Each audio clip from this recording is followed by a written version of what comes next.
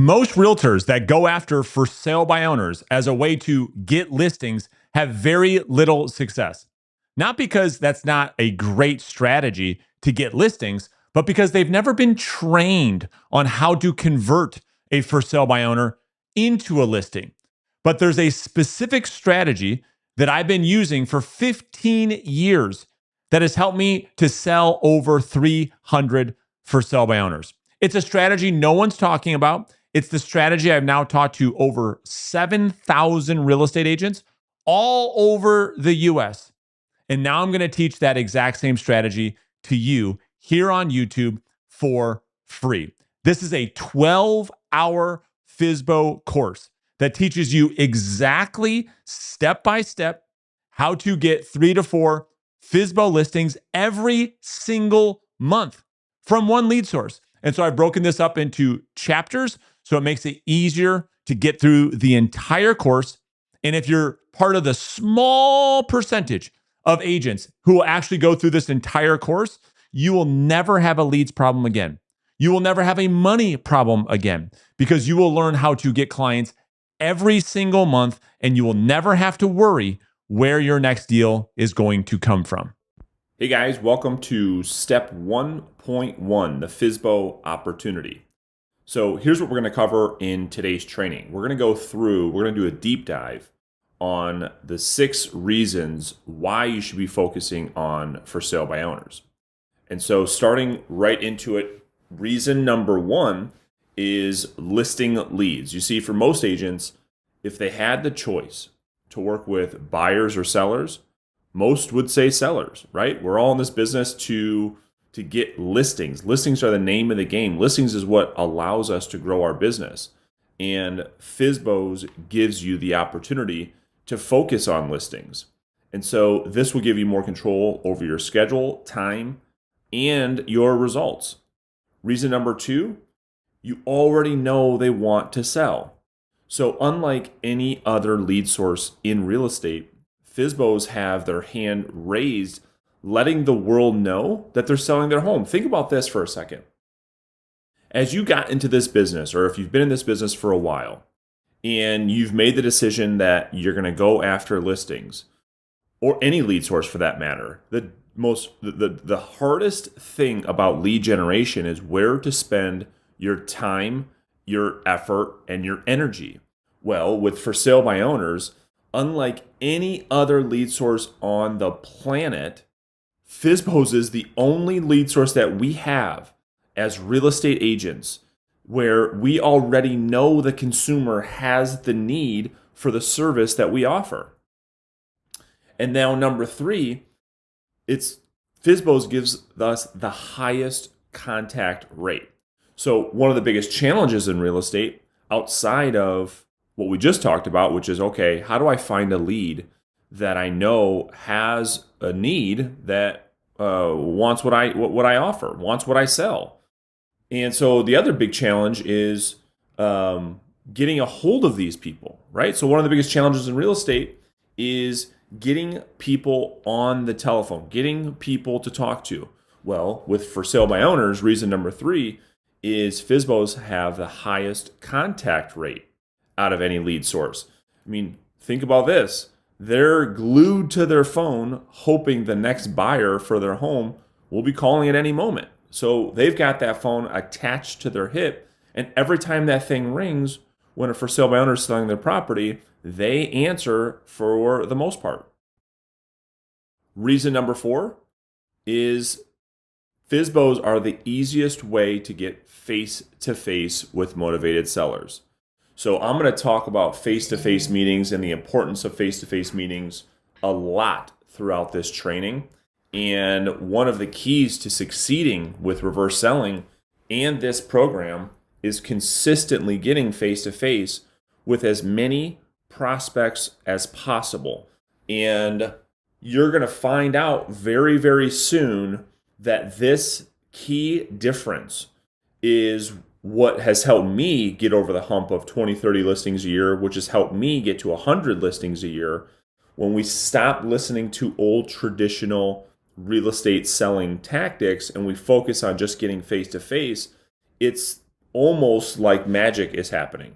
And really quick, if you're a real estate agent, you're watching this video and you're not selling at least 2 homes every single month, consistently, month over month, I want to invite you to join me on my next live workshop. And for 3 hours over Zoom, I will personally work with you to build out a step-by-step lead generation action plan that you can follow every single day that will allow you to get clients on a consistent basis. There's a new and better way for real estate agents. And wow. So if you're considering this workshop, you need to do it, because nobody is given this type of tactic or strategy to where people actually want to talk to you and have fun again and start making real money. I've taken so much away from this. It's incredible. I'm so excited. I feel like I'm robbing Brandon a little bit because it's all so valuable. I'm very, very, very, very, very motivated as an individual, and I just don't know where to put the effort. And now I have a way clearer idea of where to put the effort. If you don't do this, you're not gonna have a career. You're gonna be like me and flying by the seat of your pants, and it doesn't work. It doesn't work. You can't just depend on referrals. So if you're sick and tired of riding the commission roller coaster where 1 month you've got this great income and then you go months and months without getting a commission check, then simply go to reverseselling.com to save your seat, or simply click the link in the description. So with FSBO prospects, they give us the best opportunity to get face-to-face on a consistent basis. What you're going to learn in this program are all of the first contact strategies through text messaging, phone calls, emails, mailers. I'm going to teach you all kinds of ways to contact for sale by owners that will allow you to set face-to-face appointments. Reason number 5, consistent lead flow. So if you asked 1,000 real estate agents what their number one problem was in their business, you'd find, and maybe this is true for you too, the majority of them would say they don't have enough leads.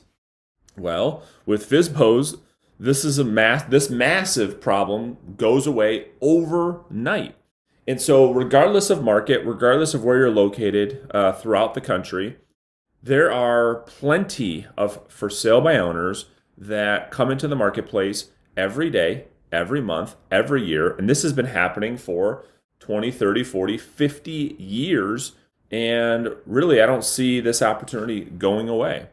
On average, each market across the country, as we looked at the numbers, as we analyzed the numbers with our partners at the RedX, we found that 3 to 5 new FSBOs enter the market each day. So depending on which market you're in, this gives you on the low end 1,000, on the high end 1,800 new FSBOs each and every year to focus on. So there's plenty of leads for one agent to get 20 to 30 listings a year from one source of business. And I'm going to kind of walk you through the numbers and the conversion numbers in another training. But there's plenty of opportunities for you with just one lead source, probably to hit your goal. Or, for a lot of folks that I talk to that want to make $100,000 in real estate, well, they can just work one lead source and make that with just for sale by owners. Reason number 6, 70 to 80% of all FSBOs will eventually list their home. So the majority of FSBOs will list with an agent. It's just a matter of when and with who. That's the only question. We know, especially this statistic has been out there for a long time, but I know working with FSBOs personally, this is very, very true. In a hot market, this might be a little bit high, but on average, year over year, it's about 70 to 80% of FSBOs will end up not selling on their own, will end up listing their home with an agent, or something will happen where they'll need help. So you'll learn all about this secret later in this program, and I'll give you kind of like a secret weapon where it'll allow you to beat the competition in your marketplace, and I'll show you that later in this program. So take a look at this graph dating back to 2003. So this graph is looking at Methods used to sell a home. Okay, so this is back from 2003 all the way up to 2016, a couple years ago, as I'm making this recording in 2020. So this was done by Keller Williams Realty. And what you can see is if you look at this, these are people that sold a home using an agent or a broker. And you could see the percentage. In 2003, it was 83%.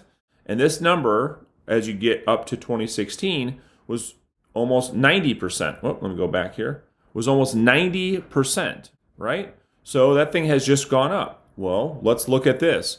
For sale by owner. Well, in 2003, okay, this number was 14%. And if you go to 2016, it's down to 8%. So what does that mean? That means that a lot of real estate agents that are just getting started, or even agents that have been in the business for a while, they're very, very concerned with, what value do we provide to FSBOs? Why do they need us? Some have this mindset issue that we don't provide value like they think that we can. It's very difficult for people to understand this. But if you look at the numbers, if you look at the stats, it's very apparent that A, more people are using realtors, and B, less people are selling on their own. And even as technology gets better and there's more technology that comes out, you would think this would be the opposite. You would think that more people would sell on their own. You would think that less people would use a realtor. Well, the challenge is the real estate transaction is getting very, very complicated with new rules and regulations and lending regulations and all these different laws coming out. It's very hard for someone who sells maybe 1, 2, 3 houses in their lifetime to navigate this transaction, whereas you work in these transactions every single day. And so this is interesting to see that this for sale by owner opportunity for you guys is very, very real.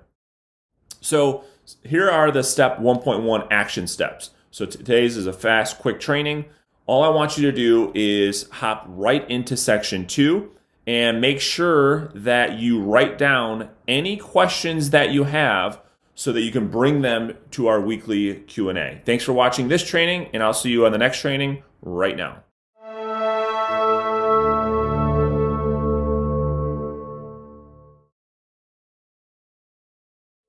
Hey guys, welcome back to step 1.2, the FSBO funnel and conversion roadmap. So here's what we're going to cover today. We're going to break down all of the conversion numbers that you can expect if you follow all of the steps in this training. So we'll call this the FSBO conversion funnel. I'll talk to you guys about how to achieve these averages that I'm going to walk you guys through here in just a second. And then I'm going to go through the entire FSBO conversion roadmap so you can see the entire process from start to finish. So this training is pretty deep. Make sure you've got your notes. Make sure that if you have questions, you're writing them down so that you can bring them to the weekly Q&A. So starting off with FSBO conversion numbers. So in most markets, there's going to be 3 to 4 new FSBOs that hit the market each day. And have blind faith when I tell you this is all that you need. So this means that there's about 90 to 120 new FSBOs that hit the market every single month. Do the math. So here's how the numbers work. So this is very, very, very critical moment in the training. And so I want you to make sure that you pay close attention to these numbers. So conversion number 1 is 75% lead to contact.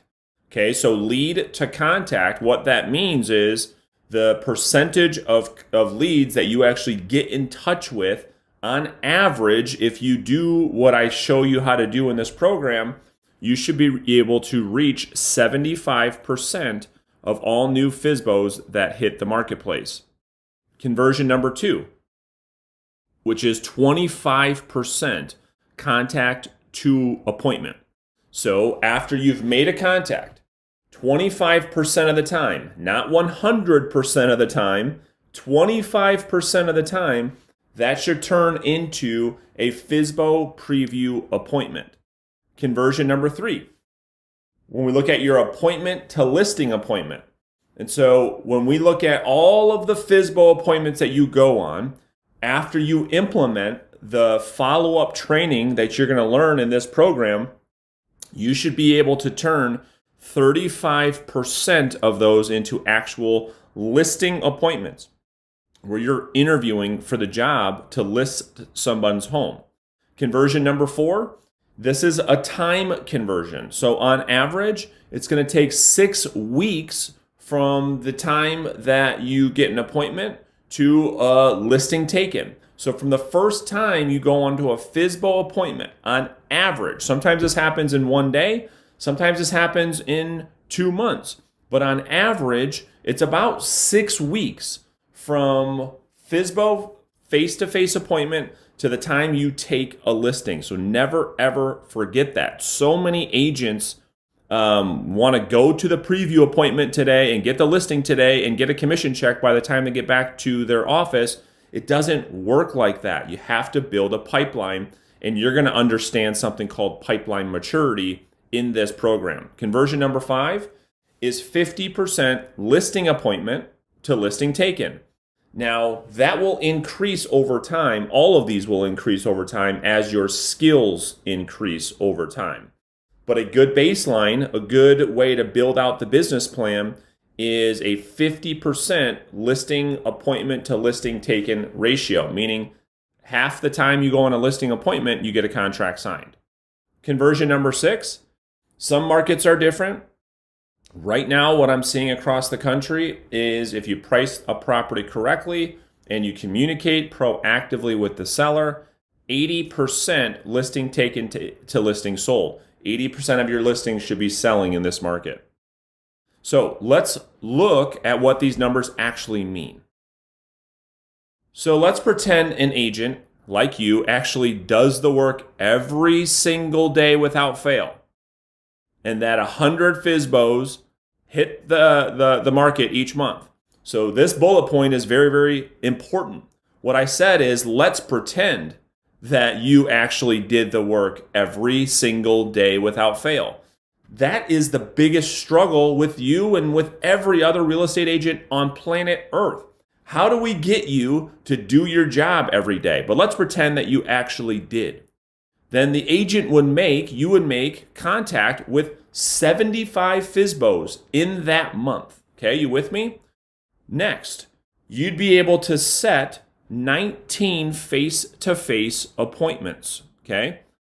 Then you would be able to generate 7 listing appointments over 5 to 6 weeks with the follow-up system you're going to learn, which is 35%.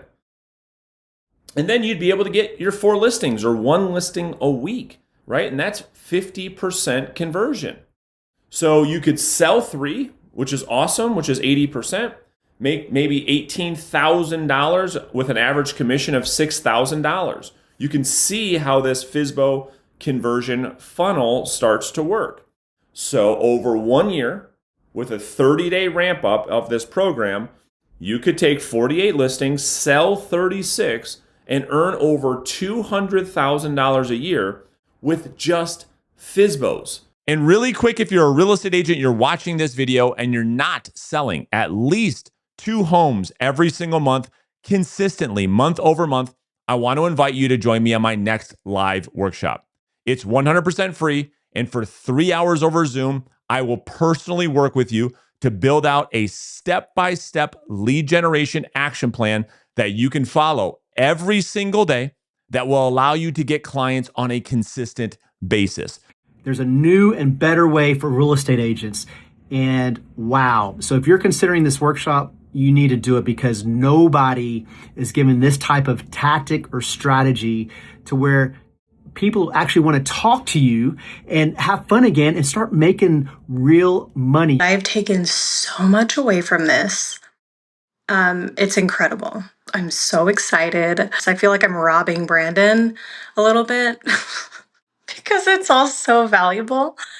I'm very, very, very, very, very motivated as an individual, and I just don't know where to put the effort. And now I have a way clearer idea of where to put the effort. If you don't do this, you're not gonna have a career. You're gonna be like me and flying by the seat of your pants, and it doesn't work.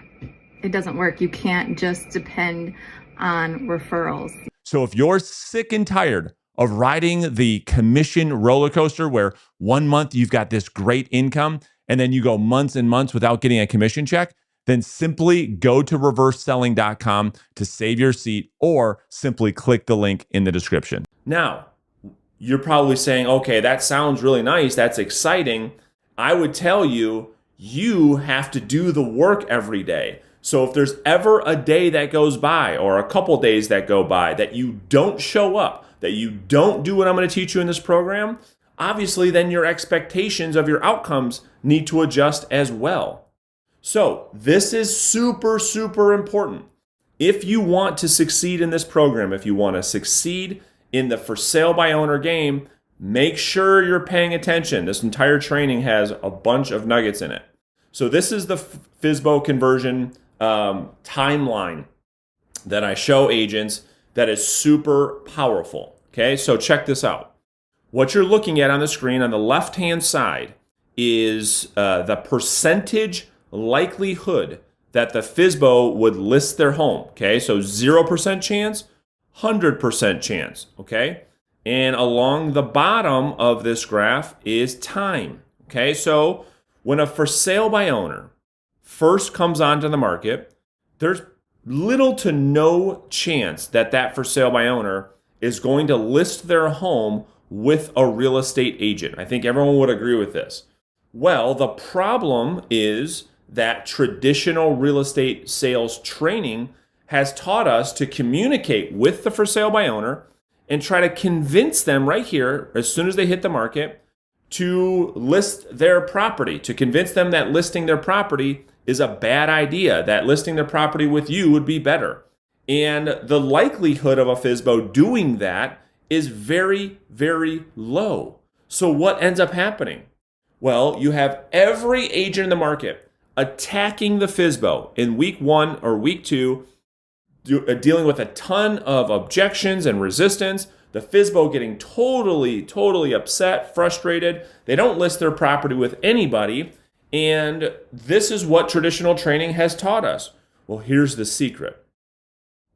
If you look at the graph now, what's circled is all of the FSBOs, like I just told you with the conversion numbers, the majority, that 70 to 80% of the FSBOs that list, the majority of that pool are going to list in weeks 4, 5, 6, 7 plus. So wouldn't it only make sense that if we know this is how I built this entire system off of this methodology. Wouldn't it only make sense that if we already know this, we can look at this graph and you say, Brandon, yep, I get it. Okay, great.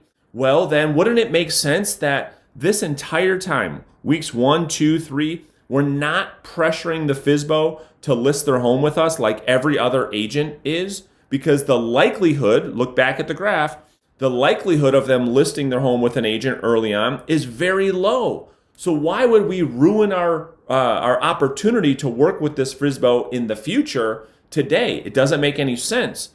And this is like one of the biggest secrets that took me years to figure out. And once I did, I said, okay, well, what if I created a way where I could build a relationship, get this for sale by owner to like me, to respect me, while they're going through this process of selling the property on their own, while all of my competition is getting in their own way this entire time, I can rise to the top and be the obvious choice 4, 5, 6, 7 weeks down the road because I have a follow-up system in place.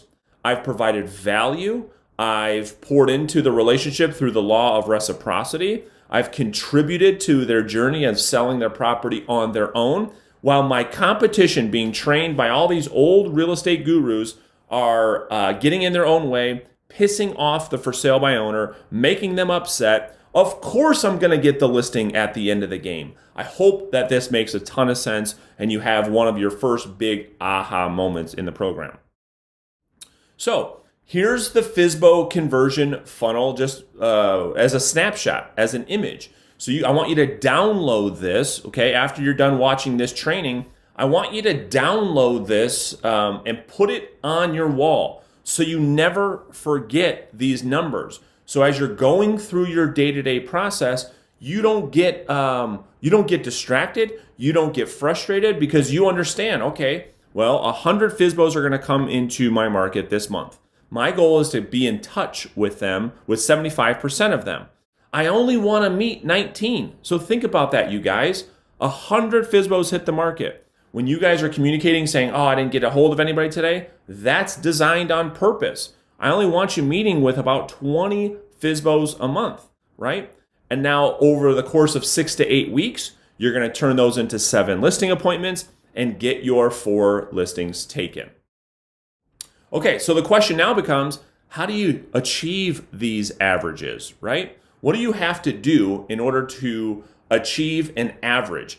And I'm going to go deep right now on understanding averages, because the word as they come out of my mouth, you're like, yeah, Brandon, I get averages, I get it. Well, when we ask you this question, and every other agent listing 100 homes a year, they all say the same thing. Consistent action every day, and something called regression to the mean, which you're going to learn about here in just a minute, are the secrets. So when you look at my career, or any agent that's listing 100 houses a year, which is very, very, very rare, it all comes back to those two things: consistent action and regression to the mean. So here's how it works.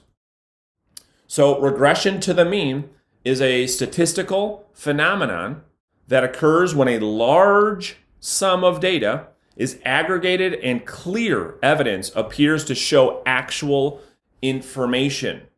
So you need to really understand those words. And so what I'm about to walk you through will make all the sense in the world.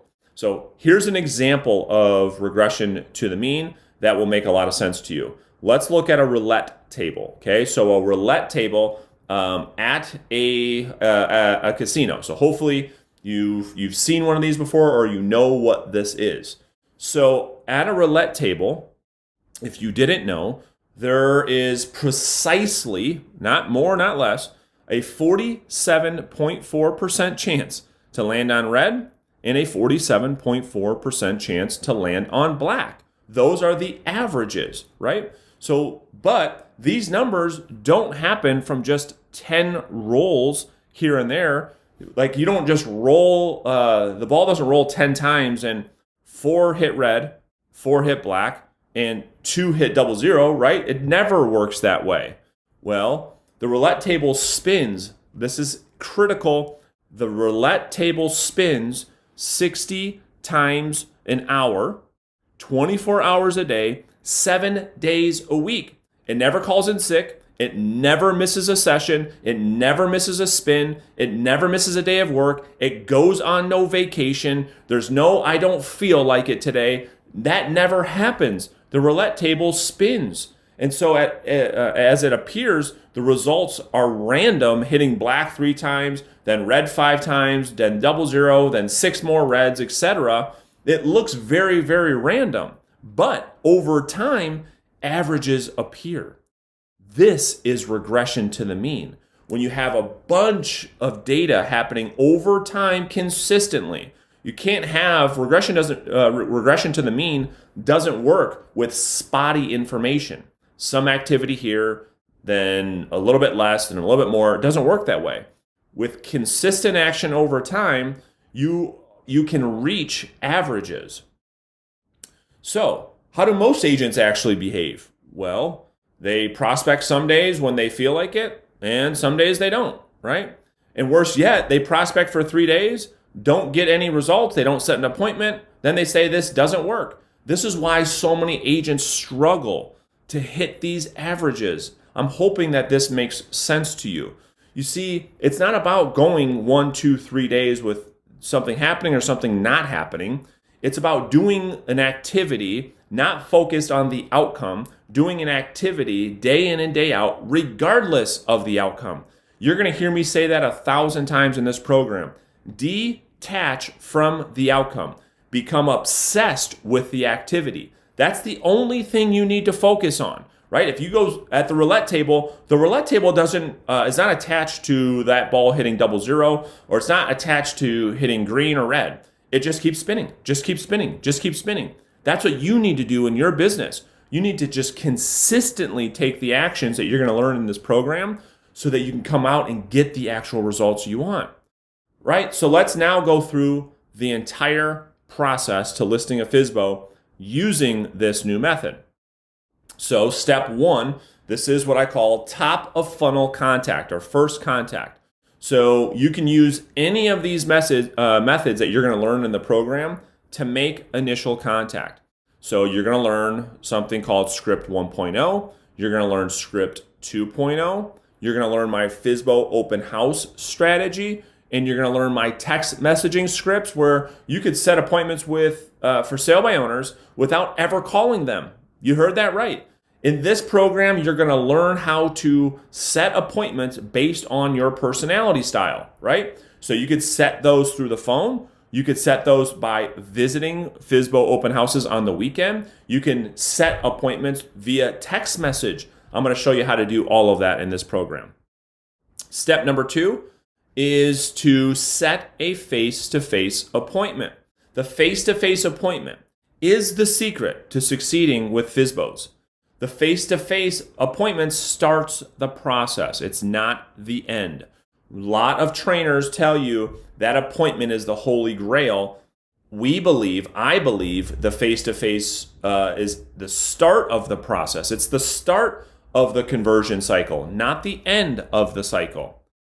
Step number 3 is the actual face-to-face appointment, and it has 6 parts. Number 1 is the home tour, and you're going to learn all of this in the program. Number 1 is the home tour. Number 2 is the CMA presentation. Step number 3 is the FSBO value proposition presentation. Step 4 is the Zillow ad review. Step 5 is planting the backup plan seed. And then step 6 is sending out your handwritten thank you card. Step number 4 in the conversion roadmap is the FSBO follow-up system. And yes, there's tons and tons of training on the full follow-up system. This is just an overview of the program. So you should follow up forever until you get the listing. They list with another agent or sell on their own. Don't ever forget that. Let me say that again. You should be following up with for sale by owners forever until you get the listing, they list with another agent, or they sell the home on their own. That is your job, to see the for sale by owner's entire journey from start to finish. And I'm going to show you in this program how to do that. So the follow-up system has 5 parts for you to master. Number 1 is the Monday follow-up calls, the scripts, the dialogues, the strategies, the tactics. You're going to learn exactly what to do on that follow-up call. Number 2 is the Facebook ad. So in our Facebook ads training in this program, we're going to show you how to put an ad in front of every FSBO in the marketplace on their Facebook feed. Number 3 is the Wednesday weekly email. So we've got a full training, a full strategy tactic filled with all kinds of different ways for you to execute your your weekly email. Number 4 is the direct mail system. And we use a company called Banner Season. It's a fully automated system for you to send out all of your mailers to FSBOs automatically. You set it up once and you never have to think about it again. And so you're going to learn all about that system in this program. Then you're going to learn the Friday text message, what to do, what to say in order to stay top of mind. Step number 5 is the reverse selling listing consultation system. So this is the 5th and final step in the FSBO conversion roadmap. And it has 9 parts, okay? And so don't get overwhelmed. You're going to learn one step at a time. But part 1 is where we email the detailed CMA and resume. Part 2 is where we call back to confirm our appointment. Step 3 is the home tour. Step 4 is the foreshadow. Step 5 is the CMA presentation. Part 6 is the value proposition presentation. Part 7 is the net sheet presentation, where you go through all of the numbers and costs of selling So you and the seller are completely on the same page as it looks for their financial outcome of selling their property. Part 8 is the listing process presentation. And then part 9 is your listing paperwork presentation. You're going to learn this entire system in this program. So this is another download. I want you to download this. After this training, I want you to download this. This shows you a visual of the entire FSBO conversion roadmap. You can see step 1, step 2, step 3, step 4, step 5. So you can visualize, okay, where am I at in the process with this FSBO? Oh, that's right. I'm at the preview appointment system. So next, I've got to put them into my follow-up system. So I always want you to look at this, download this, put it on your wall so it's always sitting in front of you so you never get confused. Like, hey, all right, how does this process work again? It's sitting right in front of you at all times. So we made it. So step 1.2, action steps. Here's what I want you to do. I want you to start the next training video as soon as you're done here. I want you to download the FSBO conversion funnel in the download section of this training, and I want you to pin it to your wall. I want you to download the FSBO conversion roadmap in the download section of this training below this video and pin that to your wall. I want you to look at both of those things day in and day out. They will keep you focused, they'll keep you motivated, and you'll understand the system better. And then be sure to write down all of your questions, bring them to our weekly Q&A. And so that's it for this training. I will see you on the next training right now.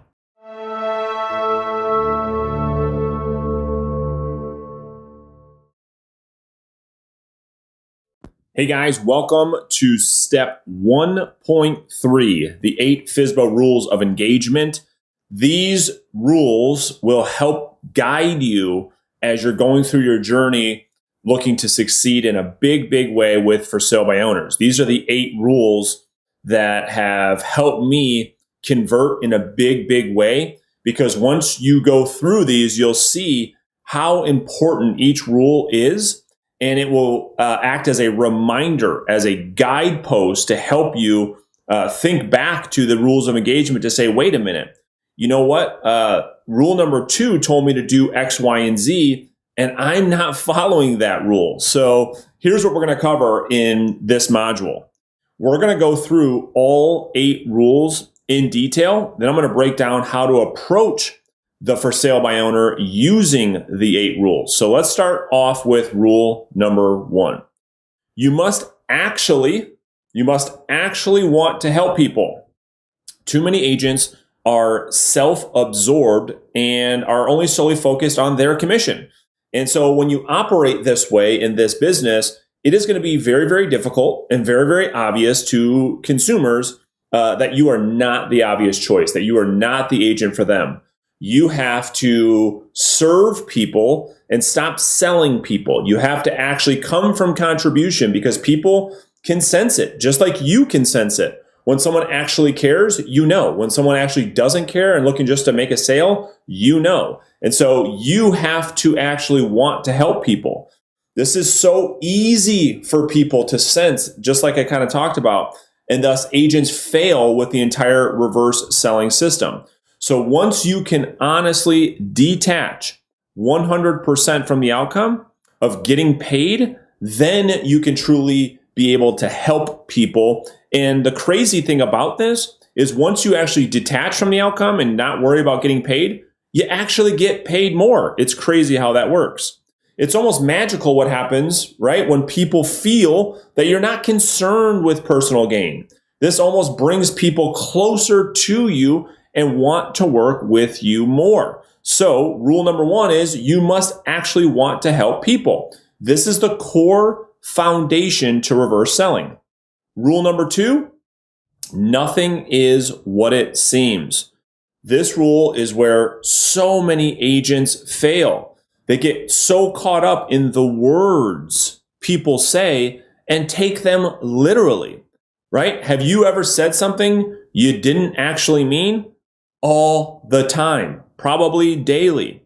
So FSBOs will say all sorts of things to you about how they will never list their home. They have an actual offer. They have an agent they're working with. They're never going to pay a commission. They're never going to do this, that, the other thing. They're going to tell you all kinds of stuff early on in the process. Why? You are a threat. You come off like a salesperson. The for sale by owner is a for sale by owner. Obviously, they don't want to talk to agents in the beginning, right? So don't act all surprised when they tell you, I don't want to list my house. So many agents take that and they say, Brandon, I call for sale by owners and they tell me all the time they don't want to list their home. And I'm like, hello, they're a for sale by owner. Of course they don't want to list their home with you in the beginning. So most of this is a defense mechanism meant to steer away the evil salespeople. Can you blame them? You must just stay agreeable and really listen to what they are saying and stop getting caught up in just the words. So rule 2 is nothing is what it seems. Do not, and I repeat, do not take what a for sale by owner tells you on a first conversation for gospel. Don't do it. This is how you're going to get caught up and lose so many opportunities because you call a for sale by owner one time, and on that first call they say, "I'm never listing my home." You take that literally. You never call them again, and then in 6 weeks you say, "Wait a minute, that guy told me he was never going to list a home, yet there's a for sale sign from Remax in the yard." Don't let that be you. Rule number 3, stop selling and start serving. We need to stop trying to sell the for sale by owner why they are wrong for selling on their own and start coming from contribution. This is another secret to listing tons of FSBOs. We talked about it earlier, but the FSBO won't likely list their home early in the process. And so you know that. So let all of your competition weed themselves out by trying to sell them too early on. You need to be the last agent standing that has been supportive the whole time while trying to sell on their own, so that when the FSBO even starts to think of other options, they automatically think of you. You start to you start to become the obvious choice at the end of the process because you haven't been the sleazy salesperson like so many agents in our industry are. You've been serving them through their entire journey. And of course, it makes sense that at the end of the process, if they can't sell on their own, well, obviously, they're going to give you a shot. So stop selling and start serving. Rule number 4, don't take the bait. As you start to contact more and more FSBOs, naturally, they're going to be resistant. As they give you objections and show you resistance, it's critical, you guys, that you don't find yourself trying to convince them that they're wrong or that they're stupid or trying to overcome the objection. You've got to stay agreeable for the time being and move forward with them. If they say, dude, I'm not listing my home, you say, of course not. As an example, I'll go through a lot more of this later on. But they all kind of go together as you're starting to see. But rule 4 is what so many agents have been taught is to take the bait. Hey, they give you an objection, say this and back to them so you can, make them believe that what they said isn't right and that they're wrong and that you're right. That is a huge mistake. It's too early on in the process. Never, ever, ever, ever forget that you are going to stay agreeable with them long enough to the day where they can't do this on their own, that you become the obvious choice. Don't get in your own way trying to take the bait. Rule number 5, you are the backup plan. You are the backup plan. Okay, so when you truly understand rule number 5, it will start to become very easy for you to communicate with for sale by owners. Anything they say or in any situation, you can always refer back to the future, not now.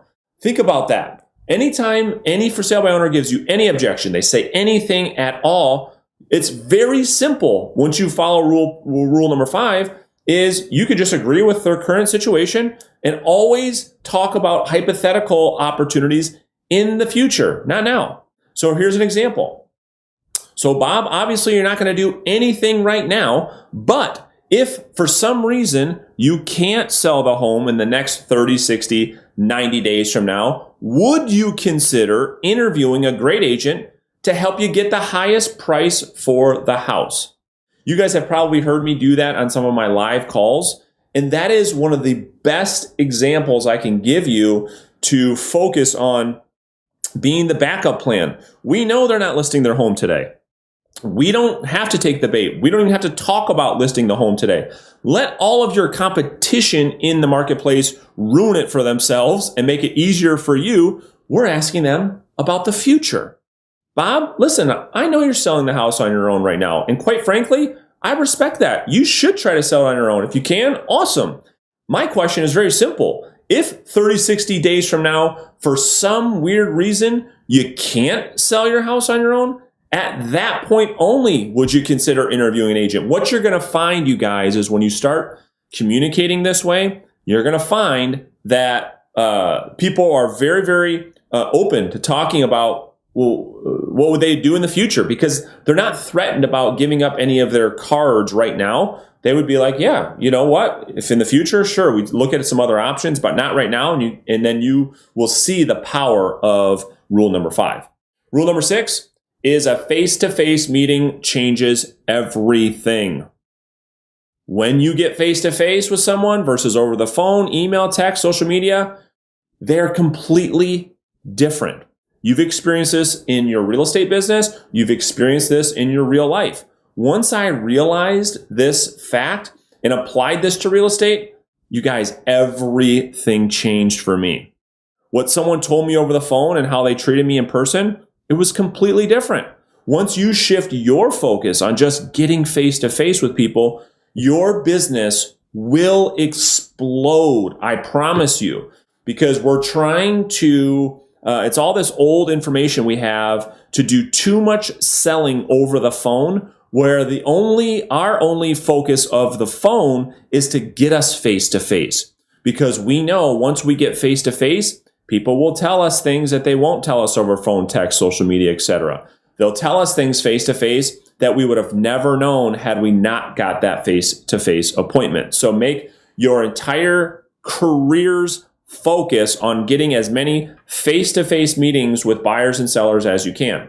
Rule number 7, let them go through the pain of selling on their own. Let them go through this on their own. Have you ever tried telling your kids not to do something? They do it anyways, hurt themselves, and they say, I told you so, right? It happens all the time. So this is how humans learn, by doing. And so just like your kids, if you try to tell them not to do something, it has no value, has no weight, because they don't want to be told what to do. They have to go experience things on their own. And once they get hurt, once they touch the hot stove, then they learn, right? They went through the pain on their own. If you tell them, hey, don't touch that hot stove, it's going to hurt, means nothing to them. So let the FSBO go through the difficult process of selling a home on their own without trying to pressure them along the way. And what you will find is almost magic. The FSBO will say things like, we want to list with you because you're the only agent that has not been pushing us this entire time. When this starts to happen, you've mastered rule number 7. Rule number 8, our last rule, follow up forever. It's amazing how this works, but 80 to 90% of your results with for sale by owners and lack of success will be due to your ability to follow up consistently forever. And the cool thing is you're going to have an awesome follow-up system that you're going to learn later on in this program. It's also amazing that every agent on earth either knows this or has heard this before, yet it's by far the number one thing agents say they don't do or are not good at. So it's crazy. So many agents that I talk to, and you know this too, you know follow-up is the most important thing. And so does every other agent. But it's the number one thing agents struggle with. Well, not after this program. You're going to have an exact science, an exact formula for how to follow up. So once you learn the follow-up system, your job is to do one of the following. Follow up long enough to find out that 1, they've sold on their own, listed with another agent, or listing it with you All I want you to do is, I want your goal to be, I want you to know exactly what happens with every single FSBO that hits your market. That's what I want you to focus on. So as a new FSBO hits the market, you say to yourself, okay, I'm going to see that thing through till the end. Whether they list with me, list with somebody else, or they sell it on their own, I'm going to master this niche. I'm going to master for sale by owners in my market. There will be no other agent in my market that knows more about what's going on with these for sale by owners than me. So here's the FSBO Domination 8 Rules of Engagement. I want you to download this. It's in the resources section below this video. Download the PDF. Put this in front of your face. Look at this every single day. Put this on your vision board. Put this in your office. I want you to look at the 8 rules of engagement every single day and say, okay, am I following these or not? And if not, let these be a reminder. So step 1.3, action steps. What I want you to do is start chapter 1, section 4. Right after this video, download the rules of engagement in the resources section. And I will see you in the next training right now. Your new character. So after you've gone through the first mindset training, this is the second part of the mindset training. So here's what we're going to cover today. We're going to go through my personal story so you can kind of see, I've gone through the same crap, the same shit you've been through that you're going through. I went through it too. So I'll walk you through my entire personal story. We'll talk about rewriting your future story and crafting your vision. Will help to define who you must become in order to achieve the lifestyle that you want. And then we're going to talk about designing your new character, step by step, how to do it, what you need to do in order to create your new character. And so right now, you should have completed 2.1, which is the current self worksheet. If you haven't, stop, do it now. None of this stuff is going to make sense unless you do that first. So let's get started. So let's walk you through, I'm going to walk you kind of through my story. I don't share this with a ton of people, and so kind of go through this a little bit with you guys now.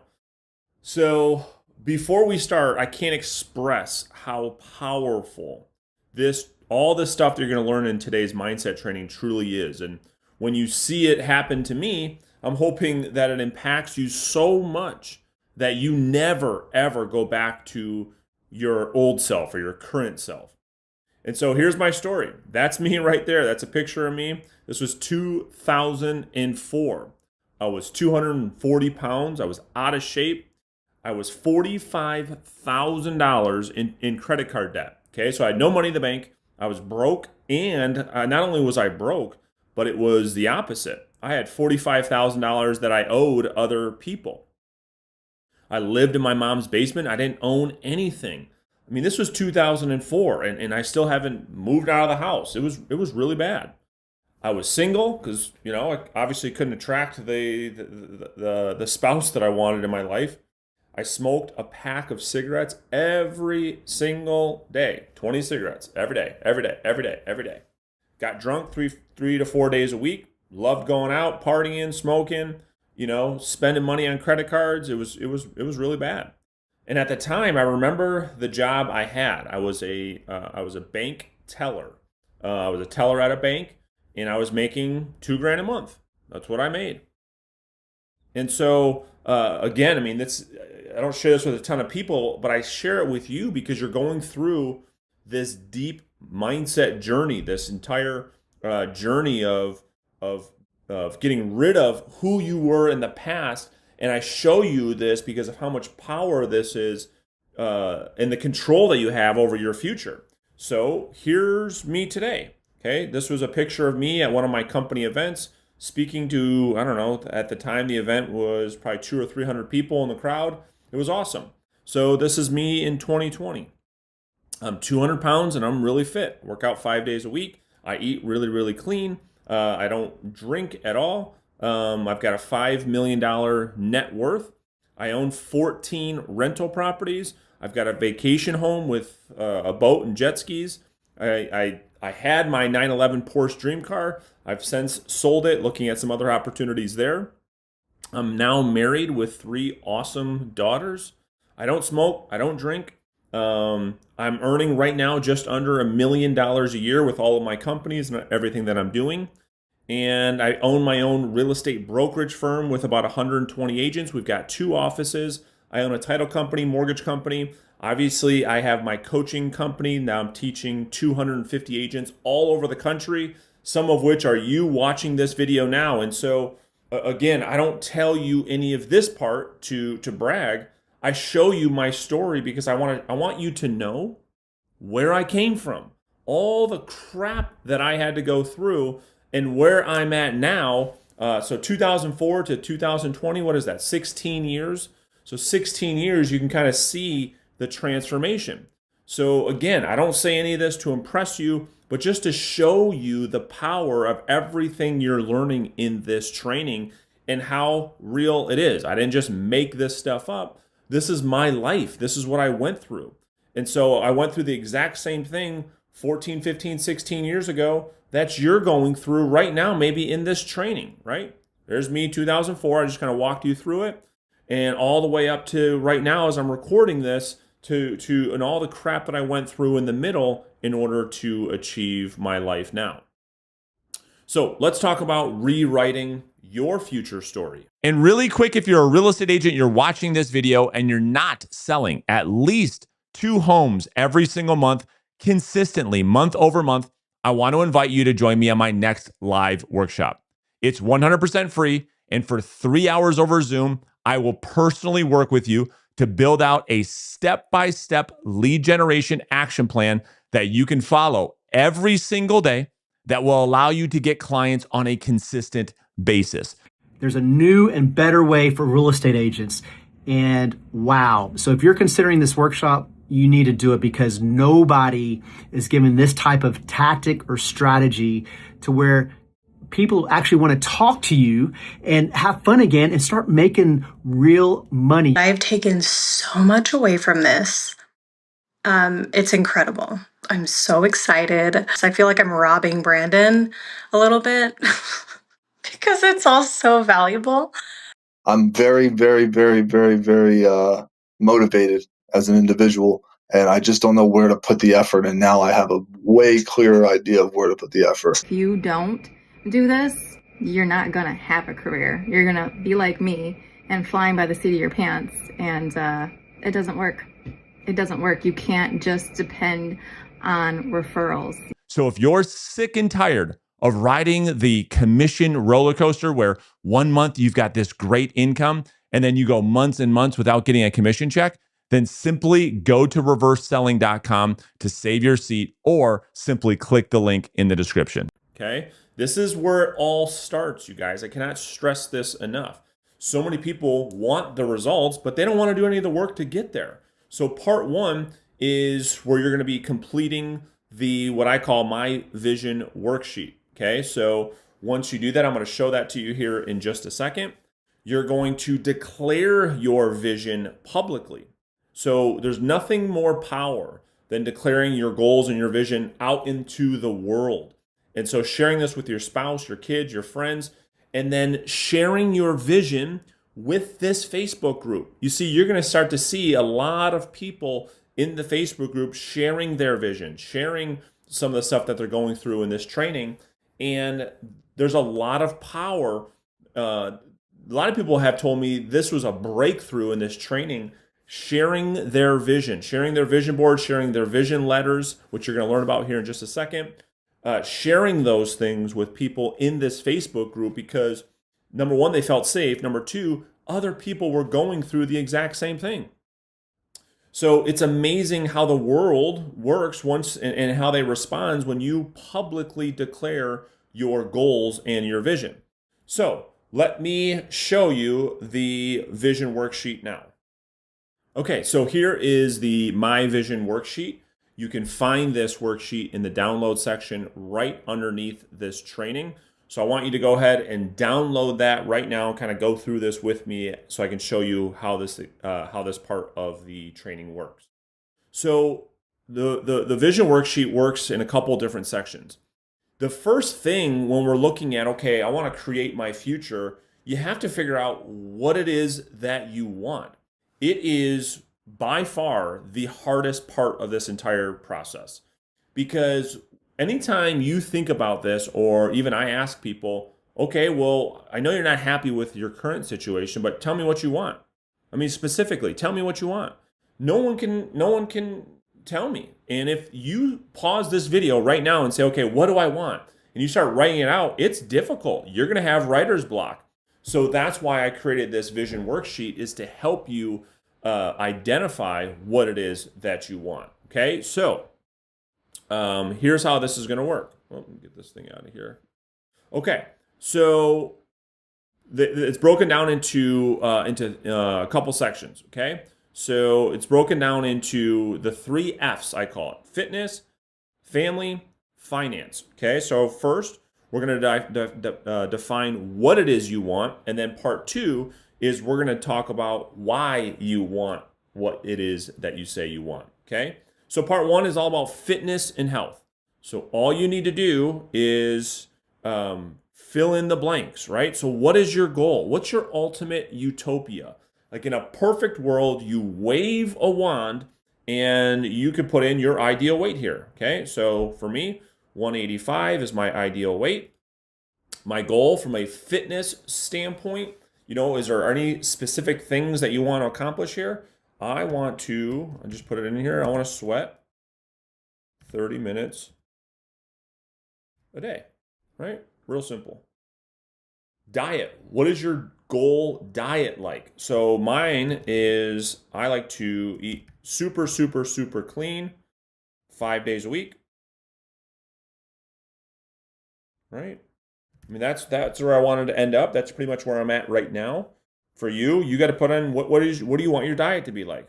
Mindset and knowledge, right? So what is your mindset? Do you want to read books? Do you want to learn something specific? What do you want your mindset to be like? And then you can put in, so this is the end goal, right? Then you can have your 1, 5, and 10-year goals to get to this point, okay?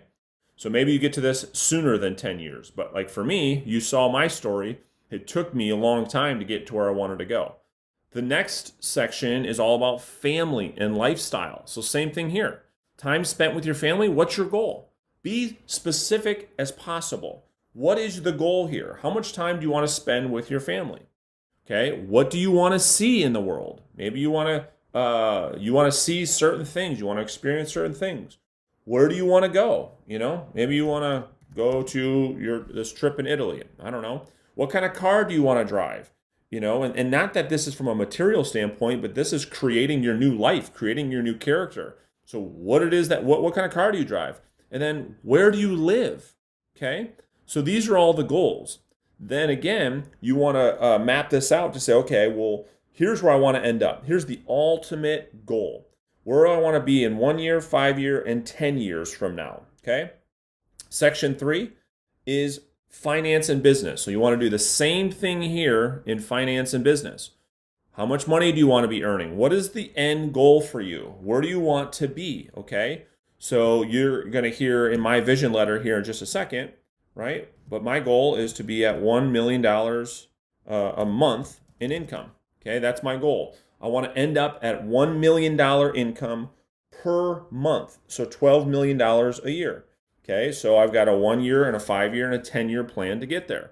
How much money do you want to save, right? How much money do you want to save? What's your goal? And then again, how much do you want to save after 1 year, 5 year, 10 years? What do you want to buy?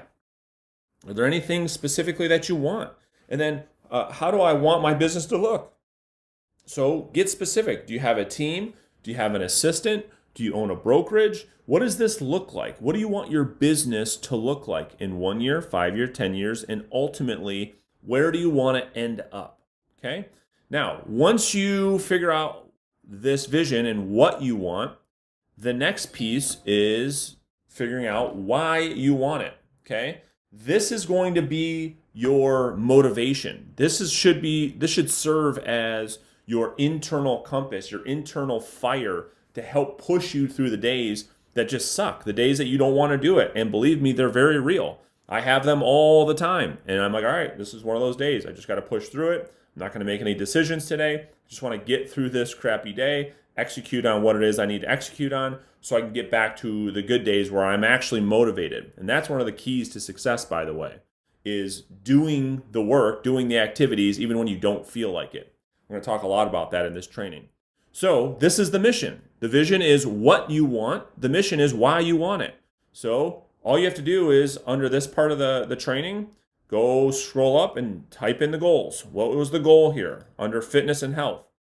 And then right here is where you want to spend some time on why do I want this? Really go deep here. Don't rush through this. Do this with your spouse. Do this with your kids. Spend time here figuring out, okay, well, why do I want this thing? Okay? Do the same thing for all three sections, all three F's: fitness, family, finance. And go through this entire worksheet until you've completed it. And don't move forward with this training until you have completed this. All right, so now that we have kind of talked about how do you create your vision and what you want and getting specific on what you want, the next step is actually designing your new character, right? Because it's one thing to say, okay, here's what I want to do. But as you're learning in this mindset training, maybe your current self, surely your old self, we've already proven that they can't achieve those results. Otherwise, you would have achieved those results, right? It only makes sense. That's the hard truth. So we have to work on designing a new version of yourself, this new version that can achieve the things that you want. I hope that that makes sense, because that's a critical point. So part one is completing your new character worksheet. So let me show you how this works right now. Okay, so once you have this downloaded from the download section underneath this video, I want you to go through this entire new character worksheet verbatim. I want you to try to focus, get somewhere where you can focus and really, really go deep on the answers to this as much as you possibly can. So the first question is, how would you describe the new version of yourself?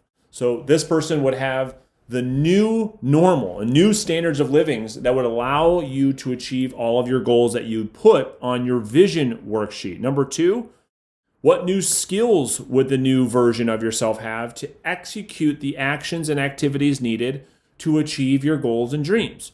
So go deep here, right? What new skills would this new character have that you don't have today that would allow you to achieve your goals and dreams? Number three, what strengths does your new self have that you currently don't have? Maybe you've got some things that you struggle with. Well, this new version of yourself, really dial this in. What new strengths are you going to have? Number four, what fears, weaknesses, and insecurities do you have now that you're free of with the new character? Really spend time. I cannot tell you how powerful this exercise is. Number five, what new habits does your new character have? List them all out. So maybe you don't have good habits right now. This is where you're going to spend some time going through all of the new habits of your new character. Number six, how does your new self or your new character present him or herself? How do you dress? How do they look? Be specific. You'll see as I went through this on my own, that's why you see me wearing a lot of the similar clothes, because when I created my new character years ago, I knew how I wanted to dress. I knew that I wanted to wear the blue sport coat. It was very important to me. I liked that color a lot. I thought it looked really nice. I felt good in it. And that's why you see me wearing so many blue sport coats. That was all by design, right? So number seven, describe on an average day of your new character. What time do you wake up? Do you work out? What's your work day like? What's your activities like? What's your family time like? Describe and be in as much detail as possible an average day. Number eight, what new hobbies or activities does your new self have that you don't have now? Number nine, what would your closest friends and family members say about the new person? Okay, so there's people that talk about you behind your back all the time. What are they saying now that they would say differently with your new character? Number 10, and last question on the new character worksheet. What is your new lifestyle like? Where do you live? What car do you drive? How much money do you make? What do you have saved? What are your relationships like? Where do you vacation? What are those vacations like? I cannot express the importance of you taking time to go through this entire thing because of what it will do for you, for your mindset. And then it will pour you into action. It'll motivate you to create this new lifestyle, this new character. All right. So once you get done with that, that's part one. Part two then is writing your vision letter. So once you complete the new character worksheet, then you want to write a vision letter. Well, what's a vision letter? Let me read you mine right now. So I'll pull this up and I'll read it to you. So here's my 10-year vision letter. So this is the next step in the process. You want to write yourself a letter from the future to your current self. And this will be one of the things that you read once we get to building out your schedule. This will be one of the things that you read to yourself on a daily, weekly, monthly basis to remind yourself of what life will be like when you take action, do the work to get the results. So here's mine. Mine says, "Dear Brandon, I'm writing you this letter on your birthday, May 30th in 2030. I wanted to share with you how great life has become. Brookstone now has almost 2,000 agents, 25 offices located throughout Michigan, Florida, South Carolina, and California, and does 14,000 transactions and over $2 billion in sales volume every year.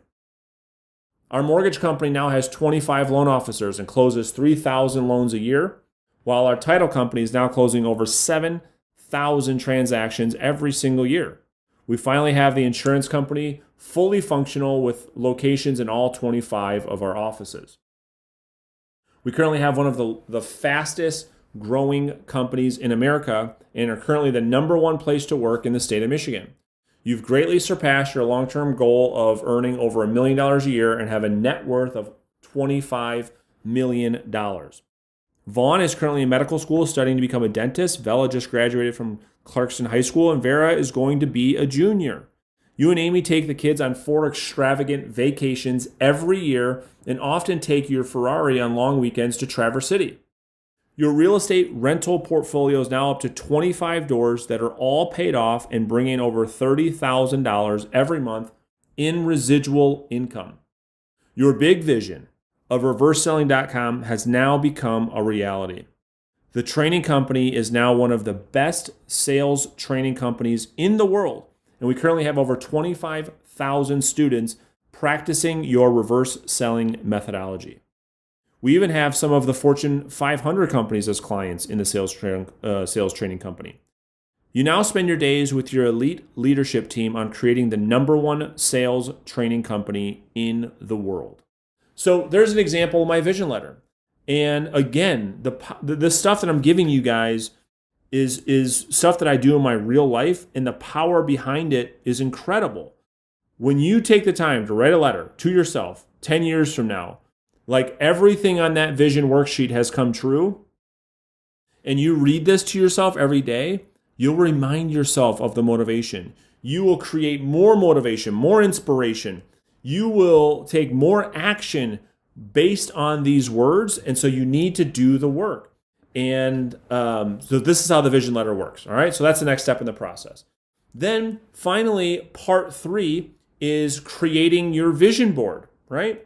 So you've got your vision worksheet, you have your character worksheet, you got your vision letter. Lastly is your vision board. So let me pull mine up and you can see an example of mine. Okay, so here's my vision board. This is in my office. Look at it every single day. It just stares me right in the face. And you just heard everything I want to accomplish. All I did with my vision board, you guys, is put pictures of everything I want to accomplish on a board that sits there and stares at me every single day. And I've broken this down into the 3 categories I want you to break it down: fitness, family, finance. So under fitness, I've got my ideal weight. I've got my ideal body weight. I've got what I want to feel like, what I want to look like, eat clean. I want to sweat 20 to 30 minutes every single day, 7 days a week, every day. No smoking, no drinking. Under family, I've got our lake house that I'm going to buy. #1 dad, #1 husband ever. There's a picture of my family. There's the jet I'm going to buy. Why do I want a jet? My why there is because I don't love to fly. I don't love to travel. So my thought is, how do I overcome that? Well, what if I own a plane? What if I own a jet? And I can simply just go on it when I feel like it. It makes the entire experience better. So that's on my vision board. And then thirdly, under finance, there's all of my goals, and all these numbers mean something different to me. And so I want you guys to do the same thing. And in your workspace, this thing can sit there and stare right back at you every single day, so that when things get tough, and they do, you don't forget what you're fighting for. Okay? So let me pop back in here. All right. So step 2, action steps. Now that we've gone through so much information, number 1, you need to complete your vision worksheet. Number 2, complete your new character worksheet. Number 3, write your vision letter. Number 4 is creating your vision board. And then number 5 is sharing this information in the Facebook group. It's all about being pushed outside of your comfort zone. So it's real simple to know whether you're doing the work, whether or not you're taking your life serious or not. Because my expectation is to see you make a live video in our Facebook group, sharing this information with all of your other students in the group. With the team, share this stuff. We talked about the importance of public declaration. Well, here's your opportunity to take action, do the work. So share your vision letter, go on video, read your vision letter, walk people through your vision board in the Facebook group, okay? Number 6 is to start to review your vision and your goals every single morning. So once we dial in your schedule in step number 2 later in this module, this is going to be part of it. But start reviewing this stuff every single morning. It's going to put you on fire to reach your goals every single day. And then number 7, make sure you take action. You do this stuff. And listen, don't move forward until you've completed these items. Nothing else will make sense in the training unless you do these things first. So that is it for this training. I'll see you in the next one really soon.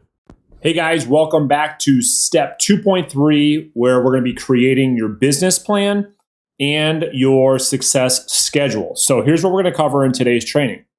First, we're going to take your vision worksheet and we're going to develop your business and action plan. So if you have not executed on all of the action items from the mindset training with your vision worksheets and creating your new character, seriously stop the training, go back and do the work.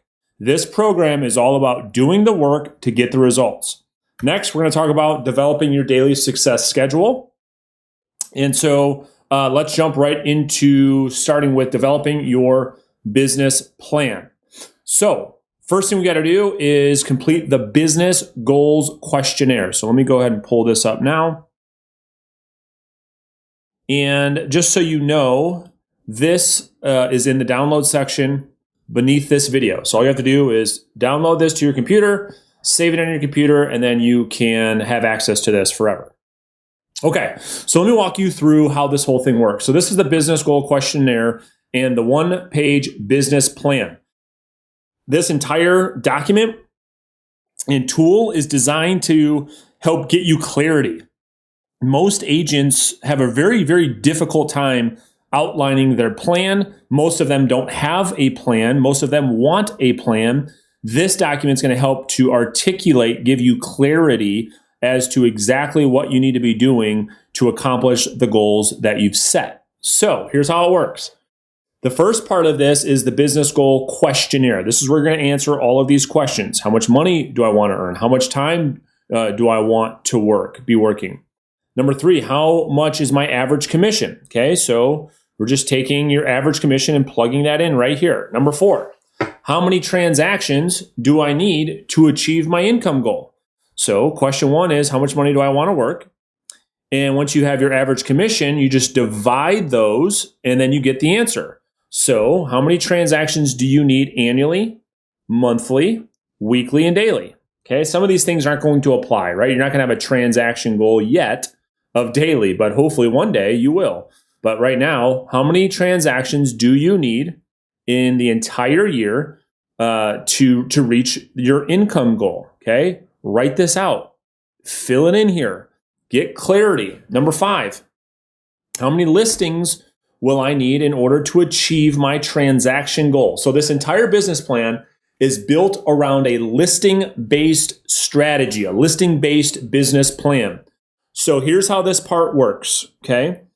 So you've got your transaction goal. You know what you need to do, all right? So the next question is, well, how many listings do you need in order to hit that goal? Well, you're going to take our conversion numbers that we're using in this program as averages, and this first conversion is 80%, right? So 80% listing taken to listing sold.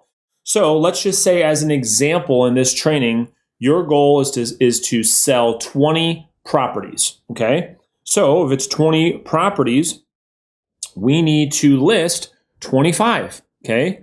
And so all I do is take the number, my goal, divide that by the conversion of 80%, gives me 25 listings annually that you're going to need to take. You can split that out to about 2 listings per month, okay?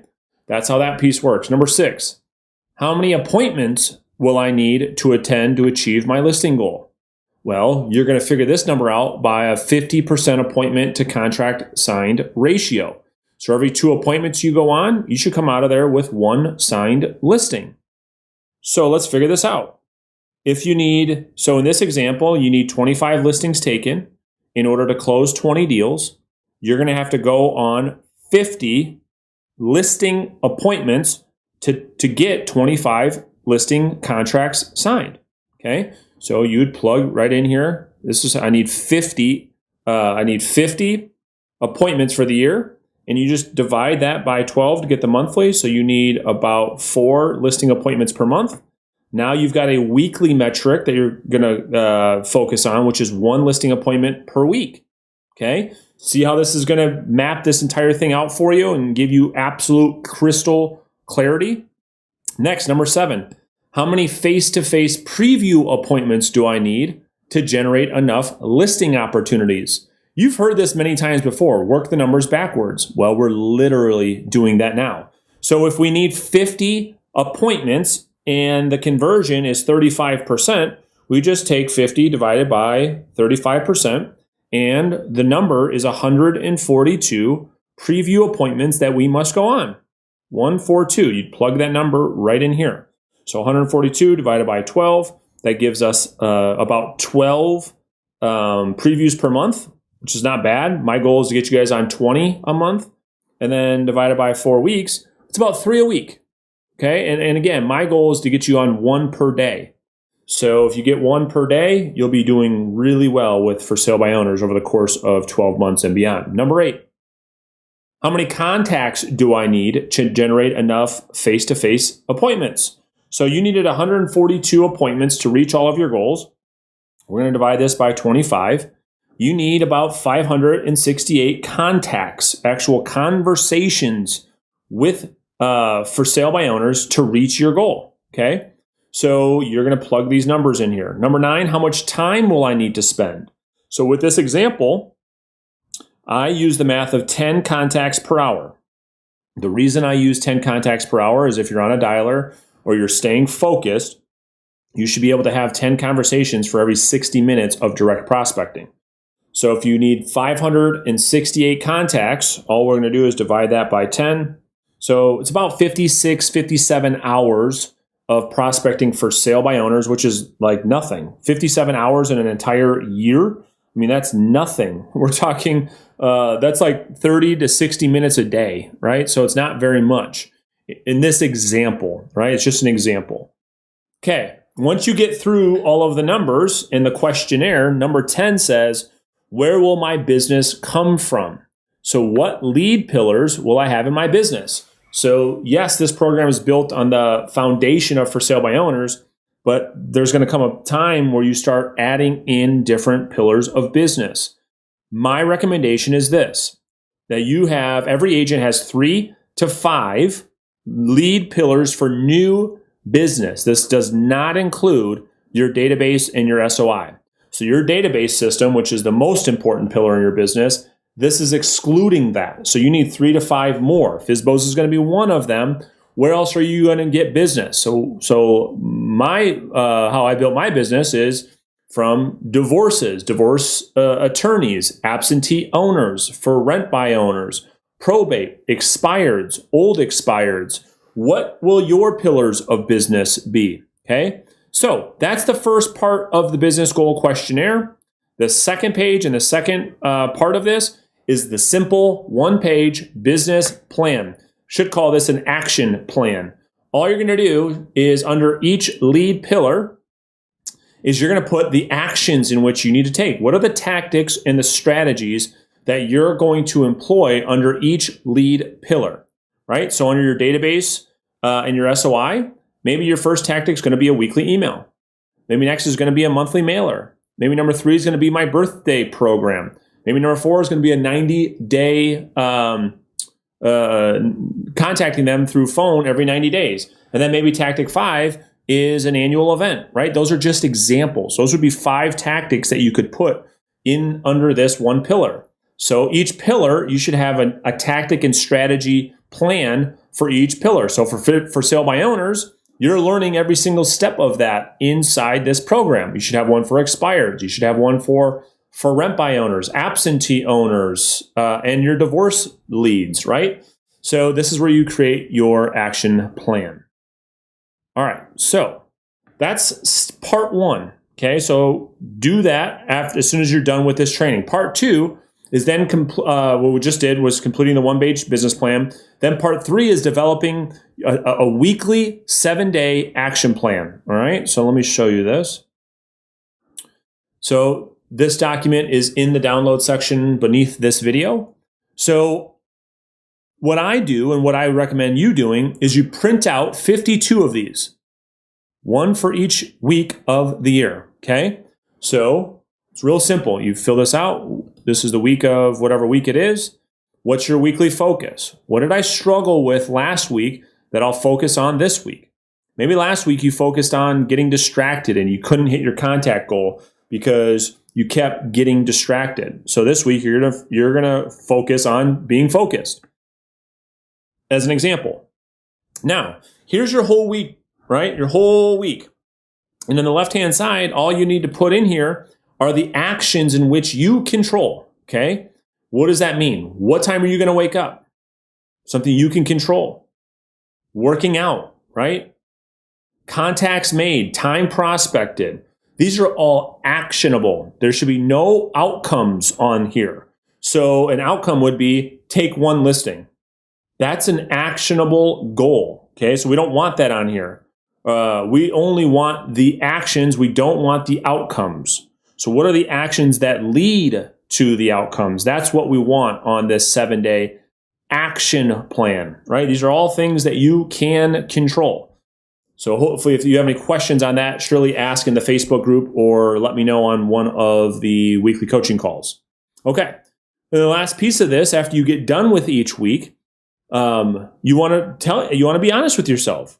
Did you earn a complete week? A complete week to me, you guys, is where you have accomplished all the actions that you put on your action checklist and you accomplished all of them. That's a complete week. Yes or no? And then you answer these 3 simple questions every single week. This is like your internal accountability compass. So you say, what was the biggest win I had this week, right? I went through a lot of ups and downs over the week. What was the biggest win I had? This is focusing on the good things that are happening in your business day in and day out. Next, what's the biggest learning I had, right? So what are things, document what you're learning every single week. You'll look back on this and say, oh my gosh, look how much stuff I've learned. And then what was the biggest mistake that you made this week? What's one mistake? And when you focus on tracking your mistakes, you know not to make them anymore, right? Surely that makes sense. So let me pop back in here. So that's part number 3. You can get all of those from the download section underneath this video. Okay, so let's keep on going. All right, so now let's talk about developing your success schedule. Now, this is a really, really critical moment in this training because up until this point, I've told you and I've walked you through step by step on exactly what to do. The schedule is going to be the thing that allows you to execute on everything that you've learned. So If real estate agents had a kryptonite, the daily schedule would be it with 100% certainty. It is our biggest problem we have. So if you've ever wanted an advantage over other agents in your marketplace, this is it. In a 1099 industry where people do what they want, as you know, the real estate industry also has the highest failure rate, ironically enough. I mean, think about that for just a second. It's not like the company you used to work for, you know what I mean? It's your marketing plan, none of that. It's your ability to focus and have discipline on your daily schedule. And most agents just don't. So master your daily schedule, and I promise you, you will achieve all of your goals. Because all you have to do is do the work. If you do the work, you will get the results. How? Number one is get an accountability partner in this group as soon as you possibly can. There are other people in the group that want to succeed just like you do. All you have to do is post in the Facebook group to say, listen, I'm looking for a serious, dedicated accountability partner who's in. And you'll be shocked at what happens.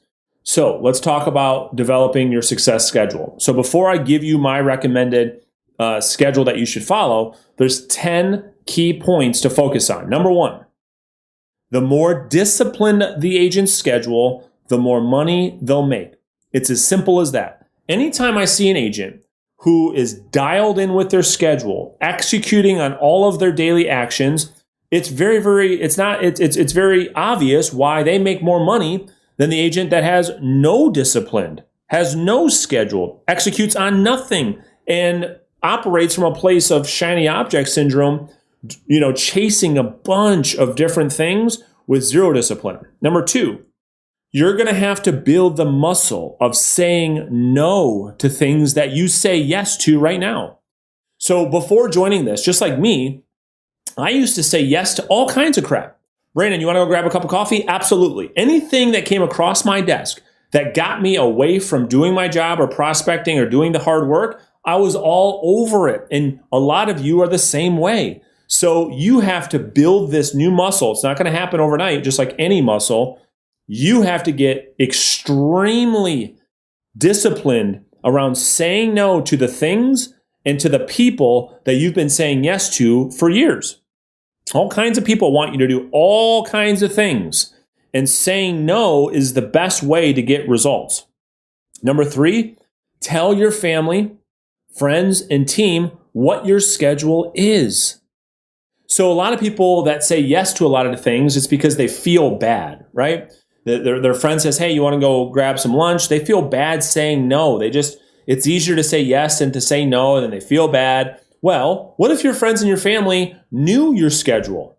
Then they wouldn't ask you to do things that weren't inside your schedule. They would respect that more.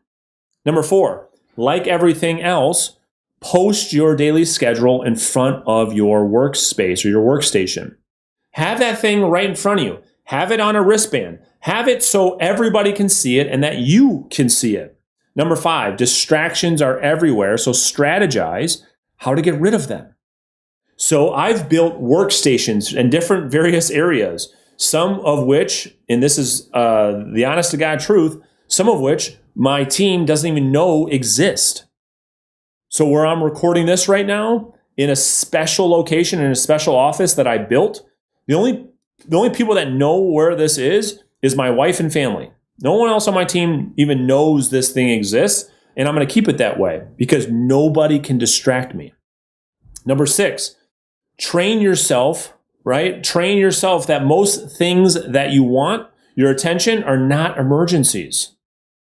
So you have to get to a place in your mind that, number one, makes peace with the fact that, yeah, a lot of people want your attention for various different things.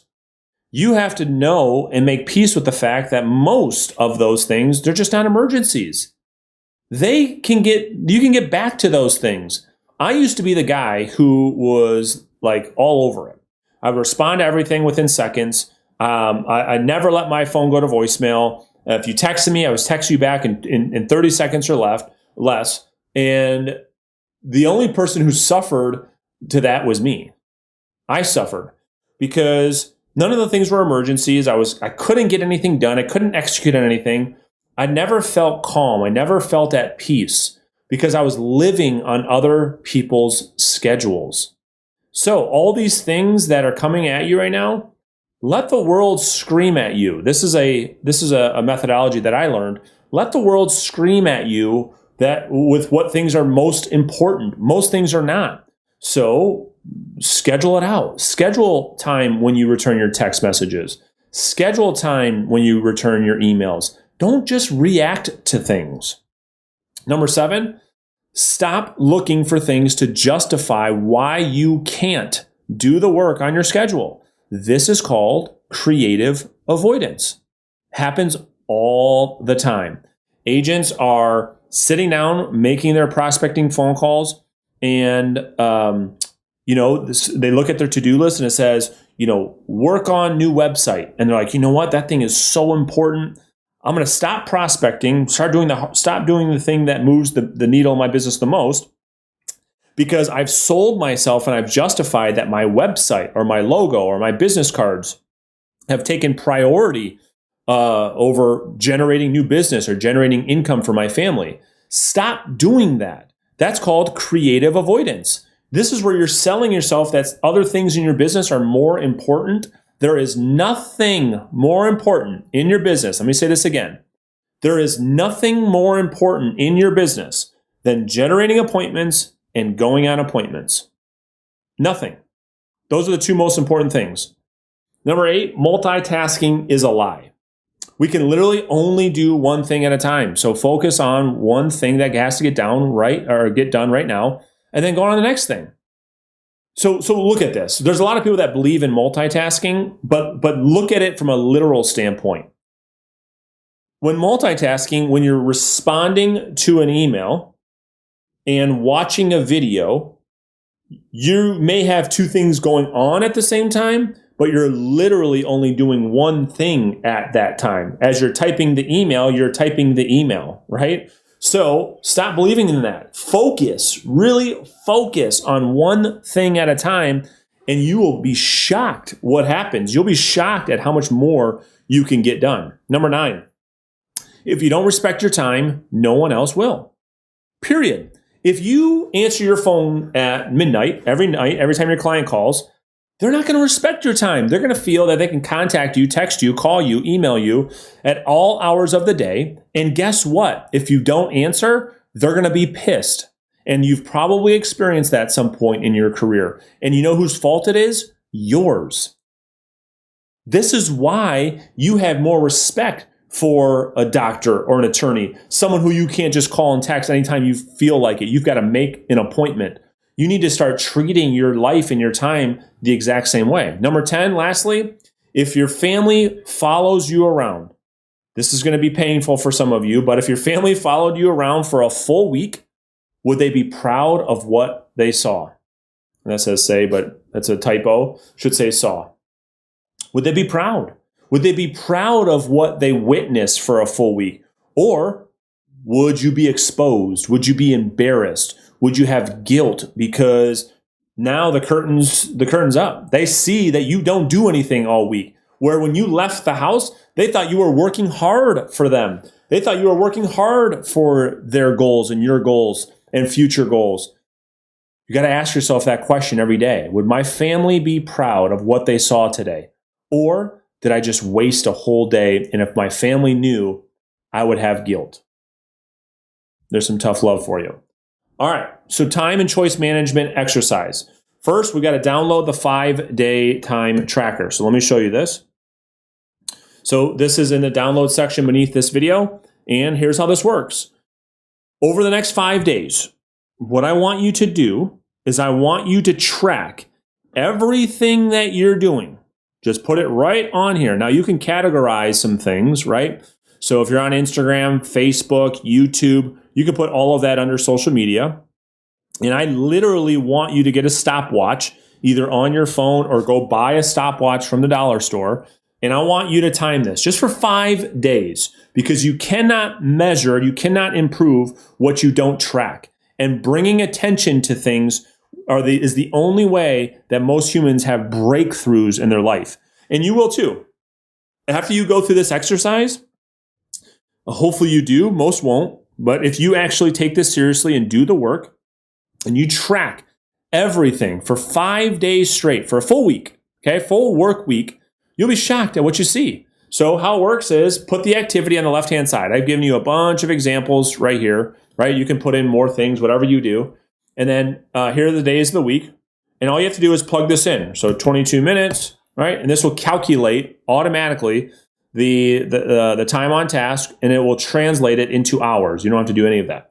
So Monday, I spent 22 minutes meditating. This is just examples. I spent 45 minutes working out. Just put whatever you have in here, right? I prospected and make sure this is in minutes. So if you prospected for 2 hours, this is 120 minutes, okay? This will translate. And then you'll be shocked at what happens by the end of the week.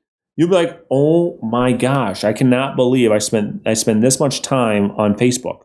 I can't believe I spend this much time on Netflix watching the new series on Game of Thrones or whatever it is you watch. And you'll see how much time you actually waste. It will blow your mind. And I had people wanting me to do this for years. And the first time I did it, I couldn't even believe it. I was like, there's just no way. And so we think that we're busy, but when you do an exercise like this, you'll be shocked at what happens. So, a lot of the things I say in here is exactly right. I mean, this is going to be painful. You know what I mean? This is going to be painful. So don't think about it. Just do it so you can get the impact from it. And then once you complete this, here's what I'm asking you do. Post your results in the Facebook group along with your biggest learnings. I want you to understand, I want you to have the same impact that this exercise has had on me. And so once you do it, post your results. Post, hey, here's what I spent my time on over the past 5 days, and here's the biggest things that I've learned about my weekly schedule. Next, here's a scheduling rule. 80% of your workday should be spent on revenue generating activities. What are those two things? I've said them before, and I'll say it again.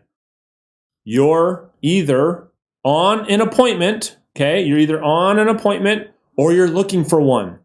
Those are the 80% of your day. That's the goal. The goal is to get to 80% of your day either on the phone, doing some type of activity, looking for an appointment, or actually on the appointment, okay? That's the goal. So here is my success schedule, okay? I built this so it's easier for you to see. And maybe this will work for you. Maybe it won't. You can tweak this how you want. Waking up at 5:30 to 6 o'clock. Sweating at 6 a.m. every single day. Then at 7 a.m., reviewing goals, vision, daily action plan, having breakfast, doing all of those different things from 7 to about 7:30, 7:40, arriving to work at 7:45 or 8 o'clock. And then right at 8 o'clock, 2 hours straight of prospecting for new business. No distractions, saying no to the world. Nobody can find you. No one can distract you. No one can break you from that, because this is the thing, this is the lever that's going to get you to the goals that you've set. Then you can do some lead follow-up right after you prospect for new business. Noon every day, I do lunch. I take a break. I have my smoothie every single day. It's the exact same smoothie. And I have that for lunch. Then you get back from lunch around 1 o'clock. From 1 to about 2:30, 2:45, you're prepping for appointments. You're returning phone calls, text messages, calling the lender back, calling your clients back, returning emails, voicemails. You're doing all of that. And if you focus for 2 hours on that, it's a long time, you'll be shocked at how fast you can get through all the fires that before you got into this training were distracting you, that you thought took all day long because you kept reacting to everything. Put it in your schedule, right? And then from 3 to 6, you can either go on your appointments, inspections, do all the stuff you have to do outside of the office, or you guessed it, if you don't have appointments to go on, what do you think you need to be doing? Looking for one, more prospecting, okay? So here's the follow-up schedule I put on here just so you can have this as another visual as well. You can download this from underneath this video. Monday is your weekly follow-up calls. Tuesday is your weekly mailers. Wednesday is your weekly email. Thursdays are your Facebook retargeting ads. Friday is your weekly text message. And then Saturday is either visiting FSBO open houses or doing additional prospecting. And then Sunday you should be taking off. Saturday afternoon and all day Sunday, your phone should be off and you should be spending that with your family. So step 2.3, action steps. Complete the business goals questionnaire. Complete the one-page business plan. Fill out your 7-day action plan and make sure that you print 52 of these. Put them in a folder so you use them all year. And then add the one-page business plan to your morning review. So as you're practicing your morning ritual, you're reviewing your vision, your goals worksheet, you're reading your vision letter that you wrote, you're reviewing your business plan and your 7-day action plan. And then make sure that you dial in your weekly schedule. So complete these steps before moving forward. You can't move forward without your schedule.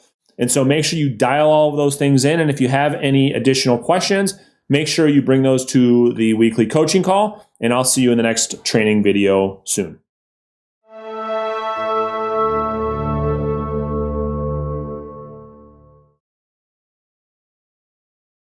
Hey guys, welcome to step 2.4, which is all about establishing all of your lead sources. So you get all the leads that you need to accomplish the goals that you've set. So here's what we're going to cover in today's training. We're going to explore all the free FSBO lead sources. Then I'm going to walk you through and explore all the paid lead sources. I'll give you a full demo of each lead source. And then at the end of this training, you can decide on which lead sources you're going to use. So let's talk about free lead sources first. Free source number one is Zillow FSBOs, right? So let me kind of show you how this works. So it's very, very simple. But once you go to Zillow.com, it's a great place. I wouldn't say all, but a lot of for sale by owners put their houses on Zillow, but there are still plenty that don't even know to put their house on Zillow. So here's how it works. You can go to Zillow.com and you just click on the buy tab here, and you can just click for sale by owner. And just like that, voila. Any city in the country, this defaults to my city. You could see all of the FSBOs in that particular city, right? So you just pick whatever city you want, and all these listings come up. Pop this thing open.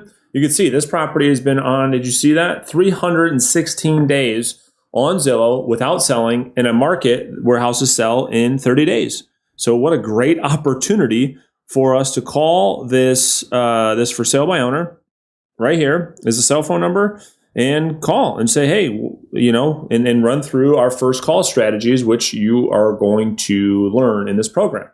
So that's Zillow. Okay. So that's the first lead source. That's free. Second is forsalebyowner.com. So a lot of for sale by owners will put their property on this website. And just like Zillow, you can simply click buy, search homes, and you can search any area that you want, right? So let's just pick Texas as an example, and boom, just like that, you've got all these properties that are just for sale by owners. You can click on these and you can contact the owner, right? Really, really, really simple to use, okay? Third source is FSBO.com.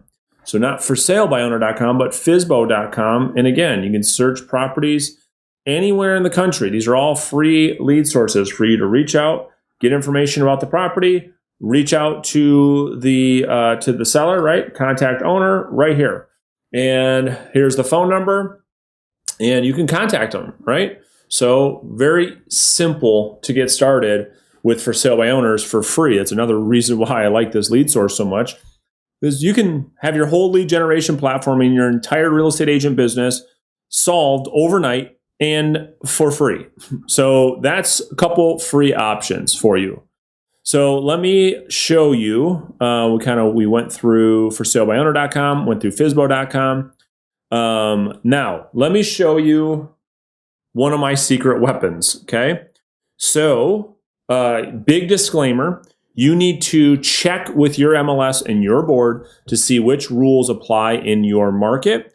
But what I'm about to show you is it's a secret for sale by owner database of the best for sale by owner leads in the world that no other FSBO or no other agents even know about and no other agents even prospect. And I know that's a big promise, but like I always try to do is provide you guys with as much value as possible.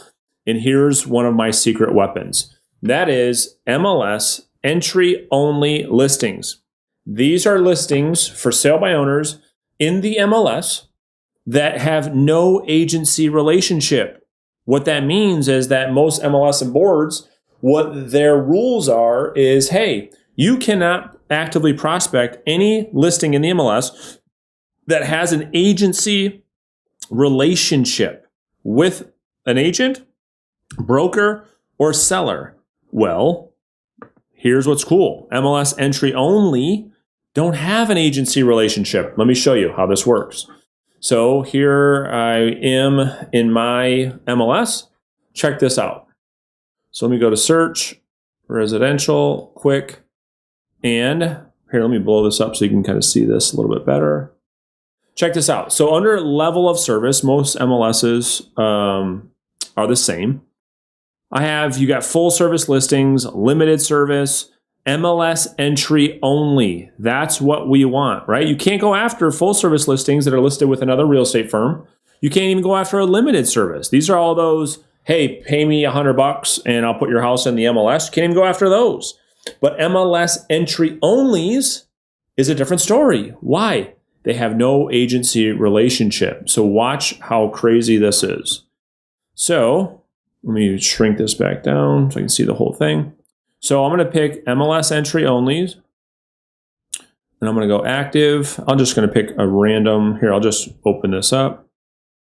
Sale, we'll just say everything $150,000 plus. I know my market has very expensive homes, just kidding.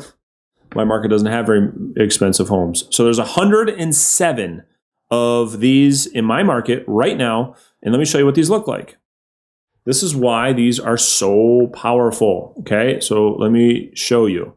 So here is just a regular house, 163,000, been on the market for 85 days, which is insane. It doesn't make any sense at all. Well, and this is actually an auction property sold as is. And what does it say? Please do not call the agent. You've got to contact the seller directly, okay? So let me show you another example. That's an auction. So not the greatest example, but let me show you a different one. Okay, so here you go. This is a property put into the MLS by a company, no agency relationship, MLS entry only. This is by the company who put it in here. Please submit all offers to the seller directly, right? For all questions, contact the seller, right? So, I mean, they're telling you to do that right inside the MLS. And this is an amazing lead source that we've found that in our market, we've verified this with our board, with our MLS. And these are all properties that have no agency relationship with the with the seller, right? So look at all these opportunities in here. You know what I mean? These are all properties. There's a lot of investment opportunities in here too, by the way. So let's see. Let's look at a couple more, just because I love looking at these because it's just an awesome, awesome opportunity for us. So let's see. Here's the seller. So contact Mike directly. Here's the cell phone, the email. You get everything for the for sale by owner. It says this is MLS entry only. Contact or text the seller for any questions regarding the property. So I have hundreds and hundreds of those in every market across the country. The only disclaimer here is check with your MLS and your board to make sure that you're following all of the rules. But in our market, we have these MLS entry-only listings with no agency relationship, which the MLS and board have said, because they have no agency relationship, they're free game. You can go after them, just like a regular for sale by owner, okay? So there's my little bonus free source of business for you. So let's get into some paid sources of business. So I use the Red X, okay? There's many sources of business out there. There's Vulcan 7, there's Mojo, there's all kinds of different, there's Land Voice, there's FSBO hot sheets. I use Redx. Why do I use Redx? Well, number one is all these different sources of FSBOs all over the world. The Redx will go out there, do all of the work for you, and put all these FSBO lead sources into one place, saving you a ton of time, ton of energy. You don't have to go scowl, all these different websites. I use the platform so I can help you with this if needed. That's the other reason. So if you decide to use Redx, well, I can support you. I can help you through that. Redx is able to get you FSBO leads 24 to 48 hours before other sources. This is huge. So you guys know, or you're going to learn in this program, how important it is to be one of the first voices with for sale by owners. Well, Redx is getting you this information essentially in real time. All right. So I've partnered with Redx so I can get you a link, which is in the resources section of this training. And I can get you signed up for free. They waive their setup fee, right? So to get FSBO leads, I think they're $40 a month. So that's less than $1 a lead, less than $1 a piece for this company to go out there, do all the work for you, put them all in one place. So let me show you how this works. And again, I put a discount code in the download section, in the resources section, right underneath this video for you. All you have to do is click that button, and that's going to launch their website. And so here's their website. So if you're using the promo code, because there's no setup fee, right? They waive $150 for you to sign up and give you special discounts. So if you just go to products and you go, here's where I get my expired leads. Here's where I get my FSBO leads, right? So you can look at for sale by owners right here. And I believe, $39.99 for you guys. $39.99 a month, includes 2 areas, right? You can get signed up and have all these for sale by owners in one place. This is where I also get my for rent by owners and my pre-foreclosures and my storm dialer. So this is what's so freaking awesome about this thing. I have all my leads in one place. I log in the morning and it's all in one spot. I got my dialer. I've got all my lead sources. All of my leads pour into this one system. Let me show you how cool this is. So let me open this for you. I'll give you a quick little tutorial. And if you guys use this system, I can help you guys. All right, so let me get logged in here. Okay, so check this out. So I have, this is Vortex. This is where they put all of the leads inside here. So all I have to do is hit a button, FSBOs, and lo and behold, look at that. Voila. All my FSBO leads are all put into my system automatically. I don't have to go look for anywhere. They put all their cell phones, names, all their information is in here.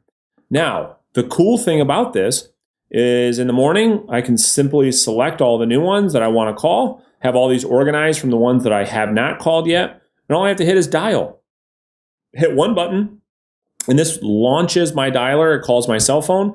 And I am productive, focused, have all my information in one place. So that is a little tutorial on the Redx. I'm not going to start the dialer, which is really, really cool. And then you get a discount through our program if you want to use their system. Okay, next source is ZBuyer. So let me pull this open. I've got their contact information in the resources section as well. All right, so ZBuyer is a platform also for sale by owners. This is where they're getting people to go to their website. Essentially, their whole strategy here is, hey, get a cash offer on your property. So that's essentially what they sell, and I believe it's like $200 a month. Oh, well, actually, I take that back. It's different in every county, but you can contact them and check out ZBuyer. It's a good little lead source for us. We've done well with them over the years. Okay. Next is specialty leads. So here's a little bonus for you guys. All right. So you've heard me talk about my other big lead sources in my business, which are absentee owners. I go after the divorce niche pretty heavily, likely to sell. So these are people that have been in their property, don't owe a lot of money, and have done things that make them candidates for selling. And probate leads, all of these specialty lead sources, I'm going to give you guys access to these leads as well. And these can all get put into your dialer system. But the name of the company that we use is called the Share Group. There's a link in the resources section. And when you hit that link, it's going to bring you to this website. I know it says absentee owners, but you can get any leads that you want. Specialty lead sources. So this is where I teach agents. You don't have to cold call. You don't have to circle prospect. Why don't you get more targeted with your efforts? This is the company I get them for. All you have to do is fill out this information, hit start my order, and the owner of the company will call you. He'll give you some recommendations. He'll give you a consultation, and their leads are amazing. They're amazing. So absentee owners is the other big listing pillar of my business outside of FSBOs, and this is where I get those leads from. So what's next?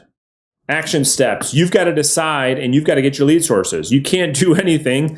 You can't start listing for sale by owners unless you have some leads. So you've got to decide on right now, where are you going to get your leads from? Take action.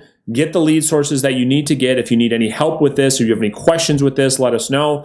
And you can surely join one of our coaching calls during the week, post in the private Facebook group, and pick your lead sources. So that's it for this training. I will see you on the next one very soon.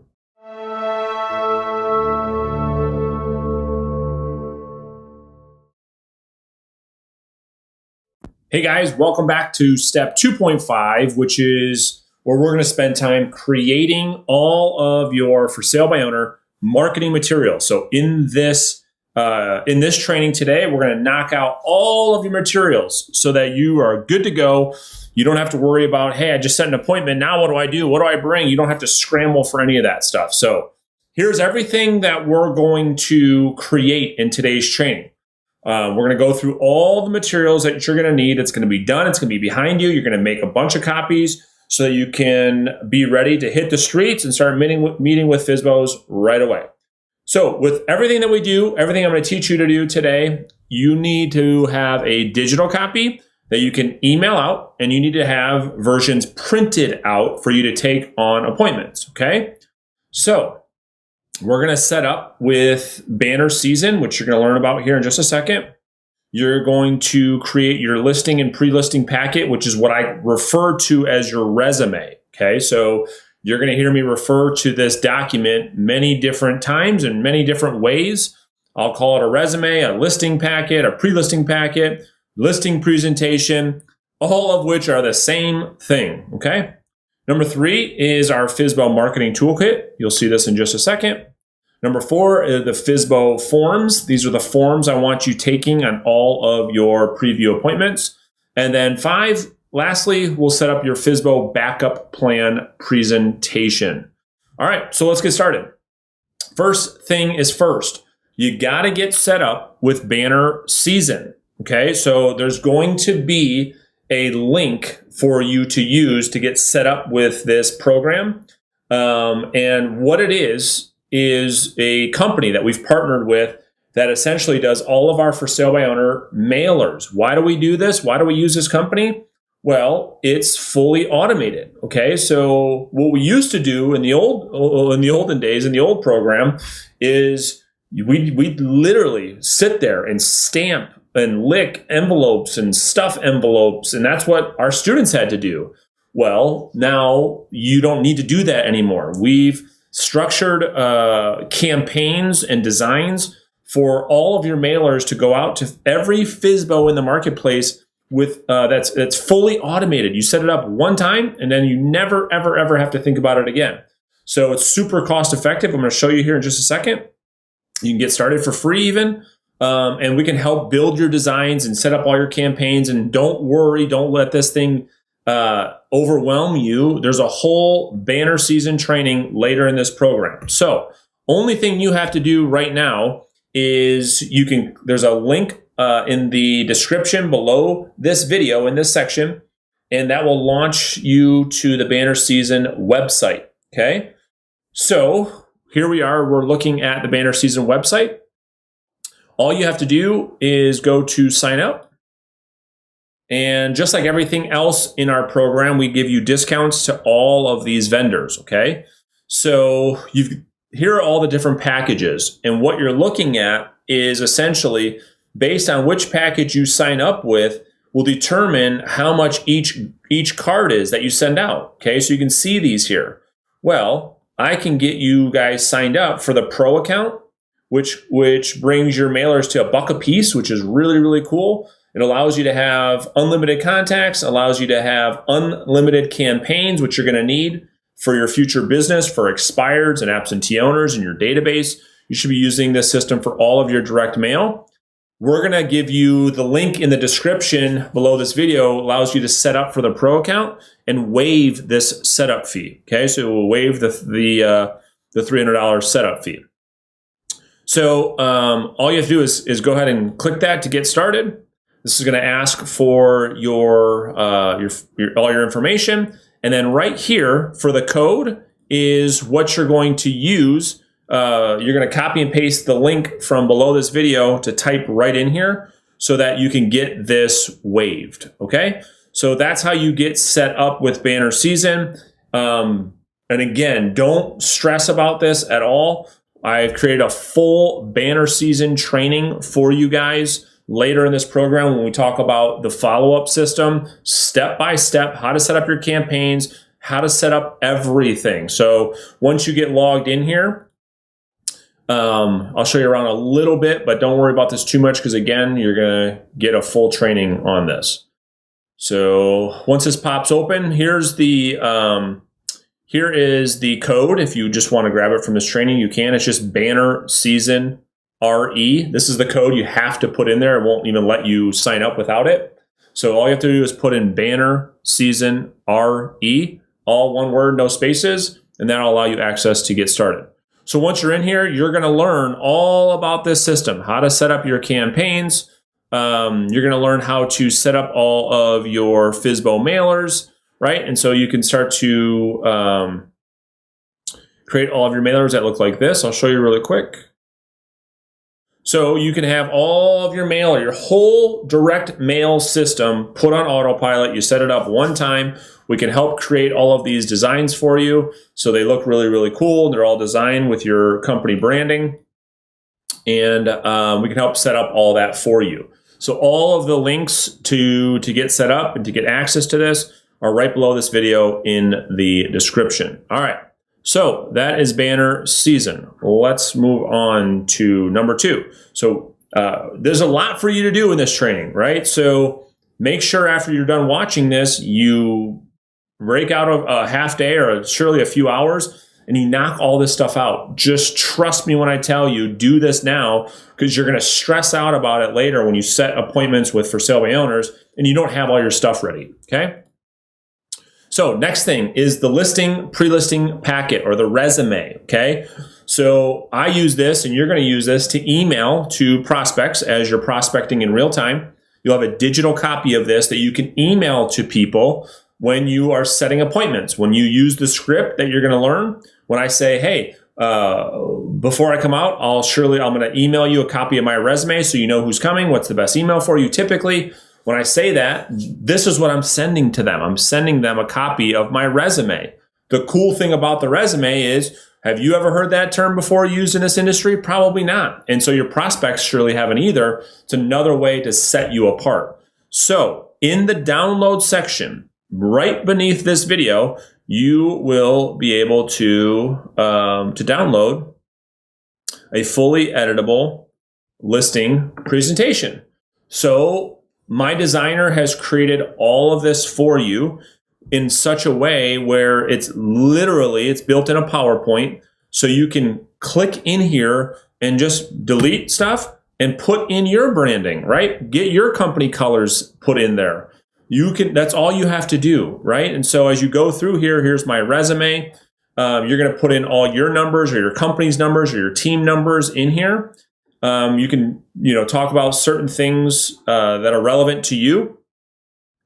Then you can put in your about page, right? You can literally, look how easy this is. I just click in here, take his mug out of there, and you can upload a photo and put your photo right inside. It's really, really simple. If you have a team, you can put your people in here. If you don't, you can just delete these pages. It's really, really simple, right? Boom, deleted, gone. So let me just take that, put that back in there. Keep this the way it should be. All right, cool. Next, I've got a mission statement. If you don't, no problem. Just delete it.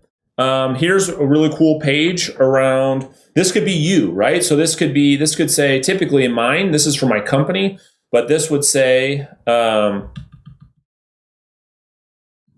Brandon Mulrennan versus the industry, right?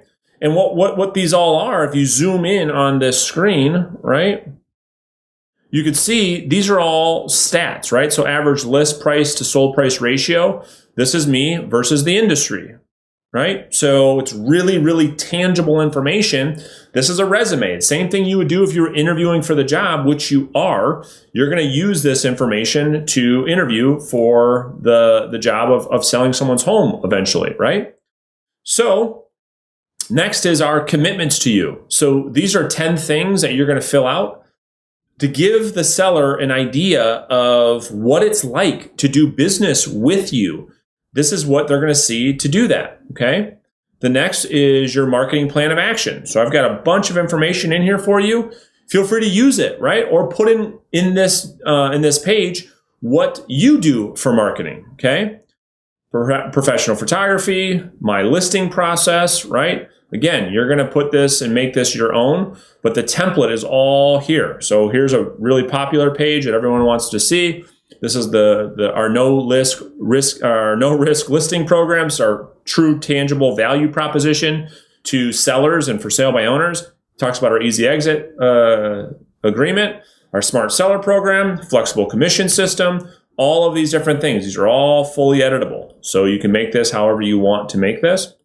You've got place for client testimonials, and that's it. So that's the full listing presentation. That's 100% fully editable. Okay, so let's talk about the FSBO marketing toolkit. So this is another PowerPoint presentation in the download section that's also fully editable. Okay, so the FSBO marketing toolkit is something you're going to take with you on all of your preview appointments as a thing of value, okay? So the sole purpose of this presentation is for you to leave in your FSBO packet when you go and visit these folks face-to-face as something for you to leave behind. So let's pull this open. All right, so this is in the download section.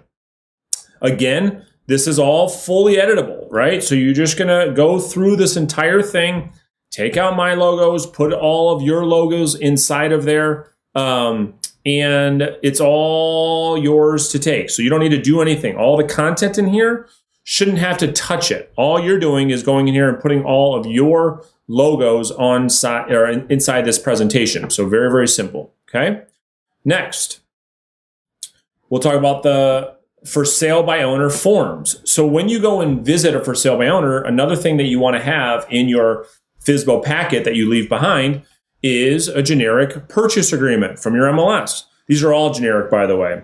Generic seller disclosure statements, a seller estimated proceeds worksheet, a mortgage payoff authorization, a homeowner's or condo status form, a buyer's information sheet. So let me show you what's in the download section that you can use. Okay, so if you go in the download section of this training, you're going to see forms and agreements. So this is what I use, okay? So it tells the for sale by owner, hey, here's everything I've included with this packet. Purchase agreement, disclosures, seller net sheet, and everything I just kind of walked you through. I've got a little disclaimer in here, so feel free to use this, right? You can take out all my information, put all your stuff in here. I've got a blank seller estimated net proceeds worksheet for the for sale by owner to have. Again, another tangible value add. I've got a mortgage payoff authorization, and I've got a homeowner's condo status form, and then a buyer's information sheet, and then I've got some safety tips, okay? So again, just more value added information for your FSBO packet to leave at your FSBO appointment. Next is the FSBO backup plan. So not to get this confused with your resume, okay? Your resume is something that you're going to use every single day in your real estate business. You go meet a buyer at an open house, you email them your resume. You go talk to an expired listing, you're sending them your resume. You get a referral, then you're going to go list a property from a referral source. You're going to email them your resume. The FSBO backup plan is a presentation that's specifically used to market to FSBOs. Okay, so this presentation, as you're going to see, outlines in a tangible offer to for sale by owners that's going to clearly set you apart from the entire market. So let me show you this. This is really, really cool. That's not it.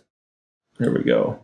All right. FSBO backup plan. Okay. Again, fully editable. Take out my ugly mug, put yours in there, put all your information in there. This, you should have a digital copy and a printed copy. Okay. You could email this out to FSBOs as you're talking with them. You can say, hey, I know you don't want to sell your house right now. I've got a for sale by owner backup strategy that I'd like to share with you in the event you can't sell on your own.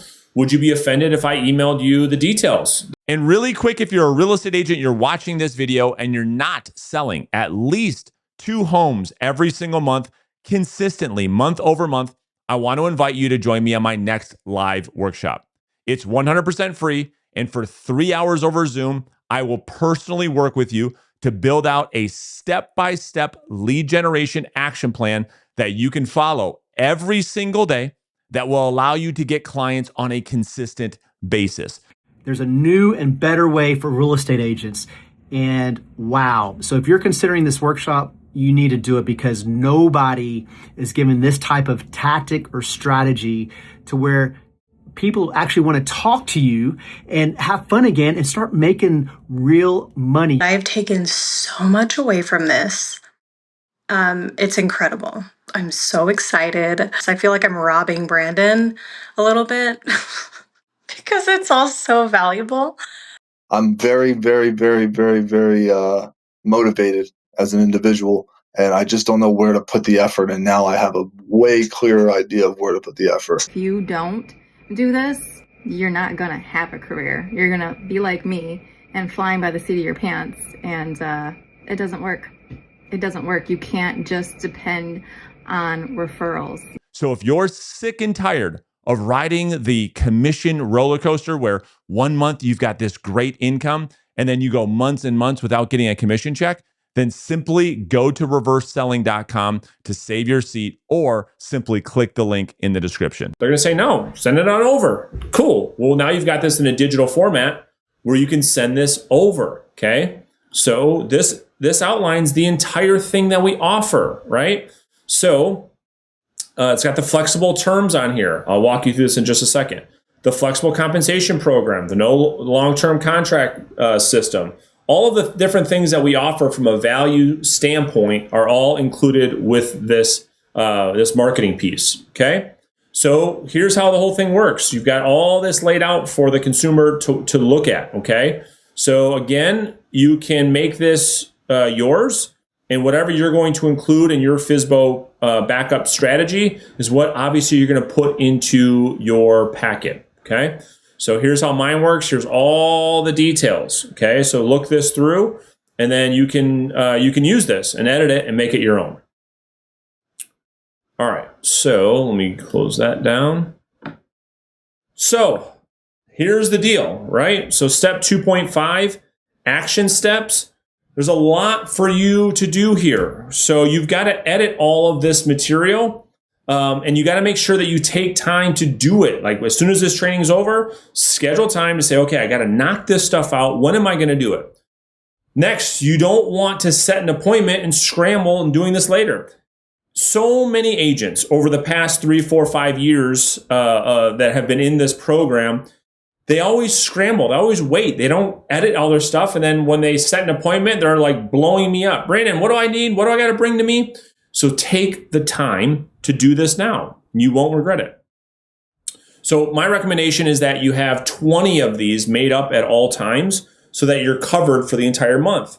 How many FSBO appointments do I want you to go on every month? That's right, 20. So have a full month of these ready to go. And then when you start to run out, make another 20. Always have these ready to go. Don't scramble at the last second, okay? I want you to have all these ready to go. So that's it for step 2.5. I'll see you on the next training very soon. If you have any questions, make sure you use the Facebook group, or you can join one of our weekly Q&As. I'll see you in the next training really soon.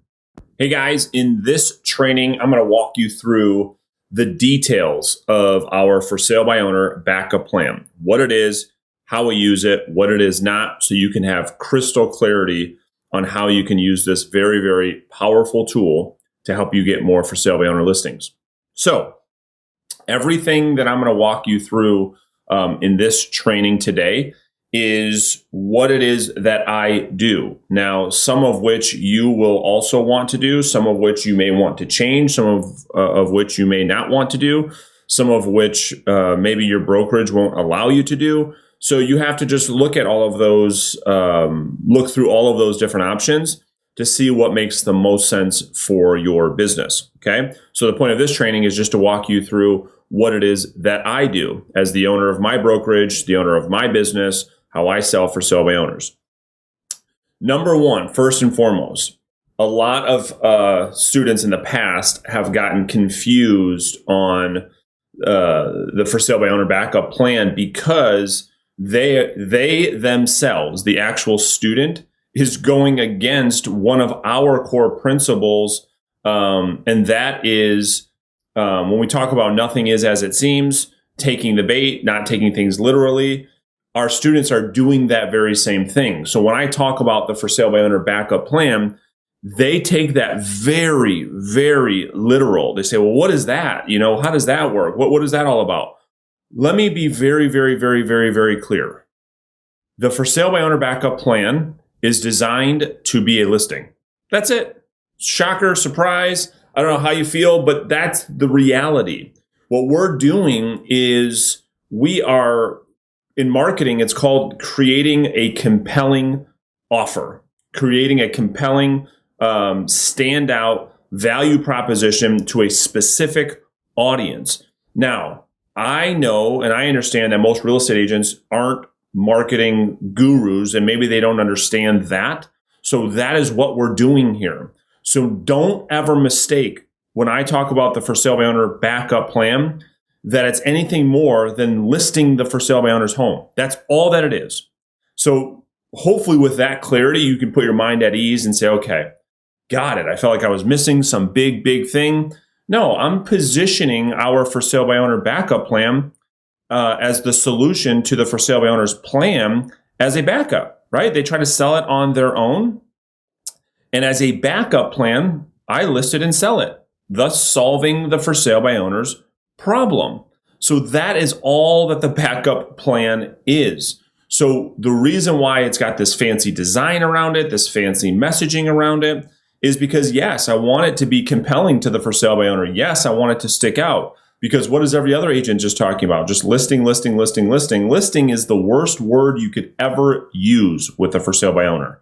So that all that I did was put a compelling offer around this, what I call the backup plan, that resonates with a for sale by owner like you couldn't believe. Okay. So that's all that this is. So let me walk you through in detail what we're doing here.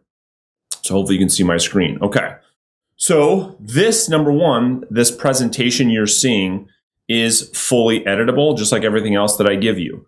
Now, the second piece of clarity that you need is as you go through this program, there's two big presentations I talk about, this backup plan and your resume. Don't get them confused, okay? The for sale by owner backup plan should be used with what do you think? You guessed it, for sale by owners. Your resume and your listing consultation presentation, pre-listing packet, that's all one thing.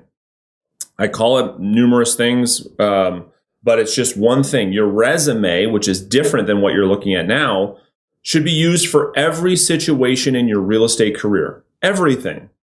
You go meet a buyer from a sign call, you better be emailing them your resume. Your sister wants to list her house with you, you better be emailing her your resume. Your brother wants to downsize, you better be emailing him your resume, right? FSBOs expired, every lead source. The for sale by owner backup plan is a specific tool, marketing offer, compelling offer for you to use with for sale by owners. That's the difference, okay? So this is fully editable. When you open this up, you can just take my picture right out of it, right? Just delete that thing right out of it. You could put your company's logo right on it, your information right on it, but everything else is designed for you to make this super easy, okay?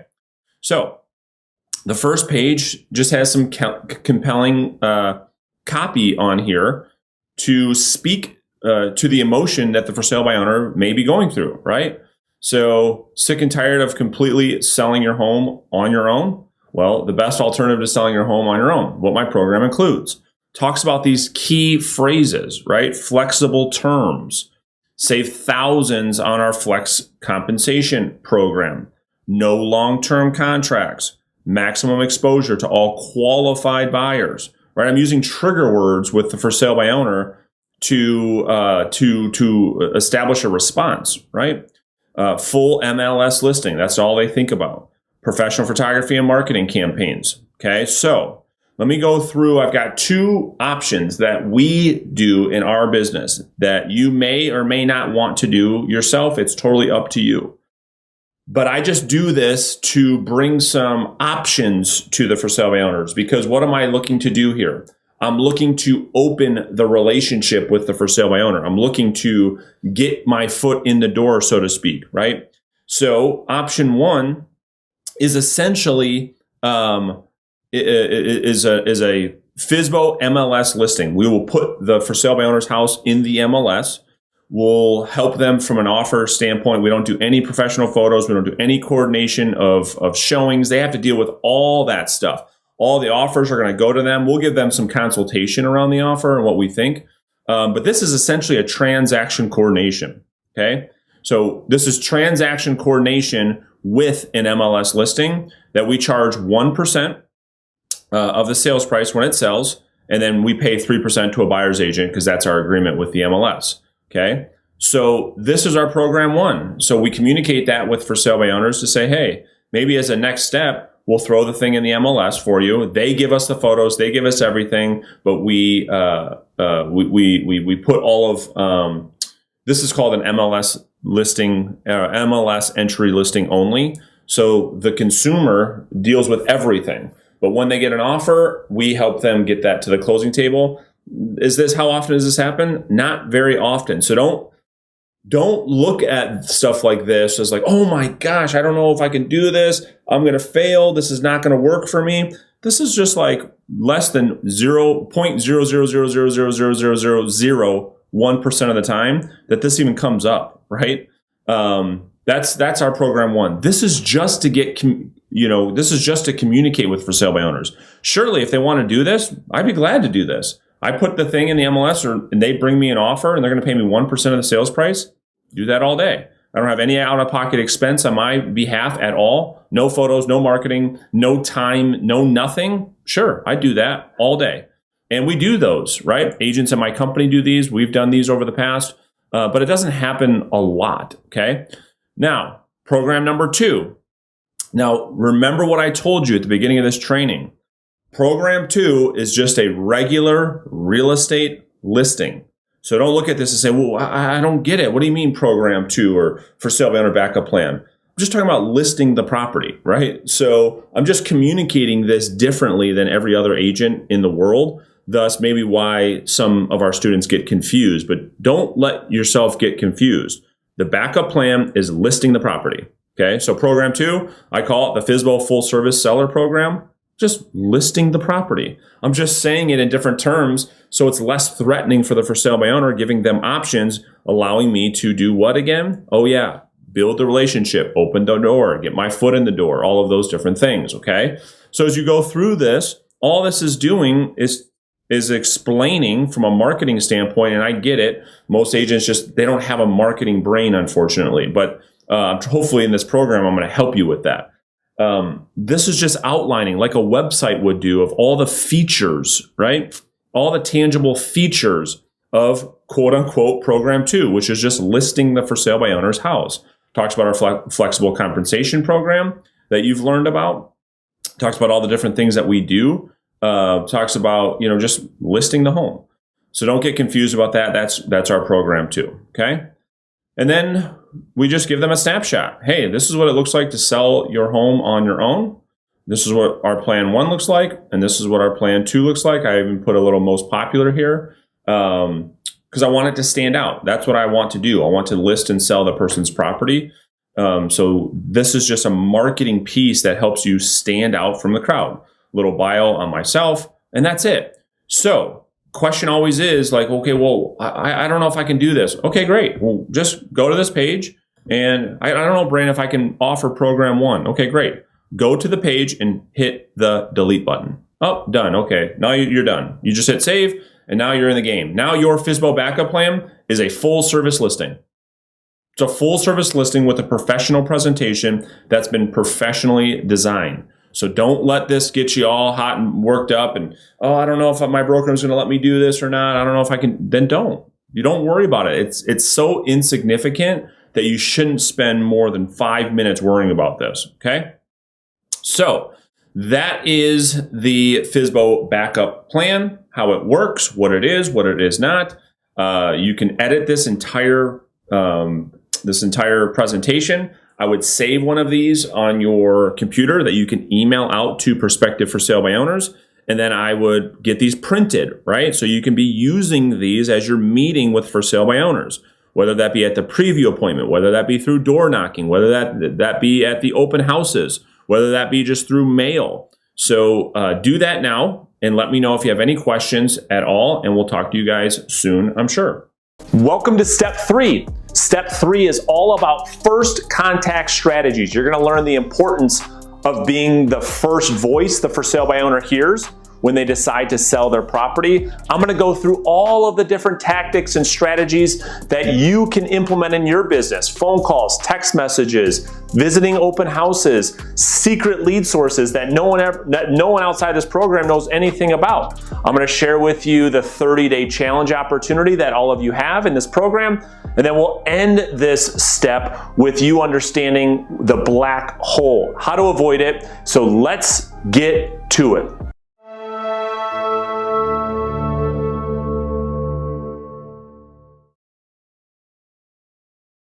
Hey guys, welcome to step 3.1, first contact approach and mindset. So in step 3 is all about our first contact and scheduling preview appointments and all the tactics and strategies and all the different ways that you can do that. And step 3.1 is all about the approach and the mindset that you have to have as you start making your first attempts and your first contacts to schedule FSBO appointments. This training is going to help you through all of that. So it's mission critical that we make our first contact as quickly as possible after the FSBO hits the market. You see, the goal is to be the first person they hear from after putting their home up for sale. Your only focus here is to get face-to-face to see if they qualify to fit your FSBO funnel. That's it. Whether you're using script 1.0 or 2.0, your only focus is to ask yourself and to operate in such a way every day where you can reach out to for sale by owners first thing in the morning, 8:30. You're one of the first voices that the fresh new for sale by owners ever hear, and you're just trying to figure out, okay, does this person fit our conversion funnel or not? That's it. That's all you're trying to do. And remember the FSBO rules of engagement here, right? So as you start making your first contacts here, obviously, if you're new to this, you're going to screw it up, which is okay. I want you to screw it up. The learning is in the doing.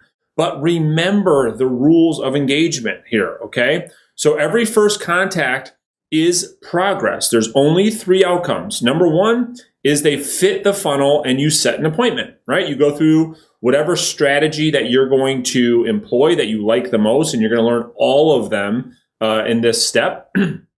So whatever one you're going to go with, whether that be script 1.0, 2.0, whether you text them, whether you do all the different first contact strategies that I'm going to teach you, the first thing is you schedule an appointment. You contact them and you schedule an appointment. That's awesome. Number 2 is they fit the funnel, but you don't set an appointment. I get so many questions from our students around this point, and so make sure you understand what I'm saying. What we're saying here is that every time you come in contact with a for sale by owner, regardless of the strategy, they're either going to schedule an appointment because they fit the funnel, or they still fit the funnel, okay, which means that you're going to follow up with them forever, but you just haven't set an appointment yet. So if you hang up the phone or you get off a text message or an email or whatever the case may be, and you don't schedule a preview appointment, that's okay. That's okay. And then the third thing is they're just not a fit for the funnel. For whatever reason, they're rude, they're nasty, they have an agent, be careful with that, right? But if there's a specific concrete reason that they don't fit the funnel, that's okay. And quite frankly, if you look at the conversion success formula, you'll find very quickly that the majority of FSBOs don't fit the funnel. So don't think that you're doing something wrong. It's actually quite normal. So let's talk about the FSBO funnel qualification. So when you learn all these different approaches, this approach I'm talking about is script 1.0. Okay, so that's the qualification for this approach. So with this approach, how you determine whether or not they qualify, and when I say qualify, what I'm referring to is, are you going to go meet them? And are you going to put them into your follow-up system where you're spending time, energy, effort, financial resources into following up with this person because there's an opportunity there. Okay, so that's what I mean when I say qualification. So one is the FSBO is currently open to working with buyer agents and paying a commission. Okay, so you ask the first question in the script, which you're going to learn here in just a minute. And they say, yeah, you know what? We're open to working with buyers agents and we are paying a commission. All right, awesome. Next, the FSBO is nice, sane, and they seem reasonable. Okay, so those are the only two qualifications I want you to think about when you say, okay, do I want to go on this appointment? Do I want to follow up with this person? If they fit these two qualifications, I say go for it. Okay, next.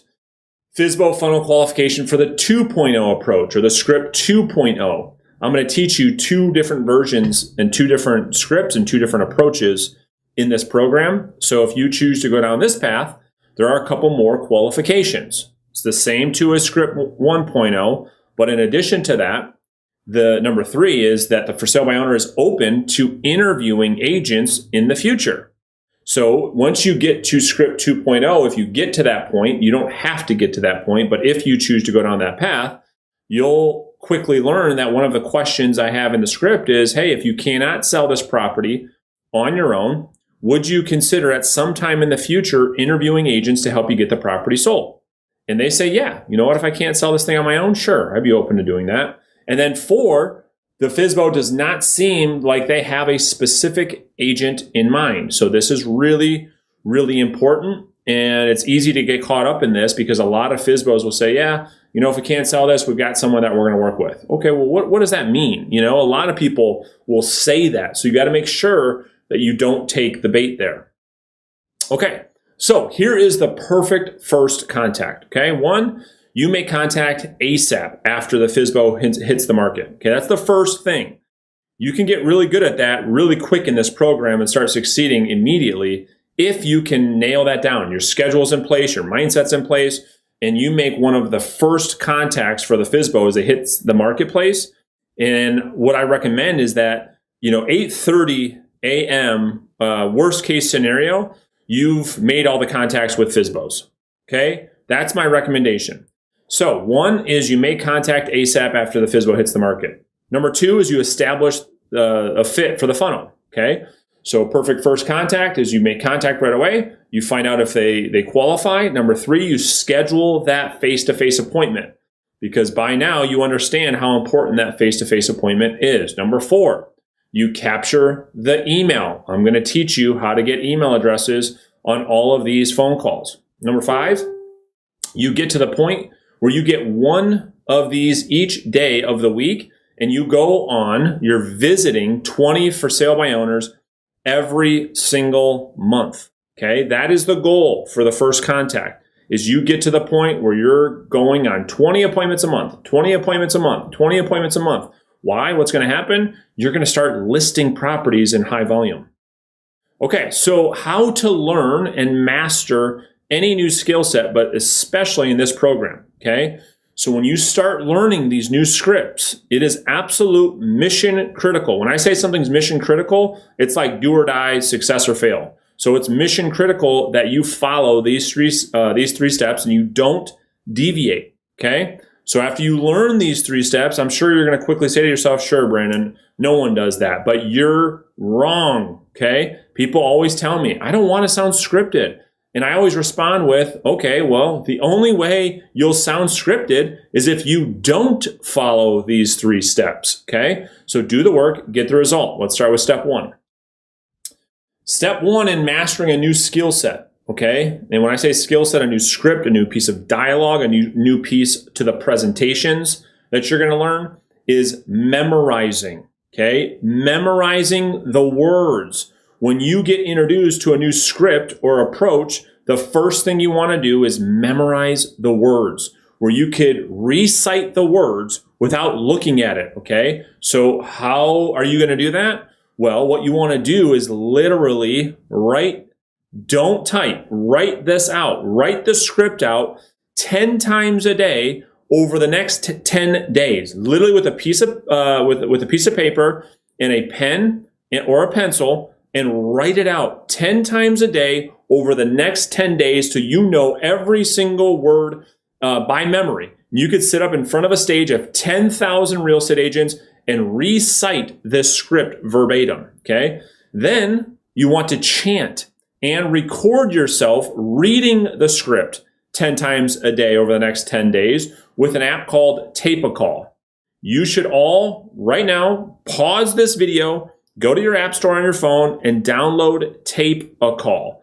This is a really good tool for you to use, for you to practice and to record your real calls or to record your real presentations, so that you can bring them back, okay, and I can listen to them and I can give you real-time coaching and real feedback on what's really happening in your business.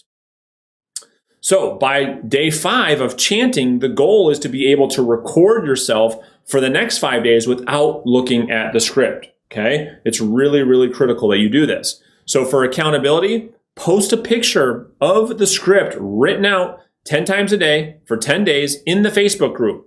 Okay, so for the people that are in this program that are the most serious, that really want to change their life and get a massive, massive result for their family, well, they'll do this. They'll post their script, a picture of it, where they're writing it out 10 times a day. They'll post it in the Facebook group, okay? So step 2 in learning a new skill set is internalizing, okay? So after you've memorized the script, the next step is to internalize the script. In this step, you'll need to find a role play partner in the Facebook group, because you want to schedule a 15-minute role play session in the morning before you start your day with your partner each day that you work. Okay, be sure you get as many reps as you can with each other. Don't waste time talking about small talk and who won the football game over the weekend. This is time to get to work. So 15 minutes a day, it's like your daily warm-up, okay? So to internalize the script means to not only know what to say, now you're working on how to say it and how to deliver it, okay? And then using Tape-A-Call, record your role plays each day and then listen to the recordings as you drive around, right? Really simple, but super, super effective. If you start taping your role plays with your role play partner and you start listening to yourself, just like we talked about in step 2 when tracking and measuring everything, well, now we're talking about skills, right? Because we're in a skills-based business. Well, the best way to improve your skills is to track and measure. How do we do that? We do that through Tape-A-Call. So you go back and you listen to your game film, you watch your game film, you hear what you sound like. That's the best way for you to improve. And then step number 3 is personalizing, okay? So step 3 is where you can inject your words, your personality into the script and dialogue. To do this, you want to literally type out the script with your words that you want to use using the same principles that I'm teaching you in this program. And then once you complete that, then you go through that whole process again, chanting and recording the new script using Tape-A-Call. Go back and listen to each recording until it comes out the way you want it, okay? And then once you have the script the way you want, use your new script with your roleplay partner each day and be sure you record each session. So as you learn new scripts, as you learn the presentations in this program, make sure that you follow the 3-step process. So here's a quick tip. I recommend that as you start to learn more detailed scripts and more presentations, that you learn one section at a time versus the whole thing. I cannot stress this enough. So many people look at the first call script or the follow-up call script or the FSBO face-to-face appointment presentation or the listing consultation, and they try to memorize and practice the entire thing. It's very, very difficult to do that. You should, here's an example, like let's look at the preview appointment presentation as an example. It has 5 parts to it. So don't try to learn and practice and memorize all 5 parts of the presentation at once. Master each section using this 3-step process and then move to the next part, right? Master the intro part of the preview appointment. Then you can move on to the CMA presentation. You can master that. Then you can talk about the value proposition and you chunk it. Don't try to learn everything at once, okay? So step 1 is memorize. Write down the script 10 times a day for 10 days. Chant the script 10 times a day for 10 days. Step 2 is internalizing. Get a role play partner, role play 15 minutes a day, 5 days a week. Record your sessions and listen to them. Step 3 is personalizing your script. Try the new script in your words. Type it all out, have it in front of you, chant and record the new script, and then use your new script with your role play partner. So step 3.1, here are your action steps. 1, go download Tape a Call on your phone. That's all you need to do right now because you're about to learn all of the scripts, dialogues, and presentations. So make sure that you are set up for that, and I will see you in the next training video. If you have any questions, make sure you bring those to the weekly Q&A. That's it for this video. I'll see you again soon.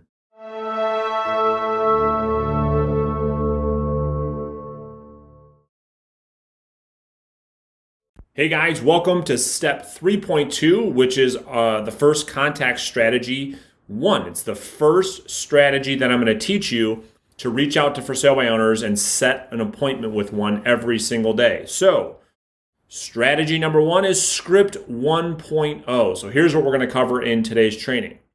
We're going to talk about why and how this strategy works. I'm going to walk you through the advantages and the disadvantages. Then I'm going to walk you through verbatim the entire script 1.0. I'll give you a full demo of that. I'll give you examples of the 1.0 where I make live calls with real prospects using this script so you can hear exactly what it sounds like in real life. So let's jump into it. So let's start off with why and how script 1.0 works. So what we say on the script is in line with what the FSBO is expecting to happen. The script allows you to get face-to-face with the for sale by owner with very little confrontation, okay? So here are the advantages of script 1.0. It's very, very easy and simple to learn. There's not a lot of skill required. Like with the other scripts and dialogues and presentations, you need to work a lot on your skill set in order for them to work for you. Well, with script 1.0, it's very, very easy to learn and you can get started right away. It also allows you to consistently get face-to-face appointments with enough FSBOs to hit your goal. That's why I love script 1.0. And in the truth be told, I get a lot of questions from our students in the group of, hey, well, when should I switch to script 2.0? The answer to that is never. You never have to leave script 1.0. If it's working for you, keep using it. You never have to change. Script 1.0 gives you confidence because you can get a win on a daily basis. When you learn this script, when you start trying it, student after student after student constantly is sharing their wins in the Facebook group about like, wow, the script actually does work. I got an appointment today. I set 4 appointments today. It really works. It gives you an advantage in the market because of the amount of homes that you'll be able to see in person each month. Most agents forget about this point. And listen closely. You, as an agent implementing this strategy into your business, think about this. You will have such an advantage over veteran agents, new agents, top agents, or the low producing agents. Why? You're going to be in the houses, physically in houses, more than any other agent in the marketplace. There will not be another agent in your market that will literally have seen more houses in person in the marketplace than you. You'll know the market inside and out. You'll know the inventory inside and out. That's a huge advantage that you have. And so it gives you a ton of experience, okay? So here are the disadvantages of this strategy. The disadvantages of this strategy is you're going to go on a lot of appointments that might not end up working out in your favor, okay? That's a disadvantage. It's okay. It's meant to happen. But with Script 1.0, we're not doing a lot of pre-qualifying or qualifying really at all. We're just focused on getting the face-to-face appointment. The other thing is you'll have a tougher time communicating during the follow-up system because the FSBO will constantly be asking you every time you talk to them, well, hey man, have you found a buyer yet? Right? So unlike Script 2.0, which is a completely different strategy, this strategy is focusing on getting face-to-face. So as you're communicating with this person over the next 2, 3, 4, 5 weeks and beyond, a common thing that will come up as you're making your follow-up phone calls, the FSBO will consistently ask you, well, have you found a buyer yet? And you'll have to deal with that. That's a disadvantage of the strategy. So let me walk you through Script 1.0. 1.0, here's part 1. Here's the intro. Okay, so here's how this is going to work. Ring, ring, ring. Hi, this is Brandon, a local realtor. I saw your home for sale here on Main Street, and I understand you're selling it on your own, which I respect. Is that right? Awesome. Well, I was just curious. Is the home still available for sale by chance? Great. Well, I work with a lot of buyers and sellers in the area, and I was curious if you'd consider working with an agent if they brought you a fully qualified buyer. That's part 1. Okay? There's 3 points to part 1. You have to master that. All right? And so I just kind of gave you a role play demo of what it should sound like. But in the download section, beneath this video, of course, you can download the entire script book like you did at the beginning of the program. You should have the script book in front of you by this time. So that's part 1, which is the intro. We're finding out, is this person open to the strategy of working with a buyer's agent? What we are not saying, this is the part that I need you to really understand. Okay? What do I ask in the third question? Right here. I say, great.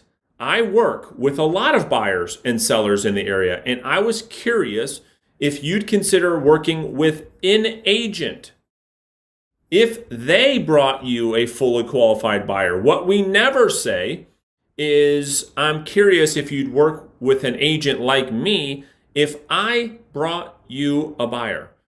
It's a big, big, big mistake. Number one, you're setting up a bad expectation. Maybe you have a buyer, but you probably don't. And so it's a bad way to start off the relationship with the for sale by owner. And what do you think they're going to say when you ask that question the wrong way? They're going to say, well, do you have a buyer? And now you've lost. So what we're asking here, the critical piece before I go to part 2, is we're asking the question, if they're are they open to the strategy? Right? You're open to the strategy as a listing agent. Of course you want buyers agents to bring all the buyers in the marketplace. What we're asking the for sale by owner is, are they open to that strategy? That's the key takeaway. We're trying to find out, hey, this is an awesome strategy for you. Are you looking at a strategy that causes buyers agents that have qualified buyers to bring them to your property? Are you open to that concept? Are you open to that strategy? That is what the question is designed to do. Hopefully that makes sense. All right. Part 2, which is called discovery. Okay, great. I just had a couple quick questions about the home. Do you still live there, or is the home vacant? Okay, great. And I'm just curious. I love this area, and your home seems amazing. Where are you planning to move when the home sells? That's exciting. What brings you to that place? Got it. And I didn't see this anywhere online. Do you happen to know how old the roof and windows are off the top of your head? So part 2, discovery, we're asking them questions about what? You guessed it, motivation, right? We're looking for their motivation, their plans, their goals. What are they doing? So number 1, we say we want to find out, is this a absentee owner, or does this person live there? Is this an investment property? Is that their primary residence? Have they moved? Is anyone there? It's a great question to find out, right? The second question you're looking to find out is the way this is designed, because if you don't say it the way it's designed, when I say I love the area and your home seems great, where are you planning to move? What that question is designed to do is have the person, because a lot of people, if you ask this question wrong, like, that's none of your business. What you're saying is you're giving them the option to say, I know, I love it here too. I wish we weren't moving. Their mind is like, man, I love it. I love my home too. Here's why I have to move. It makes it easier for them, and they don't even know what you're doing here. It makes it easier for the prospect to open up, to tell you, I know, man, I love it. I love it downtown here too. Here's the deal. And they tell you everything. And then you find out the why behind the motivation, right? So question 2 here is, what is the motivation? Question 3, that's exciting news. What brings you to X, Y, Z? There's the why. So now you have the what and the why. And then the last question in part 2, where I ask, hey, I didn't happen to see any of this information online. How old is the roof and the windows? This will get them to think about, wow, what else am I missing that is not out there online? Because a lot of times for sale by owners will say, well, didn't you see my Zillow ad? You can look at that online. Well, what can't you look online? How old the roof and the windows are. Doesn't say that anywhere. And you can't tell that by pictures. So this allows the for sale by owner, the genius in this question, allows the for sale by owner to open up and tell you more details about the house, furthering your rapport, furthering your ability to break down their defense mechanisms. Part 3, which is what we call the funnel qualification. So part 3 sounds like this. So once you get through all the questions in part 2, you say, perfect. Well, I'm scheduling time to see other homes for sale in the area, and I was planning to see yours as well. Are you typically around in the afternoon, or are early evenings typically better? Okay, perfect. Well, I can probably do Tuesday or Thursday around 4 p.m. Which day is better for me to take a quick look? So very, very simple 2 questions. And it's so easy for you to set the appointment here and get them qualified to go into your follow-up funnel. And regardless if you get the appointment here or not, as long as the conversation has gone the way that we want it here, you're still going to follow up, right? So this is where you're going to be setting the appointment. And the way that this is designed is what a lot of for sale by owners may do, or a lot of questions that students have is, hey, I get a lot of pushback from FSBOs that they're not want me to come see the house. Well, when you say this line, I'm scheduling time to see other homes for sale in the area, it creates this thought process in the for sale by owner saying, wait, maybe this is normal. Maybe it is normal. It tells them that it is normal for agents to go look at houses for sale. You're doing your job. And so this solidifies why you're asking to come and look at the property with or without a buyer. Makes sense? Then the next piece is what we just simply, we're just giving them options, right? It's called a slot close. Instead of giving them, hey, I can do Tuesday at 4, does that work? Well, what if Tuesday at 4 doesn't work? So you're giving them a couple different options to make it easy for them to not think about an objection or give you more resistance to say, well, man, what day is better? What day is better? You just get their mind off of it. And again, they don't know what's happening. All right, part 4 is solidifying the appointment and capturing the email address. So here's how we do this. Once you have the appointment day and time, you simply say, great. Well, I'll plan on Tuesday. And if for some reason I need to reschedule, I'll let you know. Fair enough? Great. I'll also send you a quick email with my information for your records. What's the best email for you typically? Got it. Thanks. I'll see you Tuesday. Have a great day. Now, there's a lot of things happening here from a sales skills perspective, right? So the first thing I say is I'll plan on seeing you home Tuesday. And if for some reason I need to reschedule, I'll let you know. Why do I say it that way? Well, this lowers the threat, believe it or not. Because what does a needy salesperson do that's attached to the outcome? They say, hey, I'm excited. I'm so fired up to see your house on Tuesday. If you can't make it for whatever reason, please let me know. Well, that puts the entire control the perceived control into the prospect's mind, and then it makes you look like a salesperson. When you deliver this way, you keep the control, and it shows the prospect that you're not attached to anything, right? This is exactly what you do every day. This is what your schedule looks like. If you have to move your schedule, you're a professional, you'll let them know. Then the next thing is with getting the email address.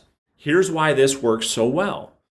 Everybody responds to words like records and typically, right? So rarely are you going to have somebody object to them. They've already agreed to let you over their house, all right? More times than not, 99 times out of 100, you don't know them, they don't know you. That's called a stranger. So for most people, when you say, hey, I'll send you a quick email with my information, with my resume, for your records, most people are not going to object to that because in their mind, they're saying, yeah, I don't know this person. I need these for my records to keep track of this person. So that speaks to their limbic part of their brain, which is responsible for all decision making. They rationalize with that. They say, yep, that makes sense. What's the best email for you? Typically, with an upswing at the end of typically gets their mind off of giving you resistance and saying, okay, what email do I want to give them? That's what it evokes in the prospect. So when it comes out and you say, I'll send you a quick email with my resume for your records, what's the best email for you typically? They don't even know what you're doing here. It's so powerful the way that these words come off, the way that you communicate with their brain, that they can't act quick enough to give you an objection or resistance. They just give you the email. It's amazing what happens. And then lastly, it's simple. You're just saying, got it, thanks. I'll see you Tuesday, and you're off the phone. All right, so very, very simple stuff. And I just kind of walked you through a full demo of that script. So what I want you to do is essentially download the script, okay, from underneath this video. I want you to implement the 3-step mastery process so you can start learning each step of this process, one step at a time. And then post a picture of the script written out 10 times a day over the next 10 days in the Facebook group. Be the person who takes action and does the work. Find a role play partner in the Facebook group. Schedule your 15-minute daily role play sessions, okay? So that is it for step 3.2. It's our first contact strategy number 1. Learn it. It's probably what you're going to use over the next 3 to 6 months before you even look at adding on another strategy.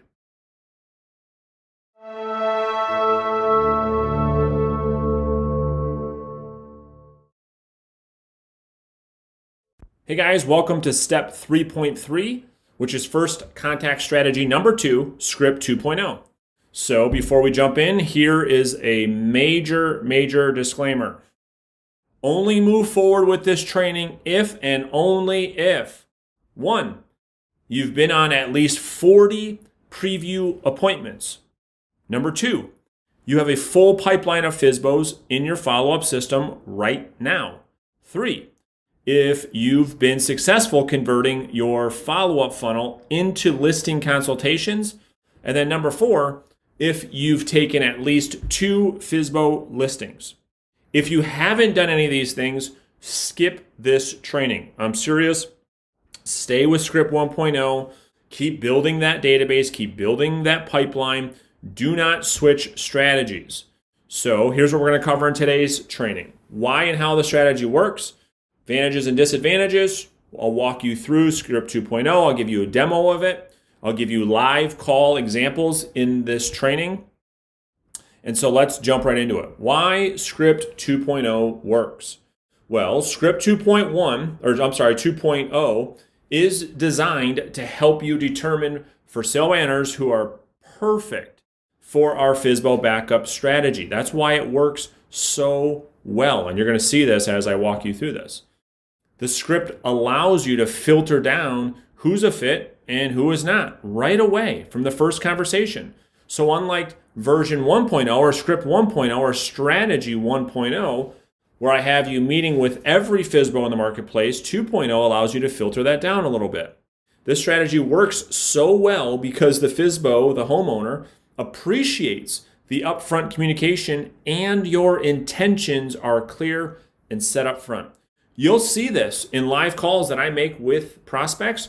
You'll hear them say, man, just thank you for being so upfront, so transparent. So let's get into the advantage and disadvantages.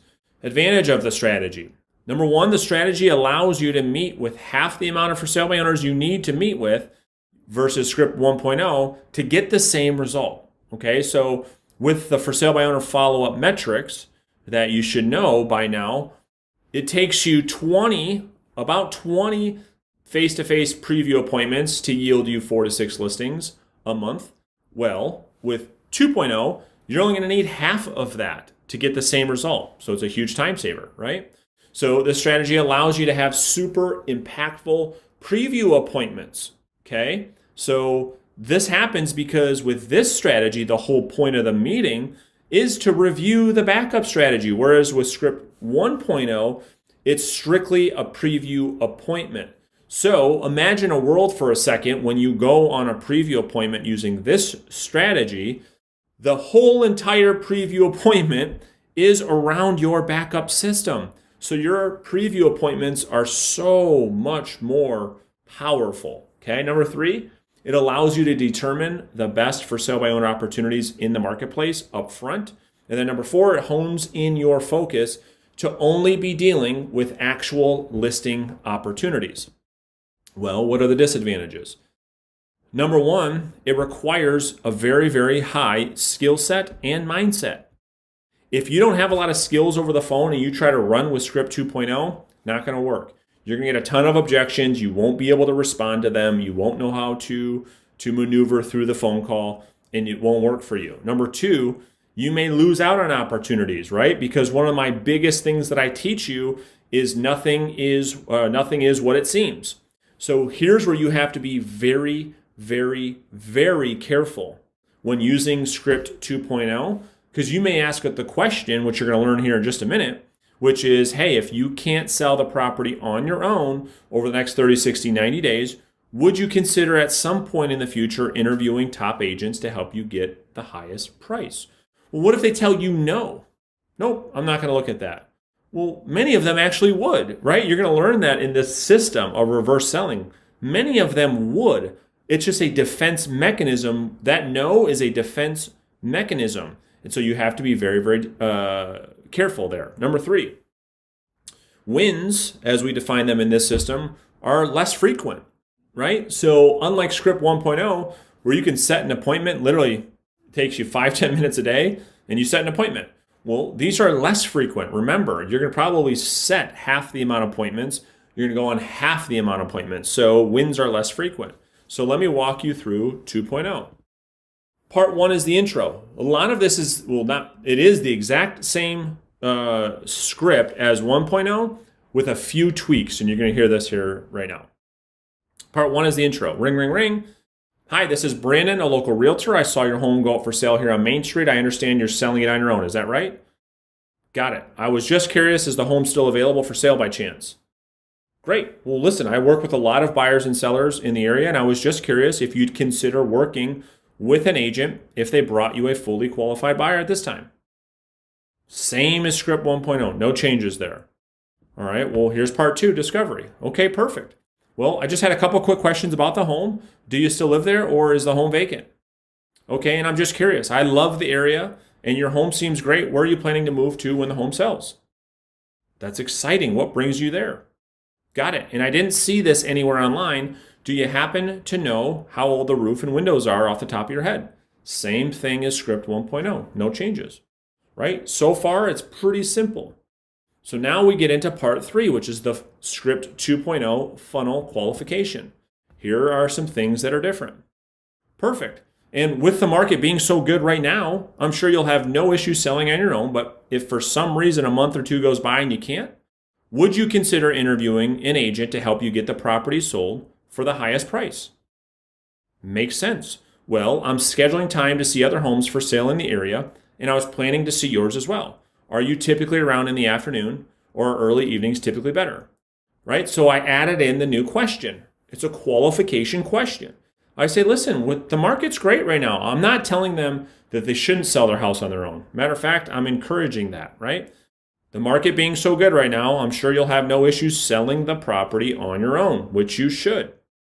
If for some reason, this is an important part, some time goes past and really stretch the time here, okay? I say a month or two. You could even say, 90 days, 3, 4, 5 months goes by, because you're really trying to talk in hypotheticals here. You're really trying to stretch this so the consumer can give you a good answer without any threat, because the consumer, why? Why do they respond that way? Because they don't think it's ever going to happen. And that's the power of reverse selling. When you speak in hypotheticals, you can get real answers. And the real answer here, if you do this right, the for sale by owner will say, yeah, you know what? If that much time goes by and I haven't sold this thing on my own, you know what? I probably would look at a couple other options. And you say, cool, makes sense. Well, I'm scheduling time to see other homes for sale, and that's the exact same piece as script 1.0. Okay? Now, next part 4, solidifying the appointment and capturing the email address. Okay, this is the same thing. Okay, great. Well, listen, I can probably stop by Tuesday or Thursday around 4. Which day works better for you? Great. I'll plan on Tuesday, and if for some reason I need to reschedule, I'll let you know. Fair enough? Okay, perfect. So I'll send you an email with the details of my for sale by owner backup plan for your records. What's the best email typically? There's a small change. So unlike script 1.0, when I said I'm sending you my information or I'm sending you my resume, here I'm saying, listen, I'll send you, in the meantime, I'll send you an email with the details of my for sale by owner backup plan for your records for you to review. What's the best email for you typically? And now there's a part 5, which is what we call the upfront agreement. So check this out. Here's how it works. So once you get to this piece in the script and you've solidified the appointment, you got the email address, you say, got it, Bob, well, when I'm at the house, would you be offended if I quickly walked you through how my for sale by owner backup plan works? Okay, sounds good. I'll see you Tuesday. Have a great day. So when we put this upfront agreement in here, we're being very intentional with our purpose for the meeting, right? And this is where you have to be highly skilled, highly confident, and just tell them how it is. Listen, when I'm at the house, I'll kind of give you some feedback. I'll kind of walk you through some market stats. And when I'm there, would you be offended if I quickly walked you through how my for sale by owner backup plan works in the event you need to use it, right? And all that stuff I just said right now, that's not in a script, right? That's making the script your own, making the script more conversational. And that will come over time as you increase your skills. So here's step 3.3, action steps. Download script 2.0 from the resources section underneath this video, or you can download the entire script book at the beginning of this program under the program resources. Implement the 3-step mastery process. So as you learn a new script, as you learn anything, a new presentation, you're going to go through the 3-step mastery process that you learned earlier in this program. Then I want you to post a picture of the script written out 10 times over the next 10 days in the Facebook group. Be the person who takes action and does the work. Find a role play partner, schedule your role play sessions, all right? So that is it for step 3.3. Make sure you do the work. If you have questions, make sure you bring them to our weekly Q&A. And I'll see you in step 3.4 very soon.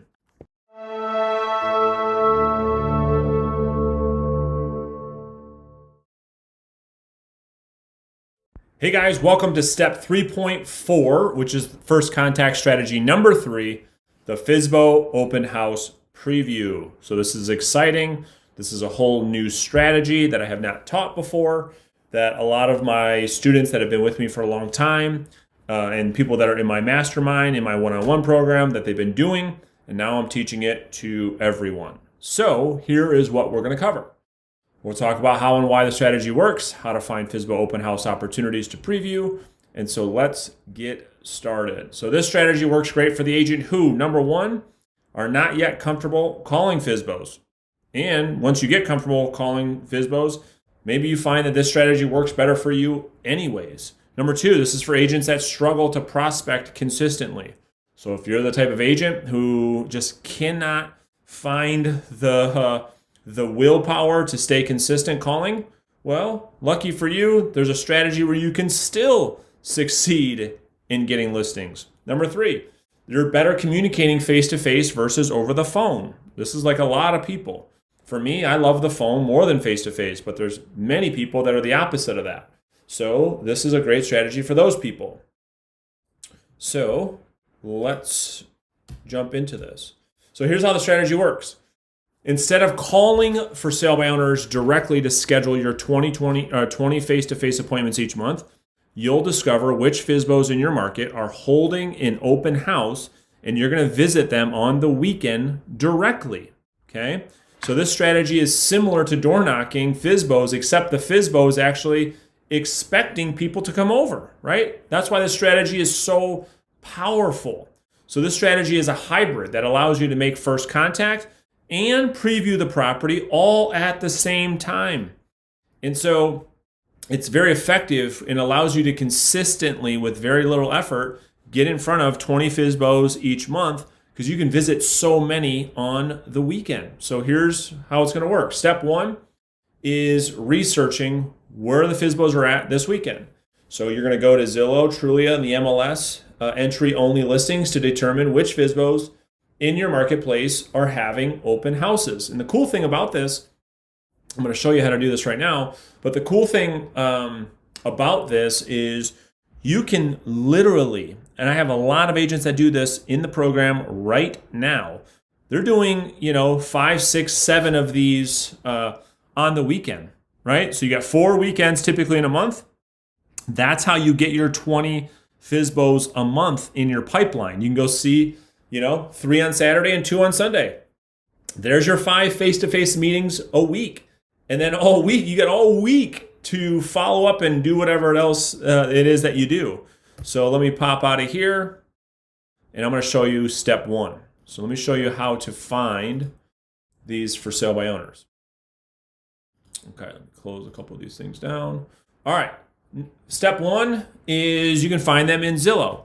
So once you log in here, here's how you do it. So once you go on to Zillow.com, hover over the buy tab, and you want to look at, you can go to for sale by owners or open houses, but I want to go to for sale by owners first because I want to do something specifically. So you can type in your city or county. I'm just going to type in my county, Oakland County, Michigan. Boom. All right, here's all my FSBOs, right? So you go to more right here, and you click on must have open house. You have this selected. I scrolled right over it. So if this is unselected, right, you can see all the open houses here. There's a million of them, tons of FSBOs. But if you have this checked, this will show you all of the properties that are having open houses this weekend. How cool, right? I mean, that's pretty good insight. So you have all of these. Open Sunday, 9 to 12. Open Wednesday, Sunday, Saturday, Sunday. Look at all these, right? And so you could do this every Friday before every weekend and say, okay, wow, there's 4 or 5 in my market that I'm going to go see. That's one way to do it, okay? So you could do that every Friday. The other way that's also very, very effective is looking for MLS entry onlys. These are FSBOs that are in the MLS that are holding open house, right? They're expecting people to come over. All you have to do is research to find out which ones are actually holding themselves open. So let me show you how to do this. This is in my MLS. When I go to search, I hit more. And then I can go right here. Every MLS, you can search open houses. And I can simply put in the date and say, let me see what's going on for Saturday. And I want the public open house, residential. There's 189. Now here's the secret. You have to find the company in your marketplace, and every market has them, that does all of the MLS entry-only listings, okay? So once you have the name of their company, like we have one in Michigan called realtors, and boom, there you go. There's 3 of them right here, right in my marketplace. So just pop those open, 3 that are this weekend. I check, okay, these are my price point, these are my area, I'm good to go. right? There's 3 of them that are going to be this weekend on Saturday for sale by owners, already in the MLS. I can go check them out right here, right? So there's about 8 or so with Zillow and this strategy. 8 FSBOs on Saturday, on one day. This isn't Saturday and Sunday. This is one day. There's even more probably on Sunday. I'm going to go visit 3 or 4 of these on Saturday, 3 or 4 on Sunday. And I have all of my previews set for the week. Okay? So that's how you do it. Let me jump back in here. All right. So that is step number 1. So once you have those dialed in, you're going to go ahead and schedule them, right? Schedule 5 each weekend that you're going to visit. You can do all of that on Friday. And you just can split those, like I said, between Saturday and Sunday. So step 3, when you're actually at the FSBO open house, here's what you want to bring with you. So just like any other preview, you want to bring your pre-listing or your resume packet, your FSBO toolkit, your FSBO tips and forms, and then you may even want to bring your for sale by owner backup plan presentation with you. So let's talk about visiting the FSBO. So the process, once you arrive at the property, the entire visit should be 15 to 30 minutes. We're going to treat this just like a FSBO. Once you knock on the door and the for sale by owner answers, you're going to simply say, hey, my name is Brandon. I'm a local realtor. I was out previewing homes for sale and I wanted to stop by quickly to take a look at yours. Would that be okay? You're going to be doing this as you're handing them your business card. I have never once yet, not one time, right? I talk a lot about averages, but not even one time had a for sale by owner tell me no. Because why? A face-to-face meeting changes everything. You guys know that by now. Well, when you're face-to-face at a for sale by owner's house for sale, when they're holding it open, they're not going to tell you no. So that's the first thing you say. It's very, very simple. So step 2, the home tour. So this is where you're going to want to start building that connection with the homeowner by asking them questions about their home and plans for moving. This should be similar to script 1.0. How long have you lived here? I love the area and your home is great. Where are you planning on moving? Exciting. Is there anything I should know about the home that was not listed in your ad? These are all the same questions in script 1.0. So step 3 is the funnel qualification. So once you've done a tour of the home and you feel like you're in rapport with the seller and the tour is about to end, you can then ask them the qualifying question. I'm sure you'll have no issue selling the home on your own. If for some reason a month or 2 goes by and you can't, would you consider interviewing a great agent like myself to help you get the property sold for the highest price, right? And you can use that as a 2.0 strategy, or if you're using the 1.0 strategy, you can leave this question out. Totally up to you. And then step number 4 is solidifying your follow-up. So after you find out if the for sale by owner qualifies for your follow-up funnel, then you then can offer to email the seller a detailed price analysis and competition report, right? This is just a simple MLS email with active pendings and solds. This is the strategy for getting email addresses at your, using this strategy when you're going to visit them face-to-face during their open houses. So, and this is really what you say. You say, so, hey, listen, everything, I love it. And you go through that whole script, makes sense. Well, in the meantime, would you be offended if I emailed you a full price analysis and a report that will show you what your competition is doing right now? If you do that, you're going to find out that the for sale by owner, after you've gone through this whole thing, you've got a relationship, you're in rapport, you've built a connection, they say, no, that'd be fine. Awesome. Well, what's the best email for you typically? And you get their email address and you put them into your email follow-up. So following through and following up, you want to ensure that you email that for sale by owner on Monday after the weekend, the CMA weekly MLS data report that you promised. You then want to send the for sale by owner a handwritten thank you card with a $1 lottery scratch-off ticket and put the for sale by owner in your follow-up system. You're going to learn all about the follow-up system later in this program, but that is how this process works. So, action items for step 3.4. Number 1, it's a great strategy for agents that are just getting started. Allows you to get tons of opportunity, tons of experience, tons of face-to-face appointments without even touching the phone. No phone calls, no text messages, no emails. You're guaranteeing yourself 20 opportunities a month without even having to worry about the initial communication. So learn the script that I just kind of went through. Learn the process. It's very, very simple. Implement the 3-step mastery process that you've learned. Decide if you're going to implement this strategy into your business, and then put it in your schedule. Find a role play partner, kind of practice that face-to-face meeting with your role play partner. Okay? And that is all for step 3.4. It's very powerful. If you're going to use it, I recommend that most of you do start off with this because it's such a powerful strategy. So that's it for step 3.4. Thank you for watching. If you have questions, make sure you bring them to the weekly coaching Q&A, and I'll see you in step 3.5 very soon.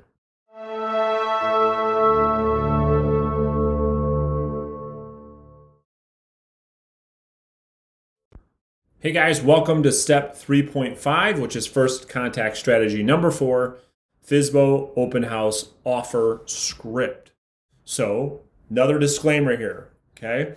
You need to check with your board and your MLS before you implement this strategy. Your broker most likely won't get it, right? Because they're a broker, they got out of sales because they couldn't sell. And I say that with respect, but it's what I find most of the time. This is one of the most powerful strategies implemented by only students in this training, okay? This is why this is so powerful. There are no other agents in your market that are even thinking about doing this. So I've had attorneys review the law at great detail in order to implement this strategy. No, I'm not an attorney. This is not legal advice. You need to go and check your laws in your board and your MLS before you do anything that I show you in this training. I've reviewed this strategy with my board and realtors and board of realtors and my MLS, but you need to do the same thing in your market. So here's what we're going to cover. I'm going to give you a high-level understanding of how the strategy works. We'll go through advantages and disadvantages of the strategy. I'm going to walk you through the script, and then I'll give you a demo of the script. So this is different than visiting for sale by owner open houses. This is when you are calling for sale by owners and offering them your for sale by owner open house, where you're holding the open house for the for sale by owner. I'm hoping that makes sense for you. Okay. Of course, if you have questions, bring them to our weekly Q&A. So here's how the process works. Step 1 is you're going to make contact immediately, just like any other strategy I teach you. Step 2 is using the open house script, which is what you're going to learn in this training. Step 3 is marketing the property in the MLS Monday through Friday. You're going to see exactly how that works here in just a second. Step 4 is the open house on Saturday. Step 5 is the FSBO follow-up system. So those are the 5 steps. So let me go deep and kind of show you how this whole thing works. Advantages of the program. So this strategy is probably the most tangible offer we have to help serve the for sale by owner while they're selling on their own. So a lot of agents have a very, very difficult time understanding value as it being intangible or tangible. They're always asking me, well, what value specifically, Brandon, are you talking about? Well, this is one example of something that's very tangible, and there are many, many, many, many other examples that you're going to learn about in this program. It allows for you to deepen the relationship with the for sale by owner. Think about this for a second. If the for sale by owner is going to give you the keys to their house for the weekend, obviously there needs to be a pretty deep relationship there, and at least at the minimum, some trust, right? So it allows you to deepen that relationship, and it puts you at the top spot to list the property long term, right? I mean, if you have that type of a relationship where they're giving you the keys to their house, they leave the house, they trust you enough to be in the house, you're not even their agent yet, well, surely that puts you at the top of their list if this whole thing doesn't work, right? That's why the strategy is so powerful. Here's a quick note. You can also use this strategy on your preview appointment system as part of your FSBO value proposition presentation. You'll learn more about that later in this training, okay? So here are the disadvantages. It can be more difficult to get appointments, right? You need high levels of skill to pull this off, okay? It lowers the amount of FSBOs you meet with face-to-face each month, okay? So if you run this play and you use this strategy, you're probably going to get less appointments than you would if you used script 1.0, 2.0, or you're going to visit open houses on the weekend. And then the other thing is it requires a lot of work from you up front. You know what I mean? You got to do a whole lot of stuff to execute on this open house system. Okay, so here's the script. Here's what it sounds like. Here's what you're going to do. So part one is the intro. Ring, ring, ring. Hi, this is Brandon. I'm a local realtor. I saw your home for sale on Main Street. I understand you're selling it on your own. Is that right? I was just curious, is the home still available for sale by chance? Nothing different. All of the scripts start off the same way. Okay, so part two, which is discovery. This is all the same stuff. You should know this inside and out by now. Okay, great. We just had a couple quick questions about the home. Do you still live there or is the home vacant? Okay, well, I'm just kind of curious. I love the area and home seems great.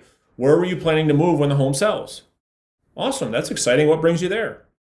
Got it. And I didn't see this anywhere online. Do you happen to know how old the roof and windows are off the top of your head? All the same stuff, okay? Part three. This is new scripts for you, which will require you to learn new information.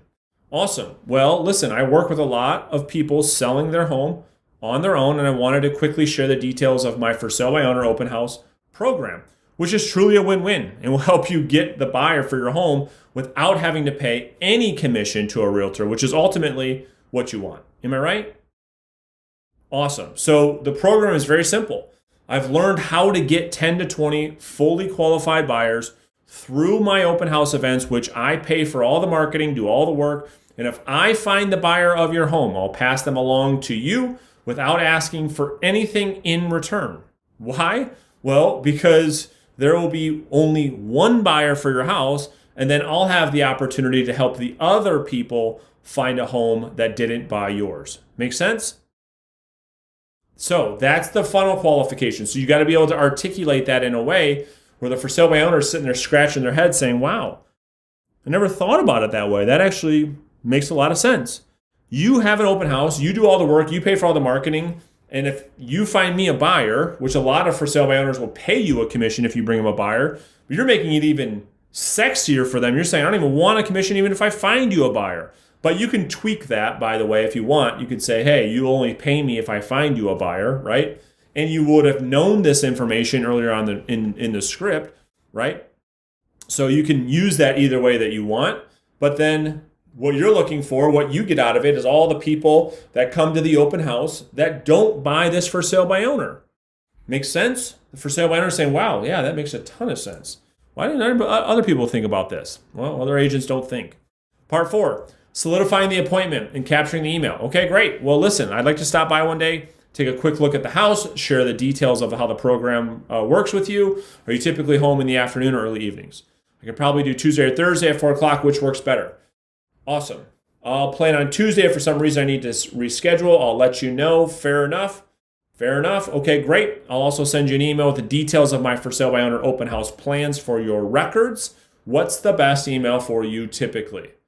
Right? So it's all the same strategy, different words, different approach to get the email there. Okay? So step 3.5, action steps. You've got to learn this script. You've got to really learn this process. There's a lot of due diligence for you here in step 3.5 if you're going to use this as a contact strategy, right? So if you're going to use this as a contact strategy, you need to go be talking to your board of realtors, talking to your brokerage, understanding the rules of, hey, can I put a house in the MLS without having a listing contract in place? You can have a seller sign a listing contract with a notice not to show the property for a certain period of time. That's how we get around that. That's how our MLS says, yes, that's okay to do. So that's what I recommend you doing. You have to go and learn that process of what it would take for you to put someone's house in your MLS on Monday, market it all week long, and I teach you my open house system later in this training to the point where you're at the open house Saturday. You need to learn the ins and the outs and what contracts you need to get signed in order to implement this. If you're going to implement it, obviously you've got to learn the script. There's new information here for you to learn. And then you just need to decide, am I going to use this or no? Am I going to just stick with, a script or a text strategy that I'm going to learn, or The open house strategy, am I going to use this in my business or not? Of course, if you're going to use this, role play this with your Facebook or with your role play partner. Find one in the Facebook group. And that is all for step 3.5. So if you have any questions about this strategy, make sure you bring these to the weekly Q&A, and I'll see you in the next training really soon.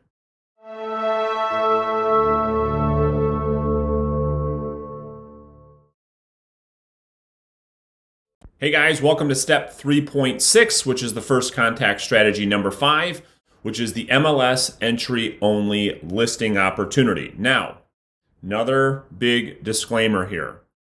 This is again another strategy that I'm going to teach you that only people I share this with are students in the program.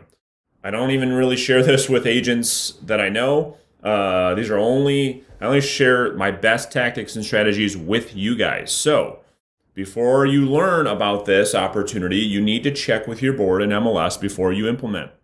Okay, your broker most likely just won't get it, right? They just don't understand, okay? So this is one of the most powerful strategies implemented by only students in this training, okay? I've had attorneys review the law, and we've looked at this in great detail as well, just like the open house opportunity. And this, in my market, this absolutely works, but you've got to make sure this works in your market. So I'm going to walk you through what the strategy is. I'm going to explain to you what's happening. Talk about the advantages, disadvantages, how it works, why it works. So what is it? Well, MLS entry-only listings are properties in the MLS that are actually FSBOs, okay? They're FSBOs. They have no agency relationship with the company that enters them into the MLS, which is why we are allowed to prospect and pursue them. You see, if a consumer has an agency relationship in place with a real estate brokerage firm, we all know that it's against the code of ethics, it's a violation. You can't prospect that listing, even if it's a flat fee listing. But an MLS only, and this is the part you have to go probably meet with your MLS or go meet with your board, because your broker, most likely, I say this with respect, they're just not savvy enough to understand this. They don't have an agency relationship in place with this type of service. You see, these people are paying X amount of dollars, and a company just throws it in the MLS. I'm going to show you these in just a second. But there is no services offered. There is no agency relationship in place. Nothing like that at all. So these sellers just pay a flat fee and have their company or their home entered into the MLS. The seller handles everything just like a normal FSBO. Okay. So the other thing I want to add on here before we move on is the reason why this is the key moment. So if you're driving or if you're just pay attention. If the reason why this is so critical and so why the strategy works so well is because the for sale by owner, when they put their property inside of the MLS with this type of service, where there's no agency and no services, they do it for one reason. And that one reason is because they now believe, hey, I didn't get enough agents to bring me buyers when I was not in the MLS. Putting my property in the MLS surely will have agents reaching out, calling me, bringing me buyers. That's what they think is going to happen, okay? And so it's amazing that agents don't, and it's because they don't understand this entire process. So here are the advantages. It allows you to schedule your 20 monthly previews with no communication with FSBOs at all. Zero. And I'm going to show you how to do this in just a second. Your mind is going to be blown. There's zero skills required. All you need to do is be able to put your mouse over a link and click it. I'll show you that in just a second. You get the benefit of previewing actual homes for sale, right? So just like a lot of other for sale by owners, but these properties are, there's a lot of motivation here for this person to sell the property. They went out and paid money out of their pocket to get their property into the MLS. Now, it's what the seller actually wants to have happen versus FSBOs on Zillow and other lead sources. What am I talking about? They actually want you to call them. They want you to come and look at the property. That's what they're anticipating is going to happen. And unlike Zillow, where it says, no agents, please, or you call FSBOs, you get all these objections, they want you to call them. And so that's what's so amazing about this opportunity. Now, here are the disadvantages. It's probably the lowest quality preview appointment because you don't even have to have any conversation to get to the property. And I'm going to show you that here in just a second. Although, as I talk through that bullet point, it doesn't have to be that way. You can contact these people. I'm going to show you how in just a second. But depending on your strategy, which we'll talk about here in just a minute, you could end up spending a lot of time with FSBOs that don't actually qualify for your funnel. And those are the only two disadvantages. But I'm going to show you something and what you can do to make sure that none of these two things happens to you. Okay. So here's how it works. So I'm going to go ahead and log into my MLS, and you can see this process. So let me blow my screen up a little bit so you guys can see this. All right. So I'm just going to search in my MLS for listings. Just bring this up so you guys can see this. All right. So here's the first takeaway. Here's the first thing that you guys need to research inside your MLS. Right here, where it says level of service, full service listing, that means it's you, okay? That's you guys, okay? Limited service, a limited service listing is those flat fee, put it in the MLS, but they have services attached to the listing and an agency relationship, okay? Meaning we can't touch them. However, this little gold mine right here is different. So this is an MLS entry only listing. No agency relationship. So you have to go play detective. You're not going to get the answers that you're looking for because most of the people you talk to, your broker, other agents, even your board and your MLS, you have to dig. You have to call, if you have a legal hotline, you want to call the legal hotline. You're going to dig because most people aren't savvy business people. They're not sitting there thinking about this at all. So when you ask them, you're going to get a lot of no's that a lot of people that tell you no, where there could be a yes had. So you have to really dig. Okay. So watch this. So I'm going to click on MLS entry onlys, and I'm going to click on active. Okay. So in my market right now, let's just put sale, and I'm just going to say 150,000 plus. So in my market, there's 100 of them right now, okay? 100 of these properties active right now that no one is really going after, okay? So let me just kind of show you some of these and the opportunities that we all have, okay? So let me pop on here. Let's see. Here's one right in my backyard. Okay. So this is such a great example. This is why I want you guys to understand the power of this. I want you to even maybe show this training to whoever you need to show it to explain what this really is, okay? So here's a property inside the MLS, okay? Just like any other listing. However, look at what this really is. MLS entry listing only. All property information provided by the seller. In all caps, house is FSBO. House is for sale by owner. This is what I'm talking about. This is what your board and your MLS probably, they don't even understand this, right? There's a law passed a long time ago where these companies could bypass a lot of things to get these properties in the MLS. So this is a great opportunity for us. All questions directed to the seller, right? Please contact the seller right here, right? So they give you the seller's cell phone number and the seller's email address. And it says, hey, call him, right? So this is an example of what I'm talking about. These are all just sitting here inside the MLS, but no other agents in your marketplace are calling them. Why? Well, because this blanket understanding of this process, it's a blanket understanding of what agents can and can't do, and no one's really digged far enough. So no one ever calls them. There's zero competition, zero, right? So let me show you a couple of ways in which you can prospect these and serve these people.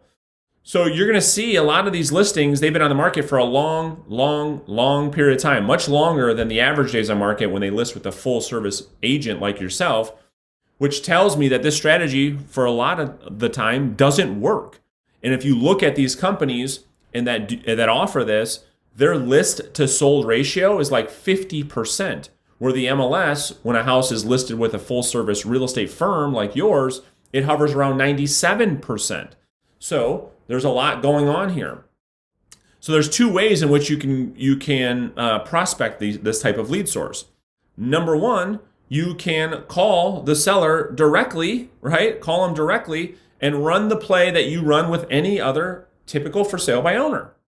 Same script, same strategy. Hey, I saw your property here on Park Crest go up for sale, and I see that you're offering a 4% commission to a buyer's agent. Right? Now you've got great information. Trying to schedule time to come and see the property, right? So that's one way. This is the other way that I was talking about earlier, where you don't even have to do any of that. This is why these are so amazing.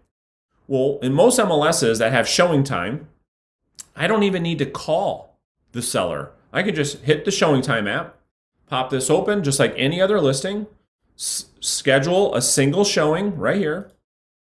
This pops open. I'm going to set this for Saturday. And watch this. Please indicate the type of appointment. Well, it's not a showing because I'm not bringing a buyer. I'm doing an agent preview.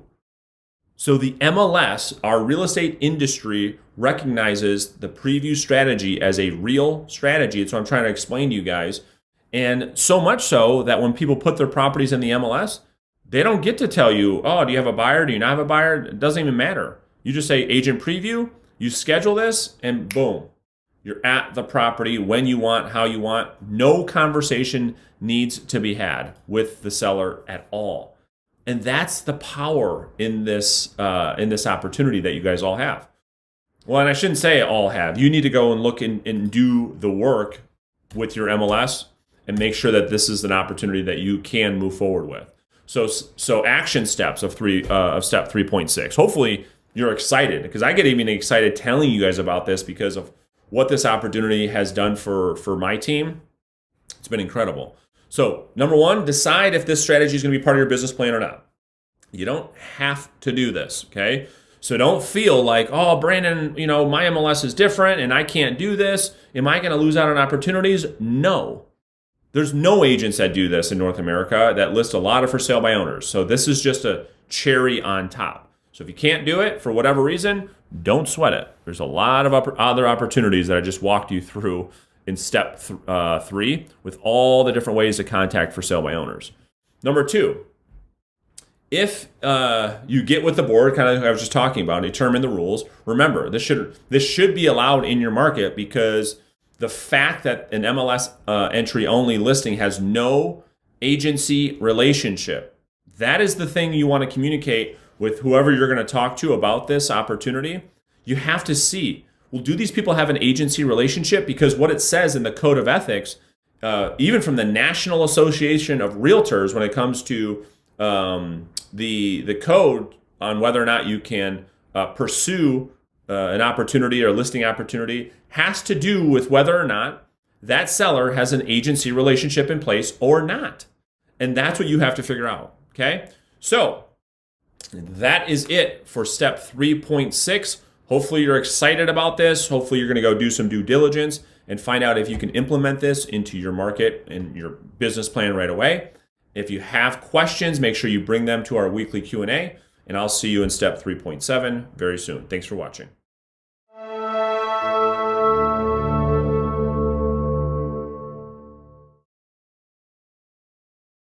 Hey guys, welcome back to step 3.7 in the first contact strategies training. And in this module, in this training, we're going to talk all about texting strategy. And so believe it or not, you can succeed in a big way with for sale by owners by texting them, right? So here's what we're going to cover in this module. I'm just going to walk you through quickly an overview strategy of the entire texting system. It's really, really simple. This will be a short training, but I just want you to have the actual text scripts so you can just copy those in your phone and start using them right away. So instead of calling the for sale by owner as your first method of contact, you can also use text, right? So you'll just use a shortened version of the first call script and place that into a text, which I'm going to show you here in just a second. Now, the cool thing is that you can use this strategy in addition to calling, which is the best thing that to do and what I recommend, right? So as you're calling people, as you're prospecting for listings, there's all kinds of best practices, but one of the things I want you to do with for sale by owners specifically is when you call a brand new for sale by owner, okay, just come on the market, you're calling it between 8 and 8:30 in the morning, you want to be that first voice, and they don't answer, right? So surely I want you to leave a voicemail that first time, and then you could just copy and paste this text as soon as you hang up, right? I want you to be that first contact. I want you to not have to worry about other agents screwing it up for you. So I want you to copy and paste this immediately. So if the call doesn't pick up, you leave a voicemail, send this text immediately afterwards. And remember, you want to be the first contact they get. So here is the text script. It's very, very simple, okay?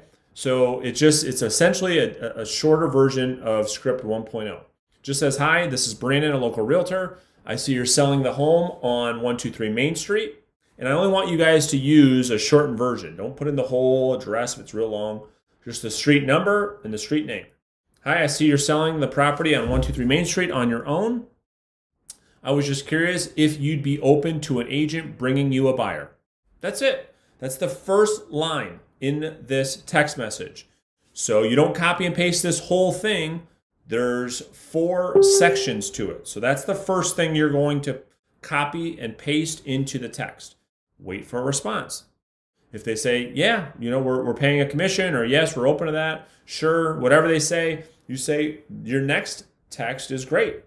I was planning to see homes for sale in your area and was hoping to see yours too. Would you be home one day this week in the afternoon or early evenings, or early evening to show me the home, right? There's a typo there. I'm just going to fix that right now. Or early evenings to show me your home, right? That's all you have to say. So they're going to tell you, well, I'm around typically in the afternoons. All right, cool.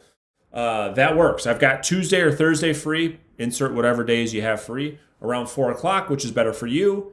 They'll respond, hey, let's do Friday, let's do Thursday, let's do Monday, whatever day they say. Right around between 4 and 5 o'clock. And then you just close that up, and here's how you capture the email address through texting. You just say, that's perfect. Should I email you a copy of my resume for your files before whatever day you guys agreed on? And when you do this through text, it's kind of cool how it works. When you ask them, should I, they're going to say, yeah, send it here, or no, just bring it with you, right? That's what's going to happen. Either or, you win. So it's really, really simple. So here's what I want you to do. Step 3.7 action steps. All I want you to do is copy this text from this training and save it as a note on your phone. Okay, so this way you can just copy and paste it when you need to use it. So as you're prospecting every day, you're not getting a hold of people, you can just copy and paste this text. Really simple, but I just want to bring this to your attention. Text is amazing right now. It's working very, very well. We want to make sure that you had a simple text script to use. So that's it for this training. If you have any questions or you need any help, either reach out in the Facebook group or I'll see you on our weekly coaching Q&A. Thanks for watching.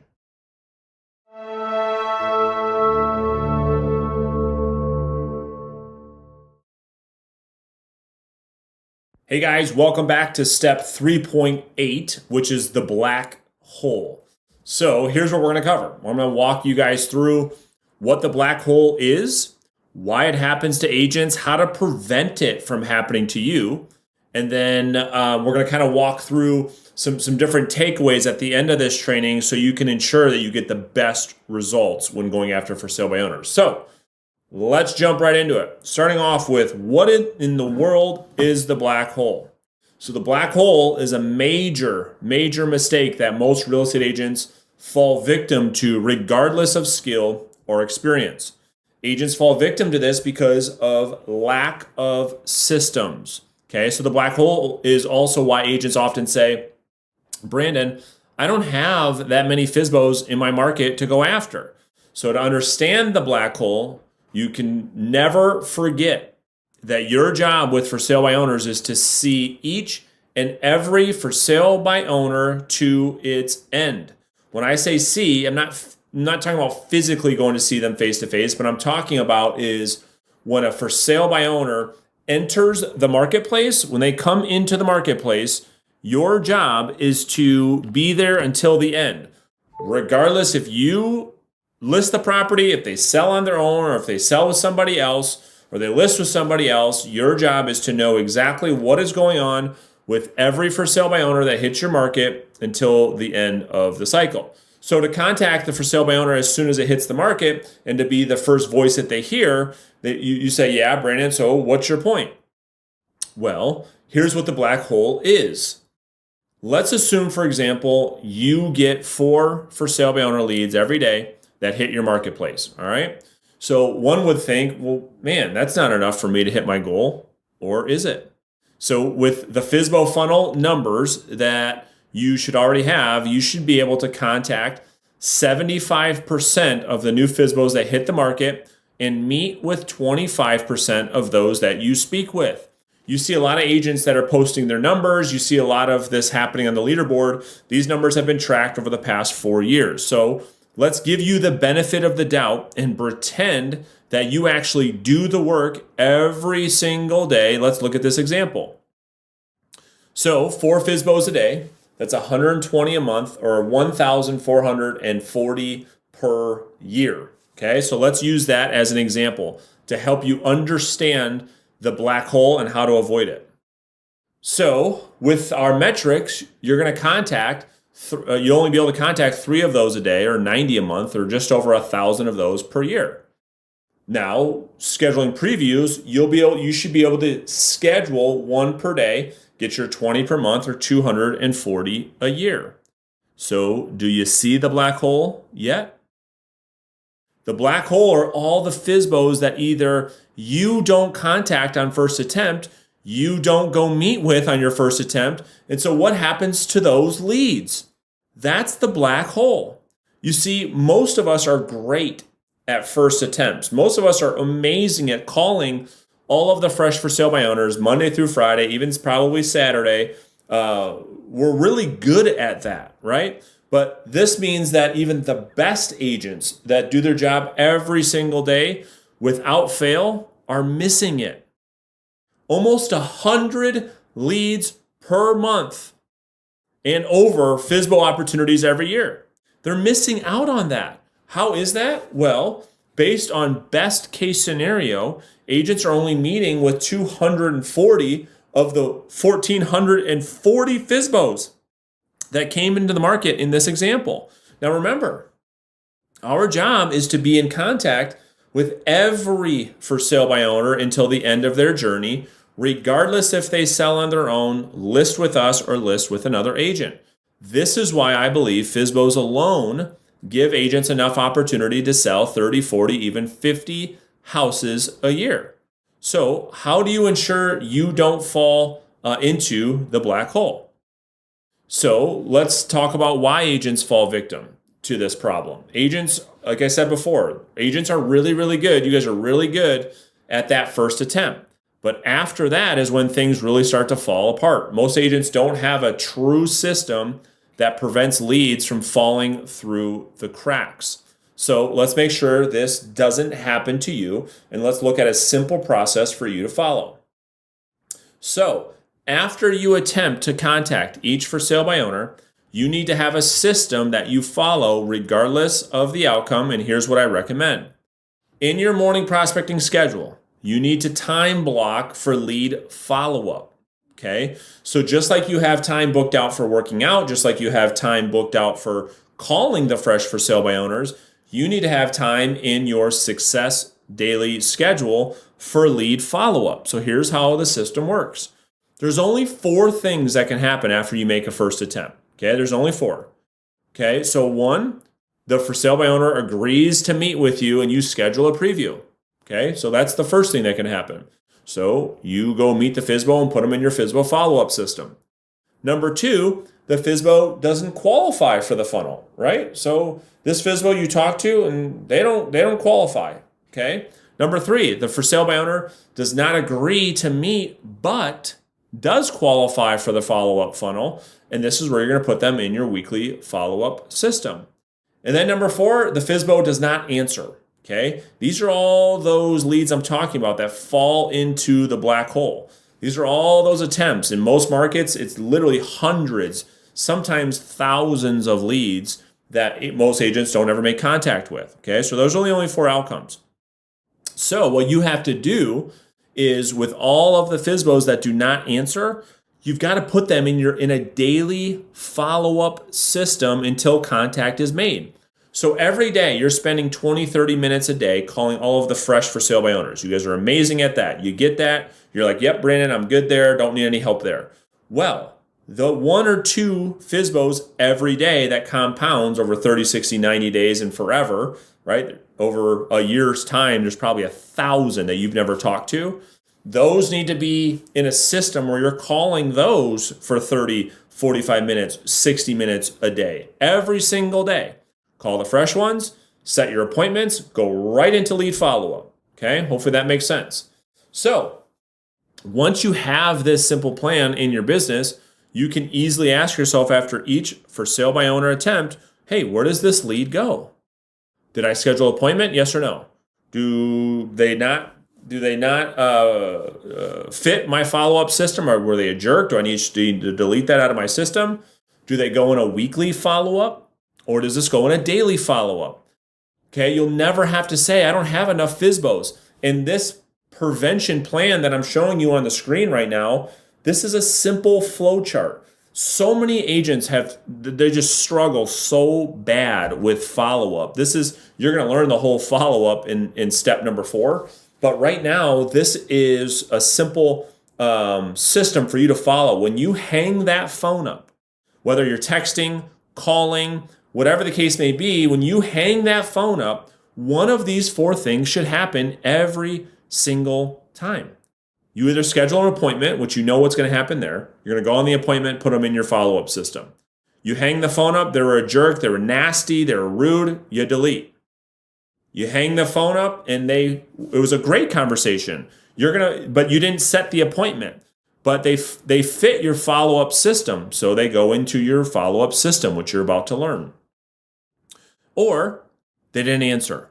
So what do you have to do with those? Remember, that's the black hole. What do you do when you don't get somebody on that first attempt? They get called daily, forever. They get called daily. When do you call them? You call them right after you call all of your new leads. You should have 30 to 60 minutes in your schedule, built out every day, 5 days a week for lead follow-up. You're spending that 30 to 60 minutes calling all of the for sale by owners that you've made no contact with, okay? So it's very simple. Here are the action steps for step 3.7. Download the black hole prevention plan, which I just showed you. That'll be in the download section beneath this video. And then spend a few hours creating your systems in your business where each lead will live, right? So an example, maybe you're going to have a folder system. Maybe you put them in your CRM. There'll be a lot more on how to structure all of this later. But for right now, what I want you to do is put this into your system so you can have a simple system for you to follow up with these leads every single day right now. So that's it for this training. If you have any questions at all, make sure that you either tag me in the Facebook group or you join one of our weekly Q&A sessions. That's it for this training. I'll see you in the next one very soon. Thanks for watching.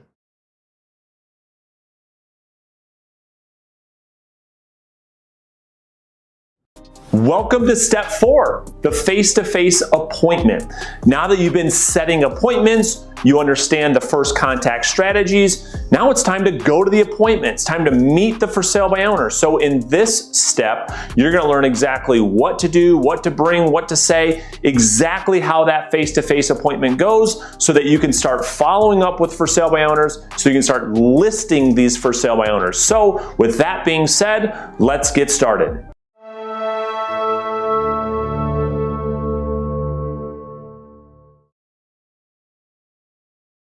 Hey guys, welcome to step 4.1, which is the face-to-face appointment, mindset and goals. So here's what we're going to cover in step 4.1. We're going to go through the mindset of the face-to-face appointment and everything that you need to know going into this strategy, which is probably new for most of you because it's really, again, the opposite of what's being taught in traditional real estate today. So we're gonna go deep on the mindset of this appointment, okay? Then we're gonna talk about the goals. What is the actual goal? Because even when you don't understand the goal of the face-to-face appointment, you could mess it up. So you wanna understand the mindset and you wanna understand the goal. So let's start off with the mindset of the face-to-face appointment. So first off, understand that the face-to-face appointment is the beginning of the sales process, not the destination. Let me say that again. The face-to-face appointment is the beginning, the start of the sales process. It's not the destination. What most traditional real estate has taught us for 40, 50 years is that getting face-to-face with a prospect was the destination. It was the finish line. It was the final hoorah. It was the end-all, be-all, the holy grail. Well, in this system, it's quite the opposite. It's the beginning of the conversion process, okay? So the face-to-face appointment is your secret weapon to conversion. And here's why. Here's what's so important for you to understand. What traditional real estate is taught us is that we have conversations with potential buyers and sellers over the telephone, over email, over social media, and that we should only meet with these people when they're ready to buy a house, when they're ready to sign a contract. Well, it's very difficult to do that without the face-to-face appointment. Because what you're going to learn is, wouldn't it make sense that if you met somebody face-to-face, they knew you, you shared a cup of coffee, you shook their hand, you've connected, you have some type of relationship with them so that when you communicate with them, they know exactly who you are. Wouldn't that help you on the conversion process? Well, the answer is of course. And that's the secret weapon. While every other agent in your marketplace refuses to do this. They have not met the prospects face-to-face. They're trying to convert listings over the telephone without ever meeting face-to-face up front. That's very hard because every time they call the prospect, they're just another agent. There's no emotion attached to that contact, to that conversation, to that person. Unlike with you, you've humanized yourself with this person so that when you're calling, when you're doing your face-to-face follow-ups, there's an emotion attached there. And how do people make decisions? Come on, you guessed it. People make decisions based on emotion, right? They justify it much later with logic, but up front they make initial decisions based off emotion. That's why the face-to-face appointment is your secret weapon. This is your opportunity to make a great first impression so that when the prospect gets to the point of deciding to interview agents, guess what? You're at the top of the list, so don't blow it. You have an awesome opportunity to be the obvious choice. So early on, be sure you don't let the excitement, right? The excitement of the meeting, the excitement of the opportunity, allow that needy salesperson to come out, okay? Even going through this program, we've had students in the past set a face-to-face appointment, go there with their expectation like, oh, I'm gonna try to get the listing, and they blow it because they're so needy of this mindset of like, I gotta make money today, which I understand, but if you have that needy salesperson commission breath come out, you're gonna blow it. So Now this is a key moment. Hear what I'm saying.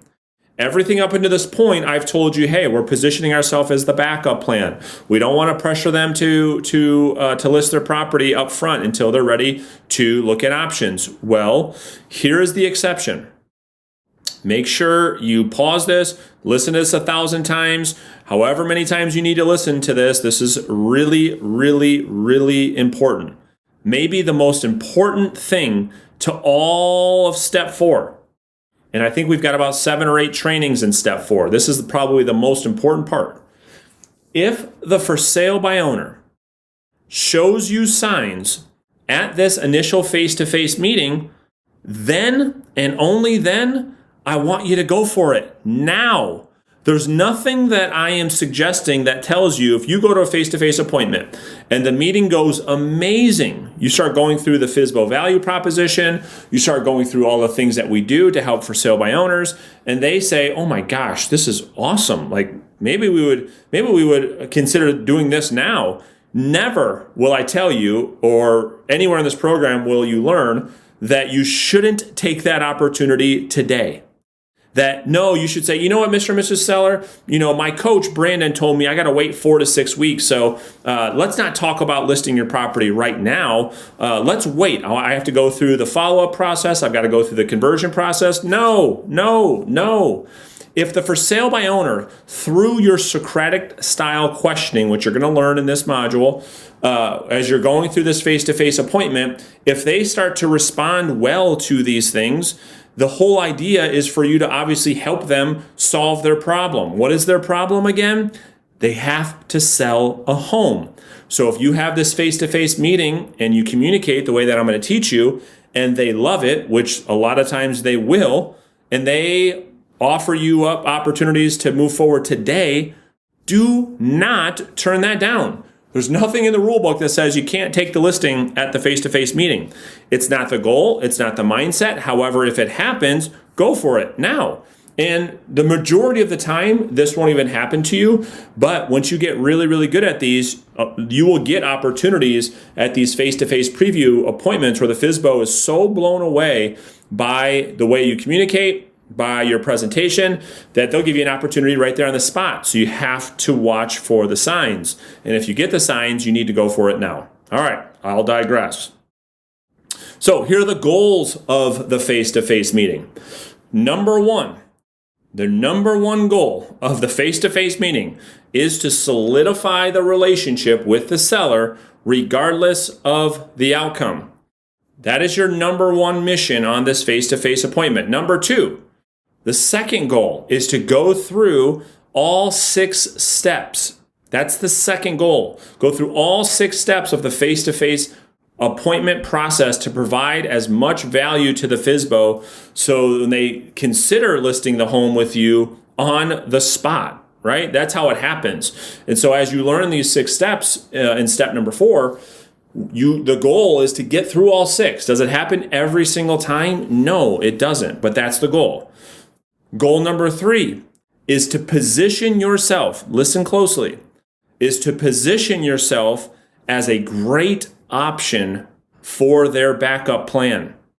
Okay, so as they're going through this process, they're trying to sell the house on their own. We all know that. Your goal at the face-to-face appointment is to position yourself in such a way where if this consumer at any given moment, whether it be on this meeting, tomorrow, the next day, next week, next month, 3 months from now, has even a slightest thought of looking at other options, you're the obvious choice. Number 4, you want to leave them wanting more. What do I mean by this? Well, if you nail this presentation, if you do what I ask you to do, which is practice and master each presentation, and you go there and you knock this thing out of the park, they're going to be like, oh my gosh, honey, we got a lot to learn. We thought we knew a lot about selling real estate, but based on that, based after meeting with Brandon, man, there's a lot for us to learn, and they can't wait to talk to you again. Number 5, the number 5 goal is for you to crush the presentation so you can leave them wanting more. Remember, you're on stage. When you're in front of a seller, you are on stage being judged all the time. So how do you crush the presentation? You have to practice. You cannot go here and just practice on the consumers. That's called malpractice. So practice with your role play partners. So step 4.1, action steps. So number one, I want you to jump right into step 4.2 because you need to start to learn the new dialogues, new scripts, new approach, so that you can start practicing this immediately. So that is all for step 4.1. I just wanted to give you a quick high-level overview of the mindset. What is the goal? So you're clear on, okay, what am I looking to accomplish at this face-to-face meeting? And so if you have any questions, either tag me in our Facebook group or join one of our weekly Q&A sessions, and I will see you in step 4.2 right now.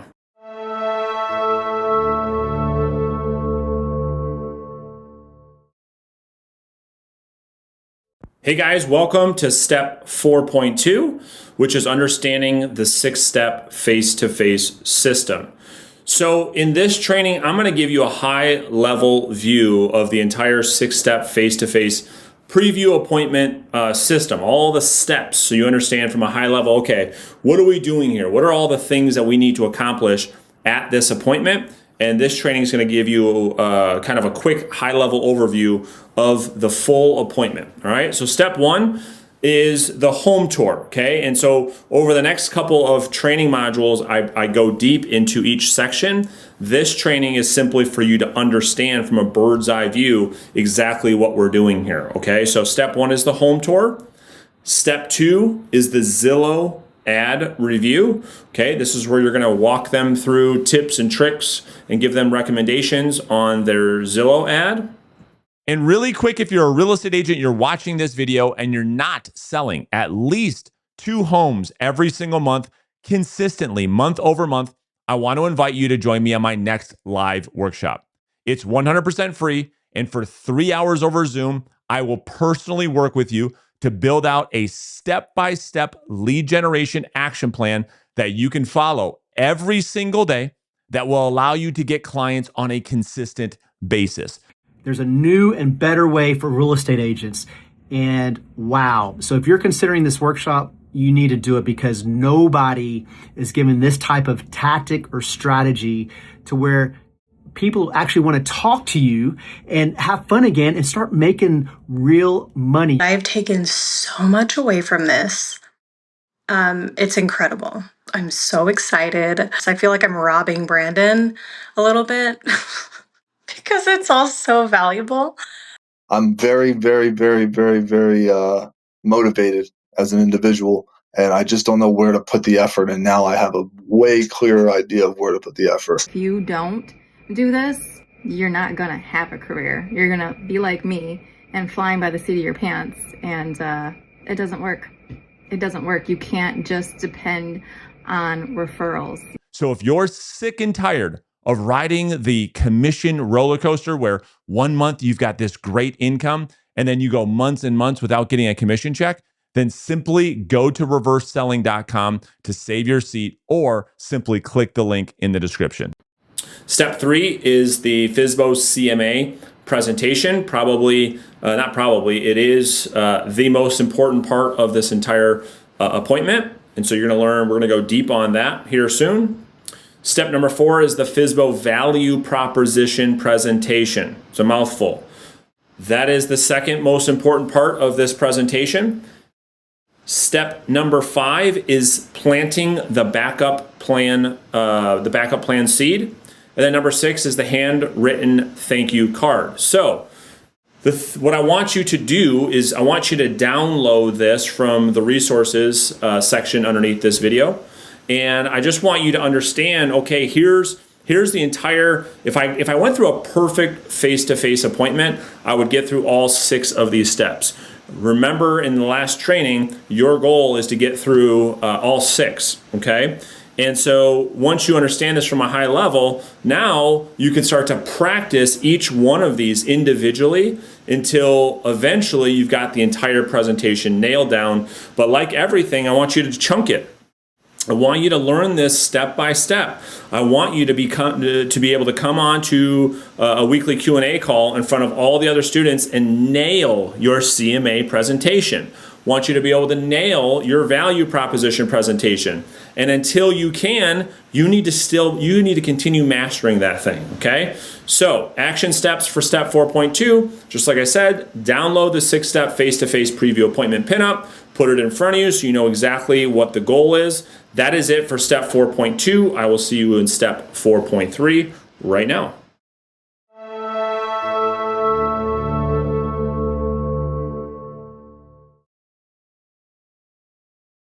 Hey guys, welcome back. Welcome to step 4.3, where we're going to go deep on the first step of the preview face-to-face appointment, which is the home tour.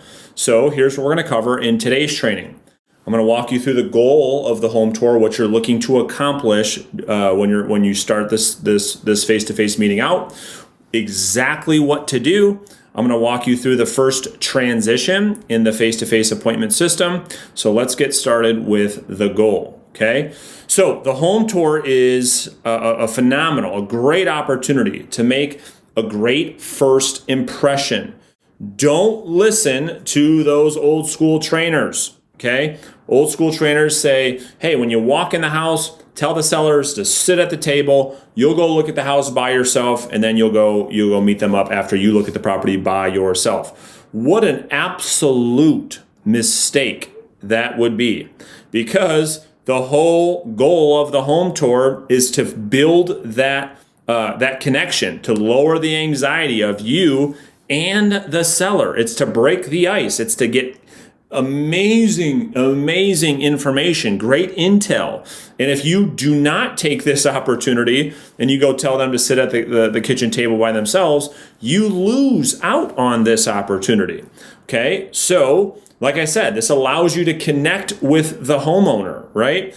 And so people do business with people they like. It's just a fact. Okay, so this allows you to start that process, and then this allows us to understand the seller's current position and a little bit about their plans, their goals, right? This is such an awesome opportunity where there's no pressure. You're not sitting at the kitchen table. There's no presentation. It's super easy going. They're walking you through the property. This allows you to ask good questions. And then this allows you to transition smoothly into step 2, which is the Zillow ad review. All right. So here's what you do. So you're going to start off by asking the seller if you should remove your shoes, okay? Every time you go to someone's house, always start off that way. It shows them that you care. It's very respectful for a lot of people. And a lot of agents don't even ask. They just don't even take them off because it's a pain in the butt, which I get. But ask them, right? So they open the door, nice to meet you. And you ask them, hey, should I remove my shoes? Next, I want you to use this script. I'd like to see the home through the eyes of the buyer, and then afterwards can share some of my notes with you. Sound fair? Great. Where should we start? Right? Really, really simple, easy. You can do this, on your own. This is really, really easy to do. Okay, number 3, as you tour the home with the seller, take notes about the home. Take notes about the condition, upgrades, all the stuff the seller mentions as you're going through the property. So many agents that I've gone with on preview appointments, they're not even taking notes. I'm like, man, what are you doing? Get your notebook out. Act interested. Act like you're paying attention. And actually pay attention. Take notes. This is going to help you. All this information, you're like a detective. You're gathering information to see, okay, who can I help? Who can I not help? You need to be taking notes, okay? And then number 4 is ask questions about obvious blemishes. This is how we create doubt. Everyone that we meet with, as you know, if you've been in real estate for any amount of time, every seller you've ever met with thinks their house is, the bee's knees. They think it's the best house on earth. So just ask them about any obvious blemishes. If there are stains on the ceiling tiles where there was an obvious leak, ask about it. Don't just walk by that thing. Just say, hey, what happened right there? Just like that. Really simple. Don't offend them. Just say, hey, what happened right there? Oh, that's a leak. Yeah, we've got to get that taken care of. Okay, cool. You walk past a cracked window. Ooh, what happened there? And you always ask. You never want to put statements here. You always want to ask a question. You always want to say, hey, what's the plan with that? creating that doubt in their mind, like, ooh, man, that's right, we gotta get that fixed, we gotta get that fixed, we gotta get this fixed. It's just creating doubt in the seller's mind, okay? Number 5, ask open-ended questions about their plans, okay? So here are 2 really good examples of questions that I ask every single time that I go on a home tour. Number 1, hey, listen, this house seems awesome. You know, what has you thinking about moving? As you're walking through the house, think about that question. They're proud of their home, right? They want to show this thing off. And then you say something like, man, this house is awesome. What has you moving? This question does something to the prospect. It does something to the seller. It takes away the threat of the question, because if you ask this wrong, they're like, hey, you know, that's kind of personal. It's none of your business. Why are you asking me that? They can give you objections. But if you give them a compliment about the home that they obviously love so much, they live there, what has you thinking about moving from here? This place seems amazing. It does something so special. They just open up right up to you and say, you know what? I know, I love it too, but here's the deal. Boom, and they give you everything. This is all their motivation. This gives you so much good intel. So don't blow it here. Number 2, then I ask about timing. So I say, yeah, cool, get it. Listen, ideally, when are you guys planning to make all this kind of happen? Because now you're looking for, this tells you more about motivation. This tells you, like, we've got to make this happen as soon as possible, or, you know, we're not in a big rush. This will tell you a lot of information. So those are 2 questions that I like to ask on every home tour as I'm walking around the property. Okay, so let's talk about transition number 1.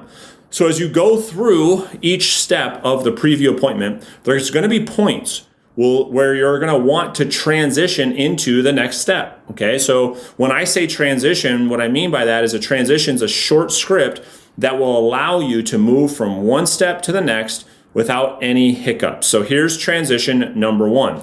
This is what you're going to say to the seller after you get through the full home tour. You've asked questions, you've taken notes, you've asked about blemishes, they've told you about upgrades and updates that they've done to the property. You want to spend maybe, you know, a good 5, maybe 10 minutes, max 10 minutes on the home tour. And then after you get done, when you guys are heading towards the kitchen area or back towards the front door, you want to say, you want to use this transition script. Bob, you've got a great house. Would you be offended if I shared my notes and the research I did on your home? Just like that. And what you're going to find is that more times than not, does it work every single time? No. I mean, there's been times that it hasn't, but the majority of the time, this is going to help you get to the table to pop into your Zillow ad review, which is step 2. So you just say, Bob, listen, you've got an awesome house here, man. I really appreciate you walking me around it. Would you be offended if I kind of shared with you my notes and some of the research that I did on your home? They're going to say, no, that'd be great, right? That's how they're going to respond. So that's your first transition script, okay? So here are your action steps for step 4.3, which is the home tour. You need to learn these short scripts. You've got to decide on what questions you're going to ask, and then you need to learn that transition script verbatim. Just learn it, just like everything else. This is what I'm trying to tell you, is you've got to learn one step at a time. So that's it for step 4.3, the home tour. It's the easiest part of the preview appointment, and I will see you in the next training here soon. If you have any questions, tag me in the Facebook group, or of course you can always come to our weekly Q&As and ask me any question or thing that you're struggling with. Thanks for watching. We'll see you soon.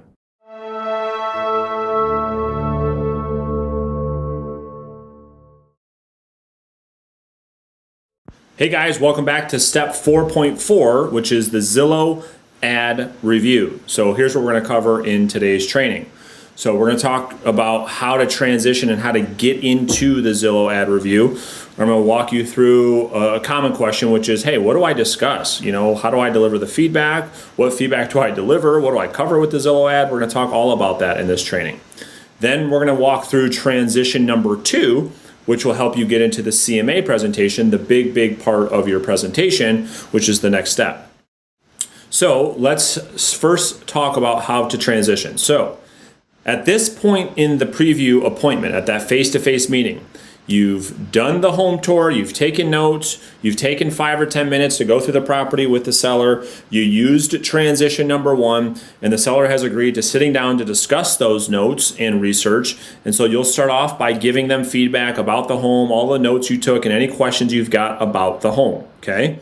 Now, note, don't get caught up in telling the seller all the things wrong with the home and that they should fix this and fix that. This is not the time. Just keep it high level. When I said in the training before, is just ask quick questions about any blemishes. You're not getting caught up in, you need to replace the carpet, you've got to do all new windows, you need a new roof, you need to do that, you've got the wrong price, your price too high. That's like the fastest way to not get the person's listing. So don't get caught up in all of that right here. Okay, so once you've gone through your feedback and questions about the home, you will then pull out their Zillow ad. Okay, all you have to do is print the Zillow ad from Zillow. Just right click and print it. That you bring with you, and then you're just going to say this. You're going to say, hey, there's a couple things I saw on your Zillow ad that might help. Do you mind if I share those with you? I mean, you have the Zillow ad in front of you. You've got great rapport. They're not going to tell you no. Okay, so they're going to say, yeah, sure, that'd be great. So if they don't have a Zillow ad, skip this step. Okay, so if there is no ad, there is no ad. You can just skip right over the Zillow ad review and go right into the CMA presentation, okay, which I'm going to show you in step 4.5. So the common question, it's like, all right, Brandon, I get it. I can print that off. What do I do? Well, there's a couple sections of the Zillow ad that I want you to focus on first. Number 1 is the profile picture, okay? It's the first thing that people see. So make sure that it's as appealing as possible, all right? So we're not recommending professional pictures at this time. All right, keep that in your back pocket. We're not recommending that at this time. So the first thing you want to do when you pull that thing out is look at their profile picture. You'd be shocked at how many for sale by owners have a picture of the bathroom as their profile picture, right? Easy win. Say, Mr. and Mrs. Seller, one of the things that I recommend first is get a nice profile picture of the front of your property. As people are scrolling through homes for sale on Zillow, they're sorting those out by what they see first. We don't want the first impression to be of a bathroom. They can't tell what kind of house it is. So that's the first thing that you want to point out. Next is the order of pictures. Okay, so you need to explain to them that the order of the pictures on their Zillow ad should be in sequential order, like you walk through a property. It's amazing how many realtors don't do this, but surely for sale by owners don't do this. And so as you look through their Zillow ad, you'll be shocked. I mean, they'll show a picture of the bathroom, then they'll show the backyard, then the basement, then the front, then the kitchen, then the bedrooms. It's amazing. They're all over the place. They should have their pictures in sequential order. So front of the house, front door, walk through the front door, you go through the property. The last picture should be the pictures of the backyard, okay? So that's the next tip you want to give them. Number 3 is the property description. So here's where you want to explain to them that you want to be as detailed as possible and only include things buyers would care most about. No fluff. So as you are giving them recommendations here, these for sale by owner write-ups are hilarious, and I'm sure you see them all the time, but you want to help them with some copywriting here and just say, listen, you want to be as descriptive as possible, okay? You want to talk about all the things that your home has to offer, being as descriptive as possible to get people to your home, okay? Number 4, you're going to address the Zestimate. If it's higher, okay, if the Zestimate price is higher, you're going to point out the value, right? And you're going to really talk through what it could look like for you to sell the property from a value standpoint. Okay, so here's what I mean. So when you're looking at this estimate, okay, and this estimate of the house is higher, and then the person's asking for the property, you're going to want to point out to the for sale by owner to actually call it out. You know what I mean? And say, listen, potential buyers and sellers, we're selling this thing at a value, right? And And so you want to address the Zillow that might not be on the home. Okay, so that's if it's higher. If it's lower, if the estimate is lower than what the for sale by owner is asking, then you want to tell the for sale by owner to explain in more detail about what this property has that, again, Zillow may not know about. Okay, hopefully that makes sense. If you have any questions, surely let me know. Okay. Now you're into transition number 2. You've gone through the entire Zillow ad review with the consumer. You've gone through the home tour. You've given them feedback about their house. You've got their motivation. This is once you're done kind of giving the seller all this advice and tips, the law of reciprocity is going to start to kick in. And they're going to start to see you more as an advisor at this time. This is going to be a big moment in the relationship. And as for the first time, maybe ever in the seller's life, someone from the real estate industry has earned their trust and respect. You got to think through that. Like for sale by owners, for a lot of them sell on their own because they don't respect what it is that we do. They don't value what it is that we do. They surely don't think it's worth it. So for the first time ever, right here in the presentation during transition number 2, if you do a good job, that could change for this for sale by owner. So after completing the Zillow review, you're going to use this short script as your second transition into the CMA presentation. Bob, I did a little bit of research on your home and the positioning in the marketplace and would like to quickly share that with you. Would that be okay? Right? Really simple. Bob, I did a little research on how your home is positioned in the marketplace and would like to kind of quickly share that with you. Would that be okay?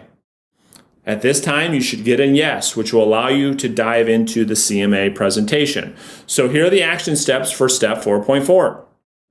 I want you to review 10 to 20 FSBOs on Zillow. Okay, I want you to look at how bad some of their ads are, and I really want you to print some of them out, start practicing and learning the transition scripts, and really hone in right now off this training and say, okay, I've got to be able to deliver this Zillow ad review in such a way where I can start to change the mindset of the for sale by owner and start to kick in that law of reciprocity. So if you have any questions, make sure you tag me in the Facebook group, or I will see you on one of our weekly training calls. Thanks for watching this training, and we'll see you soon.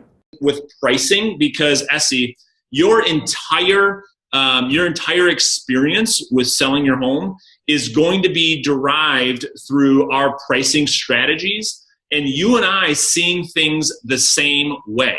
Okay, where the problems arise is when the agent, regardless if you and I end up working together or not, the problems arise where the agent and the seller are not in alignment from a pricing perspective. Does that make sense?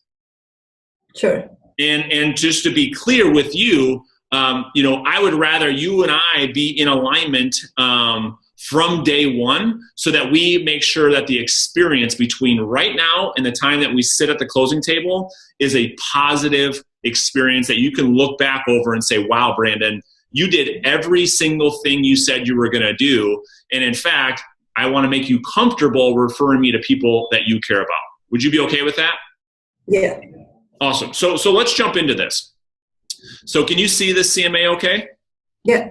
All right, perfect. So there's a couple things that we're going to look at, Essie, that are really, really important. The first thing that I want to draw your attention to is this number right here. Do you see this number 10? Uh-huh. Essie, that reflects what we call the average days on market. Okay, so this tells us a few things. This tells us that the market that we're in, where your home is situated, is very much so in a seller's market. Okay, meaning things sell extremely quickly in your area. Okay, and so that's the one thing I want to point out. The other thing that I want to point out to you, Essie, is typically when we go through a market analysis with a homeowner, there are homes that are active on the market, which we call your competition. There are homes that are currently under contract, which tell us what the most active buyers are buying. And then we have what we call our sold listings. This gives us the best information as to what homes are actually selling for in today's market. Does that make sense? Sure. Okay, so the thing that we have to look at is there is no competition. all the things, Essie, that you hear in the news about, low inventory and seller's market and all the bidding wars and yada, yada, yada, that's all the case because there are no homes on the market, okay?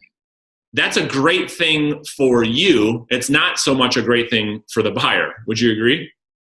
Sure. Right? Because hopefully if we do this right today, we will drive all the demand and carry all the leverage throughout the entire process of selling. So our competition is not with other homes at this time, Essie. Our competition is with ourselves and this number right here. Let me explain what I mean. There's a direct correlation, Essie, between how much you're going to sell this home for, ultimately how much you're going to put in your pocket, and how long the house sits on the market. Do you know why that is, or what's your thoughts as to why that is? I don't know. So let's go through that. So the correlation is this. The correlation between our offer and the money that you get for the property is a direct reflection of how long we sit on the market. The longer we sit on the market, Essie, the lower your offers will become. Let me explain why that is. If I was to show your house to you or any other buyer, and we were on the market for 1 or 2 days, as in this example, and the buyer turns to me and Essie and says, Brandon, I love this home. What do I need to do to get this property? What do you think, Essie, I would turn around and tell that buyer if we were on the market for 1 day? Give your best offer. That's exactly right. Because listen, you as the seller, the only way that you're going to accept an offer with the first or second day on the market is if what happens? The offer has to be what? I mean, it has to be a full price offer. It's got to be a great offer. Otherwise, we wouldn't accept it. Would you agree? Sure. So that's one example. Now, on the other example, let's pretend for a second, again, average days on market is 10. I show this buyer and we've been on the market for 97 days. And the buyer turns around and says, Brandon, I love this home. Okay, now what do you think I would tell that buyer as their agent? How many days has it been on the market, did you say? 97. Oh, 97 days. Oh. Nobody wants it. You got it. You're exactly right, Essie. You just hit the nail on the head. Nobody wants it. Something's wrong with it. It's overpriced. There is no other buyer competition. Nobody wants it. And if that's the case, do you think offers are going to reflect that when we start getting offers in? Yeah. Yeah, they're going to start. They won't be as strong. And so with all that being said, what you and I need to do, the importance of you and I seeing this thing completely in alignment today and pricing the property right from day one is critical. No longer is it the days where you want to list it high and then go down over time. And you can see that now. Am I right? Sure. Yeah. Right? Makes sense. Because again, the longer we sit on the market, what do we run the risk of? Get lower offers. Getting lower offers. What we call that, Essie, is becoming stale on the market. Stale listing is nothing more than a buyer looking at a home and attaching how long it's been on the market, because that's what every buyer asks. How long has it been on the market? And that question determines the buyer's urgency. And who do we want to have the urgency when they're putting an offer in? Them or us? Them. We want the buyer to have the urgency. We want the buyer to compete for your home. We don't want to compete for buyers. Would you agree? Right. Right? And so how we get buyers to compete for your home is we price it at what's called market value. So let's jump in and we're going to establish that today. Okay? So how we establish market value is we say, okay, what's actively happening in the marketplace, right? So we've got 2 houses right here that are what we call pending. All of that means, Essie, is these homes right here have accepted offers, okay? So this gives us really, really good information as real estate agents, because we say, okay, well, these houses, they accepted an offer. This is what buyers are buying, okay? So this one on Northumberland, it's at 350. 1,800 square feet. It's a 4-bedroom, 3.5 bath. They accepted an offer 5 days on the market. This home reflects, Essie, what we said here. This reflects of what is going on in the marketplace. Do you see that? Sure. This other home that's on the market, it's a 4-bedroom, 2.5 bath. It's a little bit bigger, and they took a little bit longer to sell the home, didn't they? Right. And now what I will bet you is that the offer is pretty darn close to this asking price, if not higher.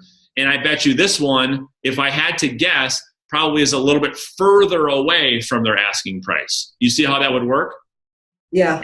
Okay, and so you're going to see that down here. As these reflect down here, these properties sold in 4 days. This one sold in 16 days. This property was listed at $320 and they got $320. This property was listed at $359, they got $355. It's all a direct correlation between days on market. So if we look at this from an average, this will tell us the average price per square foot in this area, with your house being 2,000 square feet. That's going to put you at a range, right now, somewhere in that 350 mark. Okay, somewhere in that 350 mark. Would you agree? Right. Yeah. Right. And so the only question that we've got to answer today is, based on a market value of 350, and 350 being the major threshold in your neighborhood, the only thing that we've got to discuss today is, are we going to list the home over 350 or at 350? And here's how we're going to answer that question. Because the major threshold in your neighborhood is this 350 mark, if you decide, and let me be clear, you're the employer, Essie, you're going to decide, I'm going to be your consultant and I'm going to be there giving you great information, and you're going to make the ultimate decision. You're okay with that, right? Mm-hmm. Okay. So if we list over 350, we will run the risk of knocking out about 60 to 70% of the active buyers. And so my recommendation is that we list the home at 350. Your house, you see this house at 2593 in square footage, and they were at 370. Your house being closer to that 2,000 square feet mark, we've got to be at this 350 threshold in order for us to drive buyer demand in the right amount of time. Would you agree with that? Well, I think my house is a lot more upgraded though. Like I put 50,000 into upgrades. Doesn't that count for anything? Yeah, 100%. And so what you're referring to is two things: saleability and return on investment, right? So when we put 50,000 in upgrades, what it doesn't do is increase the value of our home by 50,000. And I don't think you're saying that, right? Right. What you're saying is, hey, I put 50,000 in my home. How does that reflect in sales price? That's what you're asking, correct? Right. Yeah, no, it totally makes sense. And so here's what it will do. From a saleability perspective, it's absolutely going to help us drive our market value up, okay? It's impossible, Essie, to underprice a home. Here's why. Let's just say, for a conversation, we decide to list the home at 350. And we drive all the buyer demand. The buyers, will drive the demand up for your home in reflection of their offers with multiple offers. And you've heard that, through friends and family and on the news. Am I right? Mm-hmm. Yeah. That's how that happens. A home like yours, with everything that you've done here, based on the size of the home, I anticipate that being the case for you, although I don't want to set a wrong expectation. I anticipate that being the case for us at that price, okay? Now, if you and I agree to say, listen, based on everything we have here, why don't we try to go a little bit higher? Why don't we try to go to 359 or 369, somewhere in that ballpark, which I'm okay if we do, based on what I'm about to say, based on the fact of one of three things happening, and you and I, Essie, today being on the same page. Let me walk you through what could happen. Regardless of what price you decide to put the house on the market at, I'm okay with, because what we're looking for is immediate traffic and an offer, a great offer within the first week, which is what you want, correct? Mm-hmm. So that's the first thing that could happen.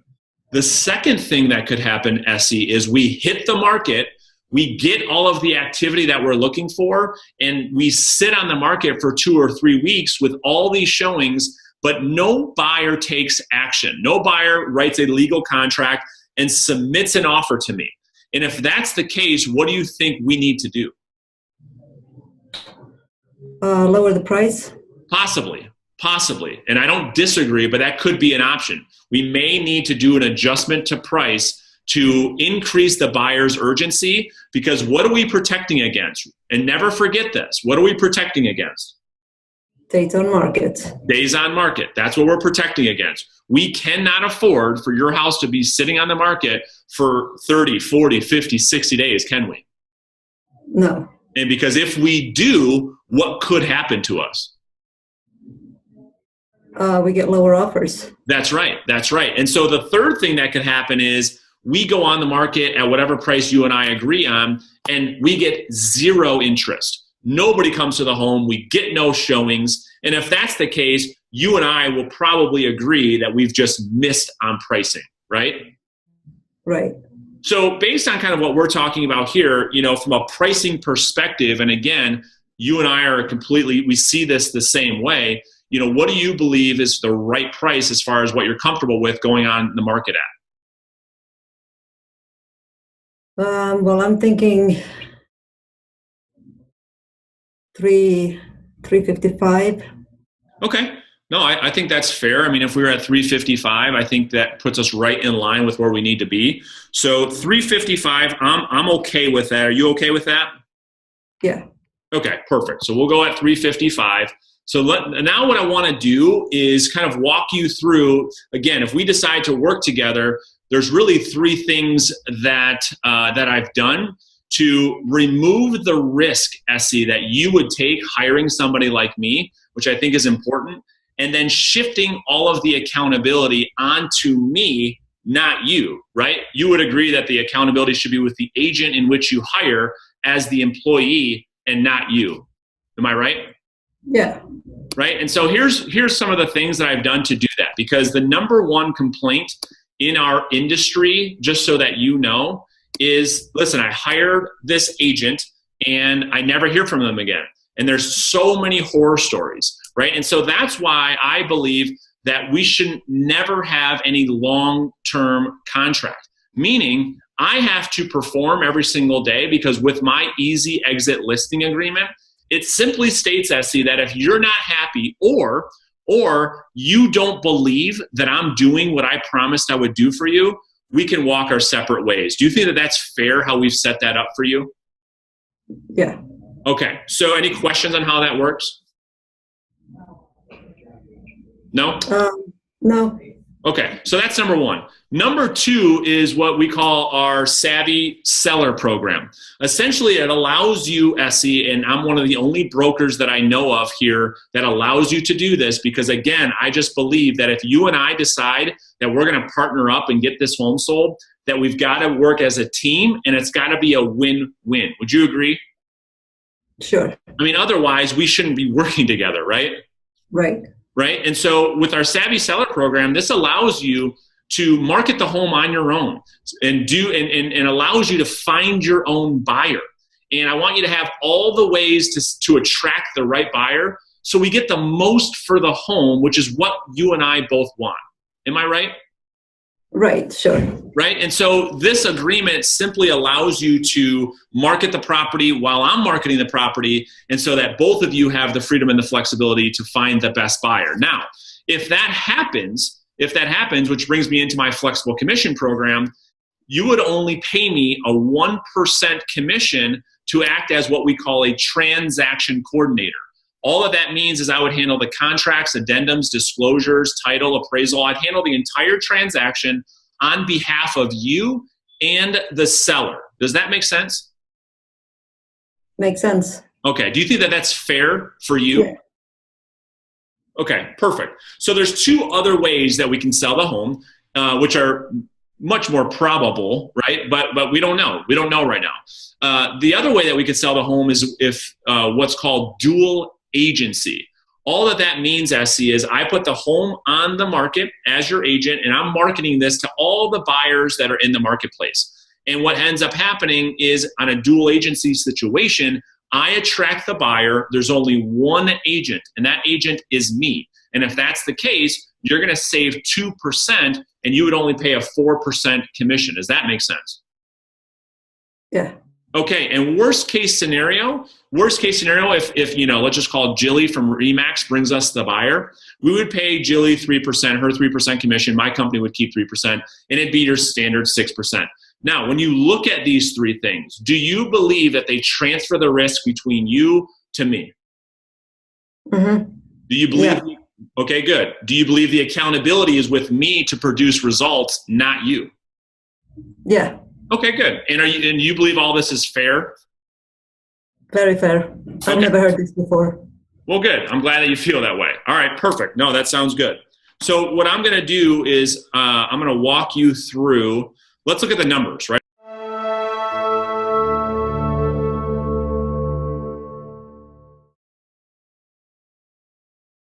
Hey guys, welcome back to step 4.5, which is the CMA presentation. This is the big one, the most important part of the face-to-face preview appointment. So make sure you've got notes, you pay attention, and maybe you watch this a few times. All right, so here's what we're going to cover in today's training. I'm going to walk you through the 5-step process. Okay, so not to get confused, the entire preview appointment has 6 steps. Okay. In just the CMA presentation, just that specific presentation has 5 steps to it, okay? So as you're learning each new strategy, each new script, you're learning everything piece by piece. This is no different, okay? So I want you to learn each part of the CMA presentation one at a time. You're gonna kind of see how these come together. Then I'm gonna dive deep onto each section so you understand exactly how each section works. Then we're going to talk about transition number 3 so we can get into the FSBO value proposition presentation. So let's get started. Let's talk about the CMA presentation overview.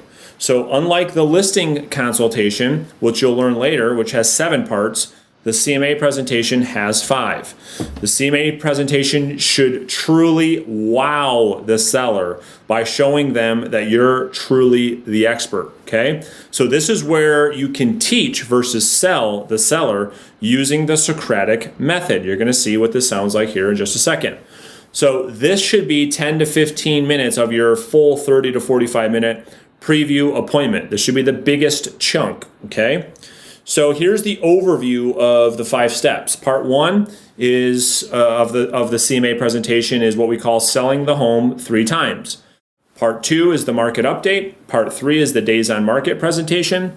Step 4 is the active listing analysis, and then part 5 is the sold data presentation. All right, so let me walk you through each step of this, okay? Part 1.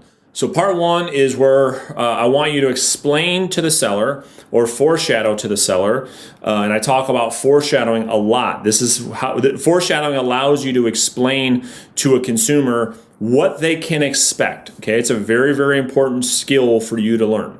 So selling the home 3 times foreshadow. So this is where you're going to give a high level explanation of why the home must sell 3 times in order for the seller to get paid. Right? And you might be asking, well, what are you talking about? Well, you get it. It's number 1, the house has to go on the market. We have to go through showings. We have to appeal to a buyer. That buyer has to write us an offer. We have to go through the offer negotiation process, and we've got to get that offer accepted. Like, that's a massive, massive thing, right? So that's the first time the house has to sell. Well, the second time the house has to sell is during the inspection, right? More times than not, buyers are doing home inspections and we have to renegotiate, don't we? Well, that's the second time the house has to sell. And then this is where you want to walk them through from a high level the inspection process, helping them understand that, listen, we've got options when we get to that point, but the house has to get through inspection. And then lastly, the house has to get through the appraisal, right? Because there's a lot of times that the appraisal requires negotiation. It doesn't appraise, and now you have to renegotiate the entire offer. So what you want to do here in part 1 is you want to explain this to the homeowner, right? You want to explain to them the offer negotiation process, the inspection process, the appraisal process. And then you can gain agreement. And you can say, and so Mr. Seller, Mrs. Seller, you can see what I mean by the house having to sell 3 times in order for you to actually get paid. All that makes sense? They're going to say, yep, Brandon, totally get it. Makes sense. All right, awesome. Brings us into part two. Part two is where we're just going to do a high level market update. Okay. So this is where you're just going to start off by asking the seller what they know or what they have heard about the current market. So you just want to ask, right? You want to understand what they know, what they don't know about the current market. Because what if we're in a seller's market or a buyer's market or either or, and the consumer has just total, they just have no idea what's happening with the marketplace, and their explanation of the market is not even close to what's happening. Well, you've got a lot of work to do here, right? Because then what you're going to want to do is just kind of explain quickly the current market conditions. And this is another foreshadow. You're always foreshadowing. You're always setting expectations. You can explain to them that we're in a buyer's market, seller's market, we're in a neutral market, timing, interest rates. You can kind of give them an idea of what it's like out there. You know, houses are selling typically, if they're priced right, houses are selling within the first 2 weeks, right? You can, if that's the type of market you're in, make sure they understand that. So part two is pretty simple. Okay, part three. So when I say the CMA presentation is the most important part three of that presentation is the most important part of this specific presentation. So part three is what I call the days on market presentation. Okay. So in your CMA, surely the one you print out from your MLS is going to show the average days that it's taking homes to accept an offer. So the seller, this is where you're going to want to make the seller, the example you want to paint here is you want to have the seller be a potential buyer. Okay, so here's how this is going to kind of work. So you first off want to walk them through this little exercise that I do when I go through with the seller. Every time I'm at a house, I say this exact same thing. Okay, so let me role play this whole thing so you can hear how it sounds. So, Mr. Seller, here's what I want to do to have you understand the importance of timing as it relates to selling your property, because this day, this number right here, and let's just pretend it's 30, this number 30 is the most important number. The most important number to your experience selling a home. Let me explain. Let's pretend for a second that you are the potential buyer for this property. Okay? They always love this, by the way. And then I get up out of my seat, I get up out of my chair, and I'm walking them through the property, literally physically, and this is what I say. And I say, Mr. Seller, I show you this property. It's been on the market for 1 day. You turn around, you look at me and you say, Brandon, this is the property for us. We have to have this home. What do I need to do to get the property? I'm going to turn right back around to you, Bob, and I'm going to say, well, based on the property, and I ask him, what do you think I'm going to recommend to you? What do you think I'm going to recommend to you with this house being on the market for 1 day? And the seller always says, well, you're probably going to tell me I've got to write up a good offer. And I'm like, that's exactly right. I'm going to recommend that we have to put out a great offer. Well, why? And this is that Socratic method. This is where you're teaching. This is where you're engaging. This is where the seller is like, man, I want more. I love the way this guy communicates. So the seller says, well, you know, because it's only been on the market for 1 day and the demand may be high. There might be other people interested. And I'm going to say, yeah, and there's one other thing. The seller of the home, probably like you, would not look at any lowball offers their first day on the market. Am I right? And that's a really, really critical moment. Okay, and so they say, nope, you're right. I wouldn't either. Okay, cool. Well, let's give you a different example. Let's pretend we walk through this property and the average days on market in the neighborhood is 30, like it is for yours. And this house has been on the market for 90 days. And you turn around and you say, Brandon, I want this house. This is an awesome house. And now you ask me, what do I recommend? What do you think I'm going to recommend as far as an offer strategy? And they always say, well, yeah, based on what we just went through before, there's probably a little bit more negotiating room. I'm going to say you are exactly right. There's a lot more potential for negotiation. Why do you think that is? And the sellers always come up with the right answers, amazingly enough. They always say, well, yeah, I mean, all the other houses are selling in 30 days or less. This one's on the market for 90, must be overpriced, right? You got it. Ding, ding, ding, ding, ding. It's overpriced or something's wrong with it. And who did we have give us the answer to that? The seller. We don't have to use the words. We can use the Socratic method to have the seller give us the words we're looking for. So the seller says, yep, that makes a ton of sense. And then I say, now listen, your best opportunity to get the highest offer with the best terms is going to be when you're new on the market. And then you can gain agreement on not going over that 30 days. And you can say things like, Bob, do you understand now how important it is for your property to be sold within the next 30 days or better case scenario, sooner than that? And they're like, oh my gosh, yes. This is the first time where you instill not only doubt, but a little bit of worry. This is where you can get the for sale by owner to start thinking like, oh my gosh, that's a really, really good point, because they can picture themselves as the buyer and what they would do. And now they can rationalize around, well, why would any other buyer give us top dollar if we're sitting here on the market? What has this done subconsciously? Think through this. Let me give you a hint. This positions us as a great backup strategy. They start going through this process. They're not getting the results they want. I've done such a good job instilling a little bit of worry about this average days on market. They start being on the market for 1, 2, 3 weeks. All they can think about is me talking about this story about 30 days, 30 days, 30 days. I'm circling 30 days, 30 days. They're like, honey, we cannot even come close to that 30 day. Let's call Brandon. That is what is happening here, you guys. That's why part 3, this days on market presentation, is so critical. Part 4, this is the active listing analysis. So once you get past part 3, you're in the breeze. Okay, this is kind of easy from here. So you're just going to walk them through. You're going to have the seller look at all the active listings as a buyer. Okay. So just like a buyer, when I say an active listing analysis, we're going to have pictures of all the active listings, and we're going to say, hey, here's our competition. Let's have a quick look. Let's see what they're doing.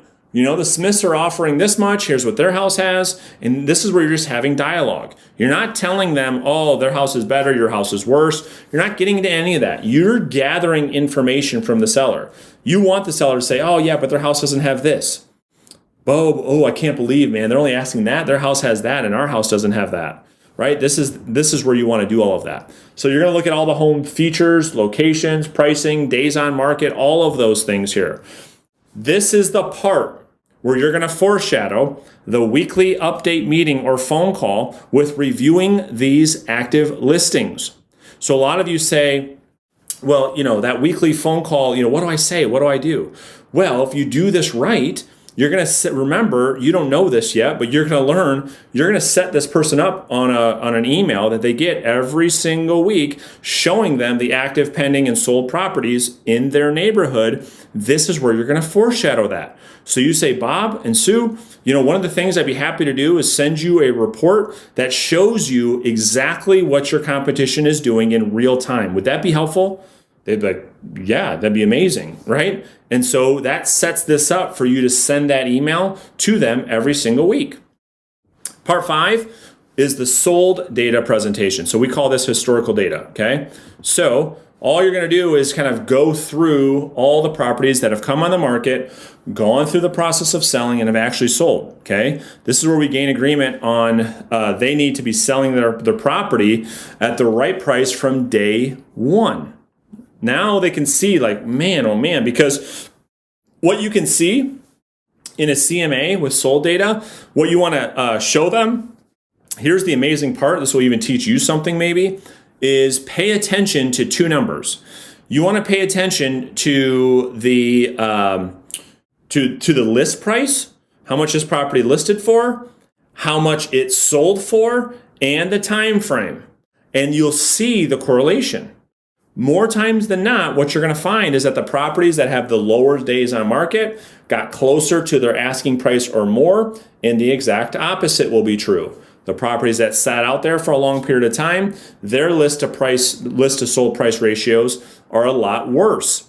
And when you start to point this data out to a seller, again, they start to really look at you through a different lens. They start to look at you as an advisor, right? As a consultant, someone who really knows what they're doing. They don't look at you, as a sleazy salesperson, okay? So, transition number 3. Once you get through this CMA presentation, this is where you're going to want to transition into your value proposition presentation. And here's what you're going to say. So Bob and Sue, not that you will, but if you get close to the average days on market, which is 30, or you get over that and you need to look at other options, there are some things that we do specifically for people selling on their own. Can I share those with you really quick before I leave? Okay, so let me do that one more time. So what you want to say to them is, Bob and Sue, not that you will, but if you get close to the average days on market or over, and you need to look at other options, there are some things that we do specifically for people selling on their own. Can I share those with you really quick before I leave? Okay, again, at this point, they're like, I don't want you to leave. Tell me more. And then you say, awesome. So then we're going to get into the next step, which is the value proposition presentation. So step 4.5, here are the action steps. Now listen, stop. I need you to practice each step and master each part before moving on, okay? I've seen this too much in the past where students don't listen to me and they go practice on their prospect. Okay, that'd be like a doctor doing surgery on your arm who's never practiced before. You would sue the doctor, you try to put the doctor in jail. Well, then don't do this yourself, right? Practice each part, master this thing. Of course, you're going to get better as you're doing more and more of these, but in the beginning, know what you're going to say. Learn one part at a time and only practice one part with your role play partner, okay? I want you to learn the transition 3 script. I put some sample CMA presentation videos in this section of the training portal, so make sure you watch those. You can kind of see me go through the entire CMA presentation so you know what it sounds like, how it comes out. And then that's it. That's the entire CMA presentation. Kind of walked you through all 5 steps. If you want to ask questions or you need anything, you can tag me in the Facebook group or join one of our weekly Q&As. So that's it for step 4.5. I will see you in step 4.6 very soon.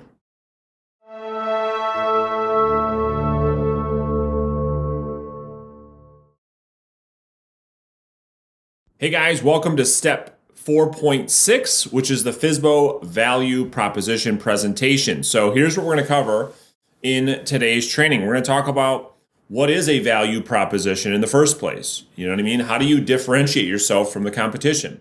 I'm going to talk and I'm going to teach you in this training how to present this value proposition. This is one of the key presentations that you need to learn and master in this system. So let's jump right into it. Number 1, what is a value proposition? Well, it's a tangible offer that gives a potential seller a specific reason why they should do business with you, and it must do all of the following. So, 2 key things here, tangible and specific, right? So many people in the real estate industry, when you ask them, why would someone do business with you? Their answers are like, well, I give good service. I'm accessible. I care. Those aren't tangible and they're not specific, because wouldn't every real estate agent on earth say the exact same thing? So these have to make you different. So number 1, it has to transfer the risk from the seller to you as the agent.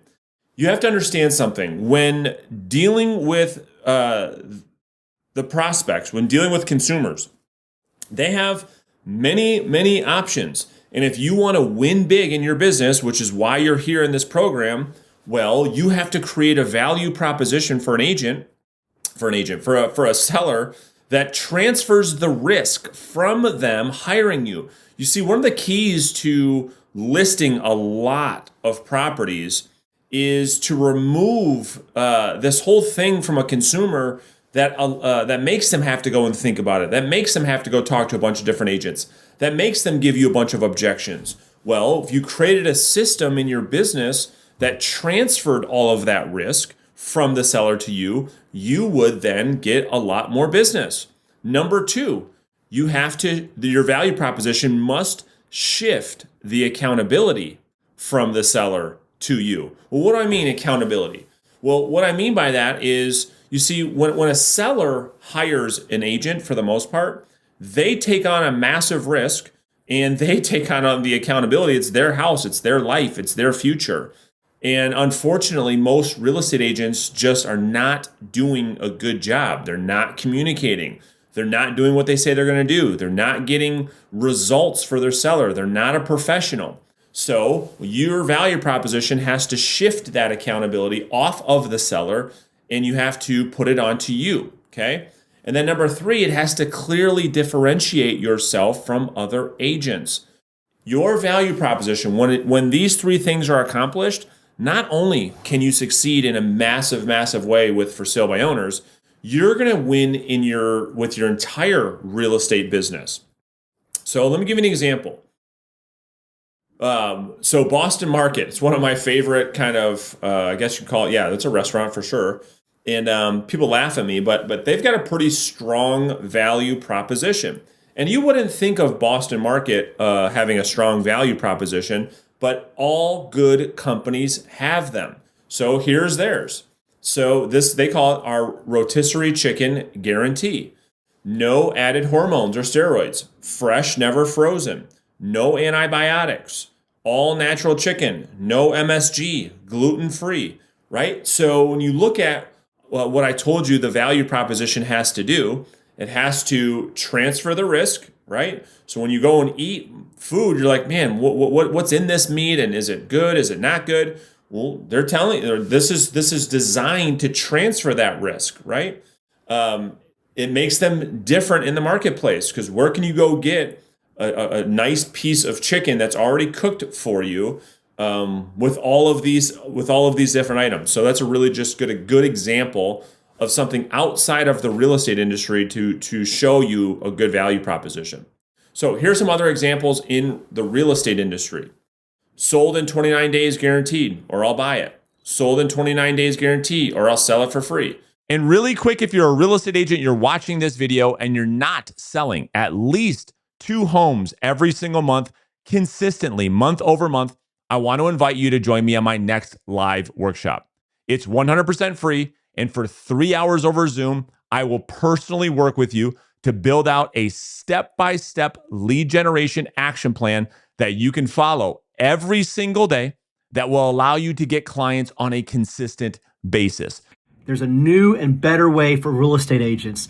And wow. So if you're considering this workshop, you need to do it, because nobody is given this type of tactic or strategy to where people actually want to talk to you and have fun again and start making real money. I've taken so much away from this. It's incredible. I'm so excited. I feel like I'm robbing Brandon a little bit because it's all so valuable. I'm very, very, very, very, very motivated as an individual, and I just don't know where to put the effort. And now I have a way clearer idea of where to put the effort. If you don't do this, you're not going to have a career. You're going to be like me and flying by the seat of your pants, and it doesn't work. It doesn't work. You can't just depend on referrals. So if you're sick and tired of riding the commission roller coaster where 1 month you've got this great income and then you go months and months without getting a commission check, then simply go to reverseselling.com to save your seat, or simply click the link in the description. So these, I don't love these. They're pretty gimmicky for me, but you'll see a lot of people use these types of value propositions. Let me give you my value propositions and what we use on my team. And these all go, because this is a question I get all the time, these all are going to go into a separate addendum. So when you get to the listing consultation training in this program, I have all the addendums down that you can download, that you can see exactly what the wording sounds like for each one of these value propositions. I'm using a standard listing exclusive right to sell contract, and then I have an addendum that spells out all of these different programs. So number one is my no handcuff listing agreement. And don't worry, I'm going to go in depth here in just a second of what these are, how they work, and how you explain them. Number 2 is my Savvy Seller program. Number 3 is my flexible commission program. Number 4 is my communication guarantee. And then number 5 is my 1-day open house program. So these are the 5 things that I've put into my business that have helped me explode my business, getting me to 100 listings plus per year. And it's doing the same thing for people on my team because it's so tangible, it's so valuable, it's so different. We shift all the risk and the accountability onto us to perform, takes it off of the seller, making it very, very appealing and compelling for a seller to hire us over the competition, where our competition won't offer these things. Too scared, too much of a scarcity mindset. What about this? And what happens if that happens? All the agents that say that, it's a scarcity mindset. That's how we win over these agents. They're all operating out of a place of fear and scarcity, where I try to teach you to have a mindset of abundance. And these things are going to help you win in a big way. So let's start off with the no handcuff 1-day listing agreement. Okay, so before your skeptic brain goes crazy here and your broker says, what are you doing? You can't do that. You know what I mean? And we get a lot of agents in the program that say, oh, my broker doesn't get it, or my broker won't let me do this, that, or the other thing. So let me break it down what we're actually doing here. So, and one important thing is that when you saw this title, your mind started racing around why you can't do this. What it is, my broker won't allow me to do this. I can't do this. What is this all about? Because it's just different, right? So this would be a great example of you taking things literally and not understanding one of our core principles, which is nothing is as it seems, right? So that's one of our core principles that we try to teach you. Well, this is that same thing. So the no handcuff listing 1-day agreement simply allows the seller to fire us at any time and allows us to do the same. Okay, that's what it says in the addendum. Okay, so here's the script. And before I get into the script, here's the thing. If you have questions about this and you have concerns about this, well, I don't know, man. My company, they're only going to let me do a 6-month contract. Here's what I want you to ask yourself and your broker, and I want you to look at this from a different lens. A seller is never obligated to sell their home with an agent. The law and the judge will not allow it. So if you take a listing, that seller can fire you at any time they want anyways. So obviously you know that, but when you think through that, wouldn't it just make sense then that you can use that to your advantage? A seller can fire any agent for any reason, anytime they want. Now, can the seller hold that listing hostage and not release the listing? Sure, but the seller doesn't have to sell the home with that agent regardless of the contract, just so you guys know that, okay? So that has already been in place forever. It's never been different.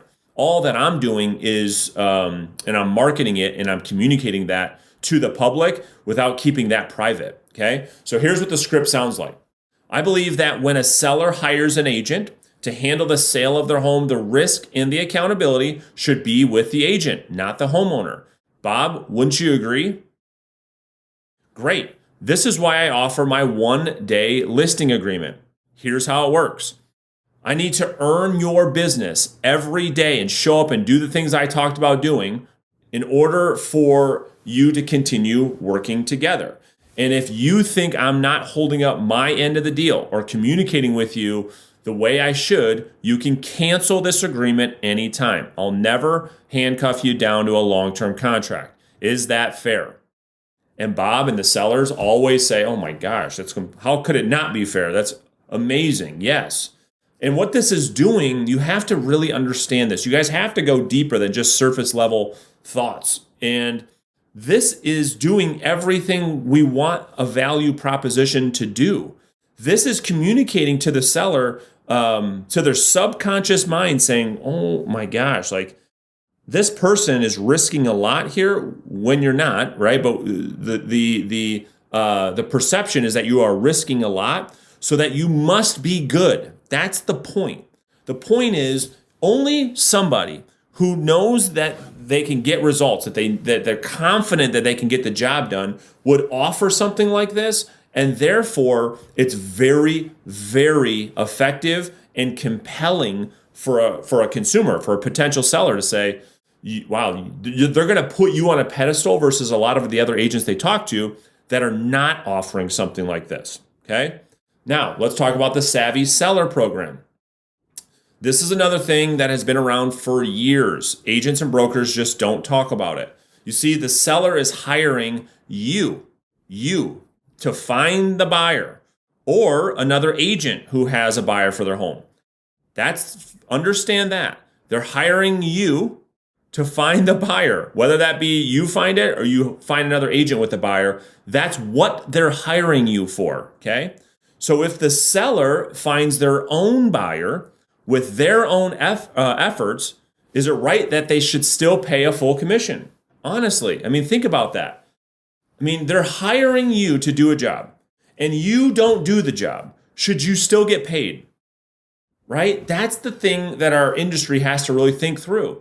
It'd be no different if you hired a painter, okay? You hired someone to come paint your house and they never paint your house. Are you still going to pay them? Like, oh yeah, no problem.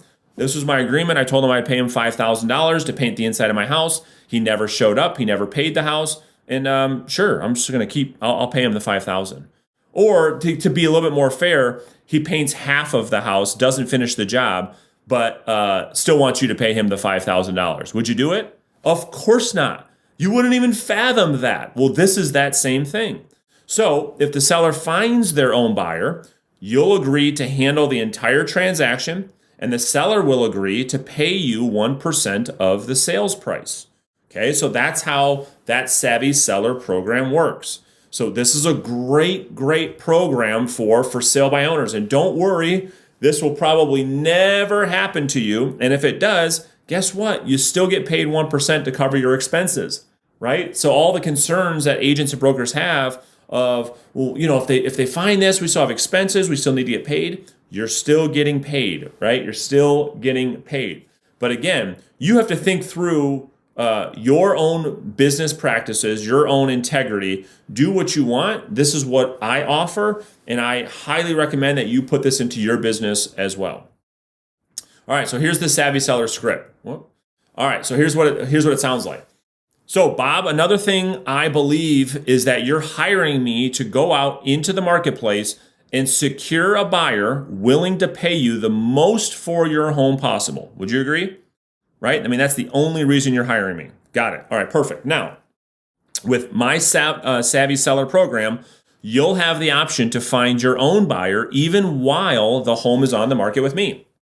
Now, the likelihood of this happening is not that high. However, if you do, I'll process the entire transaction for you and the buyer, including the contracts, addendums, disclosures, inspections, appraisals, and I do all of that for 1% of the sales price. Now, Bob, do you believe this is fair for you? And they always say, yes, that's really fair. So that's the second thing I go over, right? In the value proposition presentation, that's what I'm explaining to the consumer.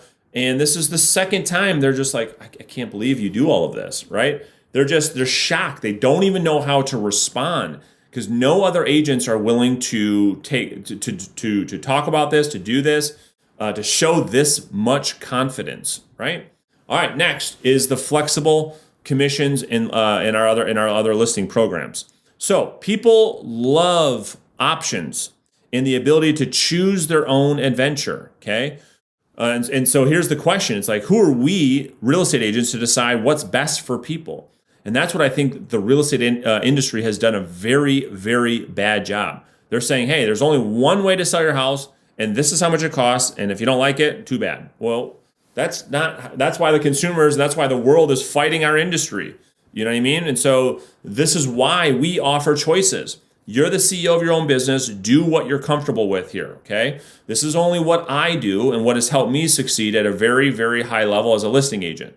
So here's what my systems look like. So number one is with our flexible commission program is a 1% MLS entry only and transaction coordination. So a lot of you are going to find in the FSBO backup plan, this is an option, right? This is an option for people. So for 1%, they have to offer a buyer agent commission for us to put it into the MLS, but we charge 1%, right, to put their property in the MLS only. We don't do anything else. No marketing, no communication, no handling offers or showings or advice or nothing. They don't get any of that. We literally just stick it in the MLS, and if they get a buyer that way, then we'll process the deal and they agree to pay us 1% upfront, okay? So what happens if we list the property? And well, let me go back for just a second with this option, because the confusing part here, I guess, for you is that this is an option for a for sale by owner to just go with this program only. Let me go back. With this program only. But if they choose to list their property with me and have me handle the entire thing, this is when the Savvy Seller program kicks in. Right? So I'm listing the property. They don't get to just pick one or the other. I list the property, and what you're about to kind of walk through is based on where the buyer comes from is how much they're going to pay in commission. So just to make that very, very clear, the only time we have an option where the consumer doesn't have to list their property with us fully is if they do this MLS entry only, and we charge 1% and we'll handle transaction coordination. Otherwise, this 1% falls back to the Savvy Seller program, which is included with our full service listing, okay? So we charge 4% if we write an offer for an unrepresented buyer, okay? So be careful here with dual agency. We don't do dual agency in my company. I don't do dual agency. I think you're gonna see dual agency go away in the future. So we write an offer for what's called an unrepresented buyer. Buyer comes to an open house, buyer calls me off a sign, buyer calls me off of an ad, buyer calls me off of a Zillow listing, wherever that buyer calls me from, and they don't have an agent. Well, I don't have an agency relationship with them. I just write the offer for them, and I charge 4%, right? The seller saves money, I get a raise, everyone's really, really happy. Now, how often does that happen? I would say on average it's right around 20% of the time, year over year, is how often that happens, okay? 6%, so we charge 6% for a full service listing, and if we have to pay our buyer's agent, this is what we offer 3% to the buyer's agent, okay? This is what you offer every time unless it's an MLS entry only, okay? So every time you take a full service listing, we have those three options, right? 6, 4, or 1. And now I also have a premium listing package, which is 7%. Of my business, this happens probably about 10% of the time, okay? So 10% of the time, I'm getting a listing for 7%. We call it our premium listing, and here's how it works.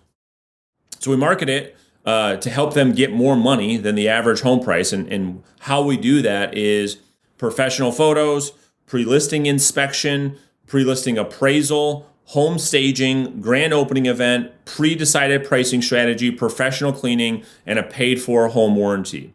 So I do all of those things up front out of my pocket, and the seller, I take 4% when the property sells to reimburse myself of the out-of-pocket expenses that I have on my own to get their property sold, and we offer 3% to a buyer's agent. Now, we do this because just like a certified pre-owned vehicle that will sell for more money because there's more value there for the consumer, right? So think about the buyer of this house. So the buyer of this house is going to get an inspection, right? Well, we already did that, so that could save them money. We already did an appraisal, and sometimes you can have a lender use that, sometimes you can't. We're going to have the home's going to be professionally cleaned already, and it comes with a home warranty. So there are tangible things that a buyer would get here on this property, which helps these property become more appealing. Thus, the sellers like it. They agree to pay us more than the standard 6%. Okay. So I know that's a lot of nitty gritty, detailed information there. Surely ask me questions on this. There always is. I'm trying to, as I release this new version of this program, I'm trying to make this more clear for you guys. But if you have questions, just obviously come to one of our weekly Q&As. All right. So next.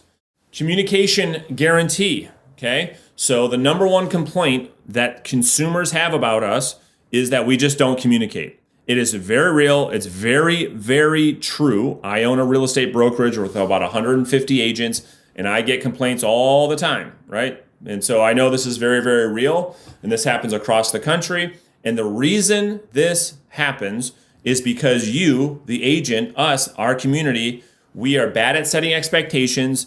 And then when we don't set those expectations and things don't go well, we are not professional enough. We don't have the guts enough to tell the sellers the truth. So we hide. That's what happens.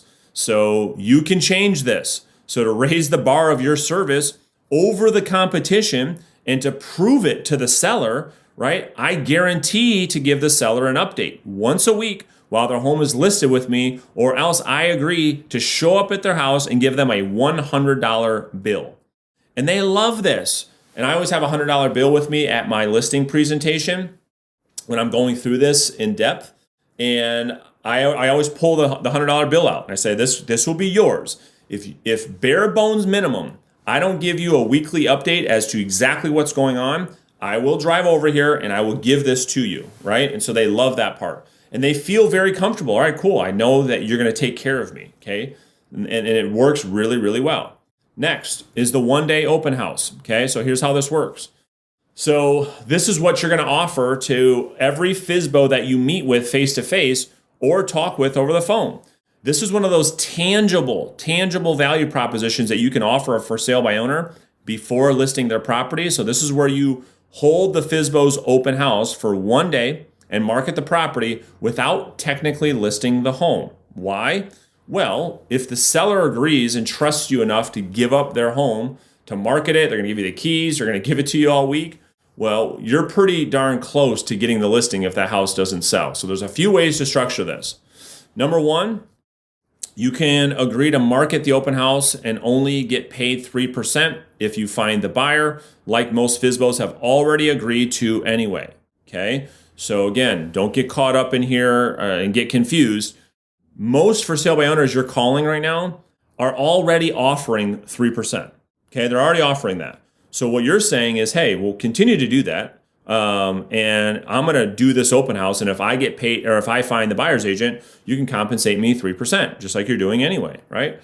FSBO's not out anything. They're getting more for that. Number two, what's even more powerful is to get more of these opportunities is to offer the open house to the FSBO for free and not get anything if you find the buyer. Why? Well, it's a very, very compelling offer. And obviously you'd get all the other buyer leads that come through the open house. It's a win-win. And oh, by the way, it's a great way for you to penetrate that relationship on a deeper level that no other agent can even compete with. So imagine you're doing 3, 4, 5 of these per month for sale by owners in your marketplace. They're not paying you anything for it. If it doesn't work, if it doesn't sell, well, you've got a phenomenal relationship with the for sale by owner, and it brings you that much closer to listing the property. Okay, so here are the action steps, and so I'm gonna put the addendums that I referenced earlier on in this training. I'm gonna put them below in the resources section of this training, and I'm gonna put them in the listing consultation training when you get there, so that you can just review these so you know how they work. Because I'm sure you have a lot of questions or confusion around how this whole thing happens. But I want you to learn each section or each value proposition one at a time, practice one section at a time with your role play partner, okay? And I only want you to move on to another section once you can explain each part of the value proposition smoothly with no hiccups.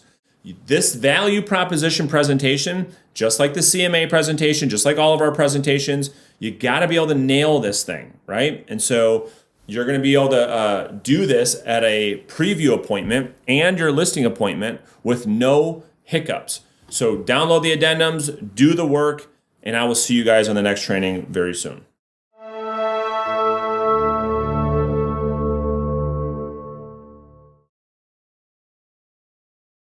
Hey guys, welcome to step 4.7, planting the backup seed. So here's what we're going to cover in today's training. We're going to talk about why planting the seed is so critical to your success, and then I'm going to show you how to plant the seed script. All right, so let's jump right into it. Today's training is going to be short and right to the point, but it's an absolutely critical piece to you winning with for sale by owners.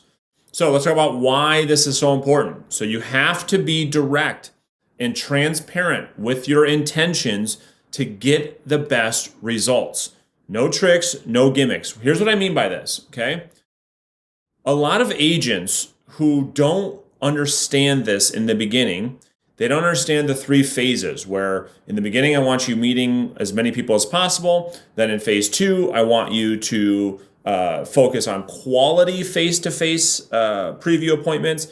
And then phase 3, I want you to really hone in your skills and communicate essentially that asking for the business, being transparent, talking about the opportunity that you'd like to have to help them sell the property as their backup solution, and being very, very upfront with that. So what a lot of agents don't understand is that they think that they can just go and be everyone's friend and that they're going to get listings. And what happens, not after a long period of time, is they quickly, they're bought in, they start having great face-to-face meetings, and then they start losing listings to other agents. And like, what's going on here, Brandon? I don't understand.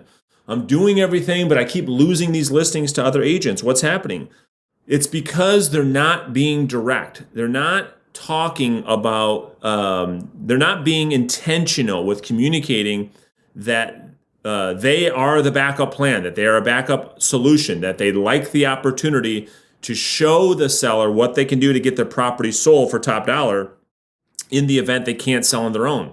Most agents are just waiting for the sellers to just magically call them one day and say, come list my house. Now, does that happen from time to time? The magical come list me call?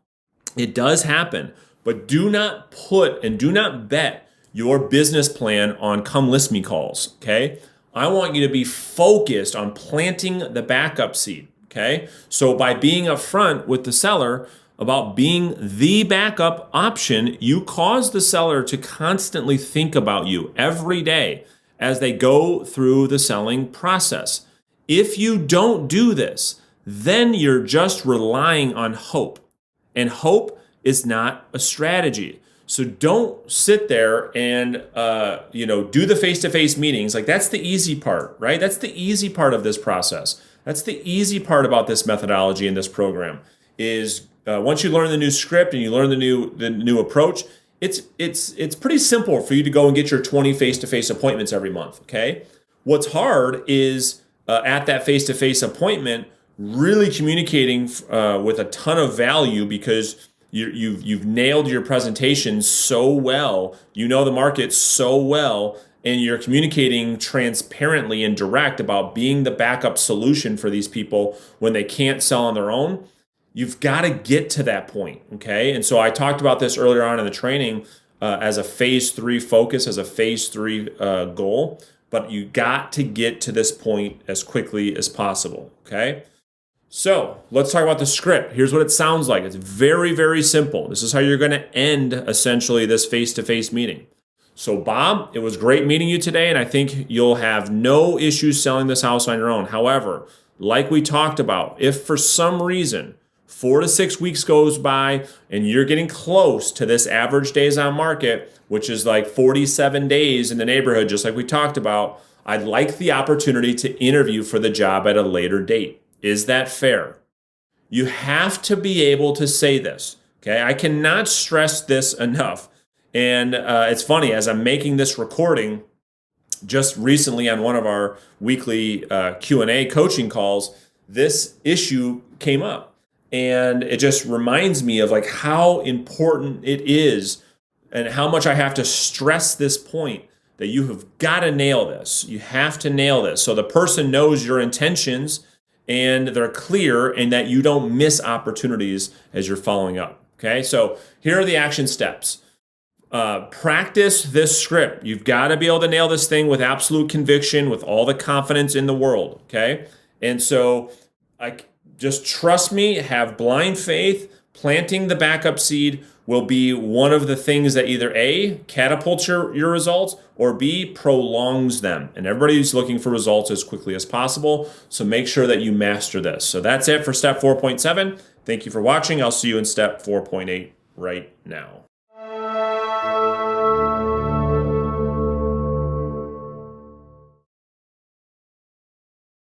Hey guys, welcome to step 4.8, sending your handwritten thank you card. So here's what we're going to cover in today's training. We're going to talk about why we want to send the handwritten thank you card after all of your preview appointments. We're going to talk about what you need to include in the card, and then how and when to send your card. So let's talk about why. First and foremost, sending the handwritten thank you card separates you from every other agent. Why? Well, you're the only one doing it. Very rarely do consumers get handwritten thank you cards in their life, especially from real estate agents. Myself and other agents, we have gotten listings because of this one tactic and strategy.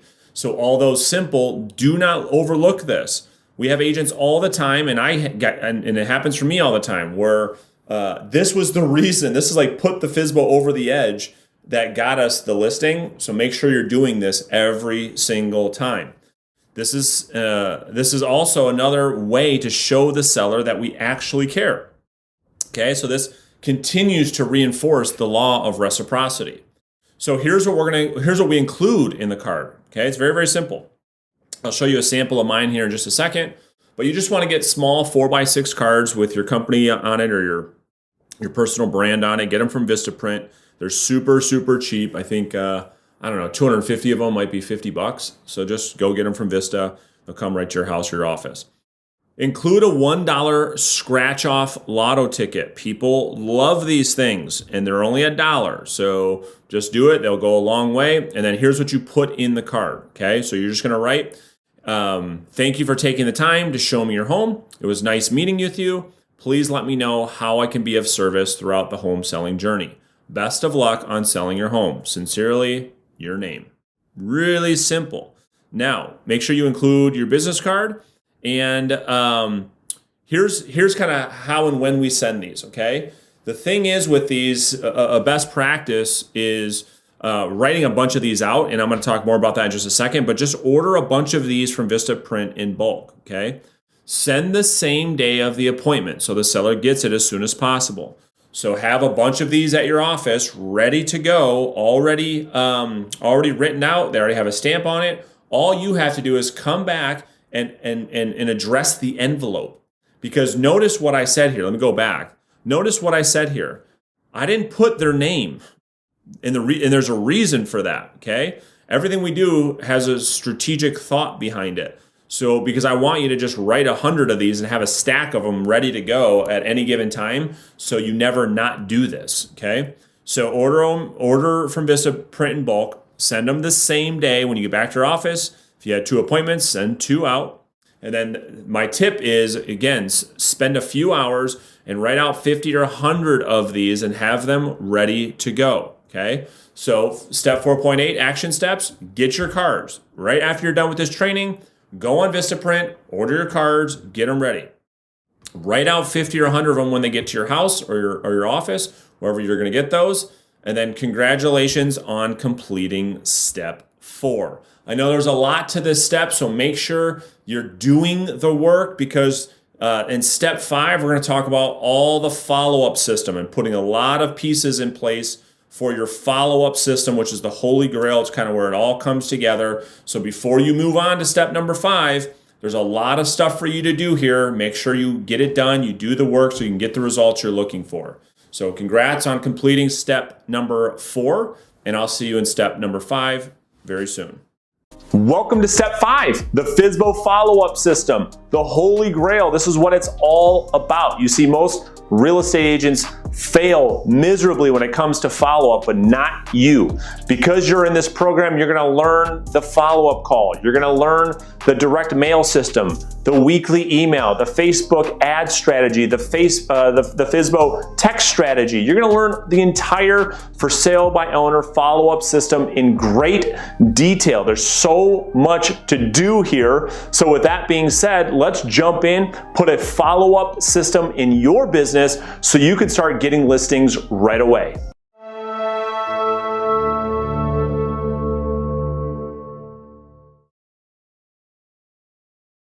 Hey guys, welcome to step 5.1, the follow-up system overview. So here's what we're going to cover. This is a big training. Step 5, the follow-up, is where you're going to find the majority, not all, but the majority of your results in this program. So this is going to be a lot of information. So step 5.1, we're going to talk about in the overview training. I'm going to walk you through who to follow up with, why follow-up is king, the follow-up strategy. I'll give you a whole deep dive overview of the entire strategy. And then finally, we'll go through the entire follow-up system. All right, so let's jump into it. Why follow-up is king. So understand right now, just like I said before, 80 to 90% of your results with for sale by owners is going to come through your follow-up efforts.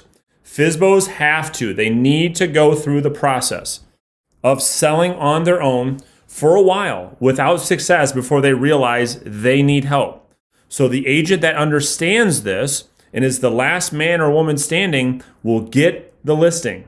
It's that simple. Don't overcomplicate it. And remember, back from the earlier training, I said that the majority of FSBOs will list their home in weeks 4 to 6. Okay, so it only makes sense to have a system that puts you top of the FSBO's mind on a regular basis. So don't forget that. So who do you follow up with? Well, how do you know when you're going through your days and your weeks, how do you know which of all these FSBOs to follow up with and to focus on? And, as I've gone through this training, I've stressed, following up with as many of these as possible. But there are things that you can look out for, requirements that will take place for you to either continue to follow up, continue to invest, continue to pour resources into specific FSBOs and some that you won't. And so here are the follow-up requirements, okay? And so again, here's some caution and exception. Because remember one of our core principles, nothing is as it seems. Okay, so rarely will it be obvious which FSBOs fit your follow-up funnel and which ones don't. So be careful.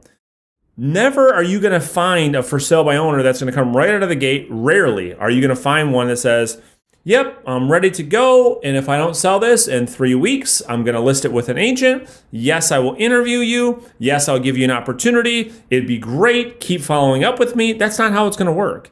You have to be very, very cautious. And you have to listen, and you have to understand that nothing is as it seems. So that's one of the core principles, and that's like the hardest part about navigating this follow-up system. But here are 3 overarching requirements that you need to look out for. Okay, number 1 is very, very simple. FSBOs, you want to follow up with people that are nice, sane, and reasonable people. We're not looking to work with any jerks, okay? So if someone's just an absolute rude, unreasonable jerk, they're nasty, no, I don't want you following up with them, and you're not going to work with them anyways, okay? So don't worry about those people. They're out there. There are a lot of them. Don't worry about them. Move on. Number 2, the FSBO, the FSBO would consider other options in the future. Again, be careful here. Because there will be times where you ask people, hey, if for some reason you can't sell this property in the next 30, 60, 90 days, would you consider interviewing agents? Would you consider other options? Sometimes people will say no, even though they actually would, right? So you have to be very, very careful of that, okay? Number 3, the FSBO does not have a close friend or family member they would list the home with. Again, be very careful.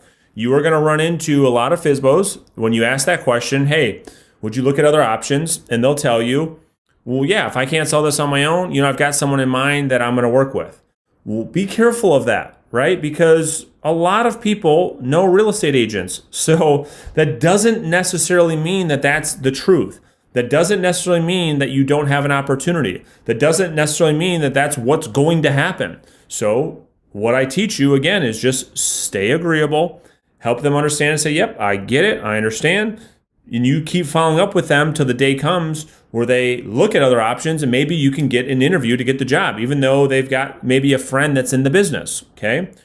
So be careful with those, but those are three follow-up requirements that you want to focus on, but keeping in mind our core principle, which is nothing is as it seems. So let me give you the follow-up strategy, okay? So we know we need to be the first voice the FSBO hears, right? We know that. And when they decide to sell their home, but we also need to be the last and their biggest support system along the way. Okay, so that's the overarching strategy. We want to be the first one to communicate with them. We want to see them through the process because we're being careful. We're following up with the right ones, but at the same time, we're not taking the bait. Nothing is as it seems. We're not taking a lot of the stuff that they're telling us literally. As long as we're having good conversations, we're going to stay in the game. And so for a lot of for sale by owners, we're going to be there to the end. So next, to truly succeed with FSBOs, you need to follow up with FSBOs for their entire life cycle of the sale of their home. And I've talked about that throughout this entire training. So when they hit the market, all the way till something happens, they list it with you, they list it with another agent, or they sell on their own. So you should know what the status is of every FSBO in your marketplace. You want to know, you want to be the agent who knows all the FSBOs in the marketplace. Oh yeah, the Smiths, their motivation is this. Oh yeah, the Joneses, here's their timelines. Oh, this other family, they're looking to do this, that, and the other thing. You should know all of the stories. You should know everything that's going on. These FSBOs should act as your farm, right? Everyone talks about farming in this industry. Well, you're farming FSBOs. And as long as the FSBO meets the follow-up requirements, you're going to follow up forever until they list the home with you, they list it with another agent, or they sell on their own, okay? So here is the follow-up system, the overview of the entire system that you're going to learn all about in step number 5, okay? So Mondays, you're going to learn the follow-up call strategy system. Tuesday, you're going to learn all about the FSBO mailers and all the direct mail automation with banner season. Wednesday, you're going to learn how to build your weekly emails. Thursday, you're going to learn all about Facebook retargeting ads. And then on Friday is when we send our text messages. So you're going to learn how to do all of these here in step number 5. But step 5.1, I just want to kind of give you an overview of the strategy and the system. So step 5.1 action steps, download the FSBO follow-up overview. So you can just have it in front of you and see, okay, where am I at in the process?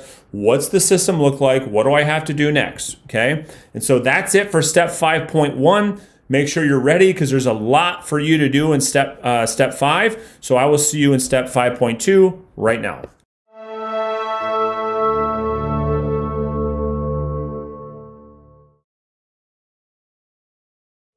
Hey guys, welcome to step 5.2, the follow-up call.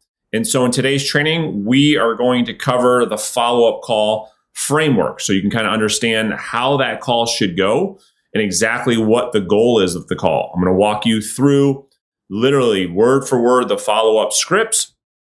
And so let's get started. So let's talk about the framework. Okay, so the follow-up call has 4 different parts to the call. First is the intro. It's very, very simple. I'm going to walk you through this so you can learn this here in just a second.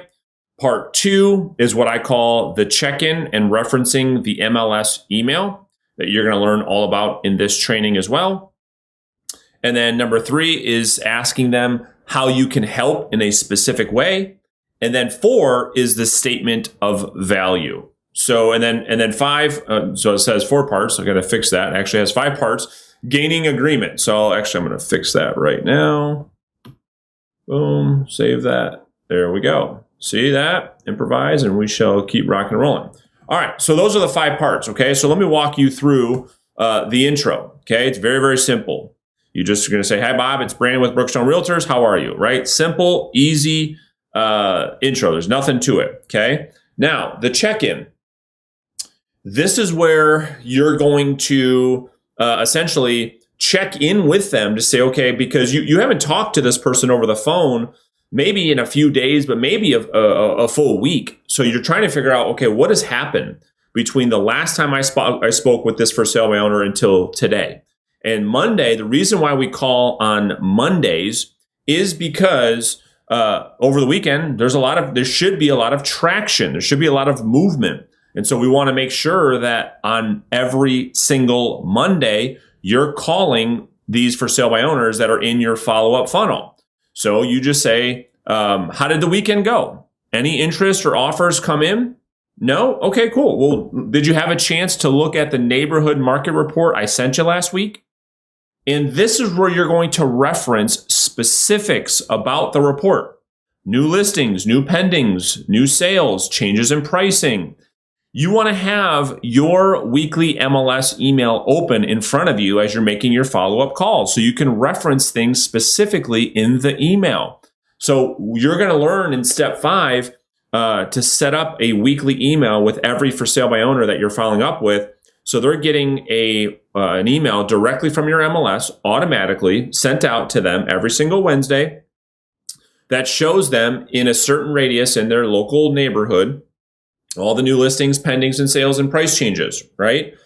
All of your MLSs can do that. So that's the email that you're going to reference. And every single for sale by owner that you talk with, meet with, have a good conversation with, gather their email, this is how you're going to execute one of your weekly emails. We'll talk all about that here later in step 5.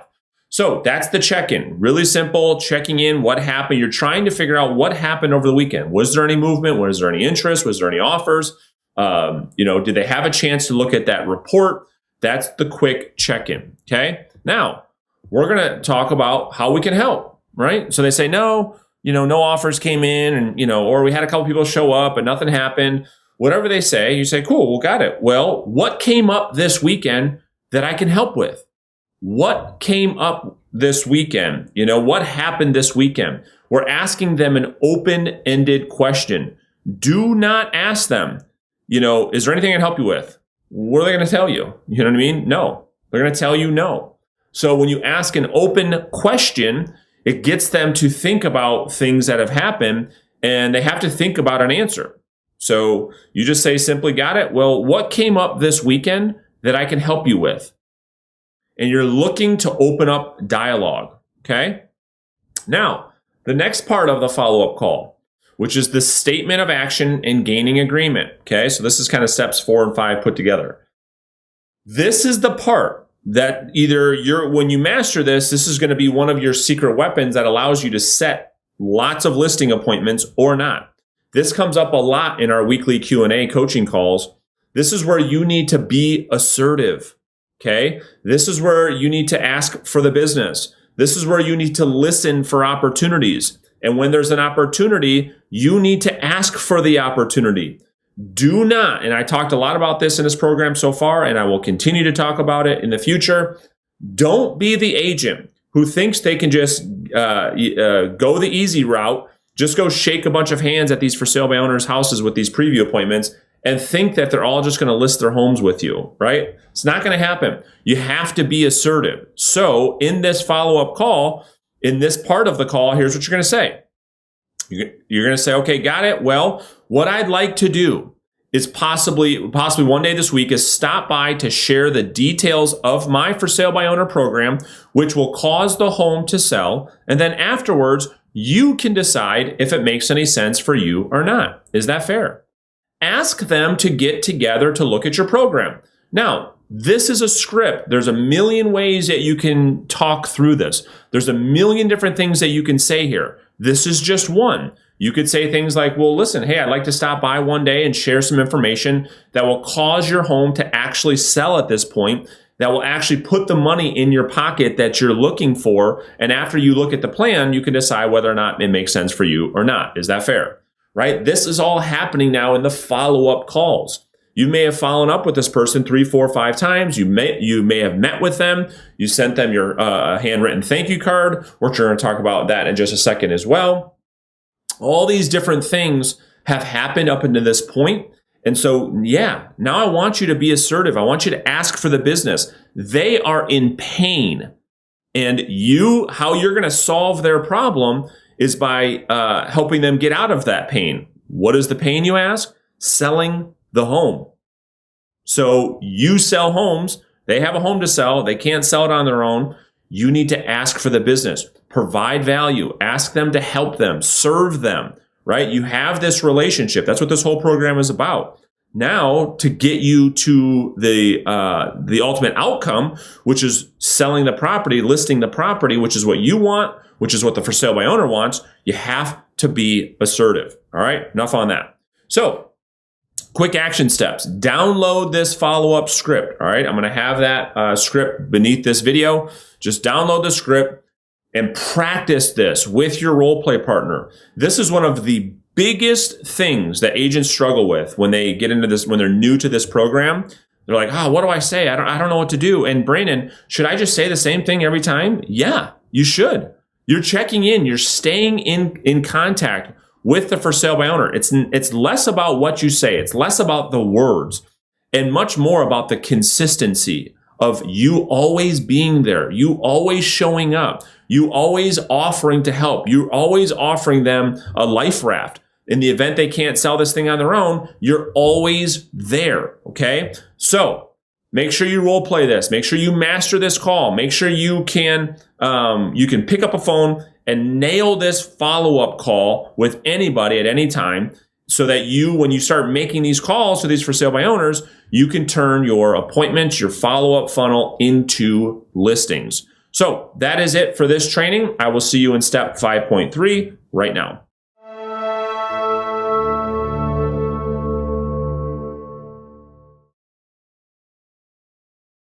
Hey guys, welcome to step 5.3, the follow-up mail system. So this is super exciting. And here's what we're going to talk about in today's training. So we're going to talk about why you should be using direct mail. I'll give you an overview of the entire direct mail system and exactly what to send. And then I will also walk you through how to implement this in your business. We use a company called Banner Season to implement our direct mail system that will handle all of your direct mail for your FSBO campaigns on autopilot.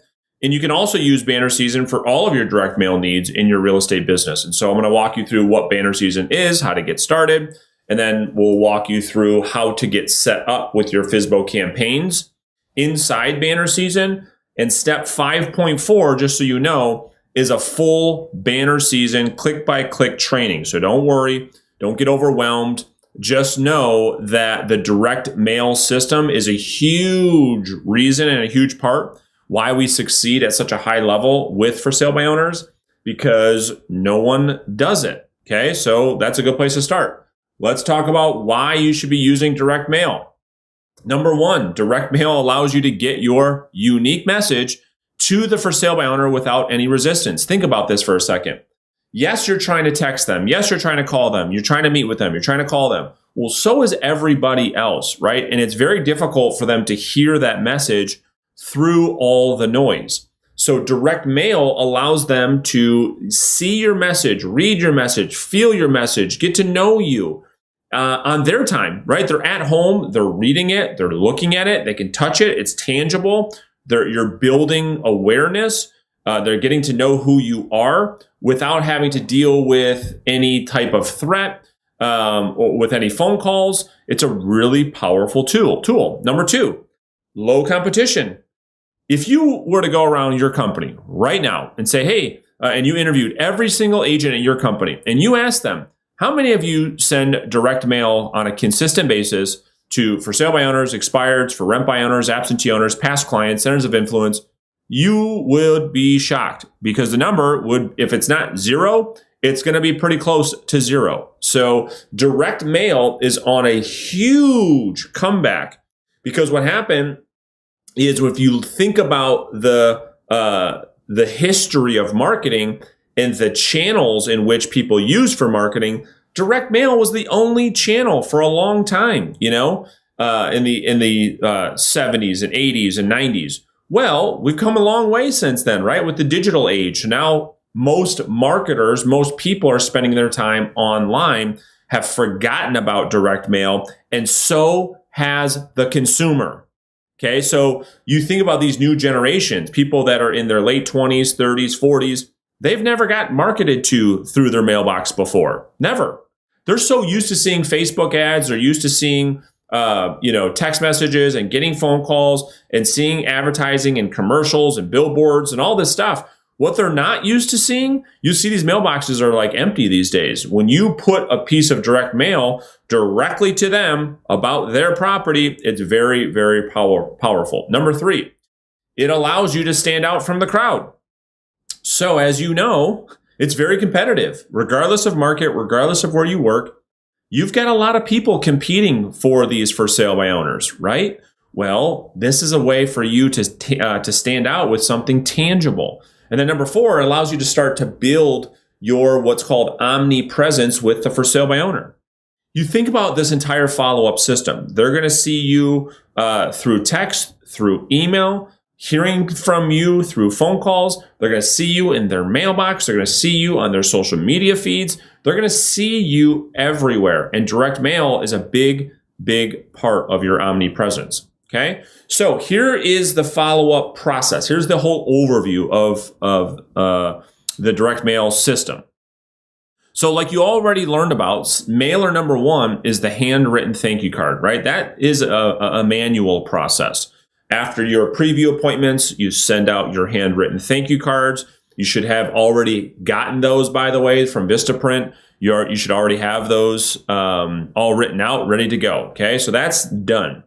Then everything else is going to be automated through banner season. We're going to help build out your campaigns in the system. It's very simple. Trust me, I'm not a tech guy and I can do it. If I can do it, you can do it. And I'm going to show you exactly how to do it in step 5.4. So mailer 2 is where you're going to send the FSBO backup plan mailer. It's a really, really nice piece. I'm going to show you an example of that here in just a second.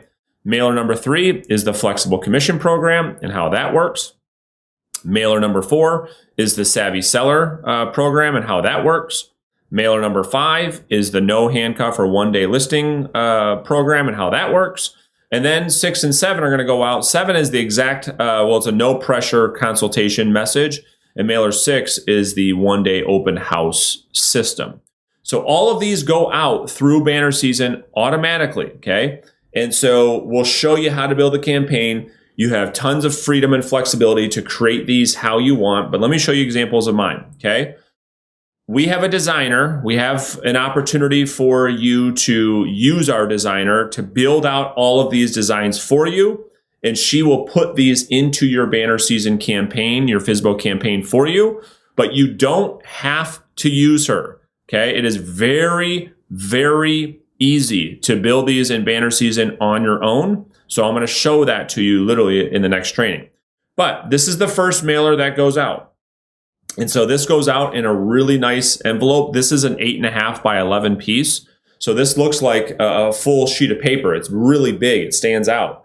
And the envelope, it looks just like this too. So this is the front of the mailer. This is kind of like a brochure. You open it. But the actual envelope itself looks just like this. So they see this on the outside of this 8.5 by 11 envelope.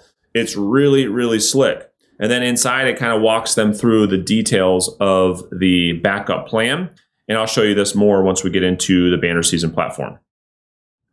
Mailer number 2 is the flexible commission program, right? So here's the front of it. And you'll see the insides of all these when we get inside banner season. And so this is just the entire campaign: the Savvy Seller, the no handcuff listing agreement, the free open house, the no pressure consultation. So that's kind of the campaign that goes out on your behalf automatically through banner season. So what is banner season? Okay, so banner season is a direct mail marketing company that allows you to set up campaigns like an email drip campaign through direct mail. It's really cool, right? So like, you guys are all familiar, or at least are aware of an email drip campaign. Well, now imagine a world you can do the same thing through direct mail.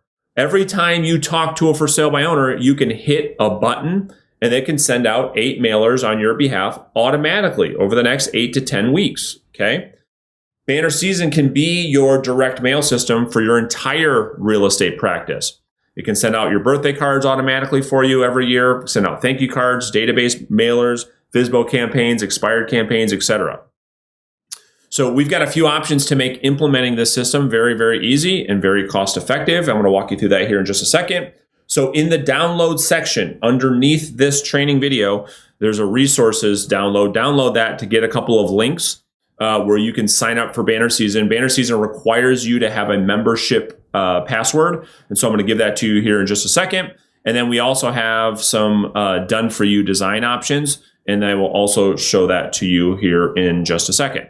So remember, you do not have to use our designer to make your mailers. Step 5.4 is exactly how to use Banner Season, how to create your own cards in less than 90 seconds. So it's totally up to you whether you want our designer to make them for you or you want to create your own campaigns. Okay, so let's get started, and I'm going to show you the download here in just a second. But you can sign up for Banner Season absolutely free. Okay, doesn't cost you anything. You sign up for free, and then when you send out a card on the free account, it's $1.50, right? You just hit a button, they do everything. You don't need to touch any stamps. You don't need to go to the post office. You're not touching anything. That free account allows you to have up to 3 campaigns, and a campaign is simply like that drip email or drip direct mail system. So you could have, on the free account, you could have a FSBO campaign, you could have an expired campaign, and maybe you could have like a database campaign. Okay, you could have up to 3, and then you could have up to 500 contacts. The gold plan, which I've negotiated with Banner Season, typically has a $300 setup fee. They waive that for members of this program. And this program is a paid account. Okay, so it's $49 a month.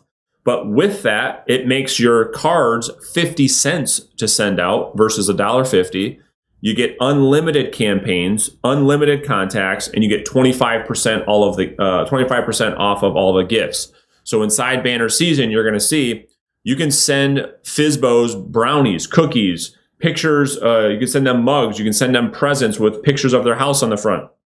You can send your clients closing gifts, all automatically, right? So it's a really cool platform, and on the gold plan, you get 25% off. So let's get started. So let me show you a couple things. All right, so here is the download underneath this video, and it's got a couple links on there. And so the first thing you're going to want to do is just click the first link will essentially allow you to sign up for a free account. The second link here will allow you to sign up with the gold membership I just walked you through, and then waiving the sign up fee. Okay, so you're going to just click on one of those links. It's going to bring you to the Banner Season website, and all you need to do is go ahead and click sign up. And it's going to ask you which program you want to go with, right? You want to go with the free account, or do you want to go with the gold membership or a silver? I don't know why you would do the silver. You can get gold here for free with our promo code. So it'll walk you through what comes with each program, kind of walk you through what that looks like. So just pick whatever program you want to get signed up with. And then once you are signed up, you can go ahead and get logged in. So I will show you that.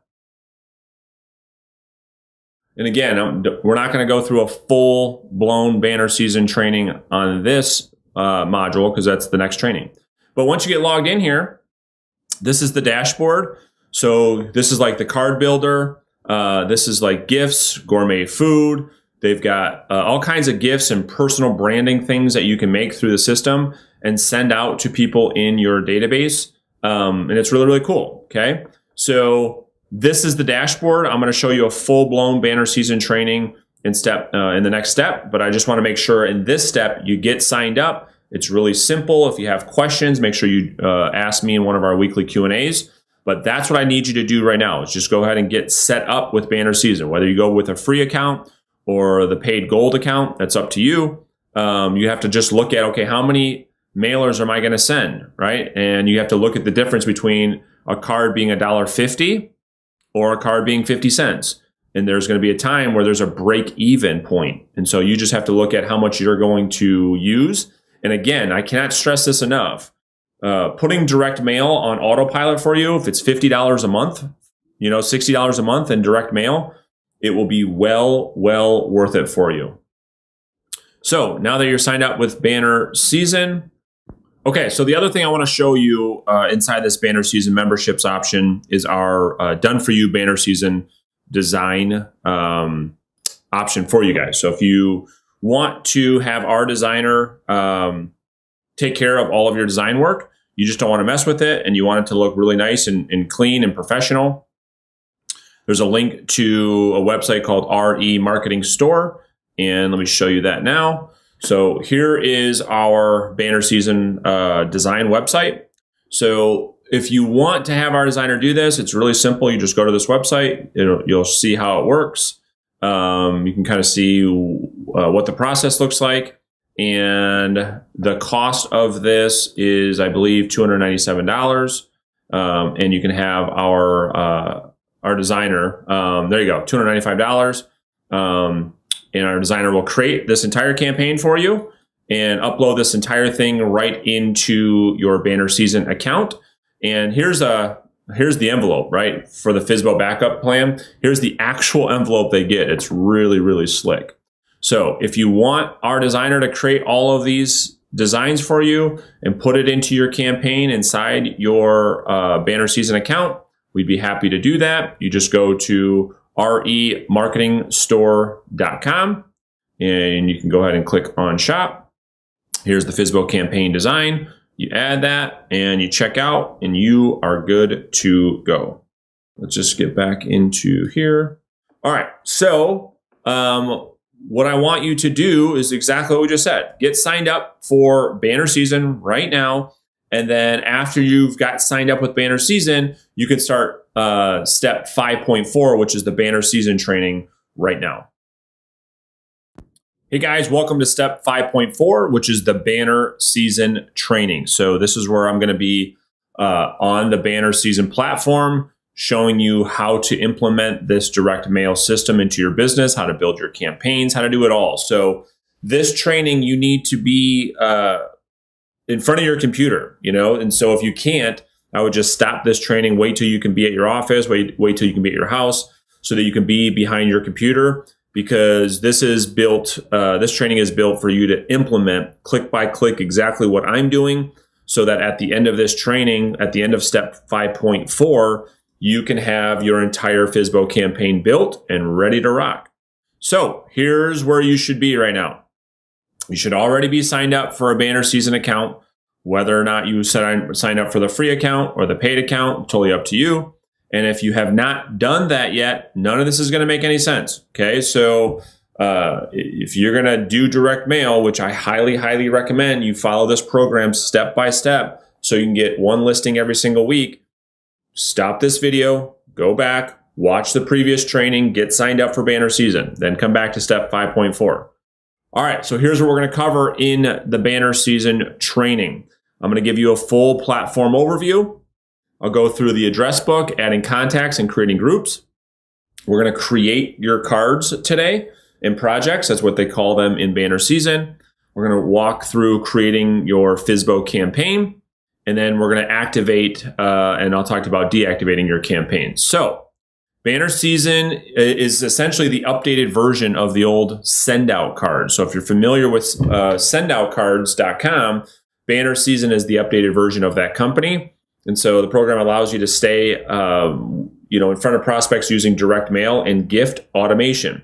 So you can send out direct mail, gifts, all kinds of different things, which you're going to find out here in just a minute. And you can put all of these on campaigns so people get this information automatically. So the system allows you to set up your prospects and clients on direct mail marketing campaigns. These are like drip campaigns like we talked about, okay? Banner season is also a business opportunity. So for those interested, you just have to let me know. And so banner season, you can kind of build a team. You can build a sales force with when you sign up people to use banner season, you get a commission for that. So any industry can use it, which is really cool. Anybody, dentist, lawyer, doctor, salespeople, marketers, anybody. So if you're interested in the business opportunity side of banner season, just let me know. So let's jump into the platform so I can show you around. Let me pop out of here and we will hop into banner season. Okay. So once you are logged into banner season, this is the dashboard. Okay. So I'm going to walk you through how this entire thing works. First thing is the help and support tab right here. So if you hover over it, it's pink, and this will log you into different video tutorials. You can chat with them.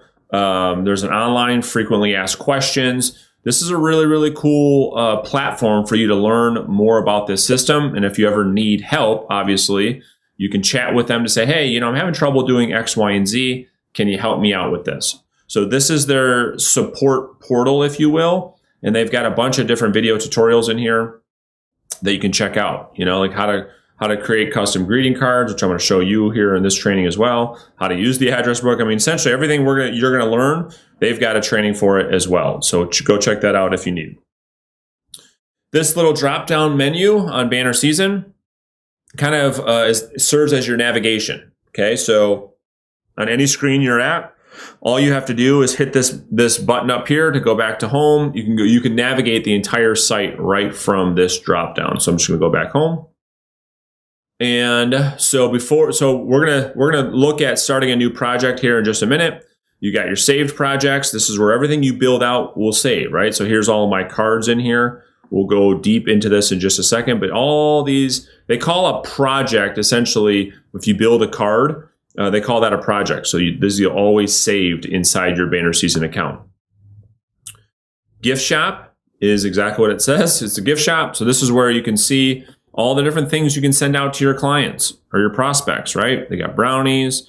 They got, all kinds of stuff in here, chocolate popcorn and cookies and, gifts and, all kinds of stuff for you to go and check out. You can do personalized gifts. All kinds of stuff. So you can send out, golf balls. You can send out battery chargers. I mean, it goes on and on and on. Tape measures, all kinds of different things. So that's the gift shop. Okay. Just go back home so you can see this page. All right. So now you got your address book, which we're going to jump into here in just a second, where it's housing all of your contacts. This is where you can import a contact list. So if you've got a FSBO list on an Excel file or through your CRM, you can import them right here. This is how you're going to create groups. We're going to talk deep on that here in just a second. You can create, obviously, a new contact, and you can build out different mailing lists, okay? So that is the address book, which we're going to start here in just a minute.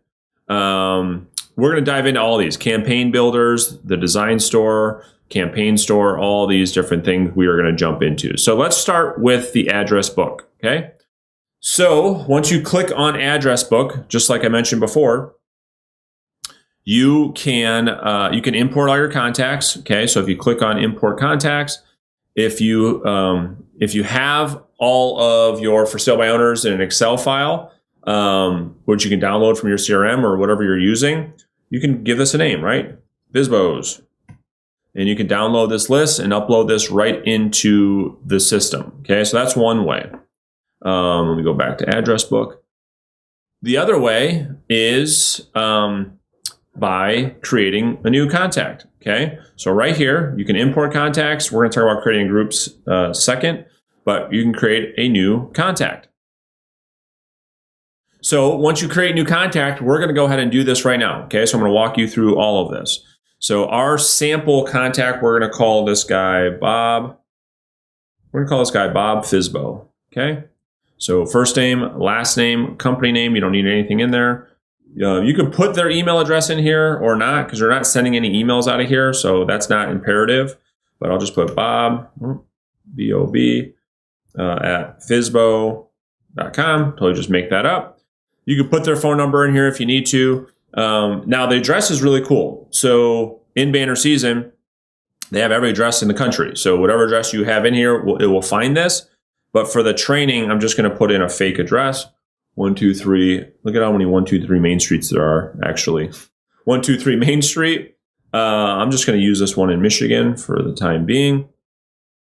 Let's just say use as is. So you're going to type in the address of the for sale by owner, of course, right? Just make up a zip code, United States. So once all that's in there, you can put their birthday in here if you want, spouse name, whatever you want to do. That's not imperative. I have all these groups. I'm going to show you how to set up groups in just a second. So you won't have this in here when you're entering your first contact.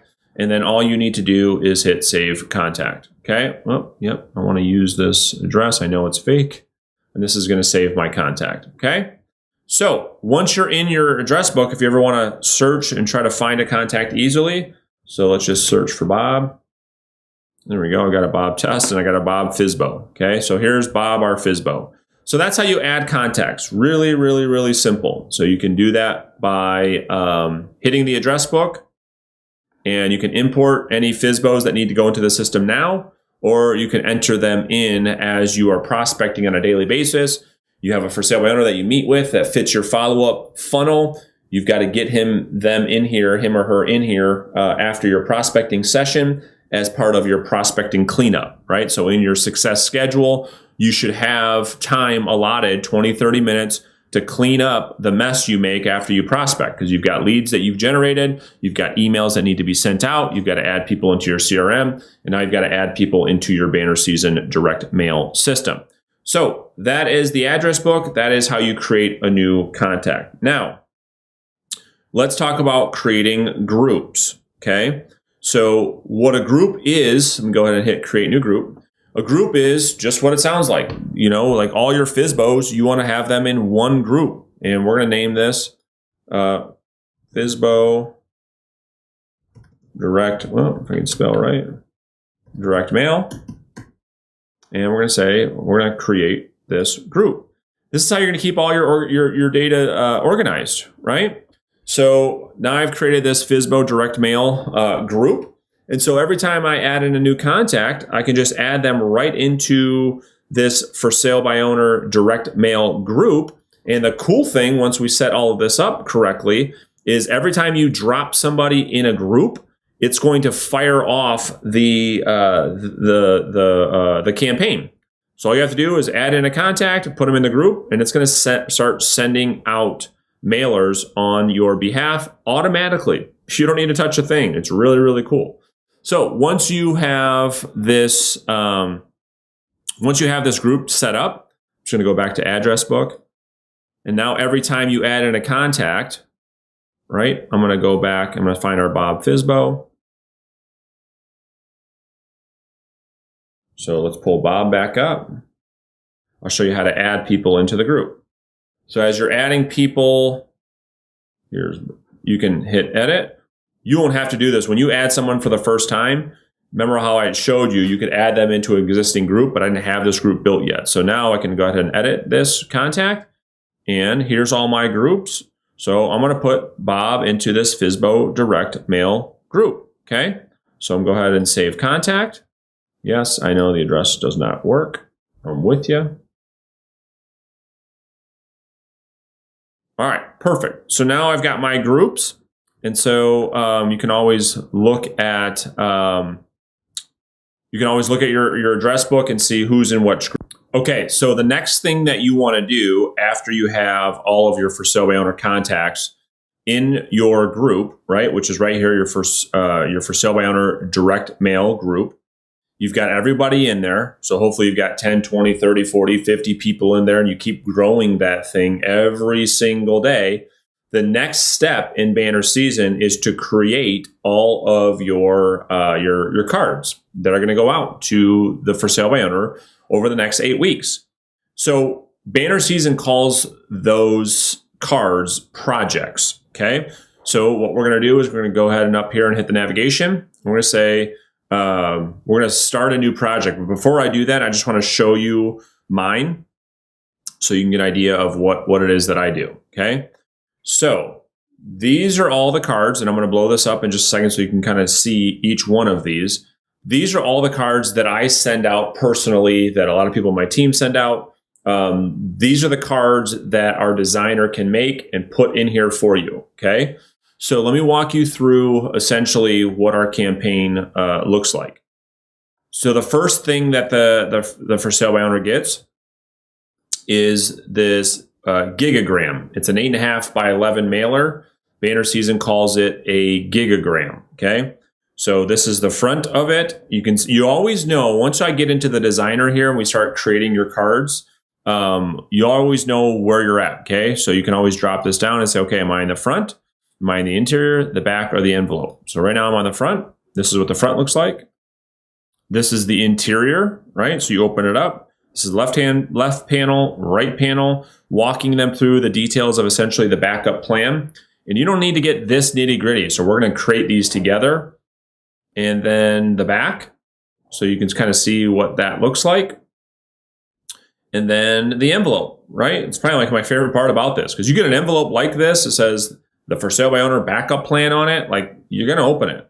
And my picture's on everything. So the consumer gets to starts to know me. All right. So that's the first thing they get. It's the first card they get. It's 8.5 by 11. Now those are a little bit more expensive to send out. I think those are like $4 or $5. But the whole campaign, if depending on what plan you're on, let's just say they're $1 a piece to send out on average, and then $5 for this program. So you got 5 plus another $7. So 7, 8, 9, 10, 11, what is that? $13, $14 for a full direct mail campaign to go out to a for sale by owner lead. I look at that as well worth it. So the for sale by owners that you're working with, you know, the good ones that you're going to follow up with, would you be willing to invest $15, you know, in marketing to those people? It's not a lot of money.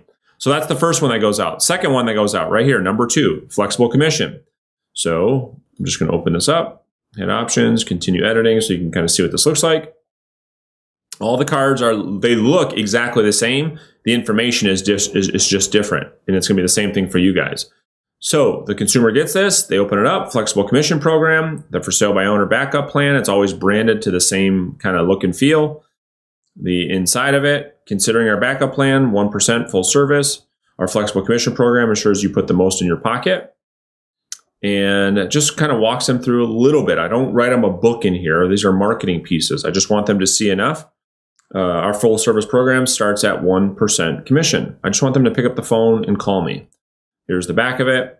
And then the envelope for these are just plain white. So you can't, well, you can now, but I don't even recommend, you don't need to do that. You could just send these out and use the white envelopes that go with them. Banner season sends them out. You don't have to worry about any of that stuff. Okay. So that is the second card. Okay. And I'm just going to go through these a little bit faster now to keep this moving. And I'm not going to go through the whole thing, actually. So they get the gigagram, the 8.5 by 11 gigagram. Then they get the flexible commission.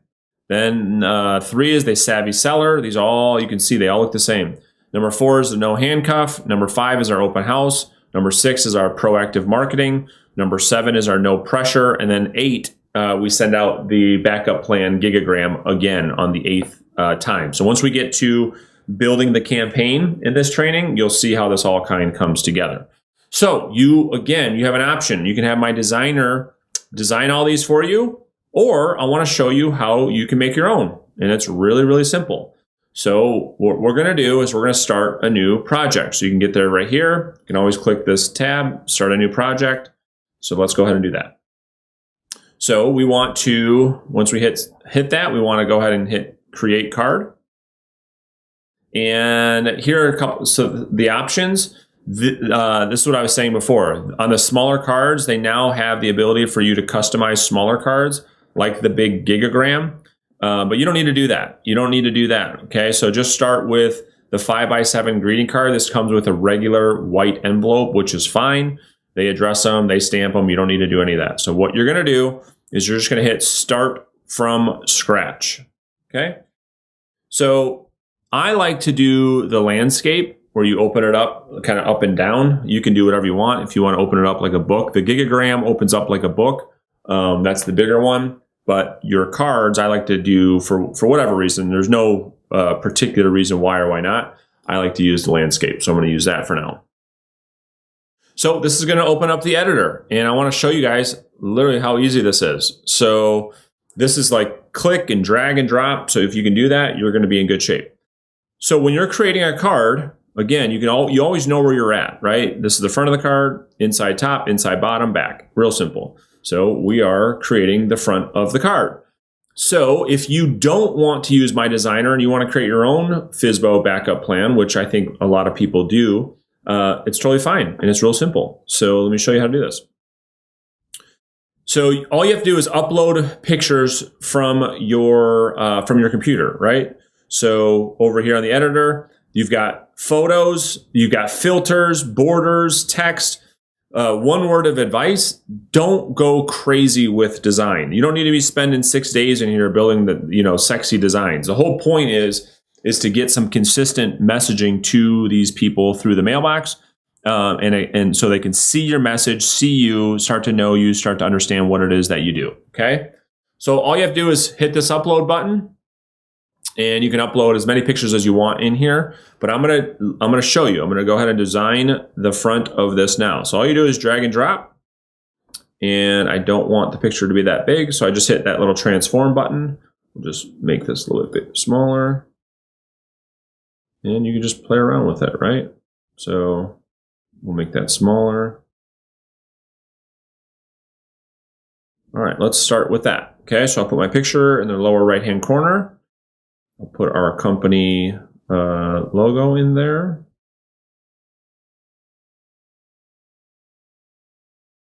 And so once I click on that, if you want to move the image around, just hit transform. And you can drag this, make it bigger, smaller, whatever you want to do. Okay, so now I'm going to put in some text. So there's some photos. You can add as many as you want, make it look any way you want. I want to add some text. So I just go down here to the left-hand side and I hit text. And I'm going to hit this green button, add empty text box. This will pull up a text box. So now I'm going to brand this just like mine that my designer made. I'm going to call this FSBO backup plan. And I'm going to make this, I'm going to highlight this. How you edit this right here is edit text. So I'm going to get a different font because I want this to be nice and bold. I like this one right here. And then we're going to make that big. So let's play around with this a little bit. And let's see what that looks like. So let's drag this. Boom. And I like those little lines it allows you to line things up properly. It looks really good. So FSBO backup plan. Now I'm going to add another text box. Let's add another one. And I'm going to say presented by, and I'm going to use just a different, not as bold of a font on this one. Let's go. Yeah, we'll just use that for now. Make this a little bit smaller. Presented by, and this is where I'm going to put all my information, right? Brandon, that's all caps. Brandon Mulrenin. Put your title, realtor. Put your phone number, right? 123 456 7896. You're going to put in your email address. So brandon@gmail.com. Boom. All right. So let's drag this to where we want it. And there we go. Well, it's saying, hey, some of this text might be cut off. So let's move this in a little bit. There we go. Cool. Now I have no errors. All right. Let's see what that looks like so far. It's looking good so far, right? So this is the first card in the series. So you can either do a card like this if you don't want to do the gigagram. I'll show you how to do a gigagram in just a second. It's this exact same process. But all I'm doing right now is I'm creating the first card so we can use this as our templates. So there's the first one, okay? And so with the first one, let's just pretend you're going to use just cards. You're not going to use the $5 gigagrams. I'll make a gigagram next, but let's just use this one as our first card in the series, which is the backup plan overview. Okay, so this is in a 5x7.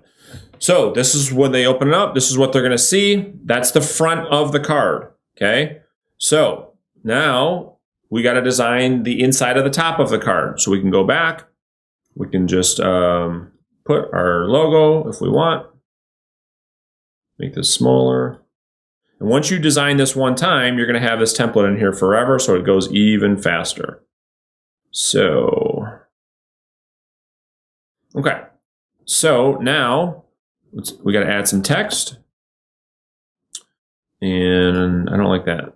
I'm going to use this font. So we're using the same font throughout. And I'm going to say, my FSBO backup plan details. And you're going to see how I kind of keep this high level. So we'll bold that. Maybe we'll underline it. And let's make that bigger. 26. All right, let's make that so that's all one line. We'll pull that to the top. All right, cool. I make sound effects when I design stuff, just so you know. So I might make some noises here and there. All right, so now I'm just going to put like bullet points almost of like high level stuff of everything that's included with our backup plan. Because again, the point of this is to get your message across and then get them to pick up the phone and call you. So I'll make this a little bit smaller. And I'm going to say 1.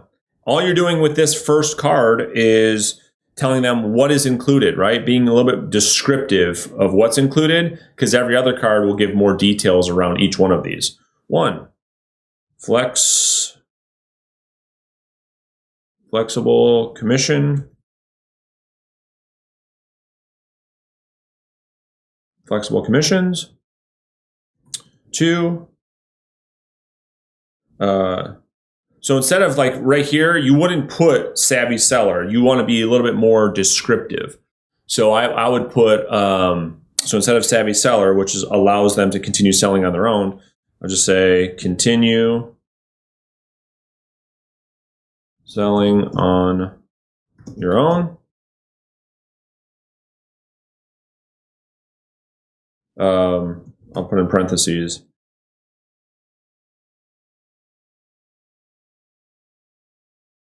I'll just say at the same time. Let's see, maybe I'll just leave that out. Continue selling on your own.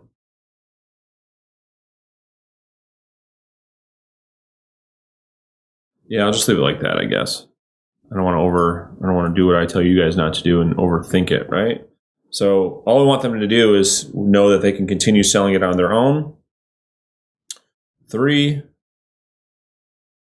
is our no long-term listing contracts. Boom, okay. Make sure all that's lined up.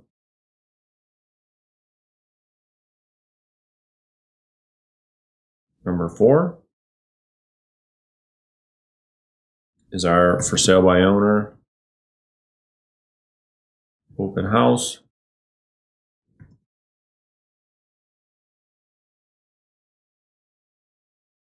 Number 5, proactive buyer marketing. Number 6, no, I'm going to put this all in caps, no pressure to list your home. And there you go. So I'll just leave those in there. I'm going to hit transform. That's how you can drag and drop this. Perfect. So that's right in the middle. So when they flip that up, that's what they're going to see. I'm going to say, all right, cool. My FSBO backup plan details. So now we've got the inside designed. So now we can go to the bottom. Okay. So we'll go back to photos. You can put the bottom. I'm going to leave this off because it's on the top. So I'm not going to put the logo again. I just need my text. Let's get our same font. So now I'm just going to put in here, I am going to put a call to action. I'm going to say, call me today to discuss details. So let's bold that. Put that at the top. Call me to discuss the details. I'm going to add in another text box. I'm going to say, so let's do some bullets here. No pressure.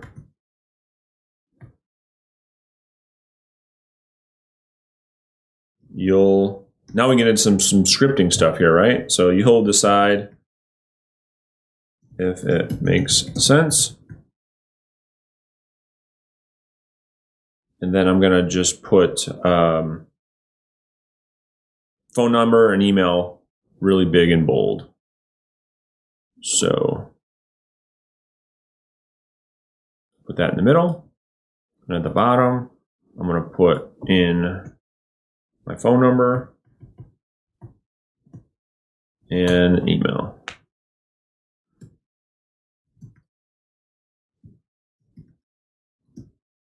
And we'll just drag that down. Boom. We'll make that a little bit bigger, 24. Boom, there you go. Right, so that's the bottom of the card. And then back of the card, your address is going to go on here anyway. So when you set up your account, you put in your business address here.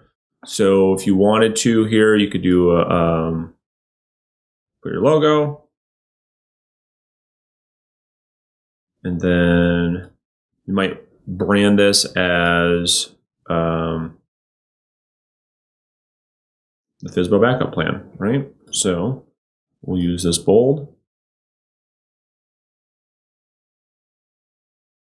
FSBO backup plan. There you go. Well, let's raise that up a little bit. There you go. And we make that a little bit bigger. 14, maybe a little 16. There we go. Cool. And again, that's just the back of the card, so we don't want that too big and bulky. So there you have it. We've got the front of the card designed with your picture, your logo, FSBO backup plan presented by, here's all your information, nice and branded. They open up the card, and you can make this any color you guys want, right? So if you don't like white as the background, change it. Make it your brand colors. And then you got the inside top of the card. Here's my FSBO backup plan details. Again, this is the first card. Then you are, here's the bottom. Simple call to action. Call me today to discuss the details. There's no pressure. You'll decide if it makes sense. Here's my number and my email, and then the back of the card. All right. So what you're going to do is after you've done designing your first card, you're going to go ahead and hit save. And once you hit save and you go back to return to save projects, you're going to see this in your saved projects right here. Boom. And you can do a couple things. So here's what I want you to do. Again, you can rename this. Okay. So I'm going to hit options right here on the right hand side. I'm going to rename, and I'm going to just rename this FSBO mailer number 1. And you can title this if you want. Backup plan details. Update name. And then once that's done, you can then make 6 copies of this, right? Because this is the first one, so you need 6 more cards. And because you're going to send this one twice out into your campaign once we build the campaign. So we're going to go ahead and hit copy project. We're going to do this 6 times.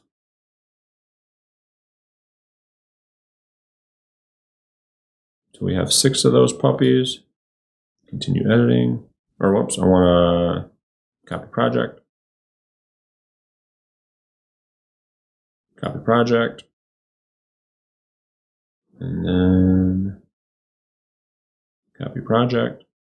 And again, once you set this up one time, you never have to do it again. So 1, 2, 3, 4, 5. I need one more. Copy project. All right, cool. Now I've got enough. Now I'm going to go in here and edit these, right? So I've got my mailer 1, which is the backup plan details. Now I'm going to go into this one, and I'm going to rename this right now. So let's just rename this guy. I'm going to say FSBO mailer number 2. And we're going to call this one Flex Commission Program. So we'll go and update this. And you can do it whatever way you want, right? If you want to go in here and just name all these so you can stay organized, you can do that. So I'll just do that now. That's how my brain thinks before I edit this. So let's rename this one. So we've got FSBO mailer number 3. FSBO 3. And this one in the campaign should be your Savvy Seller program. Savvy Seller program. Right? And I'll just copy actually that, make it even easier. Update name. All right, so let's go to 4.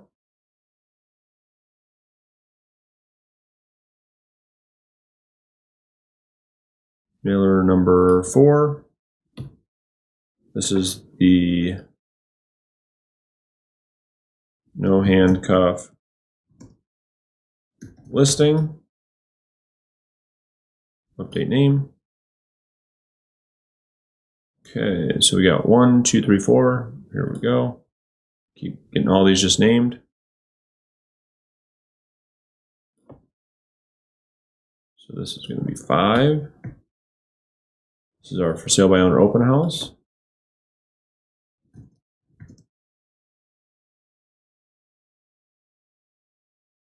6.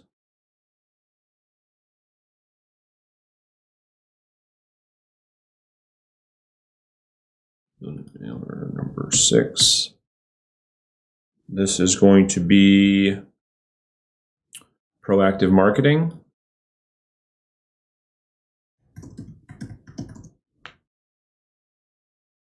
All right. Let's do our last one. 6. Rename. This will be card number 7.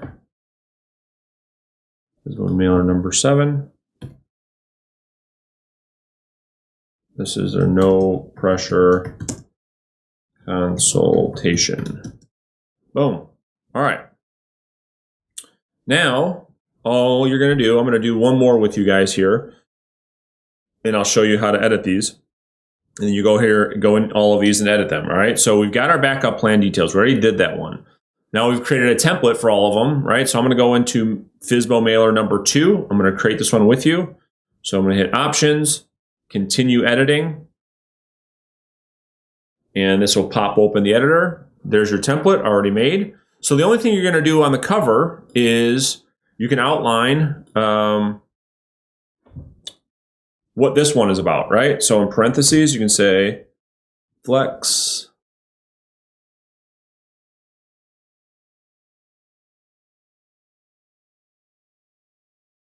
keep that smaller. Flex commissions,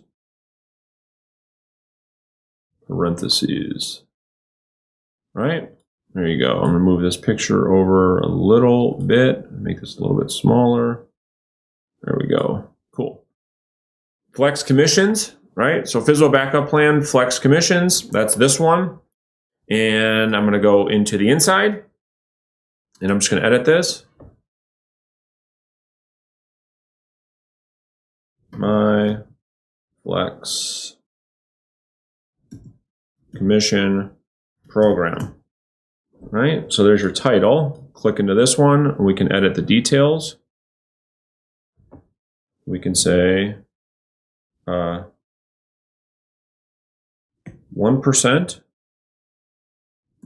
kind of just spell this out, right? 1% commission. And you can maybe just do an equal sign, 1% commission if you bring the buyer. 4% commission if I bring the buyer. 6%. And you don't even have to spell this out. You could just say, full service listing, just like mine did, starting at 1%.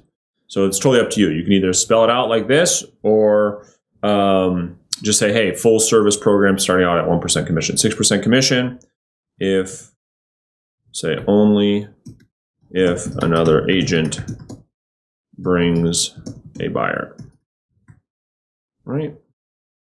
So let's move this a little bit, transform, drag this down, boom, there you go. My flexible commission program, you spell it out, what it is, that's the inside of the top.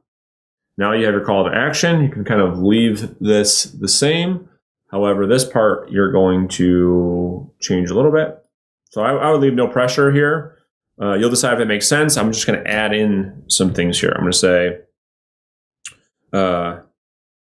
this ensures you net the most money.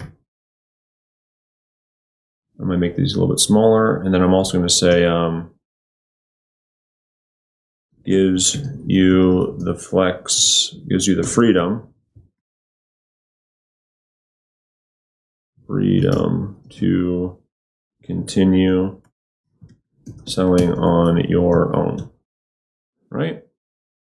So we'll move this up a little bit, transform, drag up, really simple.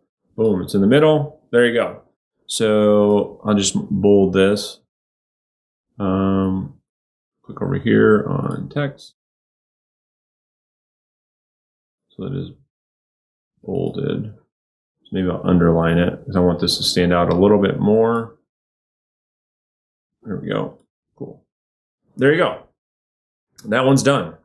Okay. And the back's already done. So all you have to hit is save. Save and you're done. Off to the next card. You can return to save projects. And your card 1 and card 2 is complete. Okay. So you're going to do that for the next, for your Savvy Seller program, no handcuff listing, open house program, proactive marketing, and the no pressure consultation. Okay. So just to kind of talk through this Savvy Seller program, again, all you're going to do as far as content goes is keep it very simple. Keep it very simple, keep it very high level, and just say, explain to them, even after selling your home with me, you still have the ability to sell on your own. The no handcuff listing agreement, just simply says you don't have to sign a long-term contract, get out for any other reason. FSBO open house, we can market your property as an open house even without listing it with me. We do proactive buyer marketing versus reactive, which is what they do. And then the no pressure consultation, this is the last one in the campaign that they get before getting another one of the backup plan details. This is just simply where you want to communicate to them, hey, let's get together. There's no pressure. I'll walk you through everything I can do. You're just asking them to meet. That's it. Okay, so you're going to go in here and edit all of these till all of those are done. Because then after you're done with this, we'll start building out your FSBO campaign. So now after you're done editing all of your cards that are going to go into your for sale by owner campaign, the next step in the process is creating the actual campaign itself. So this is really simple to do. All the hard work is behind you. It's going to get a lot faster from here. And again, you only have to do this one time. So we're going to go back up to the navigation and we're going to say we want to go to Campaign Builder. And this is where all your campaigns are going to be built, saved, right? So there's all mine. I've got birthdays and different stuff happening in there. But I'm going to create the FSBO campaign for you from scratch. So all you have to do is go ahead and hit Create New Campaign. We're going to give this a name. We're going to call this the FSBO campaign. And we want to select this as a drip campaign. And really quick, if you're a real estate agent, you're watching this video and you're not selling at least 2 homes every single month, consistently, month over month, I want to invite you to join me on my next live workshop. It's 100% free. And for 3 hours over Zoom, I will personally work with you to build out a step-by-step lead generation action plan that you can follow every single day that will allow you to get clients on a consistent basis. There's a new and better way for real estate agents. And wow. So if you're considering this workshop, you need to do it because nobody is given this type of tactic or strategy to where people actually want to talk to you and have fun again and start making real money. I've taken so much away from this. It's incredible. I'm so excited. I feel like I'm robbing Brandon a little bit because it's all so valuable. I'm very, very, very, very, very motivated as an individual, and I just don't know where to put the effort. And now I have a way clearer idea of where to put the effort. If you don't do this, you're not going to have a career. You're going to be like me and flying by the seat of your pants, and it doesn't work. It doesn't work. You can't just depend on referrals. So if you're sick and tired of riding the commission roller coaster where 1 month you've got this great income and then you go months and months without getting a commission check, then simply go to reverseselling.com to save your seat, or simply click the link in the description. And we go ahead and hit create. All right, so now that that's created, the way that you build this is we're going to create shipments. Okay, so shipment number 1 is, we'll just say number 1, right? When do we want this to send? We want this to send immediately after we put somebody on this campaign. So immediately, 0 days. And then right down here, we're going to add a project or add a card. And good thing for you, you already have all these built. So you go ahead and hit add project. You scroll down to your FSBO mailer number 1, which you should have already completed, which is the backup plan details. Go ahead and hit add. You scroll down. This adds this right down here in the shipment. Shipment number 1. You're going to go ahead and hit save shipment. So once you hit save shipment, this will show you what's happening here, okay? This is the entire campaign. So now that you have the first shipment, let's add in another one. Go ahead and hit options, add shipment. Shipment name, we're going to call this number 2. I like to send these out every 5 or 7 days. So let's just say I'm going to put in here just 5 days later. Add project, and we're going to add in card number 2. Right here, save shipment. And then we continue building out the campaign. We're going to go ahead and add a shipment. Number 3. We're going to send that now. Just keep it on the 5 so it's easier. So we want to send it on the 10th day. Add project. We want card number 3, which is a savvy seller. Right there. Save shipment. All right, we'll just keep adding these. Add shipment. So we have all 8. Shipment name number 4. So now we're going to send this 15 days. So we need card number 4. Add. Save shipment. Options, add shipment. Number 5. So we got, what is that? 20, the 20th day. We need card number 5. Add. Save shipment. So now we got card 1, 2, 3, 4, 5 going out. Really simple. Let's add card 6, add shipment.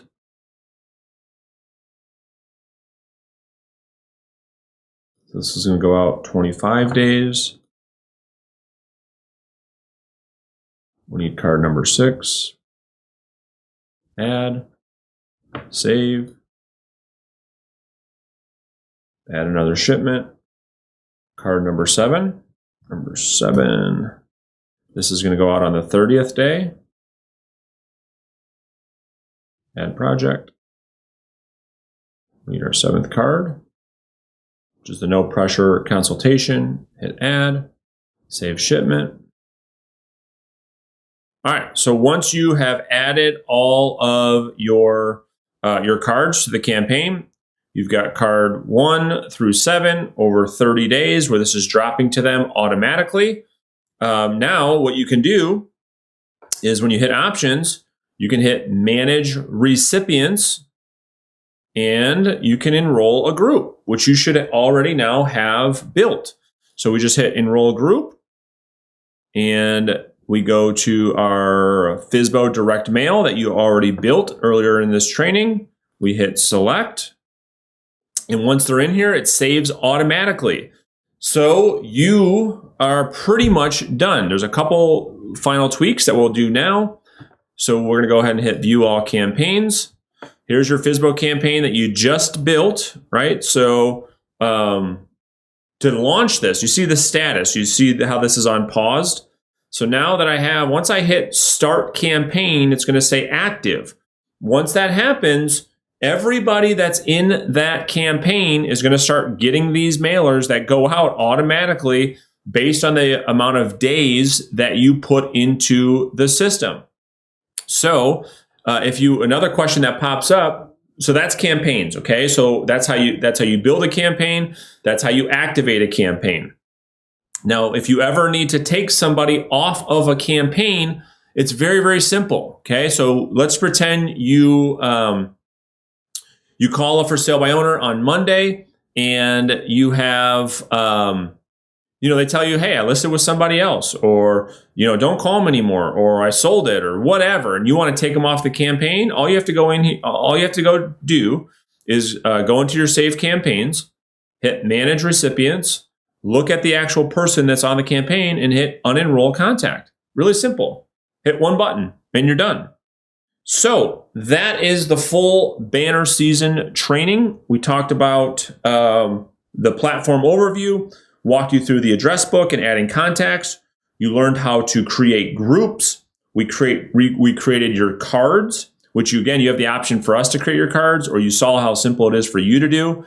You can take 20 minutes one day, build out all your cards, and you never, ever have to do it again. We built campaigns, and then I showed you how to activate and deactivate campaigns. So let me just jump back in here and wrap this training up for you guys. I know this was a long one, so good job staying with it. So here's what you need to do, right? You've got to get all your cards designed like we just talked about. And if you want us to help you, just go to remarketingstore.com and we'll set you up. Get your FSBO group set up, get your campaigns built up. There's a lot of work here to do, but it doesn't have to take a long time. If you take, again, 20, 30 minutes, you can have this entire campaign built. That's why I built this training the way that I just did, is for you to follow along, go back, pause the video, do it yourself. And so this is all built one time, and then forever and ever and ever, you're just adding people into your groups. Campaign gets triggered automatically. So that is it for this training. If you have any questions, of course, ask me in the Facebook group or join one of our weekly Q&As. I'll see you in step 5.5 very soon.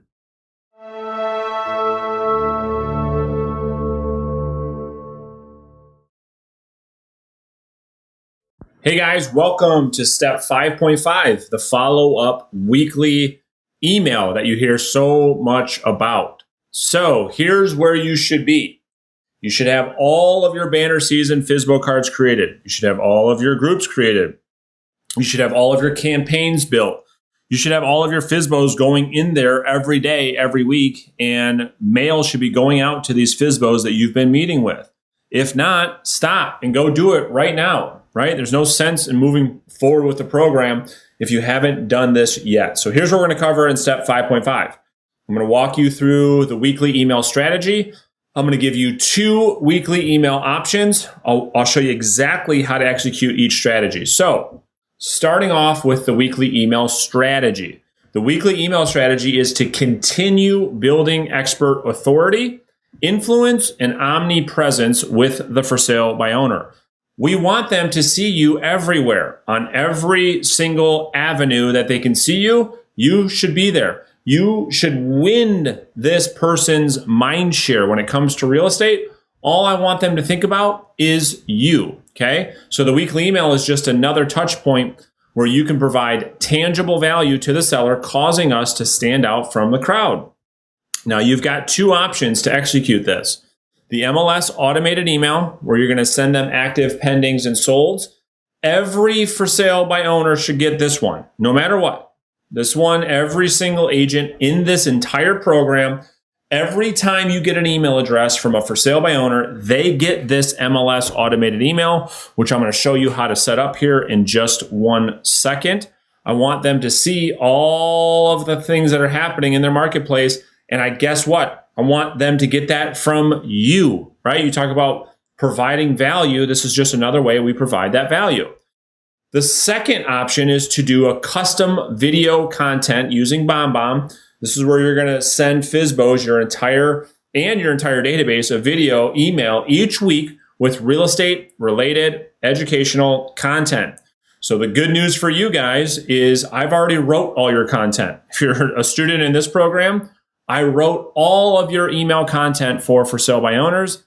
All you have to do is copy and paste. Really, really simple. And so you're in this training, you're going to see how to set up your video content using BombBomb. We've provided you a link to use BombBomb where you can get discounts and sign up for free. So you're going to see how that works here in just a second. So let's start off with the MLS email. Okay, so this email goes to every single FSBO. Okay, so every time you get an email from a FSBO, they go on this email for sure. This email is designed to show the FSBO that you're the true market expert and that you're on top of the market. You're giving them this information almost in real time. So you'll set this one up this one time each week for the for sale by owner to be getting valuable information from you. Every time you get a FSBO email, you're cleaning up after your prospecting session. You're setting them up to get this information, okay? And your MLS can do the work for you. It's automated. You set it up one time, and that FSBO gets an email from you every single week. So let's go ahead and set this up together. Let me show you how this works. So let me pull up my MLS. All right, so here I am. Obviously, my MLS is going to be not exactly the same as yours, but at least you can get the idea. Some of yours might be similar to this. So let me just get to where I need to get to. All right, so first thing I'm going to do is I'm going to draw a map around the for sale by owner's house, okay? So let me just pull up, I'll pull up a random home. Look at what I'm selling here soon. Okay, so here's the for sale by owner's house. What I'm going to do is just draw a nice little map around their neighborhood. And I don't draw this huge. I don't want to show them the whole damn city, right? I'm just trying to get their neighborhood. So, but you can't go too small either, because if you go too small, your email is not going to show anything and they probably won't even get an email from you. So big enough to show what's going on with the market, but you're not showing them, you know, the entire county or the entire city. So let me just draw a little radius in this person's neighborhood. That should be plenty. So I include, and then I go ahead and hit my criteria. And I want to show this person all of the active properties. There's 3 of them, which is good. I want to show them all the properties that have sold, not within the last year, but just in the last 30 days. And then all the properties that are pending in the last 30 days. You may even want to include properties that expire, right? Because that'll be important information. Anything that comes off the market. I mean, you might as well just include everything in this report so they can see everything that's happening in this little neighborhood. And I'm telling you, people love this report. So I've got 8 properties, right? So I picked every single status in my MLS so this person can see everything that's going on. So I'm just going to click residential so they don't see any condos. Make sure that I have just sales. So there you go. Right now, at this very second, there are 5 matches in here. So I go ahead and hit results. And lo and behold, there you go, right? So I can change the way this looks as you can in your MLS. And every single week, I get to show the for sale by owner what's happening in real time in their marketplace with real MLS information. So they get to see the pictures of the houses, all the details, how long it's been on the market. I mean, you know what the MLS shows. So what I'm going to do is I'm just going to select all of these.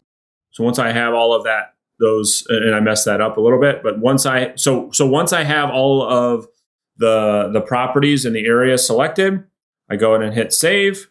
I hit new auto email. I select the contact that I want. And then in the subject line, I always put their property address, 916 North Dorchester. Then I say market report, just to kind of capture their, try to capture their attention, right? So in the email body, I always just put in this report, you'll see what's going on with the real estate market in your neighborhood and how that might impact the sale of your home. I also put in here, I'll be sure to answer questions about the information in this report the next time we speak. If you need any help in the meantime, don't hesitate to give me a call. Click the link to view the report now. Boom, done. So I copy and paste this because I want them to see the same thing on all the reoccurring emails with all my contact information. Then I get to set this up, right? Okay, well, when I want this guy to see this. So I do all mine on Wednesdays. I hit save, boom, I'm done.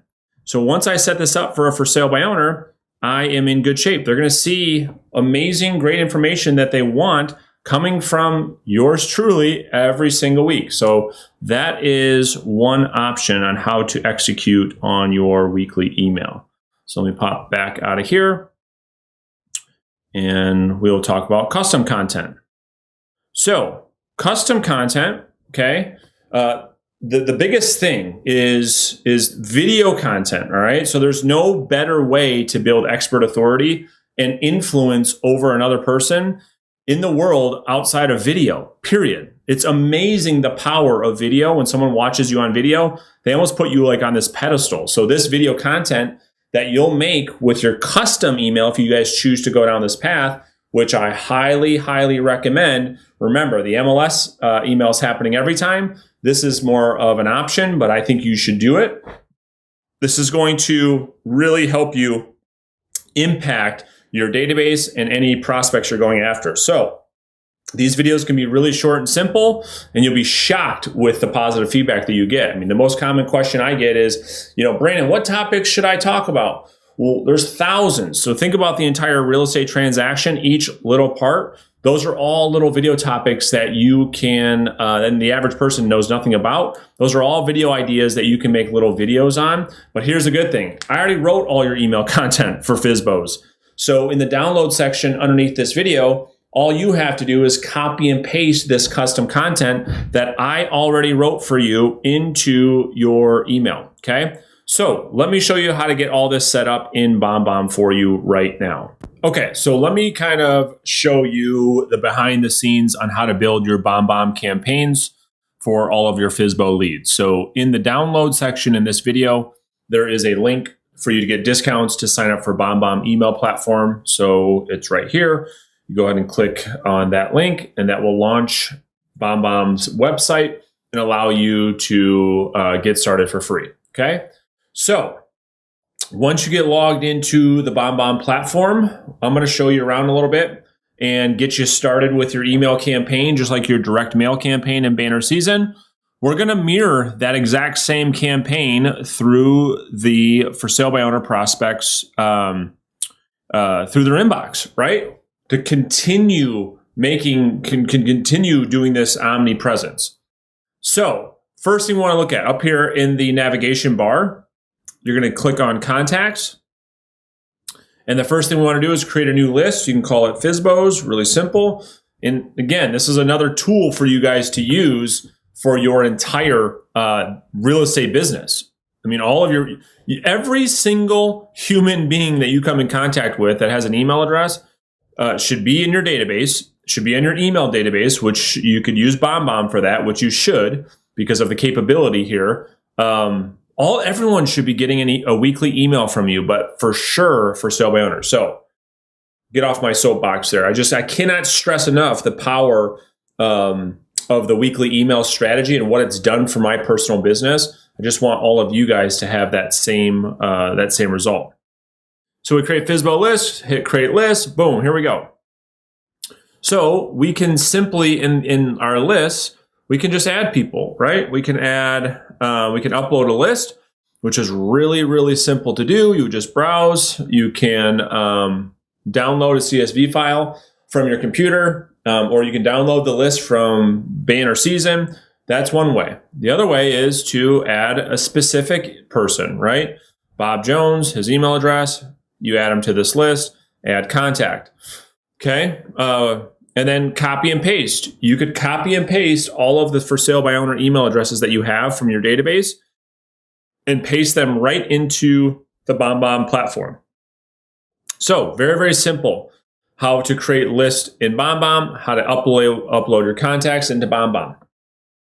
What we're going to do right now is we are going to create your actual emails in BombBomb. So what I've also included for you in the download section of this training is all of your email content. You don't even have to create any content. In this program, all you have to do is copy and paste this into an email. Now, you have two options here. We got a couple options here. I created this in a Word document so that you can make changes. If there's something in here that you want to change, maybe you charge more, maybe you charge less, maybe you're going to, obviously you want to put your information in here, not mine. And so I've created 7 emails that match your direct mail system, okay? I've already written all the emails for you. All you have to do is copy and paste it in an email and hit send. Now, preferably, I would rather you, in addition to copy and pasting the email content, that you have a matching video that you're sending with your weekly emails. There's nothing more powerful than video content. It's unbelievable what happens when you have video content with people, the influence you can build with people, the expert, you can position yourself as an expert authority. It's amazing when you do video marketing. So you can take these emails. I've created them all for you, and I'll just copy one just so it's in here for us. And this matches the same campaign as your banner season. So email 1 is the for sale by owner backup plan with all the content, outlining the different value propositions that we offer. The email 2 is the flexible commission program. Email 3 is the savvy seller program. Email 4 is the one-day listing agreement. Email 5 is the FSBO open house event. Email 6 is the no pressure home selling consultation. And then email number 7 is the for sale by owner backup plan again. Okay. So I'm going to copy and paste this. I'm going to use this as an example for this training. All right, cool. All right. So we are going to create an email. So once you're in BombBomb and you hit and you select emails, we're going to select new email. And once you create your template, you never have to create yours again, right? So actually, let me show you mine really fast. So here's my template. Oh, I'm going to delete this thing. All right. So here is my template. It's got my company branding on it. It's got my spot for my video. My text goes in here. And then I've got a header and a footer with all of my contact information that when you send this out through BombBomb, they can click on this, call you, click to send an email, click on your website. Okay. So this is what we're creating for you. So we create new email. Excuse me. And they have really good templates in here for me to start with. I don't like the one that comes automatically, so all you have to do is hit change template. And I click on newsletter here to the right-hand side and just pick the first one. And so now this brought in the email newsletter template for you, right? Look at it, it brings in everything for you. So the only thing we need here is we're going to put your logo, your video, your content. You don't need these sections. So when you hover over and you click the little gear box, you can delete that section. We can go ahead and delete this section.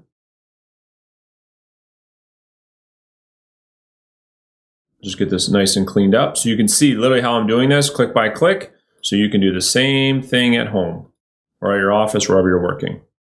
All right, so get rid of all that. All right, cool. So here's the template that we like, that we're gonna go with. You're gonna make this one time, you'll save it, you'll never have to do this again, okay? So just like your banner season campaign, you're going to create 7 emails, okay?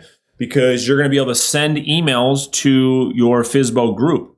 You can put them all in a group at one time, send it all to them at one time every single Wednesday. Make it really, really simple on yourself. Create the emails once, send your emails once, all at one time. It's super, super simple, okay?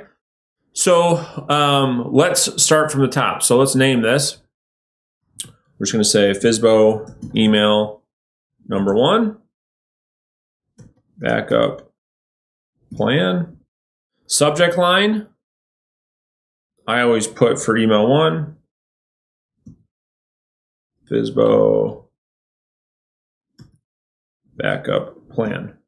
And I put my FSBO backup plan. Boom. Okay. From me, there's my email address. You could put a pre-header in here if you want, but I just leave it blank. Okay.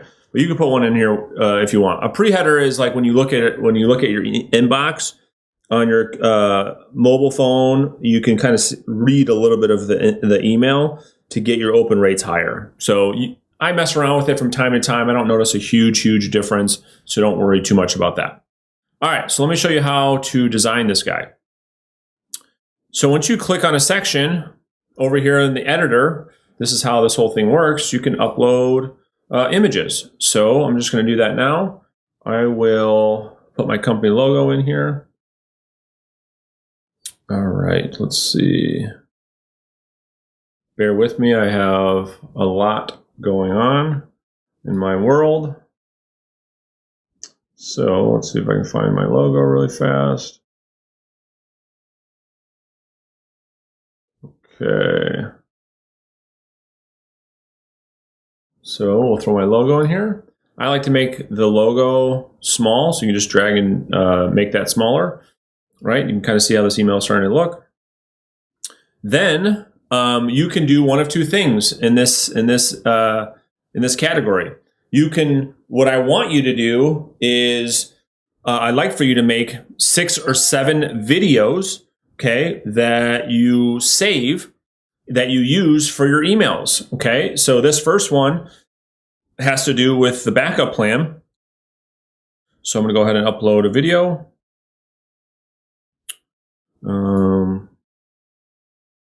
Just as an example. Whoop. So we want, there we go. So I wanted you to see that. So media type, you can go image or video. I want video. So upload that video again. All right, so that's going to upload. You'll see what that looks like here in just a second.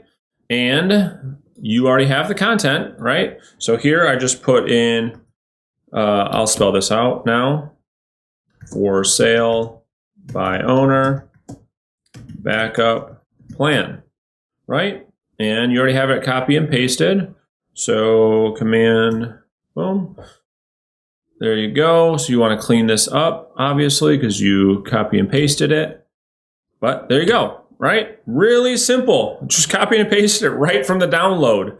That's why I created this program to be like plug and play for you. You don't have to think about anything. You don't need to do anything, right? So there's all the content. And again, you can change that. You can change anything in here that you don't like, change it. No problem. Click in there and type away. So let's just clean this up. Make sure this is all spaced out correctly. All right. So you're gonna take out this signature because it's gonna go right here, right? So you can put all of your information in here. And you can also do this so this goes in there automatically when you set up your BombBomb account. Focus on realtors, realtor. Again, you just put in your info, real simple stuff.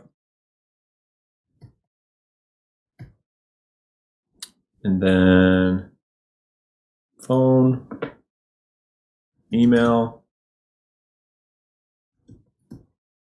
and then your website. So they can always click on your website. Boom, right? Simple enough. Boom. So this I'm going to take out, delete. And then with your social media links, when you sign that, when you sign up for BombBomb, you can make it so your social media links, here are your links right here. So you can link all of your profiles to this, right? And if you don't have one, well, that's okay. Like Twitter, I'm going to take Twitter out of there. Bye-bye, Twitter. You gone.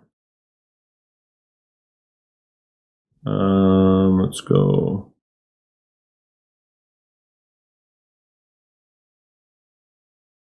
Delete. Okay. Or you can just take out all of your social media blocks. It's totally up to you. And then I always like to put an image here of myself. So let me just grab one of those really fast. Okay.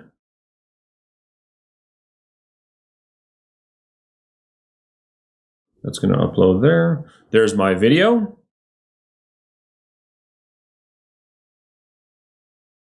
That'll process. Pretty big. So we want to shrink that guy down. There we go.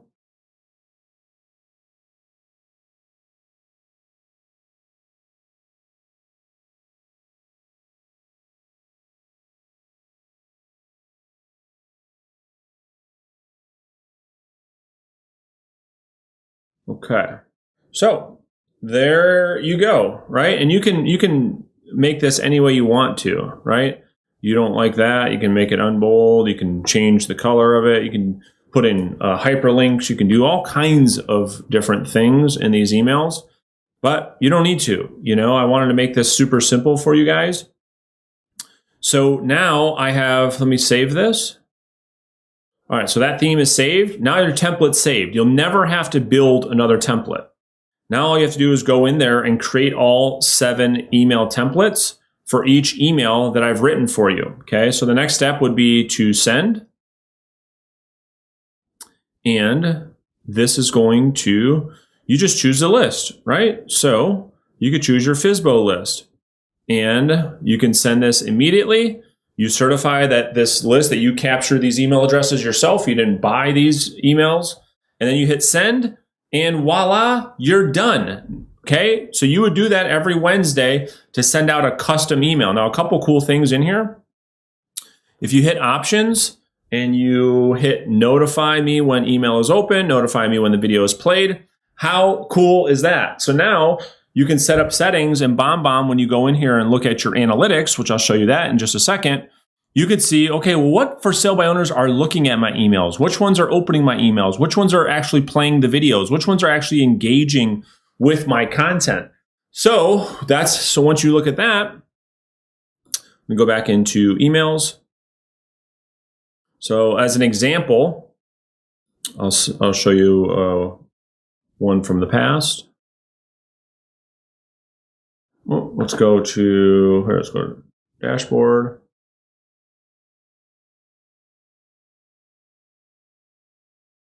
And we'll go to, let's go to emails.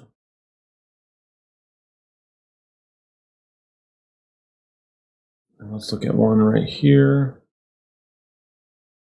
So we'll go ahead and hit track. So this is just an email I sent out to my company, just as an example. You could say, okay, cool. Well, how many did I send? I sent out 120. I sent this to 120 people. 73% of them opened, and so BombBomb loves that. They gave me a great score there. 50% of the people played the video. And then if you have any links in your email, you could see, hey, well, how many people actually clicked this link, right? It's really, really cool. So that's the power of BombBomb. And then it tells you, well, who are those people, right? Here are all the email addresses from all the people who opened the video. And then it tells you, here's all the people who actually watched the video. So, I mean, are you like, I don't know how, there's so much stuff you can do with this. In BombBomb, I can record a video right here and send them another video because I knew they opened that video. We're not going to get down that rabbit hole, but you're going to have great information that tells you, okay, I know Bob and the Smiths down the street, they're really engaging with my video content every single week. I know that's a hot lead. This just gives you more and more information. And so let me just go back into emails one more time, and I'll show you. Here is my the template we just made, right? So all you need to do is you can copy this to your clipboard and then create another email. All you have to do is make seven of these, and you're done, right? You can just, they're always saved in here. It's the same content. You could just send these to all your FSBO database every single week. Okay, so we made it through step 5.5. So here's what you need to go ahead and do right now. Learn how to send MLS emails from your MLS. Make sure you block out time and go back and set up all the FSBOs on this MLS email for all the emails that you have with the MLS, okay? You also want to block time out each day to put in your new FSBO leads into the MLS, setting them up on banner season. Remember at the beginning of this program, I had you block out about 30 minutes after your prospecting to do what I call prospecting cleanup, right? Because I don't want you doing this after every single time you hang up and get a lead. I want you to do this for about 30 minutes after your prospecting session, okay? And then sign up for BombBomb. Use the link in the resources section so you get discounts. And then set up all your campaigns in BombBomb, just like you did in banner season. Take 30 minutes, get all your emails set up, and now you got nice custom content. Go make some videos, save them on your computer, and then you can have 7 nice emails to send to make yourself super, super different in the marketplace. Because I'm telling you, don't take the easy path. Don't say, you know what, I'm just going to skip that part. Because you're here to get a result. So be different. Do the work to get the result. I'm telling you, this stuff is unbelievable. If you do it all, you're going to get great results. If you come in here, you just use script 1.0 and you go shake people's hands and you don't follow up and you don't do anything else, it's going to be a pretty tough road for you. So make sure you create your BombBomb template. And that is it for step 5.5. Congrats. I will see you in step 5.6 very soon.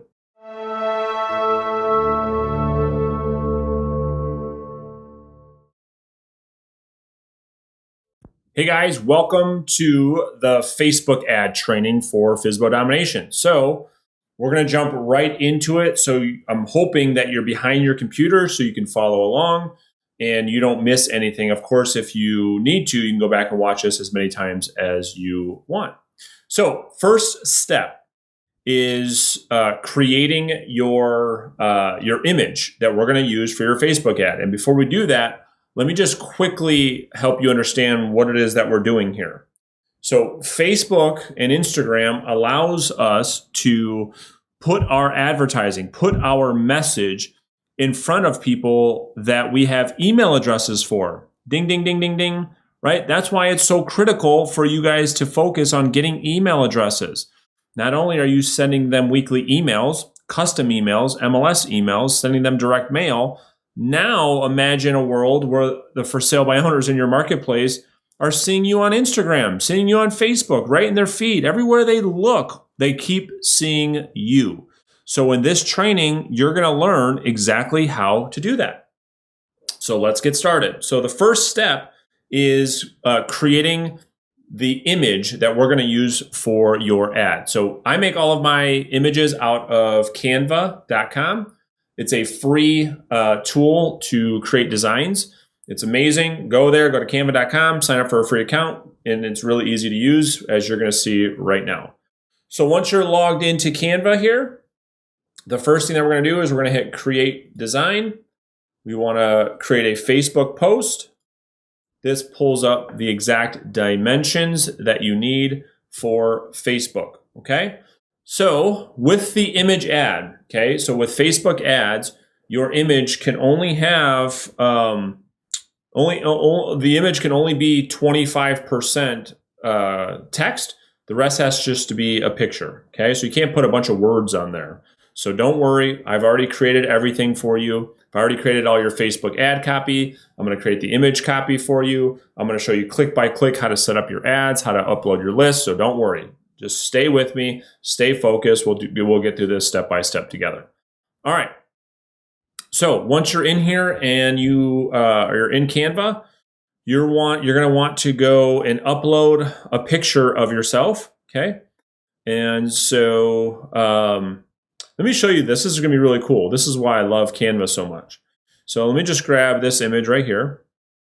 And you can upload any picture, obviously, that you want. All right, so let me show you what's really cool about what Canva has available now. So I'm just stretching this to make it the entire size of the image. And this is actually a cool image to use for this ad, because you will see what it's going to say here soon. Okay. So what's really cool about Canva is that background I want out of there, okay? Because I just want it to be a clean look. So once I'm clicked on the image, I can just hit effects and I can say background remover, and watch how cool this is. So I go ahead and click that, and this is going to remove that background, just leaving me in the picture. And I like this image just because it kind of looks like I am, I don't know, like screaming something at somebody, which is what I want, because you're going to see what this image is going to say. So now that I have that removed, I'm going to kind of mess with the picture. I'm going to make it a little bit smaller. And you'll see what I'm going to do. So maybe we'll just keep that in the side like that. Perfect. Okay, cool. All right, now I'm going to put some text in here, and you can play around with different fonts and different things. I always really like this font. It's called League Gothic. That's what I use for everything. Little secret. And so you can just move this around. I mean, this is like so easy. So what my image ads always say with our Facebook retargeting ads, which I'm building for you right now, we're going to have this say,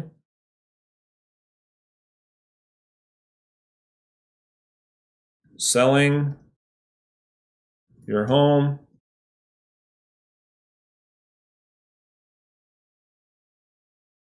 can be tough. Selling your home can be tough. And so I'm going to make that smaller because it doesn't like a lot of, you'll see when we get into the Facebook Ads Manager platform, it'll give me an error if I have too much text. So simple ad or simple copy. That's it. That's the whole thing. And so you might be asking yourself, oh, that's it? I'm like, yeah, that's it. You want someone to glance at that, and you put that super specific message in there, and it's going to go right to all the for sale by owners in your marketplace. And it's what we want to do is capture their attention. So I'm going to go ahead, but that's what I use. This is the content we use for all of our retargeting ads with our FSBOs. We play with images, we play with backgrounds, of course. There's a million different variations you can use, but this is always the text that we use. Selling your home can be tough, right? So now that I have that, I'm going to go ahead and just save that to my desktop. We're literally going to do this together. Download. And that's going to save right to my desktop. So that's Canva, right? Pretty simple stuff. So now I've got that saved. And now I'm going to go hop into Facebook. So you have to have I was almost going to say obviously, but maybe it's not obvious for some people. You must have a Facebook business page in order to do Facebook ads. So I would assume most real estate agents, you have a business page. If you don't, go set one up. It's really, really simple. And then come back and watch this training. So let me go back to, whoops, I just kind of skipped through that. So once you're on Facebook, you're going to go on the left-hand column and you're going to click on Ads Manager. This will launch the entire ads platform. Many of you have seen this. Many of you have never logged into this in your life. Okay, so regardless if you are experienced or not, that doesn't matter. I'm going to show you exactly how to set up your FSBO Facebook ads that are going to go on Instagram as well. So once you are on here, we're going to hit this green button and we're going to hit create. And nope, I want to start over. We run ads for all our different companies, but this is specific to you guys. All right, so step one, you're going to kind of map your field on the left-hand side here. So step one is kind of our campaign objective, okay? Now, a couple things that are new with the Facebook platform. That's why we had to update this training. And we'll always keep this updated for you guys so you have the latest and greatest information. So this special ad category, if you remember about a year ago, Facebook went through, huge, massive lawsuit, right? And so now this special ad category affects us like crazy, okay? Affects us like crazy because these campaigns are specific to credit, employment, or housing, right? So we fall into that category. So you got to check that. So, you want to click on housing. This is for real estate listings, homeowners insurance, mortgage loans, and other related opportunities, okay? So you are going to click on special ad category. Okay, now the next thing you're going to click on is marketing objective. Well, we want to set our ad campaign up for messages, okay? We want to set it up for messages, meaning when someone clicks on our ad, it's going to open up your private message on your Facebook feed, and you're going to generate leads like that through your messenger. So they never have to even leave Facebook. They're not going to your website. They click on your ad. It launches an automated Facebook bot to have conversations with these leads. And then you can jump in and see how this is going to work, okay? Campaign name, let's just name this. I would name this FSBO. I got a ton of them in there because I do so many of these ads. So let's just use this simply. You can call it whatever you want, but for now, let's call it FSBO campaign. All right, so don't worry about split test. Don't worry about campaign budget. Go ahead and hit continue. Ad set name, you can leave this alone, or you can call this FSBOs. Message designation. So we don't want it. We want this to click right to our messenger, so we can leave that alone. Okay, now audience. This is the big one. Okay, so now what we're going to do is we're going to create new. We're going to create a new custom audience.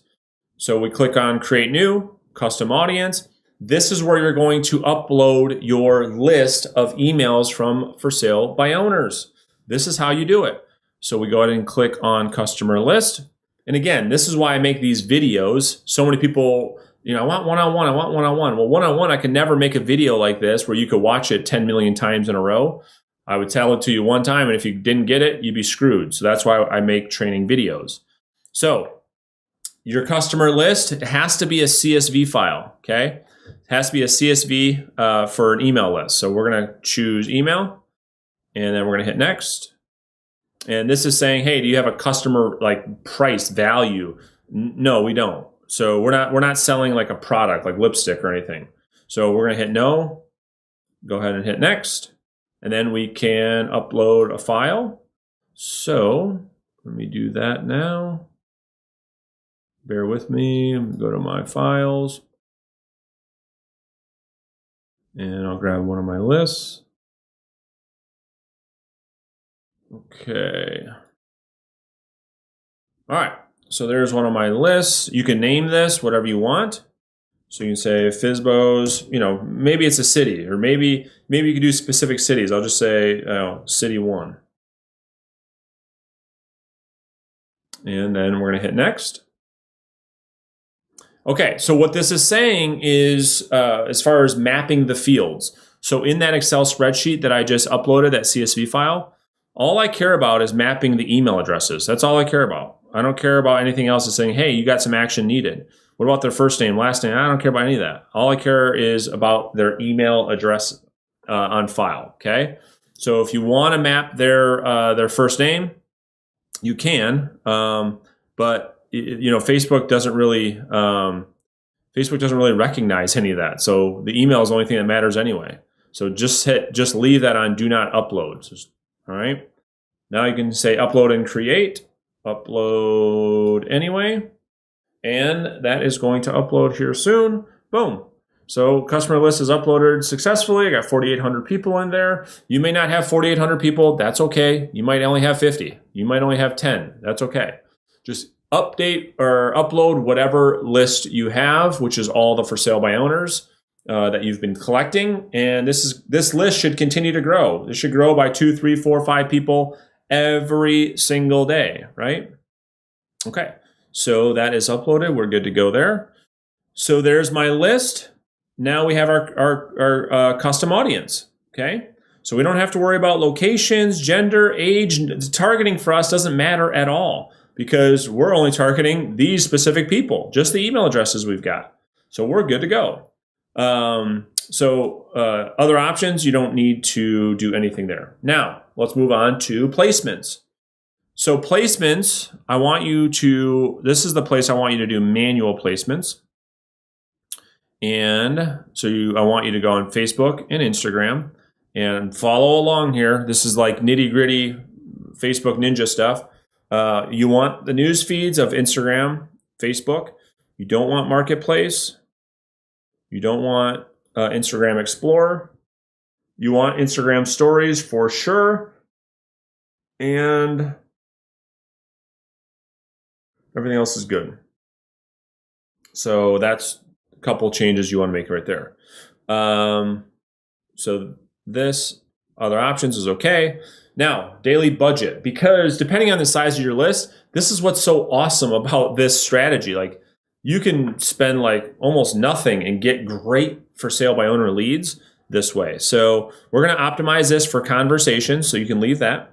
You don't have to do anything with bid control. So budget and schedule. So daily budget, like you can put $5 in here. I mean, let me see. I just want to check one thing. Yeah, I think you can do as low as $1 now. You can do $1 a day if you want. But let's just say we're going to spend $5, just like you do at Starbucks. You're going to spend $5 on your business every day, putting a specific ad in front of a specific target audience, which no other agents in your marketplace are doing. Now, what I recommend here is not leaving or not putting an end date on this. So just run this continuously. You can always shut this off later, okay? You shut this off whenever you want. You can shut this off today. But let this thing run because you want this message to be in front of this audience forever. You don't ever want it to stop. And the cool thing is once you continue to update and upload or update your list, then you'll add more and more people that will see this message. So just run this ad set continuously starting today. So we're not going to shut this off, okay? Under here with more impressions, you're good there. You don't need to switch anything here, okay? So now we can hit continue and we're off to our creative, okay? So under identity, this is where you have to have a business page, okay? So you want to make sure you pick the right business page. And here I'll just pick my realtor page. Okay. Now I want you to run a single ad or a single image. Okay. I don't want you to do a carousel. I just want you to do an image. In video, believe it or not, video ads, sometimes they work, but the images work really, really good right now. So that's what I want you to focus on. And good thing we made our image. So we're going to go ahead and add our image that we just made. You can see all of the stuff that we do all the time. So let's go ahead and upload our image. There it is. Selling your home can be tough. Open. Let's see. And we're going to choose that. We'll hit continue. Okay, so let's go and edit this image because it's getting cropped a little bit. Can cut out a little bit. Boom, there we go. So let's use the original. So sometimes, I don't know why Facebook does that. It does this square and it messes you all up. Just go back to original. And it should come through from Canva the way that you need it with the right size. So just come in there, hit original, and you can hit save. And then that will be the right size for you, okay? So you keep scrolling on down, and now you need some text, okay? So you need to put in some text. Well, good thing that I wrote it all for you, so you don't need to worry about anything. So in the download section of this training, I created your Facebook ad copy, okay? I even have the emojis that I want you to use. Everything is in there. So literally, I want you to download this and copy and paste this right into Facebook, okay? So let me go and copy this. And what the copy says is, selling your home on your own can be tough. If you've had enough and considering working with a real estate agent, not all agents are the same. Click the link to send me a message to learn about my flexible commission program, 1-day listing, option to continue selling your home on your own while working with me at the same time, open house event. After talking, you'll see how different my programs are than that of other real estate agents, and then you can decide what makes the most sense. Sound fair? Send me a message now. I'll be waiting, right? So a little bit of the script stuff that you guys have learned so far in this program. So I'm going to copy that. I'm going to paste this. There's my copy. Let me take out some of the spacing. And you can see our ad coming together over here. Okay. Let me just take some of this out. You just want to make sure that you don't have a bunch of spacing in here that's unnecessary. There we go. All right, cool. Now, my headline, I always say,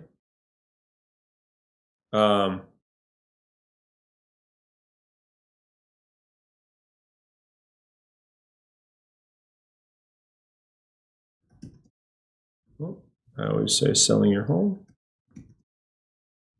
question mark. And call to action, we're always going to put send message, but let me just add something here. Selling your home, question mark. I'm going to put that in all caps, actually. Selling your home.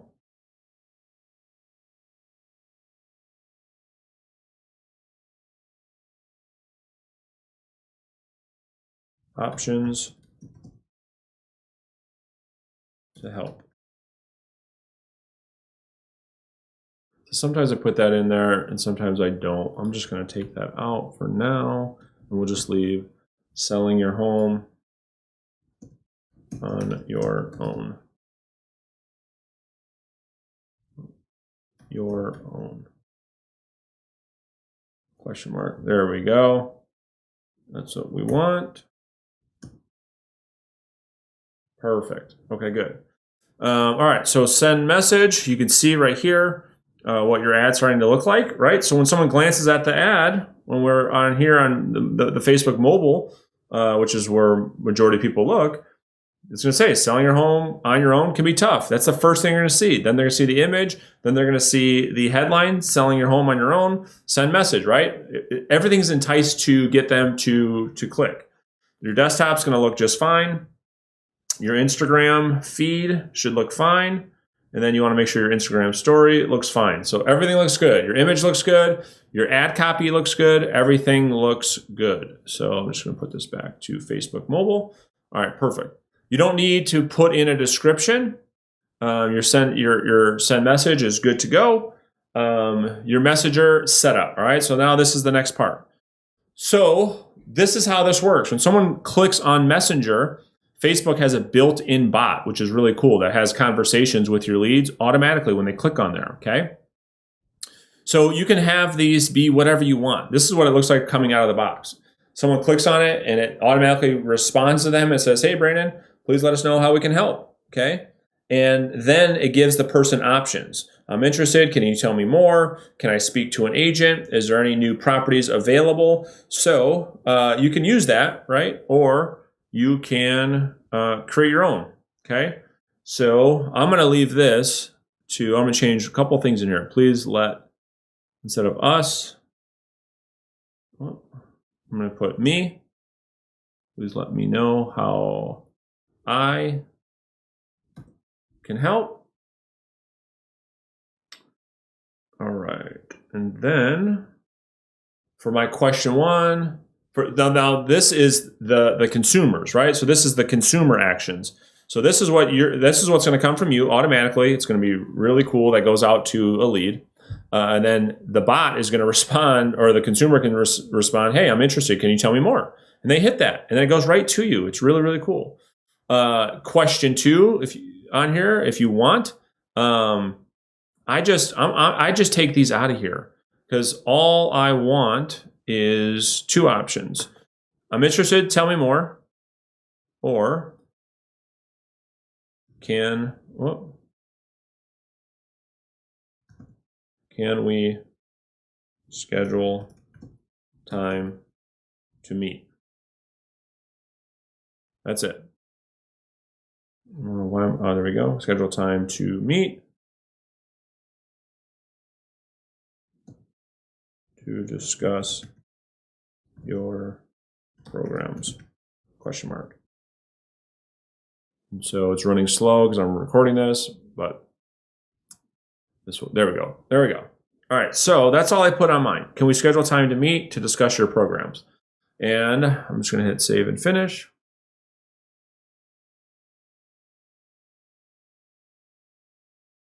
Sweet, there we go. So they click on your ad, and it says, hey, Brandon, please let me know how I can help you. And then the consumer has these options, or they can type in whatever message that they want. You don't need to worry about your tracking pixel because this is a retargeting ad, right? So you don't have to worry about any of this, which is awesome. And you're done. All you do now is click confirm, and you are good to go. Facebook and Instagram is going to put this message in front of every for sale by owner that you have an email address for. So hopefully you can see the power of this. Hopefully you execute on this. If you have any questions about this at all, make sure you bring them to our weekly Q&A or you tag me in our Facebook group, and I will see you in the next training very soon. Thanks for watching.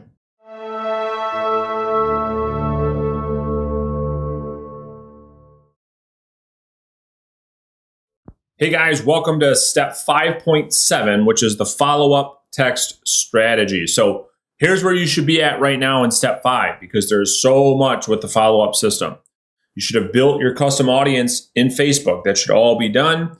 You should have at least one ad up and running right now to all of the for sale by owner email addresses that you have. So if you haven't done that yet, go back, watch step 5.6, get your retargeting ad in place so that thing's firing off every day while you're sleeping, while you're doing other things. You can have that ad doing some hard work for you. Okay, so here's what we're going to cover in step 5.7. Today's going to be a little bit of a shorter training. Last couple have been really long, so good job being patient, going through everything, executing on everything, doing the work so you can get the results you are after. We'll go through the text strategy, and you're going to learn the text script. So weekly text message. These go out every single Friday. So the weekly text message should go out to all the FSBO leads that are either A, in your follow-up funnel, or I should say, or the FSBOs you've met with. So all the FSBOs that you talk with every single day, whether you meet with them or you don't meet with them, but you're going to follow up with them, they should get a text message from you every single Friday. This is another touch point that has the FSBO thinking about you all weekend long, okay? So this text shows the FSBO that we're thinking of them and that we're here to support them, not to sell them. So you can either send this text through your CRM all at once if you have that capability. So if you got a nice CRM like KV Core, which is what we use, you can send all of these text messages to all of your for sale by owners, one click of a button. If not, don't worry and don't let that stop you. I sent text messages for years before I did it through my CRM. So I just sent this text message that you're going to learn in this training. I just spent about an hour every Friday, copy and pasted that to every FSBO lead I was working on, and I got them all out. Okay. So the text script is really simple. This is what it says. Hi, Bob. It's Brandon with Brookstone Realtors. I'll be available all weekend if you should need any help or advice. Best of luck. Right? Really simple. That message is just another touch point. We're just looking to stay top of mind. We never want to lose that top of mind awareness. So 5.7 action steps. Block time in your schedule every Friday to ensure you execute on all of your text messages. So that's it for chapter 5. You did it. You got through. I'm hoping that you took action. You did everything you were supposed to do. You should now have a full-blown bulletproof follow-up system in your business that most agents will never, ever, ever have. So that is it for step number 5. I will see you in step 6, which is the listing consultation right now. Welcome to step 6, the listing consultation. So obviously you're here so you can start getting listings. Step 6 is all about you learning my reverse selling listing consultation system. Has multiple parts of the program. However, the whole goal of this training is that when you go on listing appointments, when you start applying for the job of listing someone's home, they're signing a contract 80+% of the time. So with that being said, let's jump into step 6 right now. Hey guys, Brandon here. Welcome to this training called the Reverse Selling Listing Consultation 2.0. And so this is what it's all about. You have mastered the first call. You've mastered setting appointments. You've mastered going on appointments and following up. And now you're ready to learn how to get somebody that you meet with face-to-face to sign a contract and list their house with you.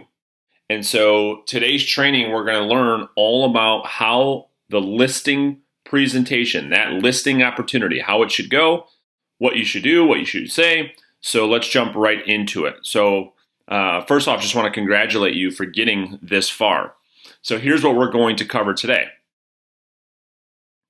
We're going to go through the mindset and the approach that you must have when learning and using and implementing the reverse selling listing consultation. We're going to talk about preparing for your appointment. We'll talk about the home tour and connecting with the seller. And then once you learn those 3 things, I'm going to walk you through the 7-step consultation process. I'm going to walk you through all 7 steps in great detail. And then at the end of this training, I'm going to do a complete role play of the entire presentation and how it should go. So let's start off with mindset and approach. So number 1, you have to be 100% detached from the outcome.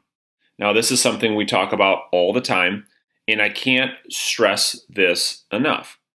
If you go into a listing opportunity being very needy, being very concerned that you need this listing, I gotta get this listing, I gotta get this listing, you probably won't get the listing because the way in which you will communicate will come off like a needy salesperson.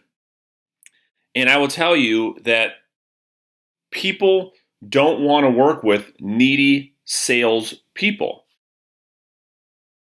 They want to work with trusted consultants, trusted advisors, people that can give them the truth without worrying about making a commission. That's one of the challenges in real estate as the industry continues to evolve is the consumer's mindset or the consumer's concern with, is this agent doing and telling me the absolute truth, or are they just trying to get paid?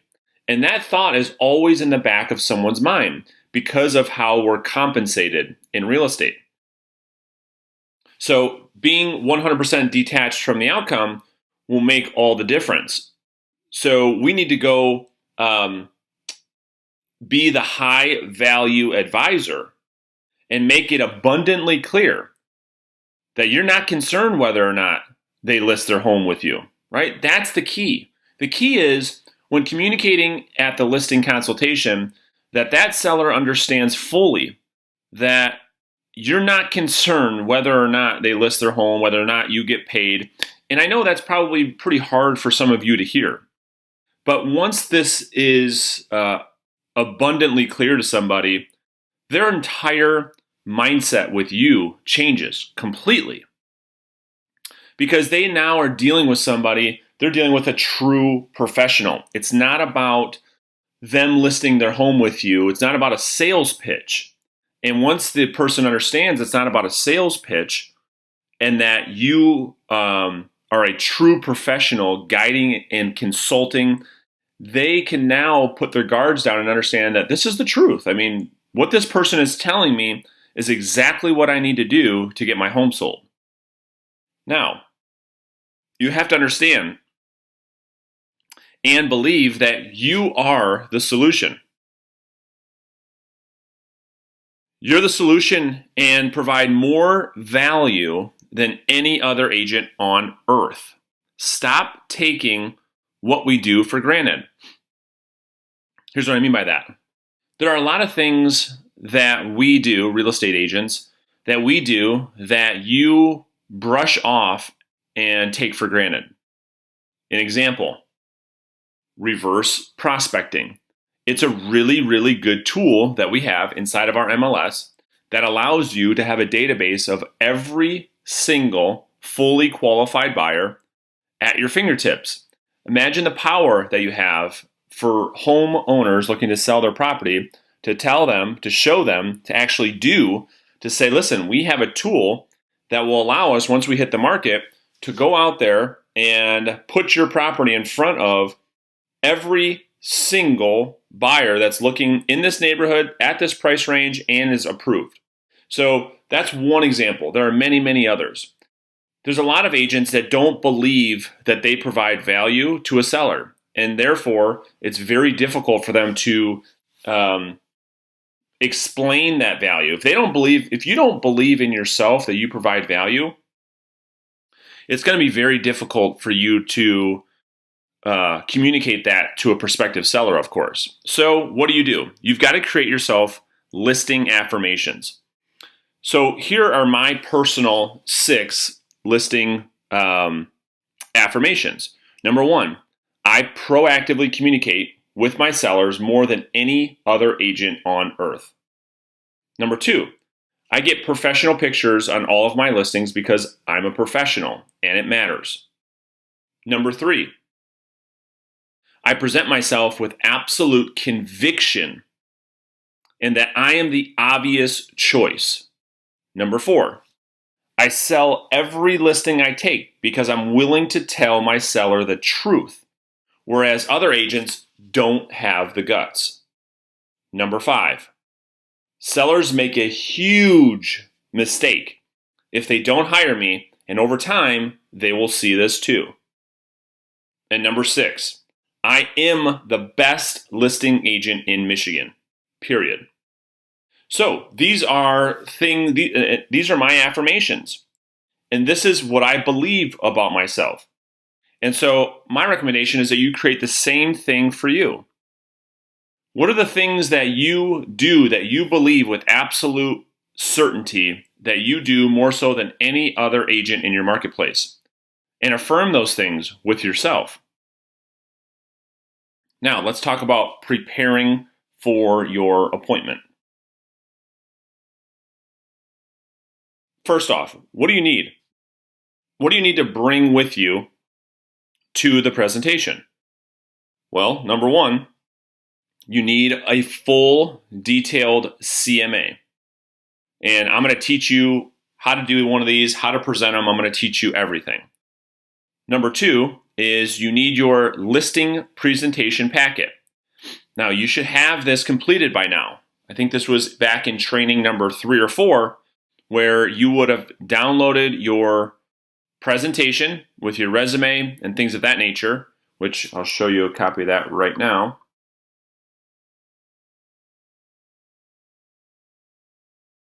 Right here. So you should all have this right now, okay? You should all have this document that we provided to you that will allow you to go in there and download it, take my stuff out of it, put your stuff right into it, okay? You guys should all have that by now.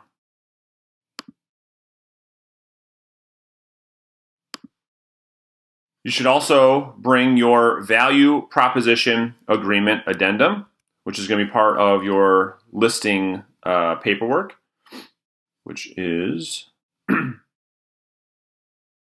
somewhere right here.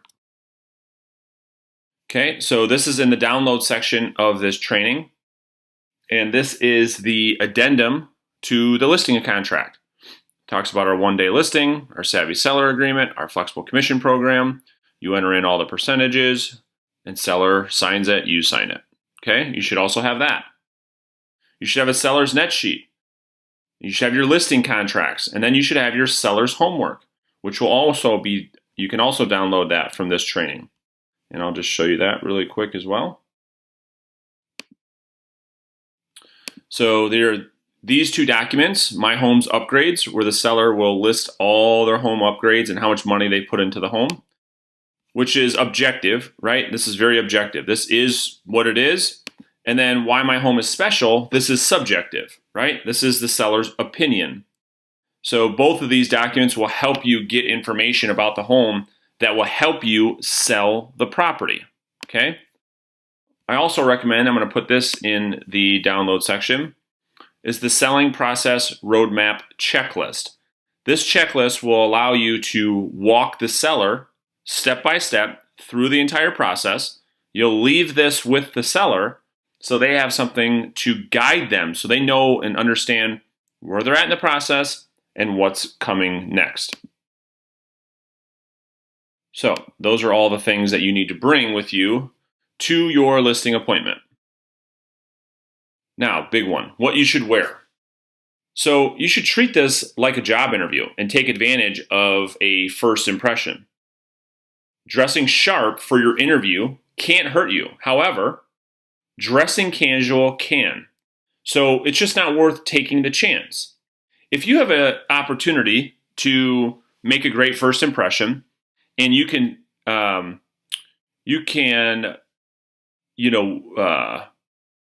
dress the way that you think you should dress, but there's and that's not going, when you know that that's not going to hurt you. However, if you err on the side of caution, you wouldn't want to chance anything here. I mean, it's a very, very simple decision. Just dress up. That can't hurt you. But there's a chance that dressing down may. So don't take the chance. It's not worth it. So you should wear a suit, tie. Your makeup should be done. You should be clean shaved. Your hair should be done. Make sure your shoes are clean. Right? Here's some examples. Right? Men and women. Men in a suit. Women in a suit. These are examples of what not to do. And I see it all the time. I know these are funny, examples, but you'd be surprised at what I see agents, how I see agents dress going to a listing interview. So, here are some recommendations. I recommend that you email the detailed comparables to the seller before meeting with a calendar invitation. Why? Well, because it gives the seller a chance to go through the comparables in great detail. You're not sending a price. You're just giving them the comparable home sales with the photos so they can see, they can have a little bit of a reality check before you get there and start going through all the comparables. You'll be shocked at how powerful this is, that the sellers say, oh my gosh, yeah, I didn't know that house sold for so little. It'll just put things in perspective for them, and it will save you a ton of time. Along with that, you should send a calendar invitation. Okay, so this will negate your cancel rate, right? So if you have a calendar invitation in there, you email them a great you put together a great email with all the detailed comparables. I mean, this is really happening, right? So it just takes your cancellation rate, it brings that way down. Now, you need to know the comps inside and out. 50% of the presentation is going to be spent on pricing.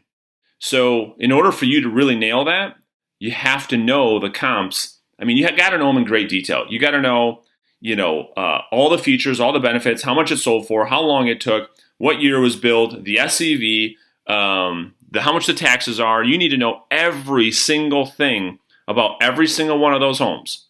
The actives, the pendings, and the solds. And you should always have 10 to 20 listing packets made at all times. It shouldn't be stressful for you to go on 2 presentations in one day. It should just be what you do. And you should always have 10 to 20 packets ready at all times. You should plan on arriving in the neighborhood 15 to 20 minutes before your scheduled meeting time. You need to know what's going on in the neighborhood. Don't be flying in the neighborhood because you're running 2 or 3 minutes late. I mean, that's a great way to start this entire thing off the wrong way, being late. Well, now no one else, if you show up late, how you do anything is how you do everything, right? So that it can't be more true. That saying can't be more true than when it comes to listing homes. And believe me when I tell you, everything matters. Everything matters to a seller. I'll give you an example. I was fired one time because we told the seller the sign would be up within 24 to 48 hours, and the sign wasn't up for, it took my sign company 3 days. And how you do everything, or how you do anything is how you do everything. The seller got upset and said, listen, if you can't get the sign here when you tell me, then chances are you probably can't sell my house. And I know that's a bit extreme, but that happened, and the seller fired us. Okay, so get there on time. Know the neighborhood, know what's going on, know if there's houses being built, know if there's a school in the neighborhood, know if there's sidewalks being ripped up. Okay, know what's going on. Have a clean car. Don't show up with your car being a disaster. How you do anything is how you do everything. Have extra pens. Make sure you have a calculator. Turn off your phone. Okay? Nothing worse than you're meeting with a prospective new client, okay, at an interview, and your phone's dinging and banging and ringing, and just turn the damn thing off. And then knock the door precisely 5 minutes before your meeting time. Okay, again, it's all about first impressions here at your interview. Show up early, do everything we just talked about, and knock on the door precisely 5 minutes before the meeting starts. Okay, let's talk about the home tour and connecting with the homeowner. So, you need to do the home tour with the seller, okay? Other trainers say to do this on your own. It's really bad advice. This is a great opportunity for you to break the ice, lower the barriers, get to know each other, have good conversation, start building up that relationship, building up that trust, building up that comfort level. Why would you throw that away and tell the seller, you go sit at the table, I'll go walk around the house by myself? Well, because not only does it help you build that relationship with the seller before you sit down and present to them. But if you're really going to list this house, wouldn't it make sense that the seller tell you about the house? I mean, that's the thing that I never got about why trainers told you not to do this. You got to understand what the home has in order to sell it, right? So don't listen to that advice. Make sure you do the home tour with the seller. Have them walk you through the home, take notes, ask questions, build rapport, build that relationship. You have to connect, okay? This is where you need to use your people skills to connect. This is really hard for me to teach you. This is one of the parts that some people are really good at, and some people just have a tough time. And it's really hard to teach human connection, but this is where you need to give whatever God-given skills you have to connect with another human being. So we want to take notes during the home tour. We want to ask questions about the home, and not just any question. We want to ask questions that really need to be answered for you to do a good job selling their home. Right? We want to ask about the major items in the home. The roof, the windows, the AC, the furnace, the carpet, the flooring, all these different things. You know what I mean? Ask these detailed questions. Ask questions that somebody selling the home would have to know, right? You start assuming that you're working for them right now. And then after the tour, use this script. Let's sit down and talk about what it's going to take to get your home sold. Okay, so you get through the home tour, you just spend 15 minutes building this relationship. You go ahead and start to lead them down the path with certainty, with conviction.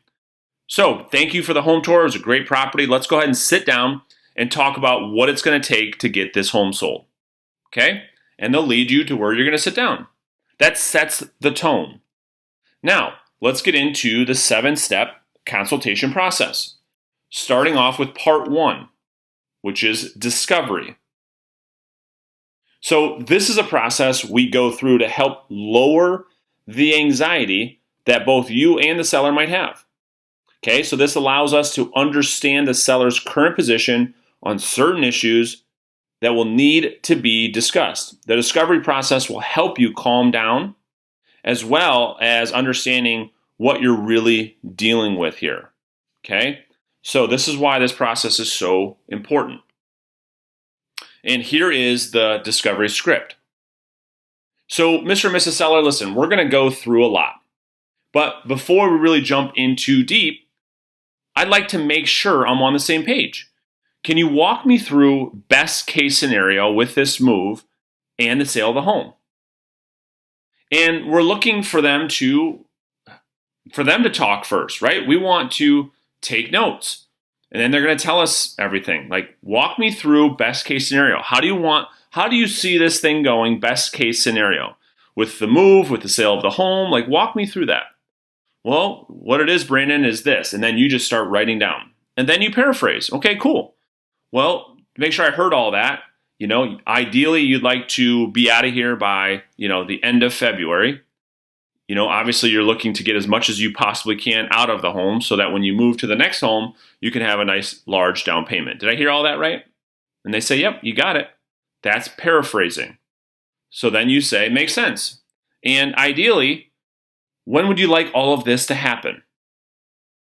Timing, right? We're looking for timing.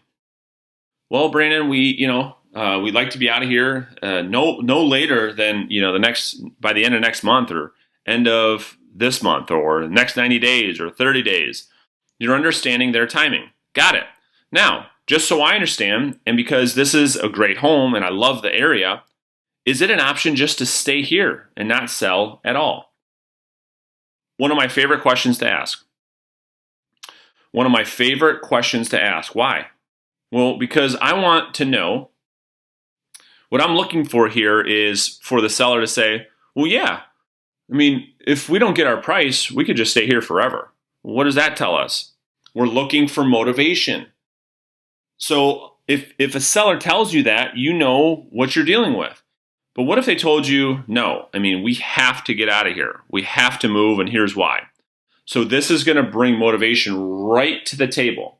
This is using reverse selling that other agents are just, they don't have the guts to do this. They don't know how to do this. They don't know why to do this.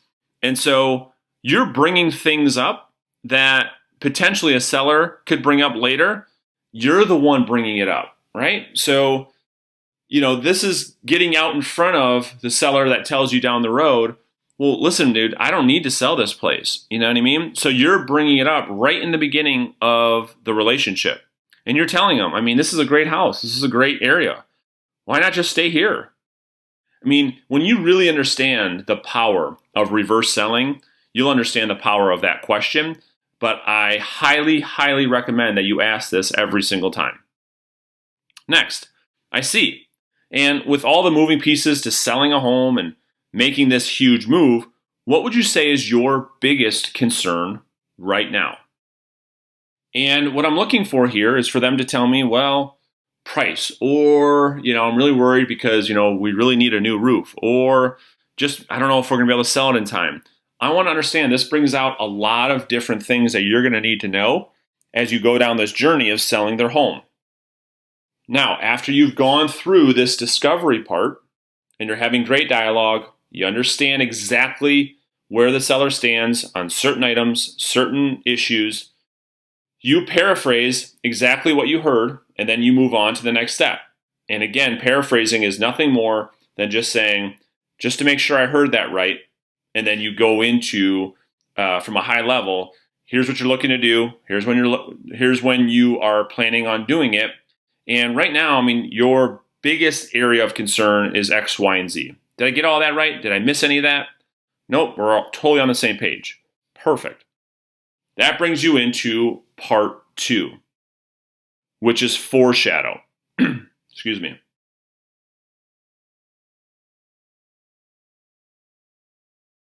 Had to get a little quick drink. Part 2 is the foreshadow.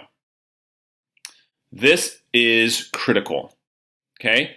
Foreshadowing is the art of communicating in such a way where you can help lower the seller's anxiety by helping them to understand what they can expect in the future. Now, as a listing agent, you have to master this art because you'll need to be able to foreshadow the entire home selling process at different times with the seller. And you're going to constantly be foreshadowing all the time, almost every conversation. So here's an example. So let's pretend that I took you to a haunted house for the very, very, very first time. Would you have some anxiety? Well, yeah, the answer is yes, you would. And the question is why? Why would you have anxiety? Regardless of how tough you are or whatever the case may be, the answer is because you don't know what to expect. That's what creates the anxiety. That's what haunted houses are built on, right? They're built on surprise. And so that's what creates the anxiety because you don't know what to expect. So what if this happened? I mean, what if I turned all the lights on and told you exactly what was going to happen? Right? I walked you through the entire haunted house. I drew you a map. I turned all the lights on. I walked you through, before we walked in, I walked you through room by room. Hey, we're going to walk in the door right here. And I drew this whole thing out for you. We walked in. We're going to head over to the right. This little dude's going to try to jump out and scare us right here. Don't worry about it. He doesn't mess with us. Just keep walking. And then you're going to turn left. You go through here. And I did this the entire way through the haunted house. Would this help to lower your anxiety? Well, of course it would. Why? Because now you know what to expect. That makes sense? So here's the foreshadow script. And this is just at the listing consultation. Never forget, you need to be a master of foreshadowing if you're going to list homes. If you're going to list homes, if you're dedicated to listing property, you need to be a master of foreshadowing.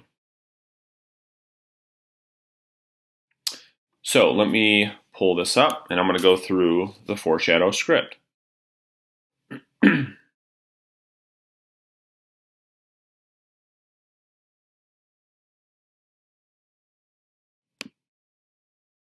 So here's how it goes. and you're going to get a copy of this entire script at the end of this training.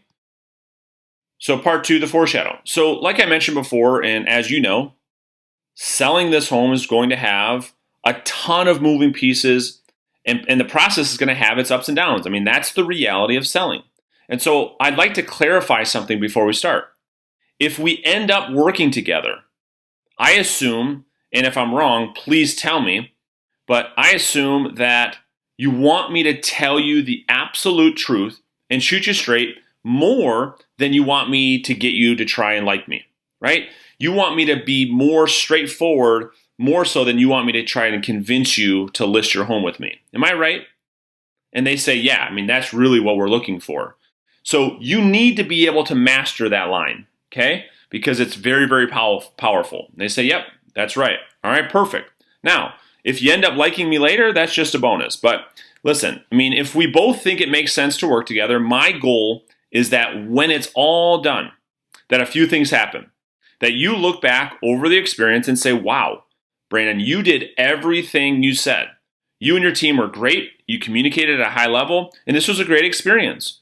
So much so that we would feel comfortable referring you to people that we actually know and we trust. Because that's the only way we build a long-term relationship, is if I do what I say. If I communicate with you proactively and provide you an awesome experience. Would you agree with that? Yes, we would. Okay, so really there's 3 things we're going to go through today. Number 1, how do we get your home sold for the highest price, and not only the highest price, but attract buyers to pay you more than what other homes are selling for in the area? Okay, so that's number 1.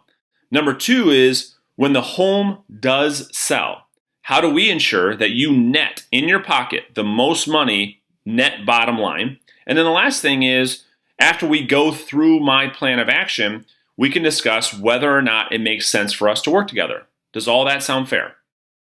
And they say, yeah, that'd be great. That is the foreshadow. You need to learn this script. So as I've recommended to you throughout this entire training, you need to learn one piece of the puzzle at a time. Well, there's no difference here. As you learn the listing consultation presentation, you need to learn the foreshadow and just practice this piece right here. You need to be able to nail this with your role play partner, with your accountability partner. Okay? So that is the foreshadow script. Now, part 3. Part 3 is the CMA presentation, of course. Now, the 2 main things that is going to drive your entire experience listing homes will be how you price homes and how well you can communicate the market to the seller.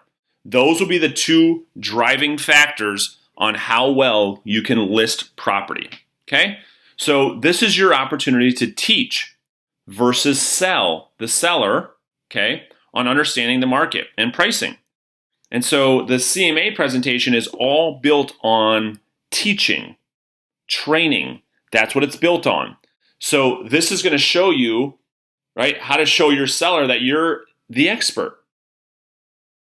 This is how you show them you're the expert. This is no more talking about anything like, hey, I'm the best agent, none of that crap. This is where you're going to demonstrate that you're the expert by how well you can teach them on how to price property. So understanding the market in great detail, that's your job as a great listing agent. And it's the difference between top agents and amateurs. So I gotta change that. So just so you know, the CMA presentation should be 50% of the interview. So if you're at the presentation for an hour, 30 minutes should be spent on this piece right here. All right? Now, the CMA also has 7 parts to it. It's a big part of the presentation. Now, just like before, like I just said, you need to learn one step at a time. So if you look at our entire listing consultation, the entire thing has 7 parts, but just the CMA presentation has 7 parts. So part 1 is understanding and communicating that selling the home, the home has to sell 3 times. And this is where you're going to foreshadow this. This is how you start the CMA presentation. So this is where you're going to give them a high-level explanation of why the home must sell 3 times in order for the seller to move and get paid. Right? So you're going to walk them through, you're going to foreshadow with them and explain to them the offer negotiation process, the inspection negotiation process, and the appraisal negotiation process. And you're going to keep it pretty high level. I mean, you're not going to spend, 10 minutes on this. You just need to do a good job setting good expectations and foreshadowing to the seller to say, listen, most sellers don't understand, but the home has to actually sell 3 times, not 1 time, 3 times in order for this whole thing to get done. And here are those 3 things. We've got to get through the offer negotiation, and here's what that looks like. We've got to get through the inspection negotiation, and many things can happen during an inspection, right? And you're walking them through all of that. And then you're walking them through the appraisal negotiation, right? And many, many things can happen during this process. There's many, many ups and downs. And so just understand as we get into this, the home has to go through all 3 of these processes in order for this to successfully close, you get paid, and for you to move on. Part 2 is a high-level market update. So this is where you're going to start by asking what the seller knows or has heard about the current market. So this is where you ask the seller, so Mr. and Mrs. Seller, what's your current understanding of what's happening in the marketplace right now?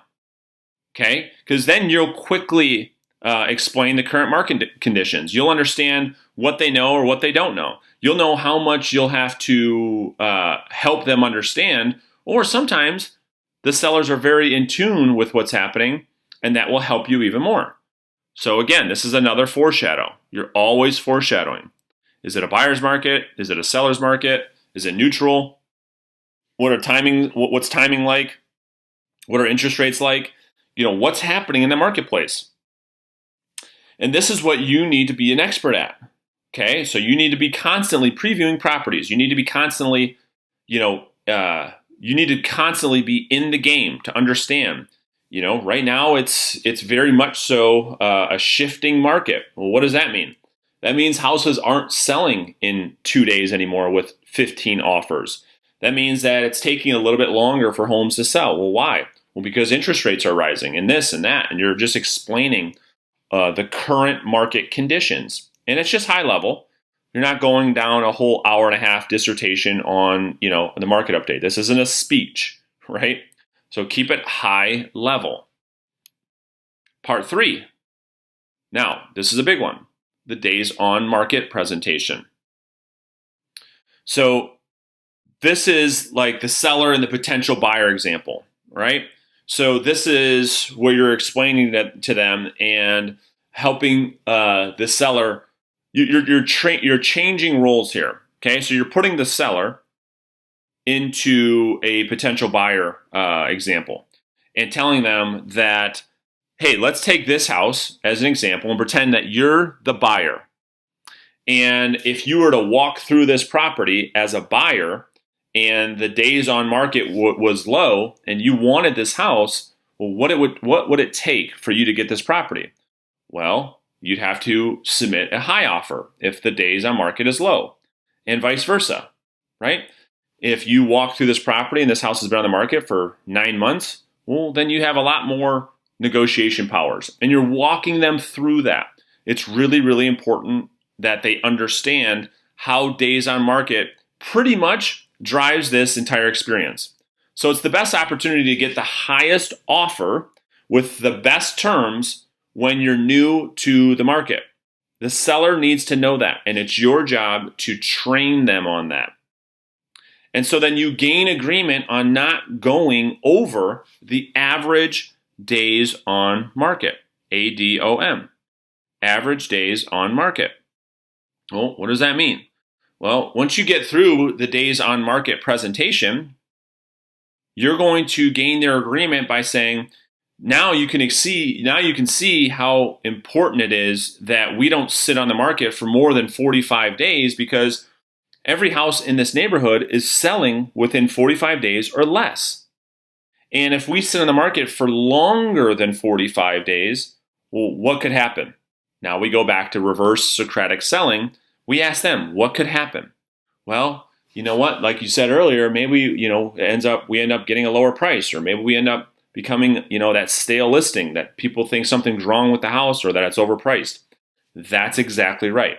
Okay, so you gain their agreement on not going over the average days on market. Well, what's another reason why we want to do this? Well, when you gain agreement on not going over average days on market, you now also put yourself in a position for pricing conversations if needed in the future. Because you can always come back to, remember, we don't want to be on the market for more than 45 days. If we are, we're going to be in trouble, right? Remember we talked about that. Oh yeah, that's right. All right, so we got to go ahead and make an adjustment to the price to cause the home to sell. Wouldn't you agree? Right? You can use that later on. Part 4, we call this the active listing analysis. So this is where you need to have the seller look at all of the active listings as a buyer. Okay, so this is why it was so important that you emailed the detailed comparables to the seller before the presentation. Because if you don't, this could take hours, right? This could take a long time. But you want them to look at the home features, locations, pricing, days on market, all of the details about each home, because that's our competition, right? We're looking at all of these properties on the market as our competition. And they need to know what's going on, what's out there, what's for sale, and what are people asking for. Because we've got to be competitive with those properties. So you're going to foreshadow again here, that in our weekly update meeting with reviewing these active listings, right? So there's a huge part of assuming the sale. So when you're explaining the CMA and you're going through your CMA presentation and you're foreshadowing the fact that, hey, listen, when we communicate each week as we go through the process, we're going to be reviewing these listings. Which ones of them are selling? Which ones of them are having the most activity? Which ones of them are at risk for going stale on the market? And it just solidifies the person's in the person's mind what it's going to be like working with you. Part 5, the sold data presentation. So when you're explaining this to the seller, we call this historical data, right? These are the facts. So this is where you're going to gain agreement on the listing price, right? And listing at the right price from day one versus starting at a higher price and working your way down, okay? Because you're going to go through all of the properties that have actually sold, right, in great detail, and you're going to say, based on the data, the data suggests that the home should be priced at X. Wouldn't you agree? And it's always the data suggests. It's never your price. It's never, I think we should price the house at this, I believe we should price the house at that, because you never want to marry yourself to the price. Why? Because you're setting yourself up for the seller to come back later and say, well, you told me that the house was going to sell at this. Now you're telling me we got to lower the price. Right? So it's always the market suggests this is where the home should sell. Now we don't know that until we actually hit the market. Right? You're always setting good expectations. Part 6. This is the first big win. This is when you're gaining agreement on price. Okay? And like I just said, it's always what the market suggests. It's not you.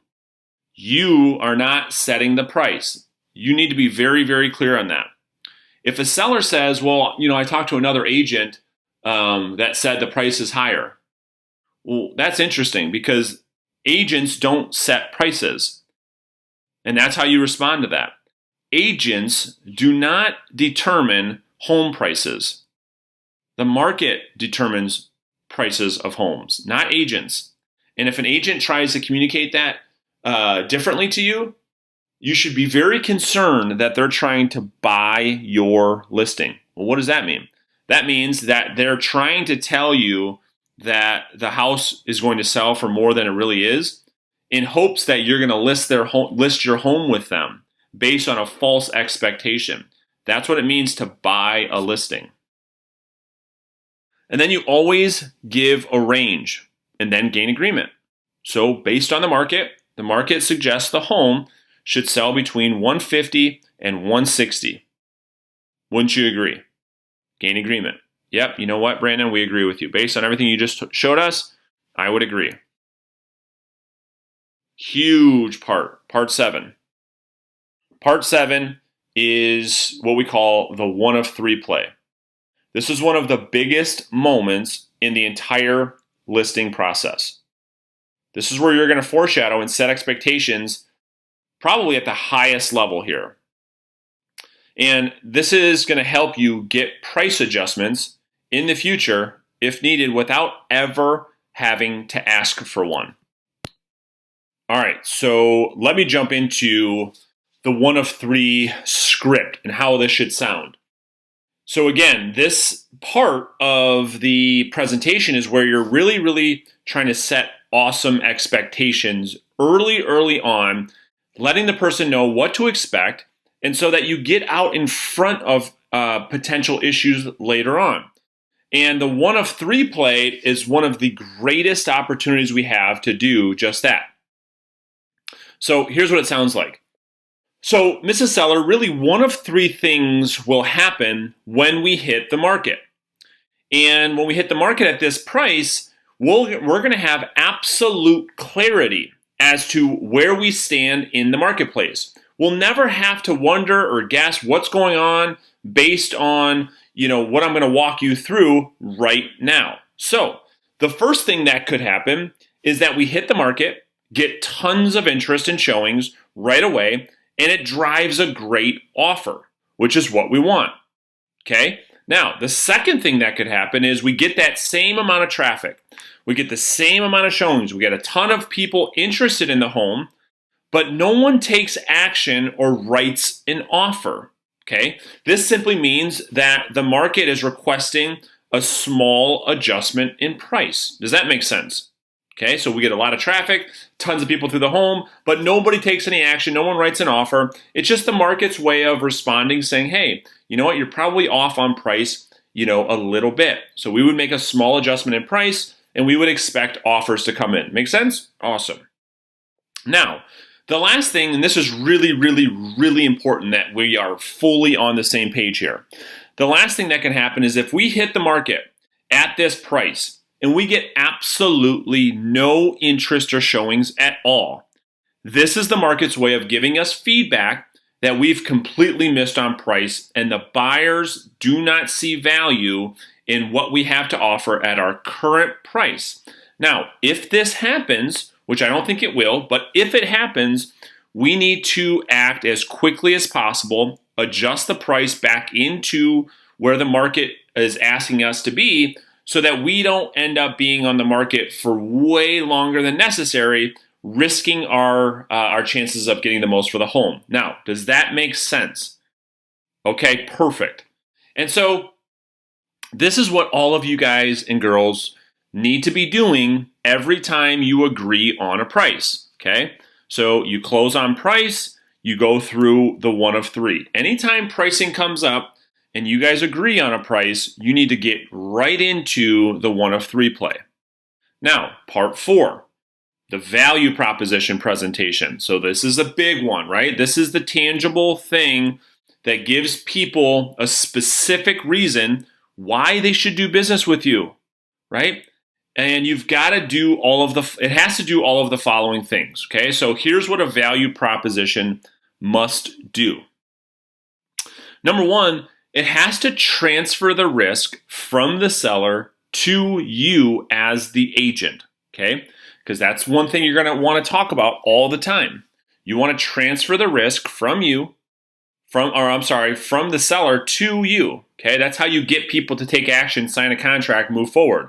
Remove their risk. Number 2, it has to shift the accountability from the seller to you.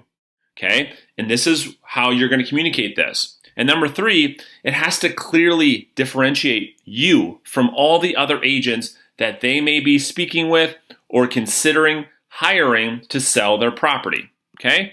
So here's an example. Boston market. Okay, so if you don't have a Boston market in your area, they're like a healthy, I guess you'd call it a healthy fast food place. I mean, they sell rotisserie chickens, and here's their value proposition.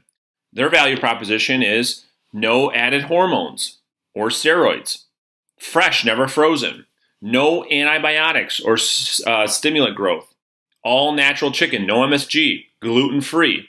So these are all examples of their value proposition into the marketplace that is transferring risk from people to go and eat there and putting the accountability on them and clearly differentiating themselves from a McDonald's or a Burger King, right?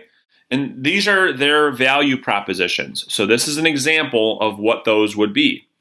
Because the biggest problem in sales, whether that be real estate or you sell cars or you're a financial planner or you sell insurance, and I ask this to people all the time, why would someone do business with you, like specifically? And no one can answer that. Well, the answer to that question is your value proposition, okay? So here are some other examples that are in real estate. Sold in 29 days, guaranteed, or I'll buy it. Or sold in 29 days, guaranteed, or I'll sell it for free. So I don't like these that much just because they're pretty gimmicky, right? I mean, you see a lot of agents put these on billboards across the country. I'm not a huge fan. They're not very tangible. Well, and they're pretty gimmicky, right? Like you got to sign all these waivers and all this stuff. And then so like kind of negates the purpose. This is almost like a bait and switch type of thing, right? Like this gets somebody's interest and then they call you and then they get more information. And it's like, yeah, in order to get this, you have to agree to give me your firstborn child. So I'm not a huge fan of these. However, these are pretty popular in real estate. So here's our value proposition, and here's what I recommend that you use. Okay, so there's more than 5, but here are the big ones. So our 1-day listing agreement. Okay, I'm going to talk all about these in more detail later. But our 1-day listing agreement, which simply states that if someone's not happy with the service that we're providing, or it's not going the way that we plan, that they can walk away. We don't handcuff them down to a 6, 9, 12-month contract like every other broker does, right? Very valuable, very tangible, separates us from the competition, transfers risks and accountability from the seller to us. Does it do all those things? Yes, it does. Number 2, our Savvy Seller Program, which states that the seller has the option to find their own buyer while the house is on the market with us. And if they do that, they would only pay us a 1% commission to process the transaction for them and the buyer. Number 3, our flexible commissions and our different listing programs, right? People love this program. People want options. They want flexibility. They don't want to deal with rigid people that, have no flexibility at all. Number 4, our communication guarantee. Mr. and Mrs. Seller, I guarantee that we communicate every single week, and if there ever is a week that goes by, you can fire me on the spot. No questions asked. Is that fair? And then number 5 is our 1-day open house program, right? So this is a great value proposition to a for sale by owner or to an expired listing that doesn't want to put their house on the market necessarily with you right now. This is a great way to show value to say, well, listen, here's a win-win program that'll allow qualified buyers to come through the property without you agreeing to list your home with me long term. So let's start with the 1-day listing. Now, most people, when they learn this for the first time, and especially brokers and owners, but even a lot of agents, they get very skeptical and they get really concerned. So before your skeptic brain starts, let me break down what we're doing here. And one important thing is that when you saw this title, your mind started racing around like why you can't do this. Why is it my broker won't allow this, right? All these things in your head probably started, right? So this would be a great example of taking things literally and not understanding one of our core principles, which is nothing is as it seems. So our one-day listing, again, I just explained it to you just a minute ago, but it says right in our addendum to the listing contract that if the seller is not happy with our services, that they can walk away, and here's what the script sounds like. So, Mr. and Mrs. Seller, listen, one of the things that I believe is that when a seller hires an agent to handle the sale of their home, that the risk and the accountability should be with the agent, not the homeowner. Would you agree? And the homeowner right now, after that first line says, wow, here's somebody that really gets it. Okay, so you start off with that line. Next, great. Well, this is why I offer my one-day listing agreement. Here's how it works. So I believe that I need to earn your business every day that we work together. And if there's ever a time when you think I'm not holding up my end of the deal or communicating with you the way that I should, you can cancel this agreement at any time. I'll never handcuff you down to a long-term contract. Now, do you think that that's fair for you? Yes? Awesome. Do you think that that transfers the risk and the accountability to me as I have to now perform for you every single day? Perfect. That's the way that it should be. Okay, so that's the script and that's how you handle the one-day listing. Next is the Savvy Seller Program. Okay, so this is another thing that has been around for years. Okay, this is not new. Agents and brokers just don't talk about this. So the seller is hiring you to find the buyer or for you to find another agent who has a buyer for their home. So if the seller finds their own buyer with their own efforts, is it right that they should still pay you a full commission? I mean, honestly, if they're hiring you to do this job, to market their property, to go find a buyer, and you fail, you don't do it, they do it. I mean, if you're being really honest with yourself, not being like, like the real estate person, like, oh yeah, you owe me a commission because that's what it says in the contract. No, if you're just being a normal human being, why would someone pay you to do a job that you didn't do? It'd be like paying somebody to mow your lawn, but they never came. Like, would you do that? The answer would be no. And this is the same thing. So if the seller finds their own buyer, you'll agree to handle the entire transaction for the seller and for the buyer.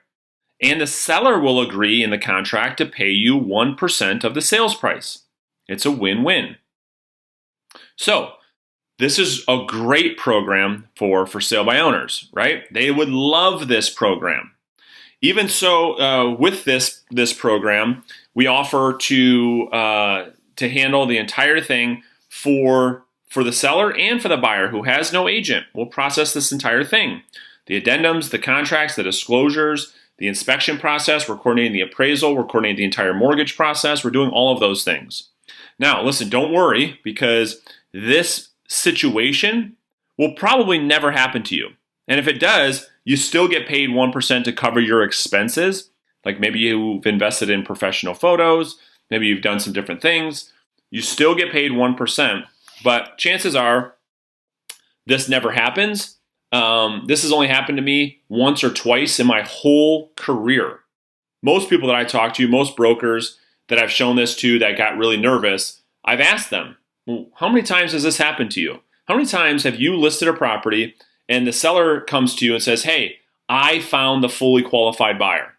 And they always turn around and say, yeah, I guess that's a good point. I mean, never once in my 37-year career has that happened.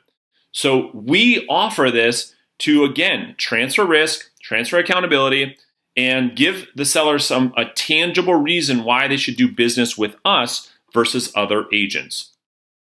So here's the Savvy Seller Program script. So Mr. Seller, Mrs. Seller, another thing that I believe is that you're hiring me to go out into the marketplace and to secure a buyer willing to pay you the most for your home possible. Would you agree with that? Well, yeah, Brandon, that's exactly why we're hiring you. All right, perfect. Now, listen. With our Savvy Seller program, you'll have the option to find your own buyer even while the home's on the market with me.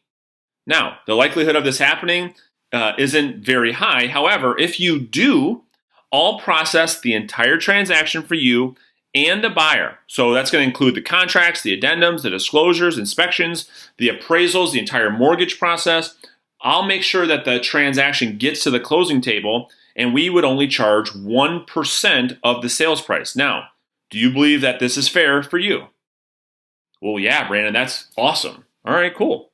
Right? So that's the second thing. That's how the script goes. Now, let's talk about the flexible commissions in our listing programs. So like I said before, people love options, and they love the ability to choose their own adventure. I mean, really, who are we to decide what's best for people, right? Our job is to provide options, to provide choices. And listen, you're the CEO of your own business. Do what you're comfortable with doing here. But these are just what I do and what I recommend that you do. So this is, these are all just different options, all right? So you don't have to do any of these different things. So here's what we offer. Okay, so this is how our flexible commission program and our different listing programs work. So we offer a 1% option that, like we just talked about, offers transaction coordination and an MLS entry only. Now, don't get all freaked out about this. If we're talking to for sale by owners or anybody for that matter, we don't believe that the MLS is the end all be all. Otherwise, we would have been gone a long time ago. So an MLS entry only, all that means is, hey, we'll use your photos, we'll put it in the MLS. You have to coordinate your own showings. You have to coordinate all your own negotiations. You do all of it. We're just putting it in the MLS, okay? So we offer that as an option, right? Who are we to decide like, no, you must do it this way. If they want to try that, go for it. That's not my recommendation, but we offer that, okay? The second thing that we offer is going out there and finding an unrepresented buyer. Now, be careful, and we charge 4% for that. Now, be careful with dual agency, okay? Dual agency will probably be gone in the next few years because the only way you can technically be a dual agent is if you met the buyer and the seller on the same day, at the same time, at the same minute, and they both shared with you their goals and their financials and all of that at the very same time. Because once you enter into a relationship with a buyer or a seller, well, you have a fiduciary responsibility to that person. So it would be virtually impossible for you to serve their best interest if you found a buyer after you listed a home, because you have a fiduciary responsibility to the seller, right? So you have to look out what's best for the seller. You couldn't look out what's best for the seller if you represented the buyer too. It's virtually impossible. So dual agency is a very, very tricky thing. What we do at our company, and you should do this at your company, and your broker would probably tell you the same thing, is we write offers for unrepresented buyers. So we're just writing the offer for them. And we have a purchase agreement at our company that is designed specifically for this situation. It's not a dual agency situation. There's a buyer that comes to us. They don't have an agent. We write the offer for the buyer, but our allegiance and our agency relationship is still with the seller. So let me know if you have questions on that. The next option is our full service listing, which we charge 6% for that. Okay, so if we have to pay a buyer's agent, this is what we offer every single time. So people get confused with this flexible commission program. Like, I don't get it. Like, how do you put it in the MLS? Do they just pick and choose like how this goes? No. When somebody lists their home with us, we charge them 6%, right? The only time this 1% comes in or the 4% comes in is if we find a buyer with no agent, so they don't pay 6, they pay 4, or B, they find their own buyer, which again, like we talked about, hardly, rarely, ever happens, then they would pay 1. So the only time that happens, so we're listing the house at a full 6%, And the only time that it's not that is if they do the MLS entry only. Okay, so let me know if you have any questions on that. And then our last option is our premium certified pre-owned listing. So like car dealerships, they have these cars called certified pre-owned. Well, what does that mean? Well, that means they've done a bunch of things to the car. They've extended warranties, they've done all kinds of inspections, and they tell the consumers in the marketplace, listen, this car is special. I mean, it's as close to you can get to being brand new. So much so that we've extended warranties. We've done all special types of tests on this car. And what does that do? Well, that causes that car to sell for more. Well, why? Because the buyers in the marketplace have a lot more confidence in purchasing that vehicle than cars that are not certified pre-owned. Well, we do the same thing with our premium listings, okay? So this is how we can get 12% more on average than other homes that sell in the area. And so we include professional photos, we pay for the pre-listing inspection, we pay for a pre-listing appraisal, we do home staging, we do our grand opening event, we have a pre-decided pricing strategy, and we also, what's not on here is we also do a professional cleaning. Actually, I'm going to put that in here right now so I don't forget that.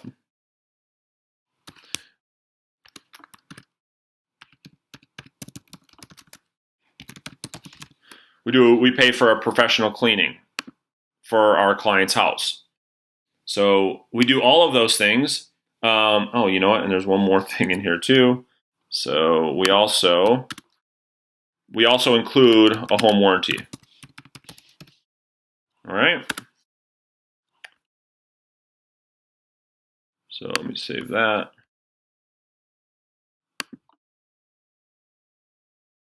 So we also include a home warranty. So we do all of those things for our premium listing because we want this house to stand out from the crowd and give the buyers more confidence. Well, when the buyer has more confidence, they're willing to pay more for it. Hopefully that makes sense. So again, do what's comfortable here, okay? Do what is comfortable here. Now, here's the second big sign that you're on track, okay? So when you're in the value proposition presentation and you say, now, Mr. and Mrs. Seller, after going through all of this, do you believe that the accountability is now with me as your agent to perform and off of you as the seller?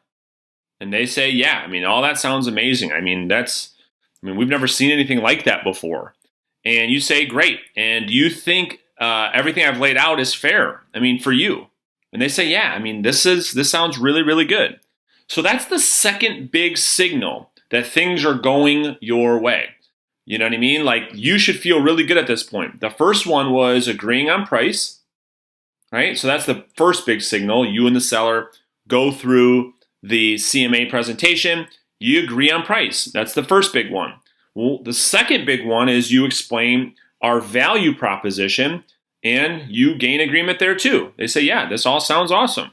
Okay, so let's keep going, which brings us to part number 5, which is the net sheet presentation.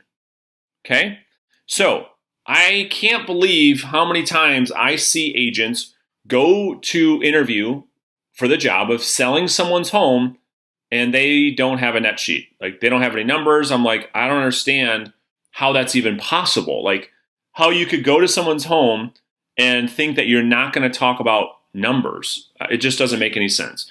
So part 5 is the net sheet presentation. So we always want to present 3 different options with the seller.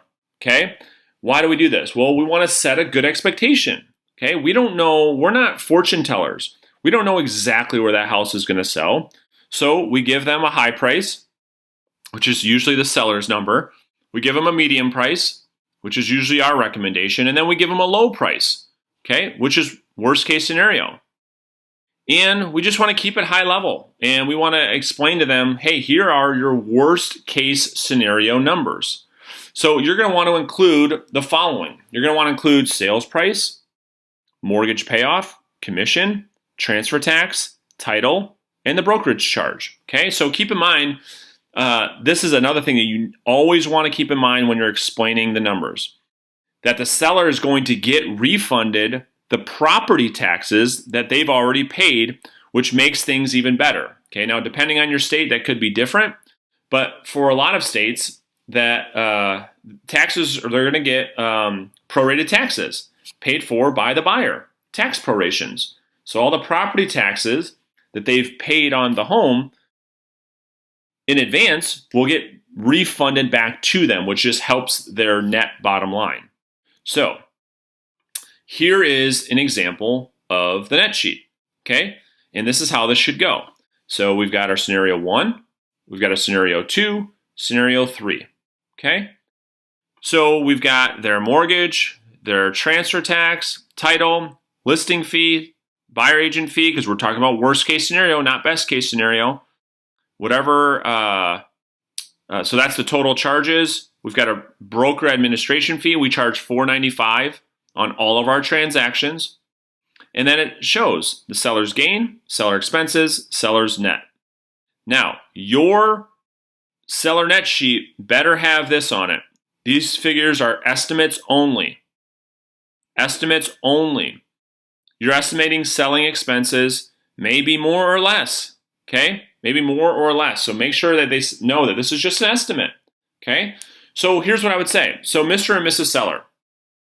Now I want to kind of break down the numbers so you could see what you can expect to walk away with when the house sells.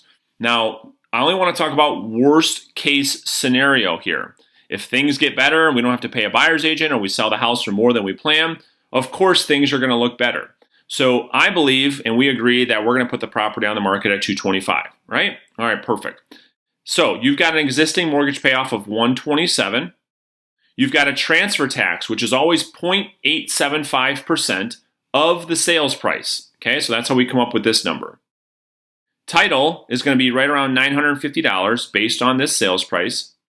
And worst case scenario, we've got to pay, Billy Bob from Remax, who brought us the buyer, who brought us the buyer that gave us the best offer, the best terms, and you and myself and the three of us thought that this was the best offer for us to accept.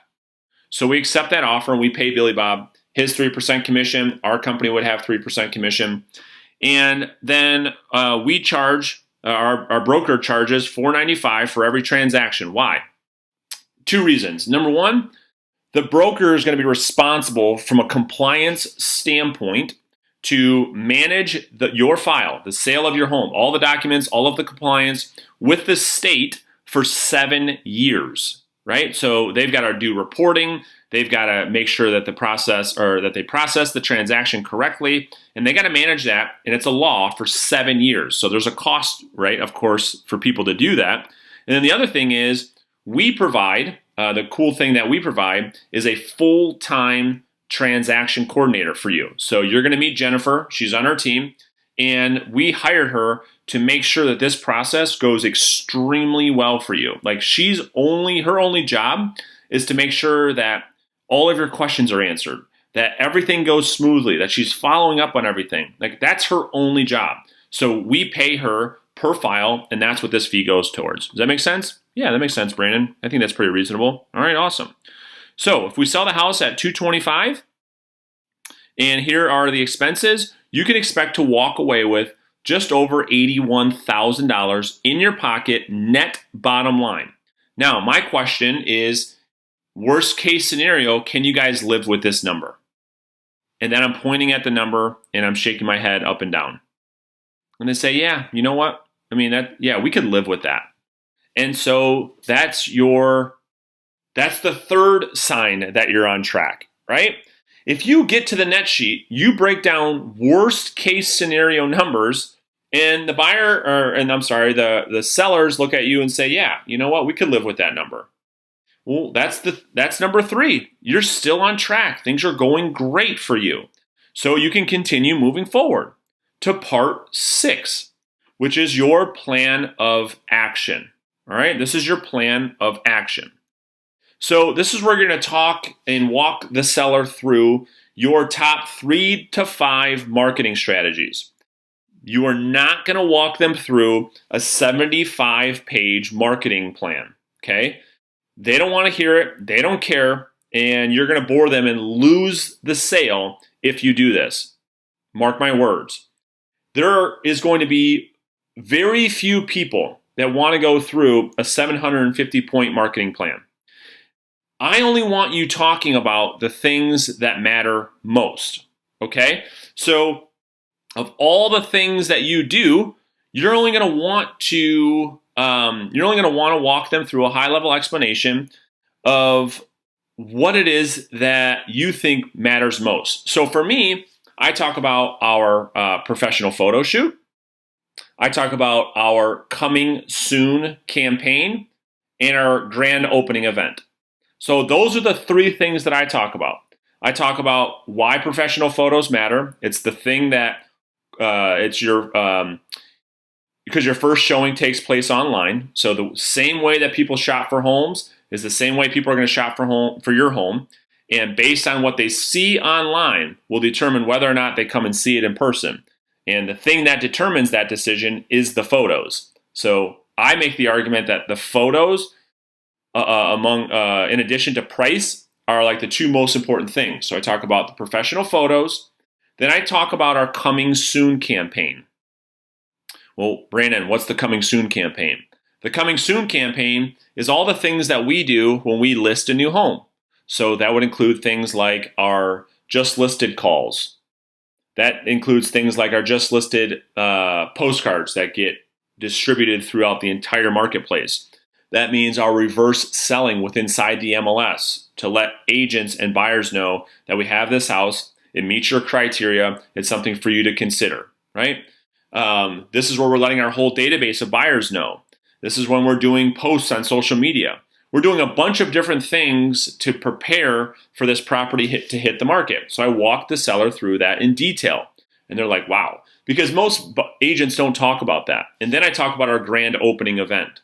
And so you're going to learn how to throw a mega open house in this training, which you should have already learned by now. And we walk them through that, right? The second weekend that we're on the first weekend that we're on the market, we throw our grand opening event. So we do all of these things, and I'm explaining all of those things to the seller, and that's what I'm going through. I'm not going through 77 pages of this and this and this. That's a great way to lose the sale, lose the interest of the seller, and over talk. Okay. So after you go through your favorite 3 to 5 things that you think impact the marketing the most, then you'll go through a high-level explanation of the listing selling process, okay? So this is where you're going to talk more about how the home has to sell 3 times, and you are going to use this checklist right here. So this is why I have this for download in the download section of this training, and you're going to give this to them. Right? You're going to literally walk them through this whole process. Like, here's the process of selling the property. And you're going to walk them through this entire thing. And you don't have to go in great detail, but having them understand and foreshadow the process will make it easier for you and make it easier for them to understand what they can expect, right? It's all about setting expectations and foreshadowing, like we've talked about in this entire training. So you're going to walk them through this entire process.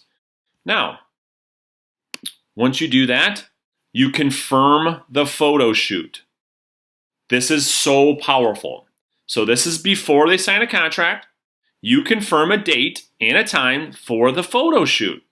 So you say, Mr. and Mrs. Seller, this whole thing starts off like the first thing that we have to do is get the home ready for our photo shoot, right? Like we talked about, the importance of photos makes all the difference, which I know you agree on. This is the big this is our time to get the home as perfect as we possibly can. Now, let me ask you, how much time do you need between now and when our photographer can come in and take the photo shoot? Well, we probably need a couple days. All right, well, this is where I'm pulling up a calendar. Do you want to do something maybe like Tuesday or Wednesday of next week, or do you think you need until next weekend? No, we could probably have the house ready by Thursday or Friday. All right, so why don't we tentatively put something on the schedule for Thursday afternoon for the photo shoot? If for some reason you guys aren't ready, we can move that time, but at least I will secure that time with my photographer so we don't lose that time. Is that fair? Yeah, that's perfect. Let's lock that up. Well, that's a huge sign. That's number 4. That's the 4th big major sign that you're going to get this listing. Okay? So that's how you walk through your plan of action. So again, my marketing conversation, I talk about the coming soon campaign, the active buyer database, reverse prospecting in the MLS. I go through the grand opening event, my local market notification, and I just go through all of those things in great detail. And this is where a lot of agents play off or underestimate or take what it is that we do for granted. But just remember this.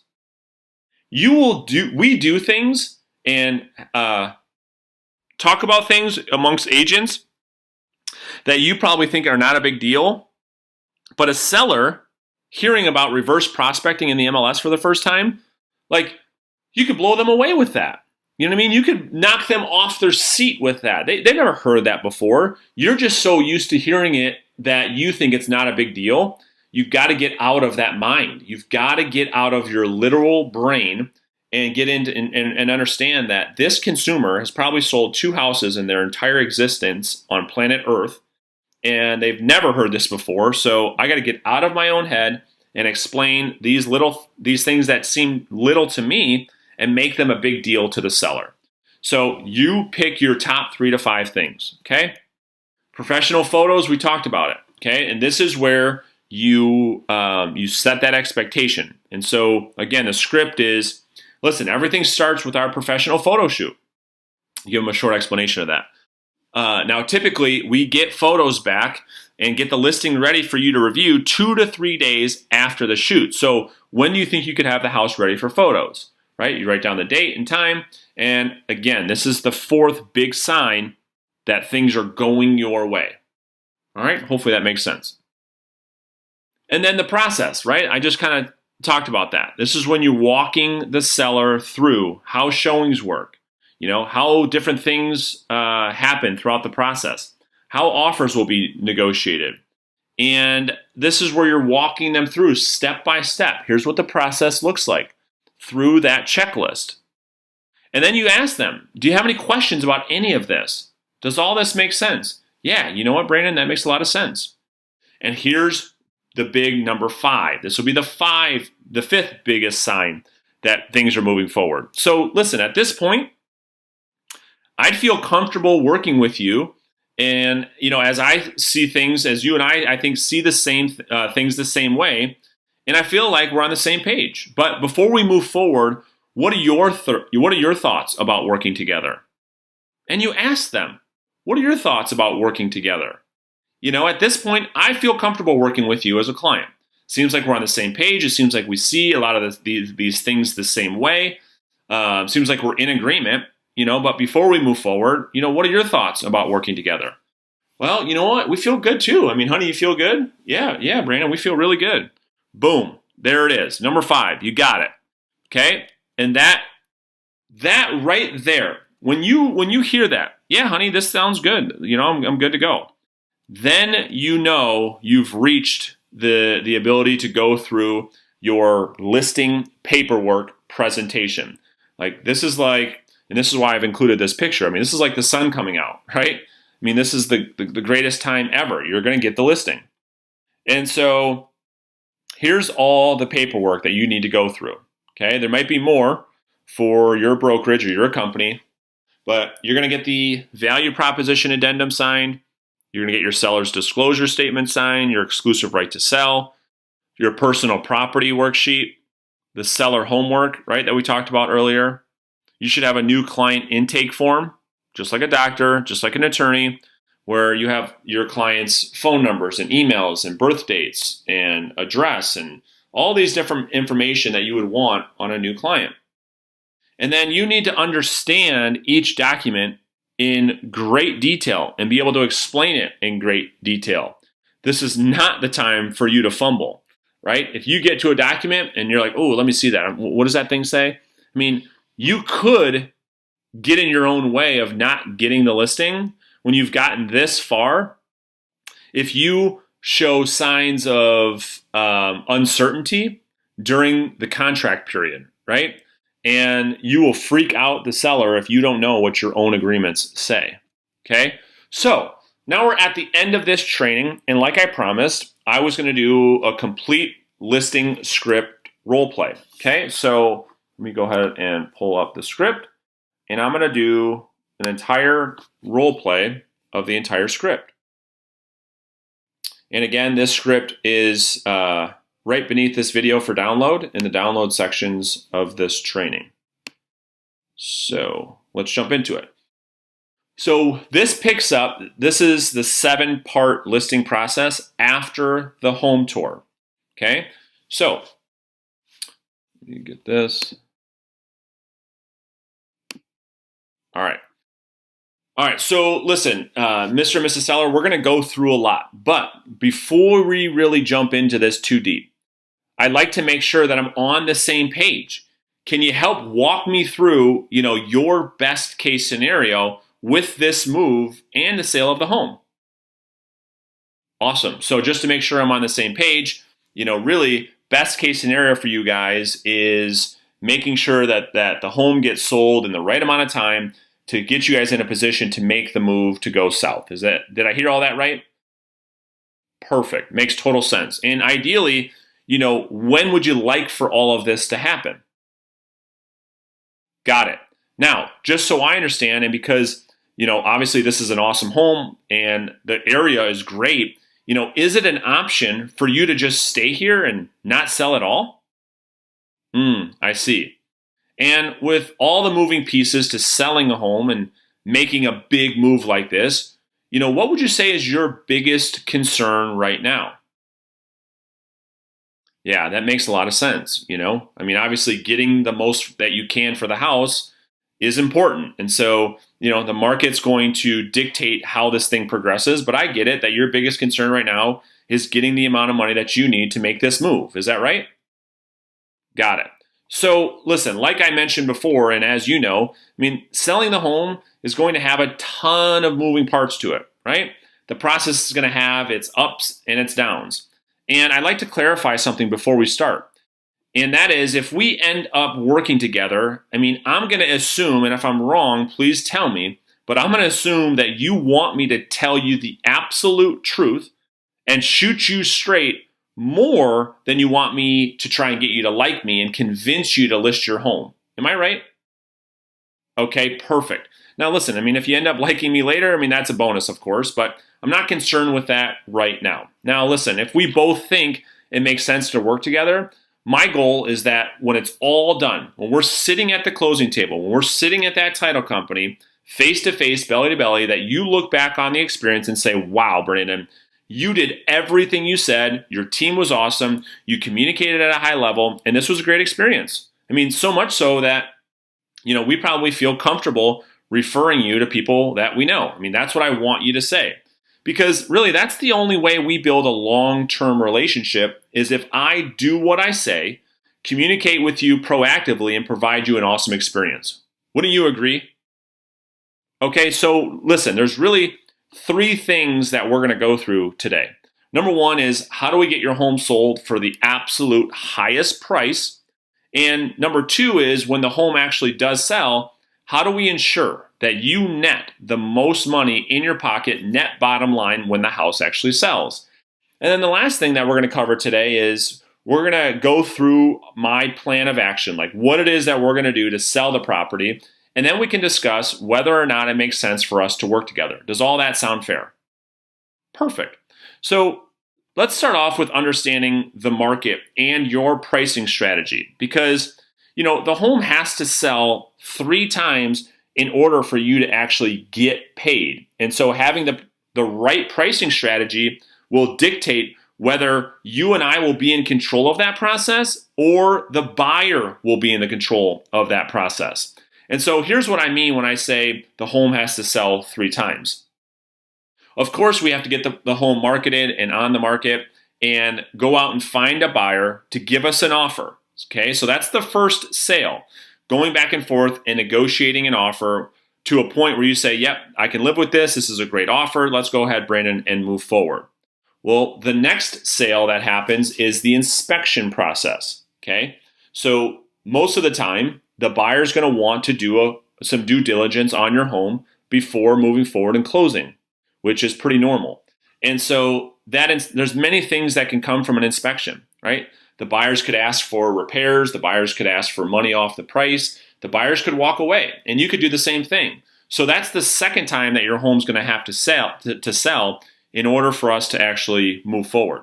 And then the third time is during the appraisal, right? So if we price the property, we get an offer at our listing price.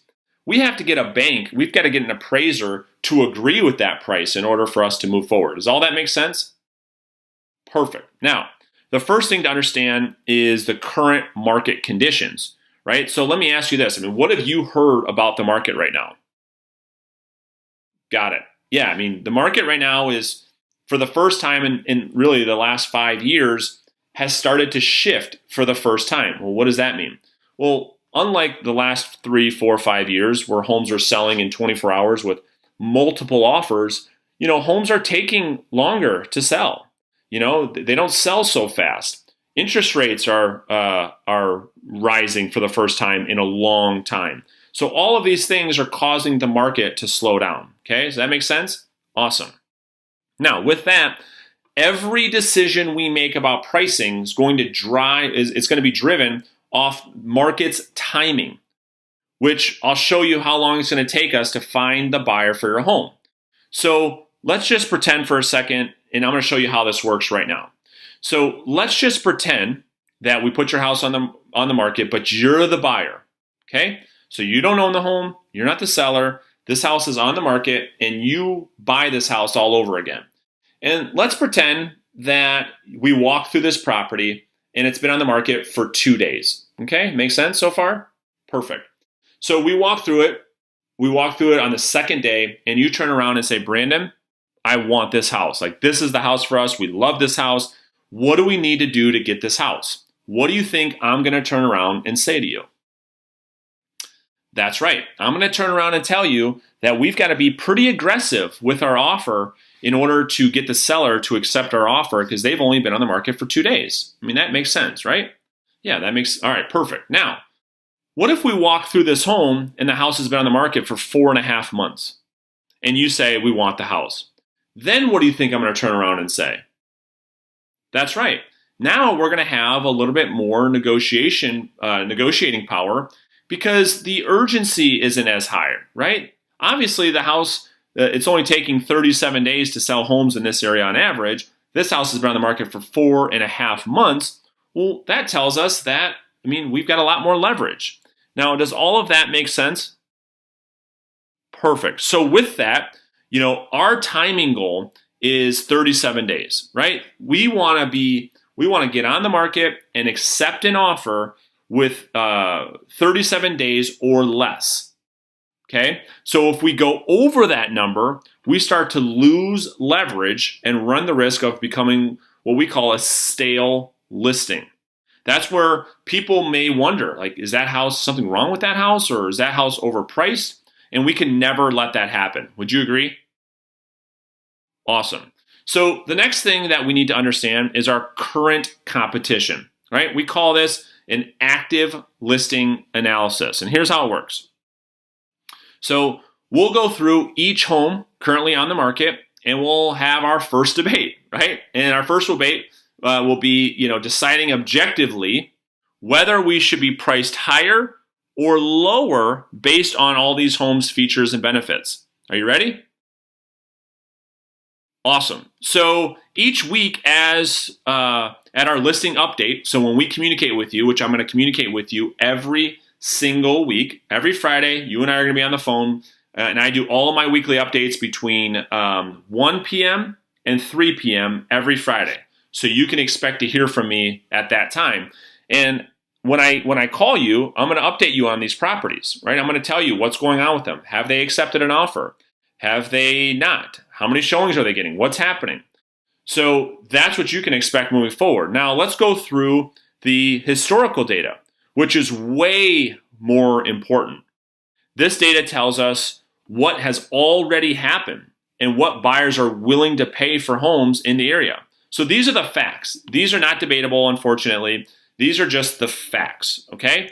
So with all of that, I mean, would you agree that when we decide on our price, that it has to be the right price from day one, and we need to become the obvious choice? Awesome.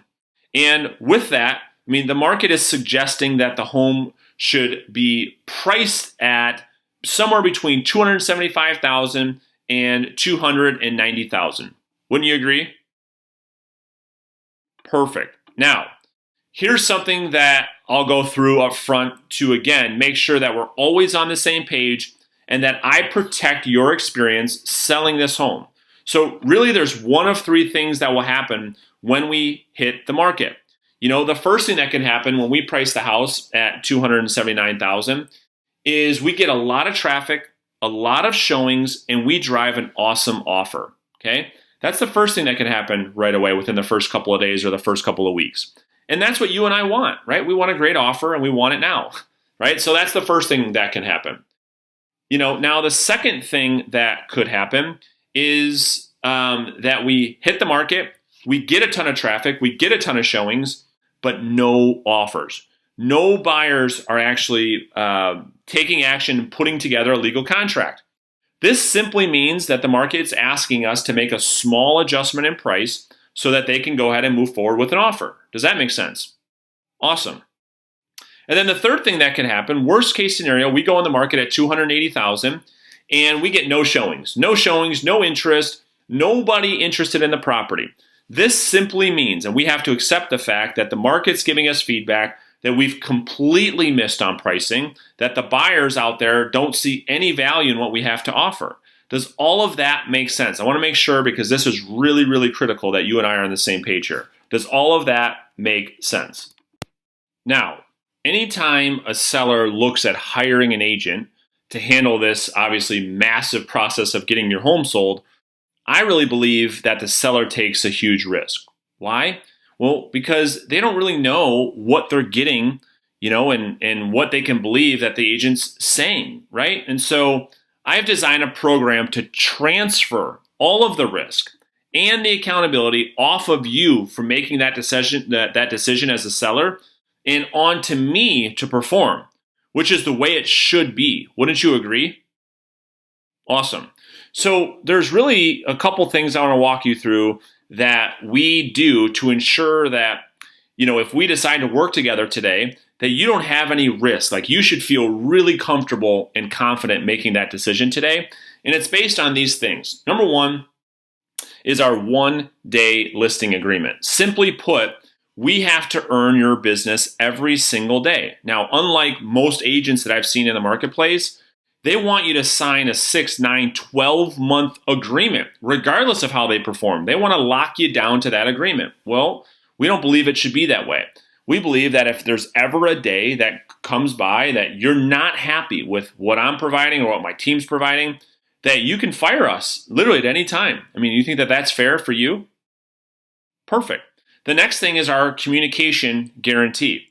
What you're going to learn and what you're going to find going through this process is you want to know what's happening. The number one complaint in real estate is after somebody lists their home with an agent, the communication goes dark. And that causes so much anxiety and frustration for a seller. So here's how our communication guarantee works. I guarantee you that we're going to communicate with you multiple times per week. But worst case scenario, you and I are going to talk every single Friday from now until the time the house sells. If there's ever a Friday that goes by and you and I haven't talked, or at least we haven't communicated why we haven't talked, you can fire me. No questions asked. That is unexcusable. You deserve to know what's going on with the sale of your home. And it's my job to communicate that to you. Does that make sense? Awesome. Now, the third thing that we do is what's called our Savvy Seller Program. And here's how it works. When we put the house on the market, I believe you're hiring me to do that, to find you the buyer. Like, that's my job. That's why you're hiring me. Now, if while the home is on the market with me, you find the buyer, well, I believe that you should get a break off the commission. Wouldn't you agree? Awesome. So here's how it works. If you end up finding the buyer, which is probably not very likely, but it could happen, we would agree to process the transaction for both you and the buyer for 1% of the sales price. We'll handle, helping you guys complete the contracts, the addendums, the disclosures. We'll coordinate the inspection and appraisal process. We'll handle the entire mortgage company, and we'll get you and the buyer to a successful closing. Does that make sense? Awesome. Now, the last thing that we do to protect your net bottom line proceeds is offering what we call our flexible commission program. And so we've got a couple different options here, right? So we just talked about what happens if you find a buyer. You would only pay 1%. The second option is we put the house on the market and proactively we go find our own buyer, which is what you want us to do. Why? Well, because if we go out and find a buyer that's unrepresented, that has no agent, you would only pay us a 4% commission because we wouldn't have to pay another agency. Does that make sense? So you want that to happen and I want that to happen. Why? Well, because I get a raise, right? So we both have the same vested interest. And then worst case scenario, we put the home on the market and Billy Bob from Remax brings us the best buyer. I mean, this is the buyer that gives you the most for your home with the best terms possible. And you and I think it makes sense to accept that offer. And if we do, we would pay Billy Bob 3% and our company would keep 3%. And that'd be your worst case scenario. Now, after going through all of that, do you think all of that is fair for you? Awesome. So now what we're going to look at is I want to break down the numbers. And I want to show you how the numbers work based on worst case scenarios. So there's really only 3 things a seller is responsible for: real estate cost, title, and transfer tax. Okay, so the rest is going to be covered by the buyer. So let's go through this. So what you're looking at are all the real estate costs, worst case scenario, and if we had to pay another real estate agent who brought us the buyer. Okay, so here's the commission that you would actually pay that agent, and we would keep another 3%. So now transfer tax is always 0.875% of the sales price, which is the number right here. And the seller is responsible for providing an owner's title policy, which is about $400 to $500 for every $100,000 in sales price. Okay. Now with that, here's the number that you can expect to walk away with in your pocket, net bottom line, when the home sells. Now my question is, can you live with this number as a worst case scenario? Awesome. So, with that, let me walk you through what the process looks like so you can understand clearly what to expect at this point moving forward. So everything starts with our professional photo shoot. Okay. Obviously, as people shop for homes online, they're going to make a decision whether or not to go look at that house based on the photos. I mean, you probably look at homes all the time online and make that same decision. Wouldn't you agree? Perfect. Yeah. So everything's going to start with our professional photo shoot. So the house is in really good shape now, but how much time would you need, would you say, to get the house ready to go before we had our photographer come here? So you're thinking by the weekend. All right. So what I'm going to do is I'm going to tentatively mark the calendar, maybe for a photo shoot. You want to do like maybe Monday, or you want to maybe do Sunday afternoon? All right. So I'll mark Sunday afternoon down. If for some reason you guys aren't ready, just let me know and we can move that. But the process is pretty simple. We typically will get photos back 2 to 3 days after the photo shoot, and then we'll put together the entire listing for you to review. And then once you approve that, we'll be on the market 2, 3, maybe 4 days after photos are taken. Does that make sense? Perfect. All right. Now, once we get ready to hit the market, there's a bunch of things that we do. Okay. And so we're going to, we call it our Coming Soon campaign. And here's how that actually works. Okay. The other thing that we do is our grand opening event, right? And so it takes us really 3-4 days to market for our grand opening event. And here's how that works. Okay. So once we get done with all of those things, once we kind of walk through all of this, is there any questions that you have? Does all of this make sense so far? Awesome. So really at this point, I mean, I feel pretty comfortable working with both of you guys. I think that we see things the same way, and I feel like we're on the same page for the most part. But, before we move forward, before we agree to work together, what are your thoughts at this point on working with me as your agent? Perfect. Well, let's go ahead and get some paperwork completed, and then I can start to get to work. So let's start with the seller disclosure statements.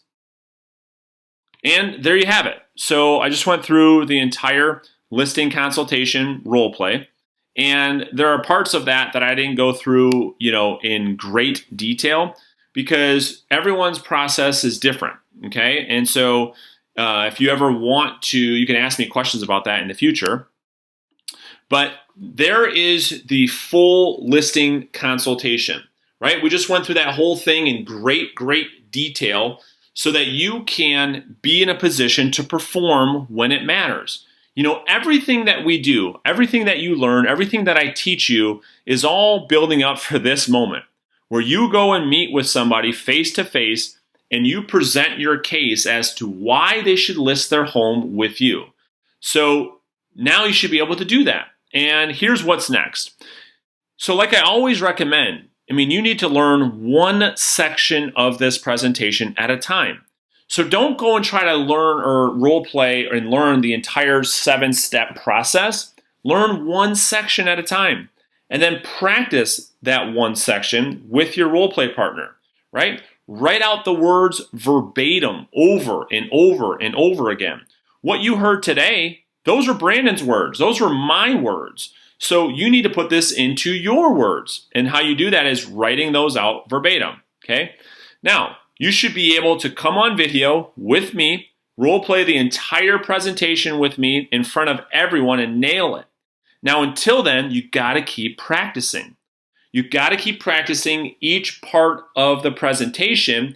And a great way to do that is doing that through video with your role play partner or with another agent or with a friend or a family member or a spouse until you can knock out each 7 parts of that process. And I recommend that you record it so you can go back and listen to yourself. What do you sound like?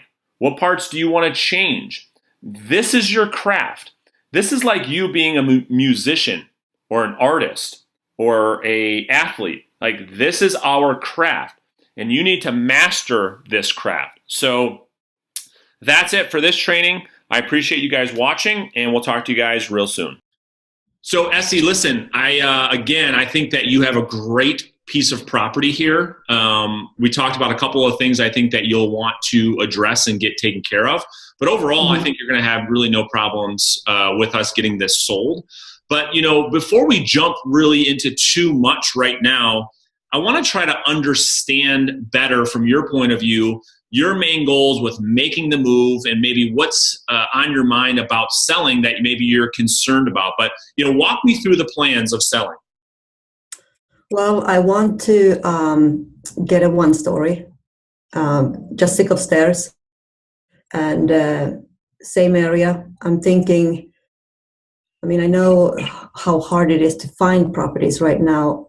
I guess the main concern is that what if we sell mine and we don't find a new property? No, that makes sense. And let me ask you, the biggest driving factor for you, again, like you said, is getting into the 1-story. If for some reason, and again, I don't think this is going to be the case with this house, but, if the house doesn't sell or we can't get the right price, would you still sell or would you be okay staying here long term? Well, I would probably, if I couldn't get the price, I don't think I could buy what I wanted. Sure. No, and that makes sense. And we'll have to cross that bridge once we get there. And so really your biggest concern, if I hear you right, really what you're saying is you prefer to sell the home to get into your 1-story, to get into your ranch. And that's ultimately the driving factor, correct? Yeah. Okay. And remind me again, with getting the one story versus the two story that you have now, why, like, what's the most important thing about having the one story for you? Remind me about that again. Well, just the fact that there's no stairs. Okay. And we're getting older and we don't have, we don't want to stop falling and it's just kind of a pain in the ass. So totally makes sense. It's more convenient. Yeah. Okay. No, listen, I think I'm pretty clear on what it is that we want to do. And so really what I want to do today is walk us through three things. Number one is, how do we ensure, Essie, that we get the most amount of money, right? That's what we're going to walk through first. And then from there, I'm going to walk you through the process, because at the end of the day, lastly, when we're sitting at the closing table, you and I and your husband, we want to make sure that we get the most amount of money when we're sitting at the table, when I give you that check, so that you can put that in your account. Would you agree? Right. Right. So those are the big three things that I want to go through with you right now. So starting off with pricing, because Essie, your entire experience with selling your home is going to be derived through our pricing strategies, and you and I seeing things the same way. Okay, where the problems arise is when the agent, regardless if you and I end up working together or not, the problems arise where the agent and the seller are not in alignment from a pricing perspective. Does that make sense? Sure. And just to be clear with you, I would rather you and I be in alignment from day one, so that we make sure that the experience between right now and the time that we sit at the closing table is a positive experience that you can look back over and say, wow, Brandon, you did every single thing you said you were going to do. And in fact, I want to make you comfortable referring me to people that you care about. Would you be okay with that? Yeah. Awesome. So let's jump into this. So can you see this CMA okay? Yeah. All right, perfect. So there's a couple things that we're going to look at, Essie, that are really, really important. The first thing that I want to draw your attention to is this number right here. Do you see this number 10? Uh-huh. Essie, that reflects what we call the average days on market. Okay, so this tells us a few things. This tells us that the market that we're in, where your home is situated, is very much so in a seller's market. Okay, meaning things sell extremely quickly in your area. Okay, and so that's the one thing I want to point out. The other thing that I want to point out to you, Essie, is typically when we go through a market analysis with a homeowner, there are homes that are active on the market, which we call your competition. There are homes that are currently under contract, which tell us what the most active buyers are buying. And then we have what we call our sold listings. This gives us the best information as to what homes are actually selling for in today's market. Does that make sense? Sure. Okay, so the thing that we have to look at is there is no competition. All the things, Essie, that you hear in the news about, low inventory and seller's market and all the bidding wars and yada, yada, yada, that's all the case because there are no homes on the market, okay? That's a great thing for you. It's not so much a great thing for the buyer. Would you agree? Sure. Right? Because hopefully if we do this right today, we will drive all the demand and carry all the leverage throughout the entire process of selling. So our competition is not with other homes at this time, Essie. Our competition is with ourselves and this number right here. Let me explain what I mean. There's a direct correlation, Essie, between how much you're going to sell this home for, ultimately how much you're going to put in your pocket, and how long the house sits on the market. Do you know why that is, or what's your thoughts as to why that is? I don't know. So let's go through that. So the correlation is this. The correlation between our offer and the money that you get for the property is a direct reflection of how long we sit on the market. The longer we sit on the market, Essie, the lower your offers will become. Let me explain why that is. if I was to show your house to you or any other buyer, and we were on the market for 1 or 2 days, as in this example, and the buyer turns to me in SC and says, Brandon, I love this home. What do I need to do to get this property? What do you think, SC, I would turn around and tell that buyer if we were on the market for 1 day? Give your best offer. That's exactly right. Because listen, you as the seller, the only way that you're going to accept an offer with the first or second day on the market is if what happens? The offer has to be what? I mean, it has to be a full price offer. It's got to be a great offer. Otherwise, we wouldn't accept it. Would you agree? Sure. So that's one example. Now, on the other example, let's pretend for a second, again, average days on market is 10. I show this buyer, and we've been on the market for 97 days. And the buyer turns around and says, Brandon, I love this home. Okay, now what do you think I would tell that buyer as their agent? How many days has it been on the market, did you say? 97. Oh, 97 days. Oh.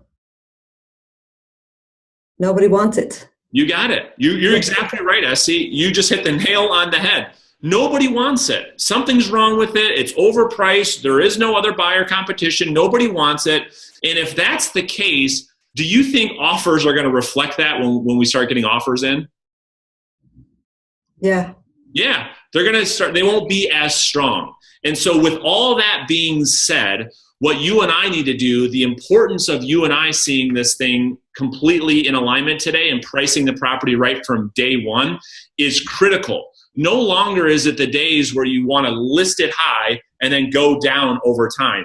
And you can see that now. Am I right? Sure. Yeah. Right? Makes sense. Because again, the longer we sit on the market, what do we run the risk of? Get lower offers. Getting lower offers. What we call that, SC, is becoming stale on the market. Stale listing is nothing more than a buyer looking at a home and attaching how long it's been on the market, because that's what every buyer asks. How long has it been on the market? And that question determines the buyer's urgency. And who do we want to have the urgency when they're putting an offer in? Them or us? Them. We want the buyer to have the urgency. We want the buyer to compete for your home. We don't want to compete for buyers. Would you agree? Right. Right? And so how we get buyers to compete for your home is we price it at what's called market value. So let's jump in and we're going to establish that today. Okay? So how we establish market value is we say, okay, what's actively happening in the marketplace, right? So we've got 2 houses right here that are what we call pending. All of that means, SC, is these homes right here have accepted offers, okay? So this gives us really, really good information as real estate agents, because we say, okay, well, these houses, they accepted an offer. This is what buyers are buying, okay? So this one on Northumberland, it's at 350, 1,800 square feet. It's a 4-bedroom, 3.5 bath. They accepted an offer 5 days on the market. This home reflects, SE, what we said here. This reflects of what is going on in the marketplace. Do you see that? Sure. This other home that's on the market, it's a 4-bedroom, 2.5 bath. It's a little bit bigger, and they took a little bit longer to sell the home, didn't they? Right. And now what I will bet you is that the offer is pretty darn close to this asking price, if not higher. And I bet you this one, if I had to guess, probably is a little bit further away from their asking price. You see how that would work? Yeah. Okay. And so you're going to see that down here as these reflect down here. These properties sold in 4 days. This one sold in 16 days. This property was listed at 320 and they got 320. This property was listed at 359, they got 355. It's all a direct correlation between days on market. So if we look at this from an average, this will tell us the average price per square foot in this area, with your house being 2,000 square feet. You know, that's going to put you at a range, you know, right now, somewhere in that 350 mark. Okay, somewhere in that 350 mark. Would you agree? Right, yeah. Right? And so the only question that we've got to answer today is, based on a market value of 350, and 350 being the major threshold in your neighborhood, the only thing that we've got to discuss today is, are we going to list the home over 350 or at 350? And here's how we're going to answer that question. Because the major threshold in your neighborhood is this 350 mark, if you decide, and let me be clear, you're the employer, Essie, you're going to decide, I'm going to be your consultant and I'm going to be there giving you great information, and you're going to make the ultimate decision. You're okay with that, right? Mm-hmm. Okay, so if we list over 350, we will run the risk of knocking out about 60 to 70% of the active buyers. And so my recommendation is that we list the home at 350. Your house, you see this house at 2593 in square footage, and they were at 370. Your house being closer to that 2,000 square feet mark, we've got to be at this 350 threshold in order for us to drive buyer demand in the right amount of time. Would you agree with that? Well, I mean, I think my house is a lot more upgraded though. Like I put 50,000 into upgrades. Doesn't that count for anything? Yeah, 100%. And so what you're referring to is two things: saleability and return on investment, right? So when we put 50,000 in upgrades, what it doesn't do is increase the value of our home by 50,000. And I don't think you're saying that, right? Right. What you're saying is, hey, I put 50,000 in my home. How does that reflect in sales price? That's what you're asking, correct? Right. Yeah, no, it totally makes sense. And so here's what it will do. From a saleability perspective, it's absolutely going to help us drive our market value up, okay? It's impossible, Essie, to underprice a home. Here's why. Let's just say for conversation, we decide to list the home at 350. And we drive all the buyer demand. The buyers, will drive the demand up for your home in reflection of their offers with multiple offers. And you've heard that, through friends and family and on the news. Am I right? Mm-hmm. Yeah. That's how that happens. A home like yours, with everything that you've done here, based on the size of the home, I anticipate that being the case for you, although I don't want to set a wrong expectation. I anticipate that being the case for us at that price, okay? Now, if you and I agree that say, listen, based on everything we have here, why don't we try to go a little bit higher? Why don't we try to go to 359 or 369, somewhere in that ballpark, which I'm okay if we do, based on what I'm about to say, based on the fact of one of three things happening, and you and I, Essie, today being on the same page. Let me walk you through what could happen.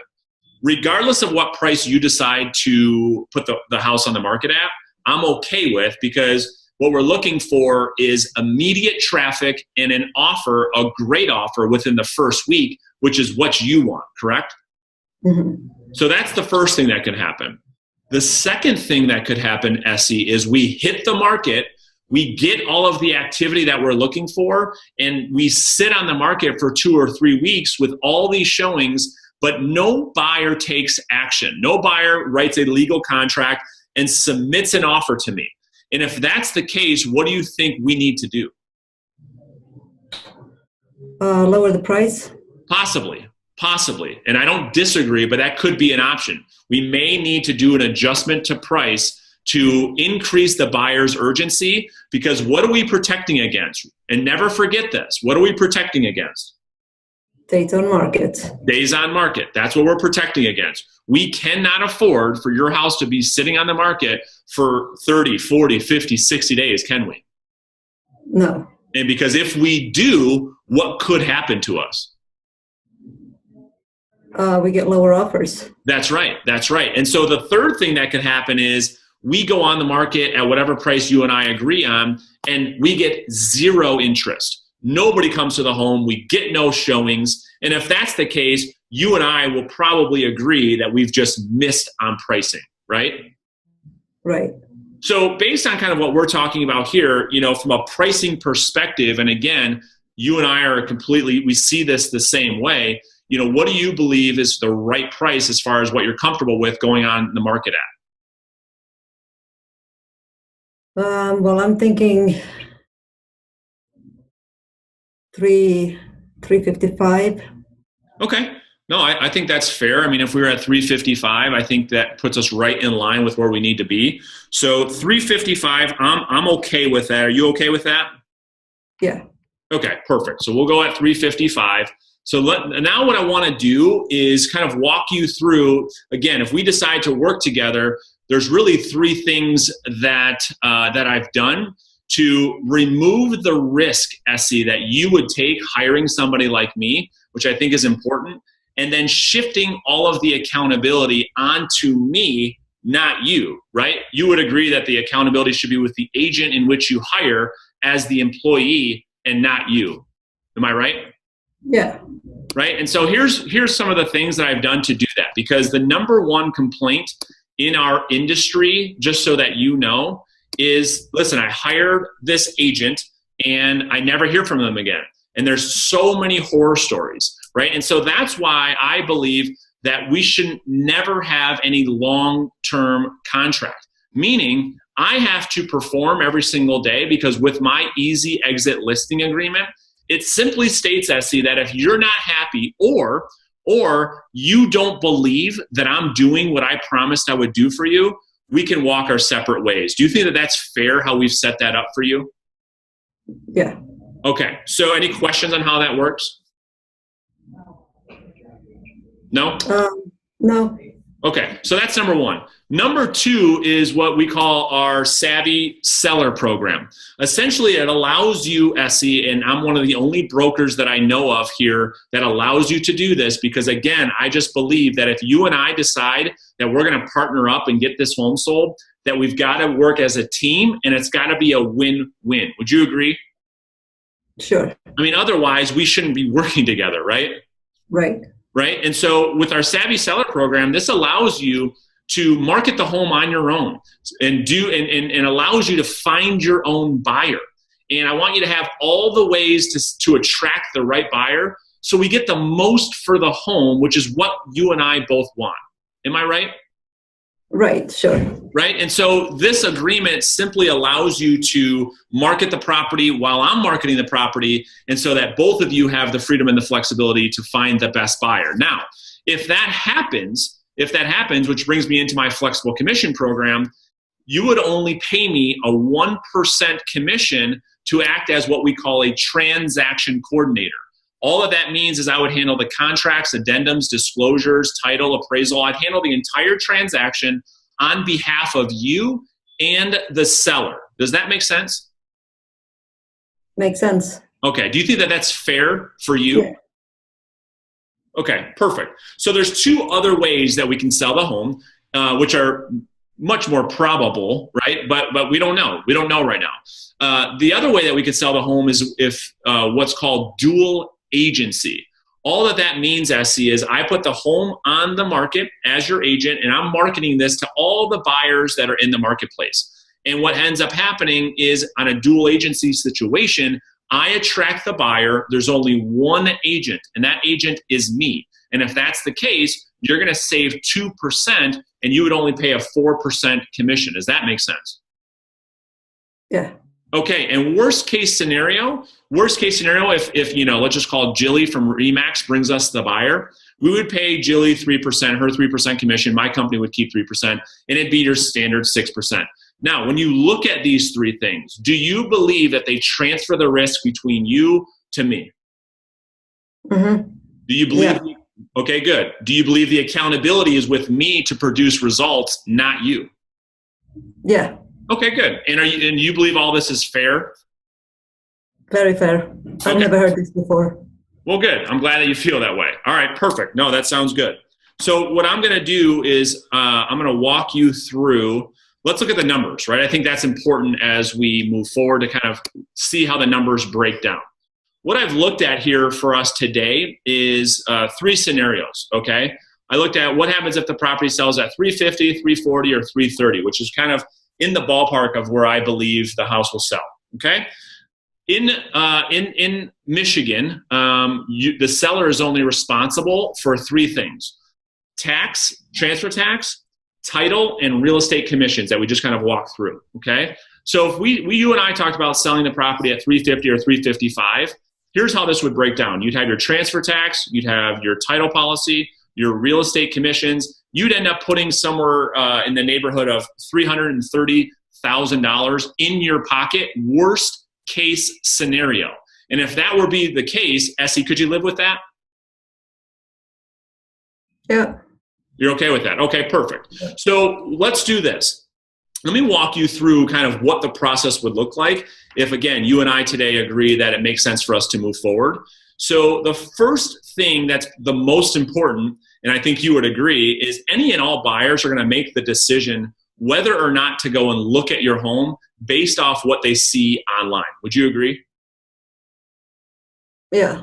Right? They're going to look at photos on whatever their favorite site is, and they're going to look at their spouse or whoever, and they're going to say, should we or shouldn't we go look at this home based off those photos? And so with that being the case, you and I see it the same way. Everything starts with professional photos. So the first thing that we've got to talk about is, based on what I see, you and your husband keep the home super, super clean, so there's not a lot of work for you to do. But how long do you think it would take you to get the house ready for a photo shoot? Well, probably a couple of weeks. Okay. So what are some of the things that you've got to get done between now and then before we do photos? Well, I mean, we have a lot of stuff, so we probably want to have a garage sale, and we probably want to get maybe a storage unit and start moving stuff in there. So yeah, maybe 3 weeks. Okay, so about 3 weeks. So right now, today's what, April 2nd? Is that right? April 3rd. Today's April 3rd. So why don't we do this? We always, Essie, want to go on the market on a Thursday, and that we're open for showings that weekend. So if I look at a calendar and we push it out 3 weeks, why don't we right now tentatively, because what's going to happen is we'll be ready to hit the market about 3 or 4 days after photos are taken. Okay, and I'm going to walk you through that process in just a second. So let's tentatively right now schedule the photo shoot for Monday the 23rd. Now, when we do that, do you want the photographer to come in the afternoon, are you thinking, or is the morning better? Probably afternoon. You want to do something in the afternoon? Okay. What I'm going to do is I'm going to schedule that. I'm going to tentatively schedule that with my photographer. I'll firm up a good time, but they're probably going to be somewhere around 2 or 3 o'clock. Okay.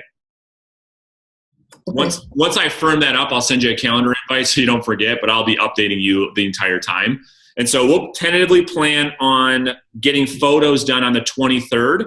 And again, probably tentatively having the property ready to hit the market. As long as we're ready with everything, we'll have the property ready to hit the market on the 26th. So here's how that process is going to work. Once, Essie, we actually get photos back, again, you and your husband being the employers that you are, we're going to send you everything to review. You and I will probably go back and forth a couple of times just to tweak everything, making sure it's perfect before we hit the market. So once we get photos done on that Monday, we'll have those back by Tuesday or Wednesday morning. We'll email you everything for you guys to review. You'll review everything, and then once you approve it, we'll be ready to hit the market on Thursday. Does that make sense? Makes sense. Okay, good. And then as far as once we actually hit the market, I'm not going to walk you through all the minutia right now. As we get closer to that date, we'll walk more through the details. But I do want you to know how showings work, because this is really important. When we get ready to hit the market and we start to show the property, I want you to know this up front. You're going to get a text message and you'll be able to approve or decline all those showings. So you'll have complete control and visibility the entire time.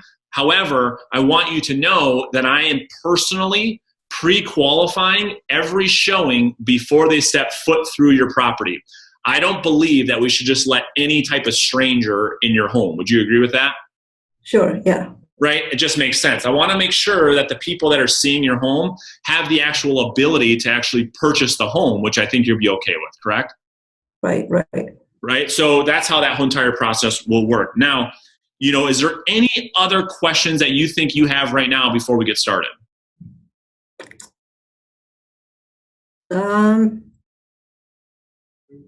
No. Okay, so why don't we do this? I'm going to start off with the seller's disclosure statement for you guys to start filling those out. I'll get everything else completed.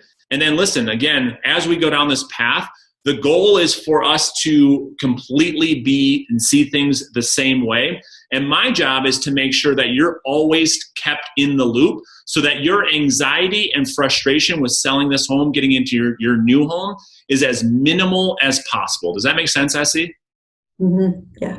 Cool. So let's get started.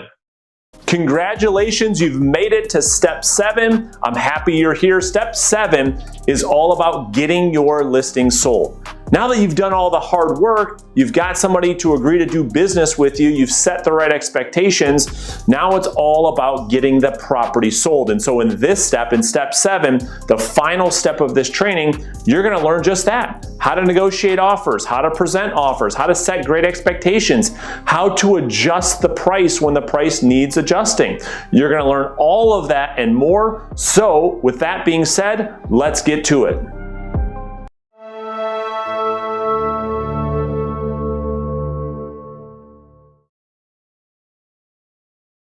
Hey guys, welcome to step 7.1, proactive communication plan. So here's what we're going to cover in today's training. We're going to talk about the importance of proactive communication with sellers, right? It's all about, now that you've got the listing, what do you have to do to get that thing sold? Fulfill your promises, get paid, help your client, build a database, build referrals, right? We're going to talk about all that. We're talking about new onboarding process for new listings. We're talking about a weekly communication plan. So let's get started.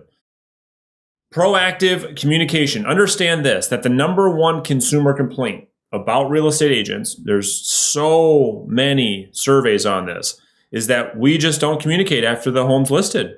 And the interesting thing to think about is, why does this happen? Why is this the number one complaint in the real estate industry with our consumers? It's all because most agents have what is called a list to list philosophy versus having a list to sell philosophy. Okay, so let me explain. A list to list philosophy. The agents, like so many other things in our business, they are attached to things that don't matter. Like, it's not about listing property. It's about selling the home. Would you agree with that? I hope so, right? So many agents are focused on, all right, I got the listing, I got the listing, I got the listing. What I'm trying to teach you in this program is that is not the end game. The end game is to sell properties, to list and sell properties. And it's a massive, massive mindset shift, which is going to cause you to become somebody that you're not. So you see, proactive communication starts by setting great expectations up front with the seller so that you don't have a reason to hide. You see, that's what happens. What happens is most agents don't communicate because they're hiding. So we have to start telling the consumer, we have to start setting back better expectations, right? And so we have to start off by telling them that the sales process is not easy. It's not fun. We have to start telling them the truth about pricing their property. We got to tell them the truth about how showings are a pain in the ass. We got to tell them the truth about their property condition after we've listed the property. The more upfront you are, the easier it is going to stay ahead of the communication process. And the opposite. I really want that to set in with you. The more upfront you are with the seller, the more you will stay in front of this communication plan. The more you hide, the more you're uncomfortable about being upfront with the seller, the more difficult it will be for you to tell the truth. Thus, you run the risk of becoming part of this stat, becoming part of this statistic, because you won't, a lot of times it's hard to find the guts to communicate where you know you weren't being honest. So every time you take a new listing, you should have a system that is the exact same system every single time. So here's mine. So here are the 5 things that I go through every time I list a property. Number 1 is we email the MLS listing to the seller 24 hours prior to going live on the market. I'm telling you, this saves so many back and forth headaches. There's nothing worse than listing a property they see it on Zillow, and they call you right away. Oh, you missed this, or you didn't do this. What the hell is that? Well, wouldn't it make more sense to just get in front of that and proactively go back and forth? We call it the MLS listing approval process, where we email the seller the listing. We go back and forth, make any changes, make sure it's exactly the way we want, and the seller signs off, so that when we hit the market and maybe something's not the way that was supposed to be, it's on them. They sign off. We have a little document, they sign it. Number two, after we list the property, we then send a letter of appreciation. So it's a letter that my team sends to the seller just explaining, hey, we know how big of a deal this is, how big of a decision this was. We don't take this lightly. We're looking forward to serving you. We're looking forward to exceeding your expectations. Here's what you can expect. Okay, so that's our letter of appreciation. Number three is we ensure the installation of the sign and the lockbox. We ensure that the key's there, the sign's there. Believe it or not, I've been fired because the sign wasn't there on the day that I said it was going to be. You know that sellers have high anxiety. So if you tell them one thing and it doesn't happen, their anxiety goes through the roof. And I've been fired literally because I told them the sign would be there on a Tuesday. The sign was there on a Wednesday. And they thought that made me incompetent, that I couldn't sell the house. I lost all their confidence and they fired me. So it can happen. So make sure you're communicating at a high level. Number four is we schedule the seller on our weekly seller calls. Okay, so every week I'm scheduling this, just like my weekly follow-ups with For Sale by Owners. I have a weekly call scheduled with all of my clients. They know exactly when we're going to talk. Number four is we set the seller up with an MLS email and seller reports, just similar to that of the FSBO email that you send out to all your prospects. Every time we list a property, we're sending an MLS email to our seller every week so they can see what's going on, so we can reference that through that email. So you want to set up a specific day and time range where the seller can expect a phone call from you each week. This allows you to set expectations up front. Hey, here's what you can expect from me. Brings a level of accountability to you. The seller knows what's going to happen, lowers their anxiety. So it doesn't have to be, I'm going to call you Monday at 2:00. It can be, hey, I'm going to call you Friday between 1 and 4 every single week. And then on that weekly update call, you're going to update the seller using the days on market, showing feedback, MLS, email data, seller reports, all of that stuff. Okay. So you want to set the seller up with the following reports. Okay. You want to set them up on the MLS neighborhood email. You want to set them up on the Zillow reports, realtor.com reports, showing time seller reports, and I'll show you how to do this in the next video. Okay. So here are your action steps. So set up your new listing checklist. Okay. So you want to create a checklist with what your process is going to be every time you take a new listing. You want to set up your current sellers on the new communication plan. When are they going to hear from you? What are the reports they're going to see? And you're going to see in the next training video how to set up your sellers on all these different reports I just mentioned. And so that's it for this training. I will see you in the next training right now. Now that you have the listing, now it's time to follow through with your promises and get the property sold. You see, when you take a listing, it's all about expectations and communication with the seller. And so in this video, I'm going to share with you some of the reports that you can build to help service your seller so that they know with absolute certainty that you are doing your job, you're doing exactly what you said you were going to do, and you are going to show them that you are on top of your game and that that the seller has nothing to be concerned about because they hired a true professional. And so what I'm going to do right now is jump behind the computer and literally show you click by click how to create these reports to provide your seller value every single week as you're servicing their listing, doing what you're supposed to be doing every single day to help them get the property sold. So let's do that right now, and I'll see you in just a second.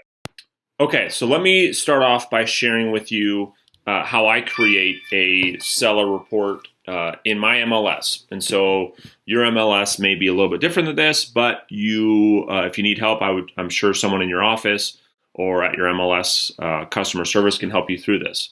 So anytime I take a listing, I want to be sending the seller multiple reports every single week to show the seller that I'm the expert, I'm the professional, I'm sharing the data that is needed to get their property sold. So the first thing I'm going to do is go on my MLS and I'm going to create a seller sold report. And so what I'm going to go in here and do is just draw a map around a listing. And I'm going to try to use the same listing for this entire video if I can.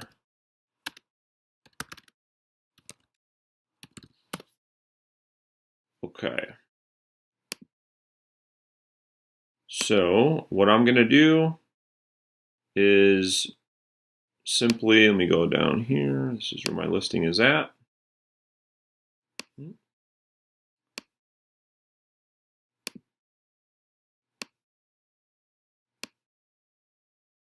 All right. Okay. So my listing is that we're going to be working through today in this little training tutorial is right in this neighborhood, right in this little block.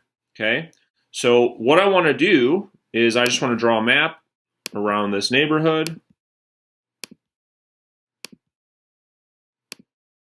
I'm going to include that in this shape. Hit criteria here. And I want to show the seller everything that's active, everything that goes pending in the last 30 days, and then all our sales in the last 30 days. You know what, and actually we want to put in all of this. So anything that expires within this time frame or anything that comes off the market, right? We want to make sure that we're sending the seller all of the data for their little neighborhood as we have their property listed. Make sure these are all just sales, no leases. And so you can reference this report on your weekly update phone call. So as we hit results, I'm going to change the view on this a little bit, thumbnail. Okay, so here is the neighborhood report. So here's my actual listing right now. It's active, it's on the market. And here's everything that's in the neighborhood, right? So what I want to do is I just want to select all, and I'm going to email this. I'm going to hit save, and I'm going to send this to them as a new auto email. So you would just, put your seller on here, and I'm going to put this on weekly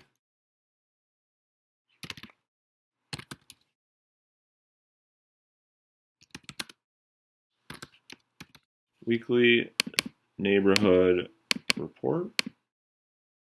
And then in my email, I'm going to take this out. Say, hi, Julie.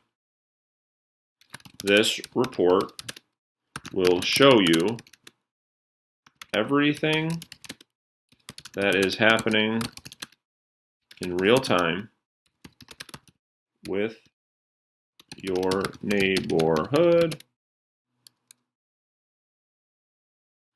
neighborhood. It will show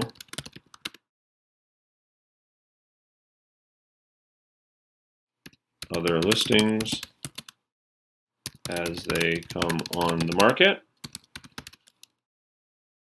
and which properties are selling. This will help us guide you through a successful home selling process, right? So I'm going to copy and paste this, copy and put this on the reoccurring. Again, you can, wherever you're at in the country, you can do the same thing in your MLS. Just have someone in your office show you how if you don't know how. It's got your email signature in there. And I'm not going to send this daily. I'm going to send this weekly. So I'm going to send it to them. We send our listing update emails every Friday, and I call all of my active sellers on every Friday. So as soon as I hit save, that report will go to my seller every single week. And then as I'm calling them, I'll pull it up in front of me and I'll go through the entire report with them. So that's how you set it up in the MLS. So let's move on to Zillow. So my recommendation is when you log on to Zillow.com, you go right over here to Agent Hub and sign up for a free account. Okay, so this will allow you to send your seller reports on your listings. So I'm already signed in. So I'm going to go ahead and show you how this works. So once you're signed into Zillow, you can go over to listings and we can pick this listing that we want. And here is my listing. Okay, so this will show what's happening with their listing. Let me see all metrics. You can show last 30 days or this week, and you can this report will show the seller, right? You can see the seller, like your listing is doing great. Last 2 days, here's how many people have viewed it. Here's how many saves. Here's how we've been ranking over the last week. Here's how many people are viewing. In the green is this seller's listing versus similar listings, right? They can see where we rank, and so I can show my seller, listen, we rank #1 on Zillow. So we're doing just fine. So if the property's not selling, whatever the case may be, we could say literally, we rank #1. We get more views than anybody else. It's obviously has to do with price if this house isn't selling, right? So what we can do is simply with Zillow is you can click this link, copy the link, and literally put it in your Friday update email. Okay, very, very, very simple. So let's go over to realtor.com. So same thing here. Once you go to realtor.com, you can go ahead and hit log in. And on the real estate professional side, you can sign up for a free account. All right, so once you're logged into realtor.com, you go to the side and hit listings. And let's see. Here's the listing that we're working on right now. So I'm going to go ahead and I can open up the listing. But what I want to do right here is hit View Seller Report. And similar to Zillow, this will give you a full listing report that you can send to your client. Right? Listing details. Here's all the views. Here's all the search results for their listing. Weekly comparison. So this is a nice report to send to your seller every single week. So all you have to do is you can send this seller report. It's really simple. It's all free. You can just add a new contact, add your seller in here, and you can send this weekly report to your seller as well. So those are the reports that I recommend that you send to your client. You've got a report going out from your MLS showing them all of the actives, pendings, solds, conditional withdrawals, expireds. This gives you a lot of substance to talk about with your seller on your weekly update phone calls. You're sending them the report from the 2 most popular websites and how that listing is ranking. And so this seller can really see everything that you're doing every single week, and they don't have to question you. Are you doing your job? Or, do they have to be concerned? No, all of the information is there and it's provided, and you're calling them every single week to walk them through the data and what the market is suggesting, the market feedback, how many showings you're getting. And so the other report that I want to show you that I almost forgot is this showing time report. So most of you across the country are in showing time. So this is the last report that I want to show you how to do. So once you're in showing time, you can either go to your active listings or you can go here. And I'm gonna just grab the same one. And before I do that, let me show you. Well, here, I'll go here first. Okay. So the first report that you want to send to your client is the listing activity report right here. Right down here, listing activity report.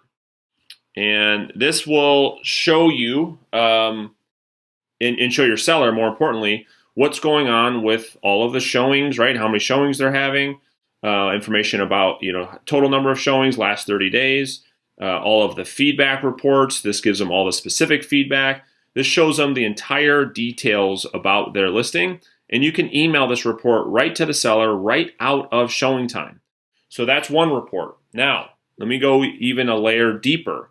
So inside showing time, if you click on reports down here on the left-hand side, you can also go to one of my favorite reports to send, and that is right here, target market analysis.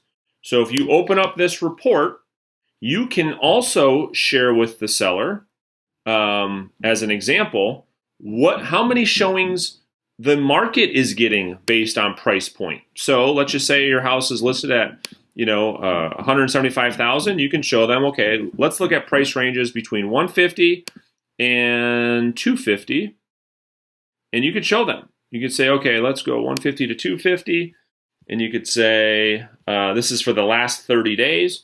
Go ahead and run the report, and you can show them, listen, in this area right now, here's where the showings are at, okay? And we could see, and you could whittle this down. You could say, okay, in increments of 50,000 or 25,000, whatever. Let's just do 25,000. Watch this. All right, so check this out. So if you can show your client to say, okay, here's where the market's at, okay? You could whittle this down literally for the last however many days you wanted. You can show them the number of showings per price point, okay? So this is a really powerful tool, and you can show them over the last 30 days how many showings all the listings in the marketplace are getting per week, right? So you can see here, based on price point, which price point gets the most amount of showings, so that if you do need to do a price drop, you can say, listen, if we go into this next price bracket, look at how many more showings they're getting. And then you can show them how many showings each price bracket's getting on average per week, right? So it looks like in this price bracket, there should be about a showing a day on average. And you can tell your client, listen, we're getting more than that, we're not getting enough, or whatever the facts may be, but at least that they know, and that they know that you're on top of it, so that as you're making recommendations, this is all fact-based. This isn't just a feeling or a hunch you have, and the seller, it'll be a lot easier for the seller to take your recommendation because they'll have the numbers in front of them. So there you have it. You've got all of the reports that you're going to send to your seller every single week, and you will have a lot of substance to walk your client through on your weekly listing update phone calls. You've got the Zillow report, you have the MLS report, you have the showing time reports, and you have your realtor.com report. So hopefully that's helped. And because I get a lot of questions on, now I got the listing, I got to serve the seller. This will give you a lot of data to use for your weekly update phone calls.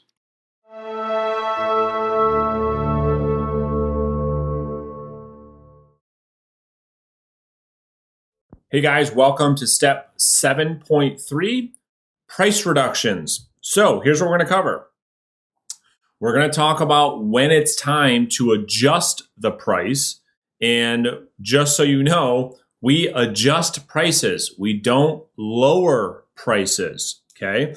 We don't do price drops. We don't lower prices. We simply adjust prices according to the market feedback. So I'm going to walk you through the price adjustment scripts. I'm going to walk you through price adjustment recommendations. So when is it time to adjust the price? First things first, again, we don't lower or reduce prices, we adjust prices. So here's the formula for when you should recommend adjustments. So when your listing hits the average days on market, okay, expectation should have already been set with the seller. I've been hammering you guys on this, okay? So when your listing hits the average days on market, that's the first sign that an adjustment is needed. So every 2 to 3 weeks after the initial adjustment, you can't just stay at the same price for 30 days or longer. So when your property hits, let's just say the average days on market is 30 days. When that thing hits 30 days, we have to adjust. And this expectation should already have been set with the seller. So here's the script. Okay, I'm going to go through the script and go through some more recommendations for you guys. So Bob just wanted to touch base for our weekly update. Is now a good time?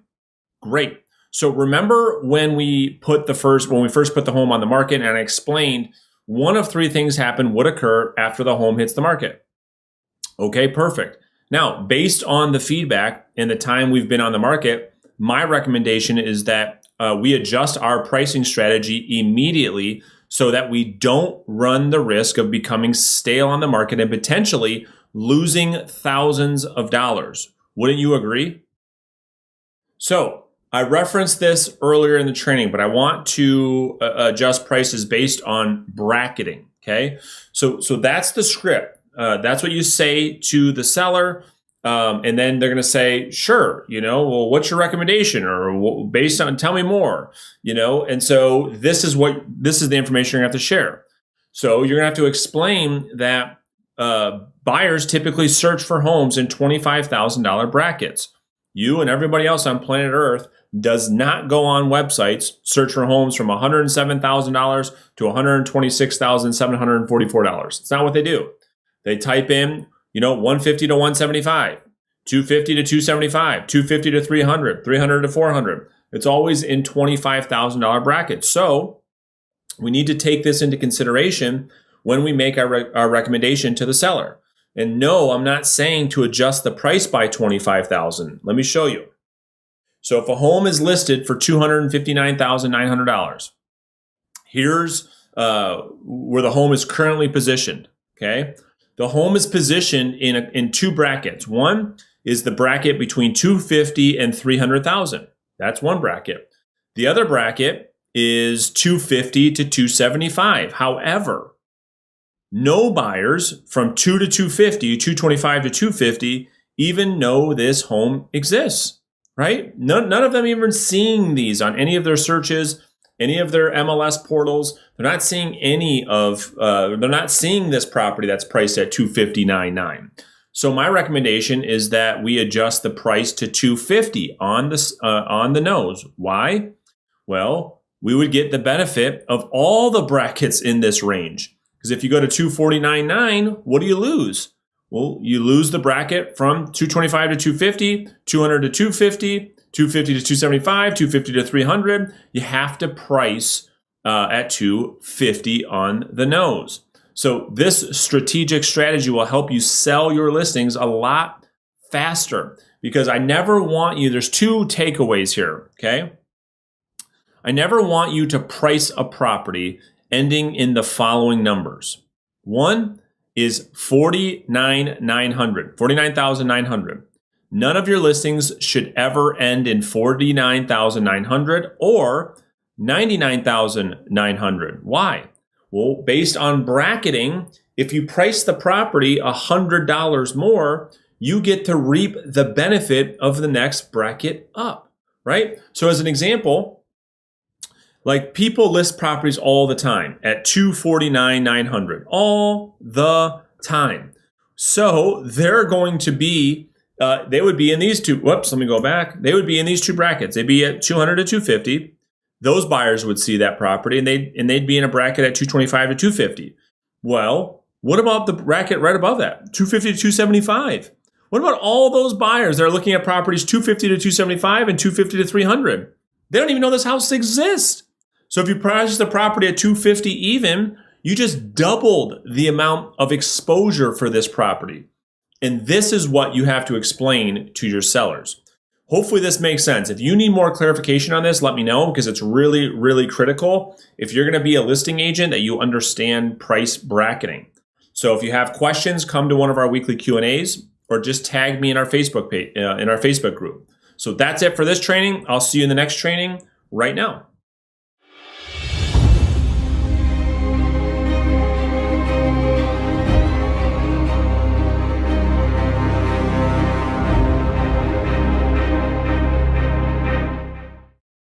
Hey guys, Brandon here. Welcome back to another training. And today's training is all about presenting offers to your seller. So here's what we're going to cover in today's training. We've created an offer checklist tool that you can find in the download section of this module. And I'm going to walk you through completing that entire offer checklist. Then we're going to walk through how to present offers to your seller. And then lastly, we'll end this training by helping you understand how do you make your recommendation to the seller. And when the seller asks you, okay, well, what is your recommendation, right? You have to be able to show that you are the expert in this situation and guide your seller through the process. This isn't just hey, here's the offer, what would you like to do, right? They're looking at you as the expert of, well, what should I do? So let's jump right into it. So let's start off by completing the offer checklist.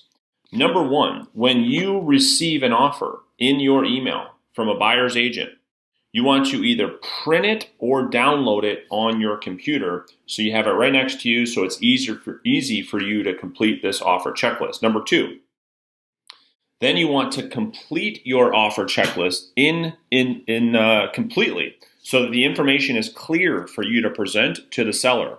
And so let's go ahead. I'm going to open up the checklist now, and we're going to dive into this here and fill this out together. So again, this offer checklist can be found in the download section of this training module. And so I recommend that you download this and have it on your desktop at all times.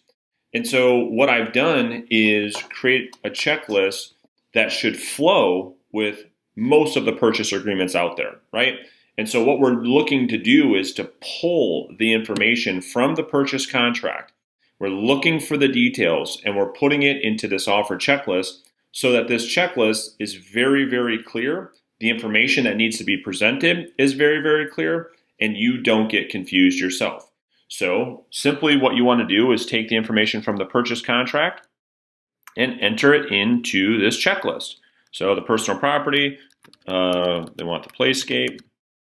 Take this off bold. Well, I can leave it in bold actually, because I want this to be clear. They want the playscape. They want the appliances. And of course, I'm just making this up. Appliances, washer, dryer. The one thing I'll tell you is that personal property is probably one of the biggest areas of discrepancy in purchase offers. It's very, very common for agents to miss this on a purchase agreement. And so this is why this is number one, right? So you pull everything off the purchase agreement and it's impossible for you to miss because you're saying, okay, where's the personal property on this purchase contract? This is what the buyer's asking for. Next, what is the price? So they're offering $205,000. What is the type of actual financing? Are they paying cash, conventional, FHA, VA? What are they doing? And so I'm just going to kind of make this up. This is a conventional offer. And then we also want to know how much are they putting down? So they're putting 20% as a down payment. Why that matters to the seller, right, is the more someone's putting down, it shows financial strength, right? So we want to see higher down payments. EMD amount. So how much is the EMD they're putting down? Why does this matter to the seller? Well, if you went through the buyer's training, you know that larger EMDs show sellers more confidence. So we want to see, okay, how much is this buyer? How committed is this buyer to this transaction? So they're offering a $2,500 EMD. What is the closing date? So we'll put 11/15/2019. Possession. So are they looking to take possession of the property at closing, or did they offer some occupancy? So in this case, they offered 30 days of occupancy. And is it paid or is it free? Meaning, does the seller have to pay rent to the buyer after closing, or is this buyer offering free rent and free time for the seller to live in the house after closing to move out? So in this case, it's paid, and they're asking it's 1/30. This is pretty normal of the PITI, right? Principal and interest, taxes, and insurance. So what this means is that the seller will have 30 days to live in the property after closing, and they have to pay 1/30 of the buyer's mortgage payment, taxes, and insurance per day that they live in the property. Okay. Now, just make a note, if they move out sooner than that 30 days, they will get a refund on the amount of rent that is owed. Okay. Any home warranty? Yes or no? In this case, I'll just say yes, and it's $350 home warranty. You'll see this on the purchase agreement. Time limit. How much time do we have to respond to this offer? So they're giving us 24 hours. Do they want, next is the property inspection. Do they want a property inspection? Yes, they do. And how long do they have to do their home inspection?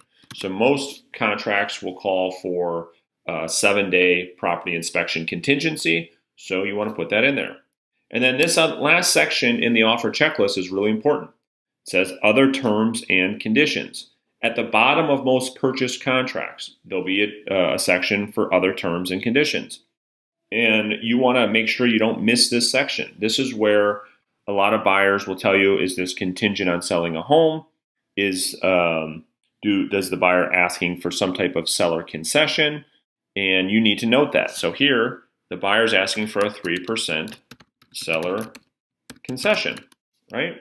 So now you've got all of your offers and you're ready to present to the seller. You've gone thoroughly through the contracts. You've gone thoroughly through any addendums or disclosures that were brought to you by the buyer's agent. And now you've got all the information in one place. It's clear as day, okay? So that's step number one is completed.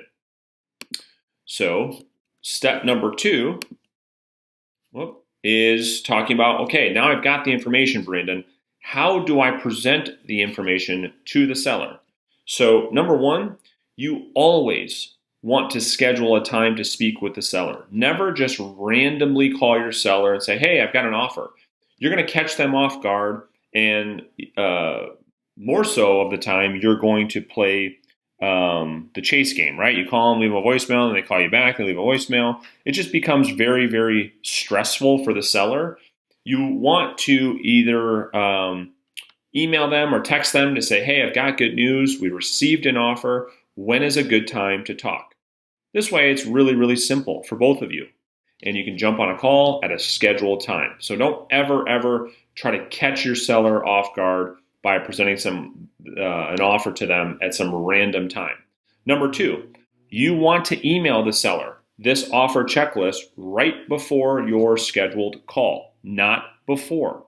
If you email them this offer checklist too early before the call, you're going to allow the seller to get emotional, right? If they don't like what they see, they're going to get emotional. They're going to respond to you and say, don't even call me. This is bullshit. Whatever the case may be. You just want this information in front of them right before the call so they can reference it as you are going through the phone call.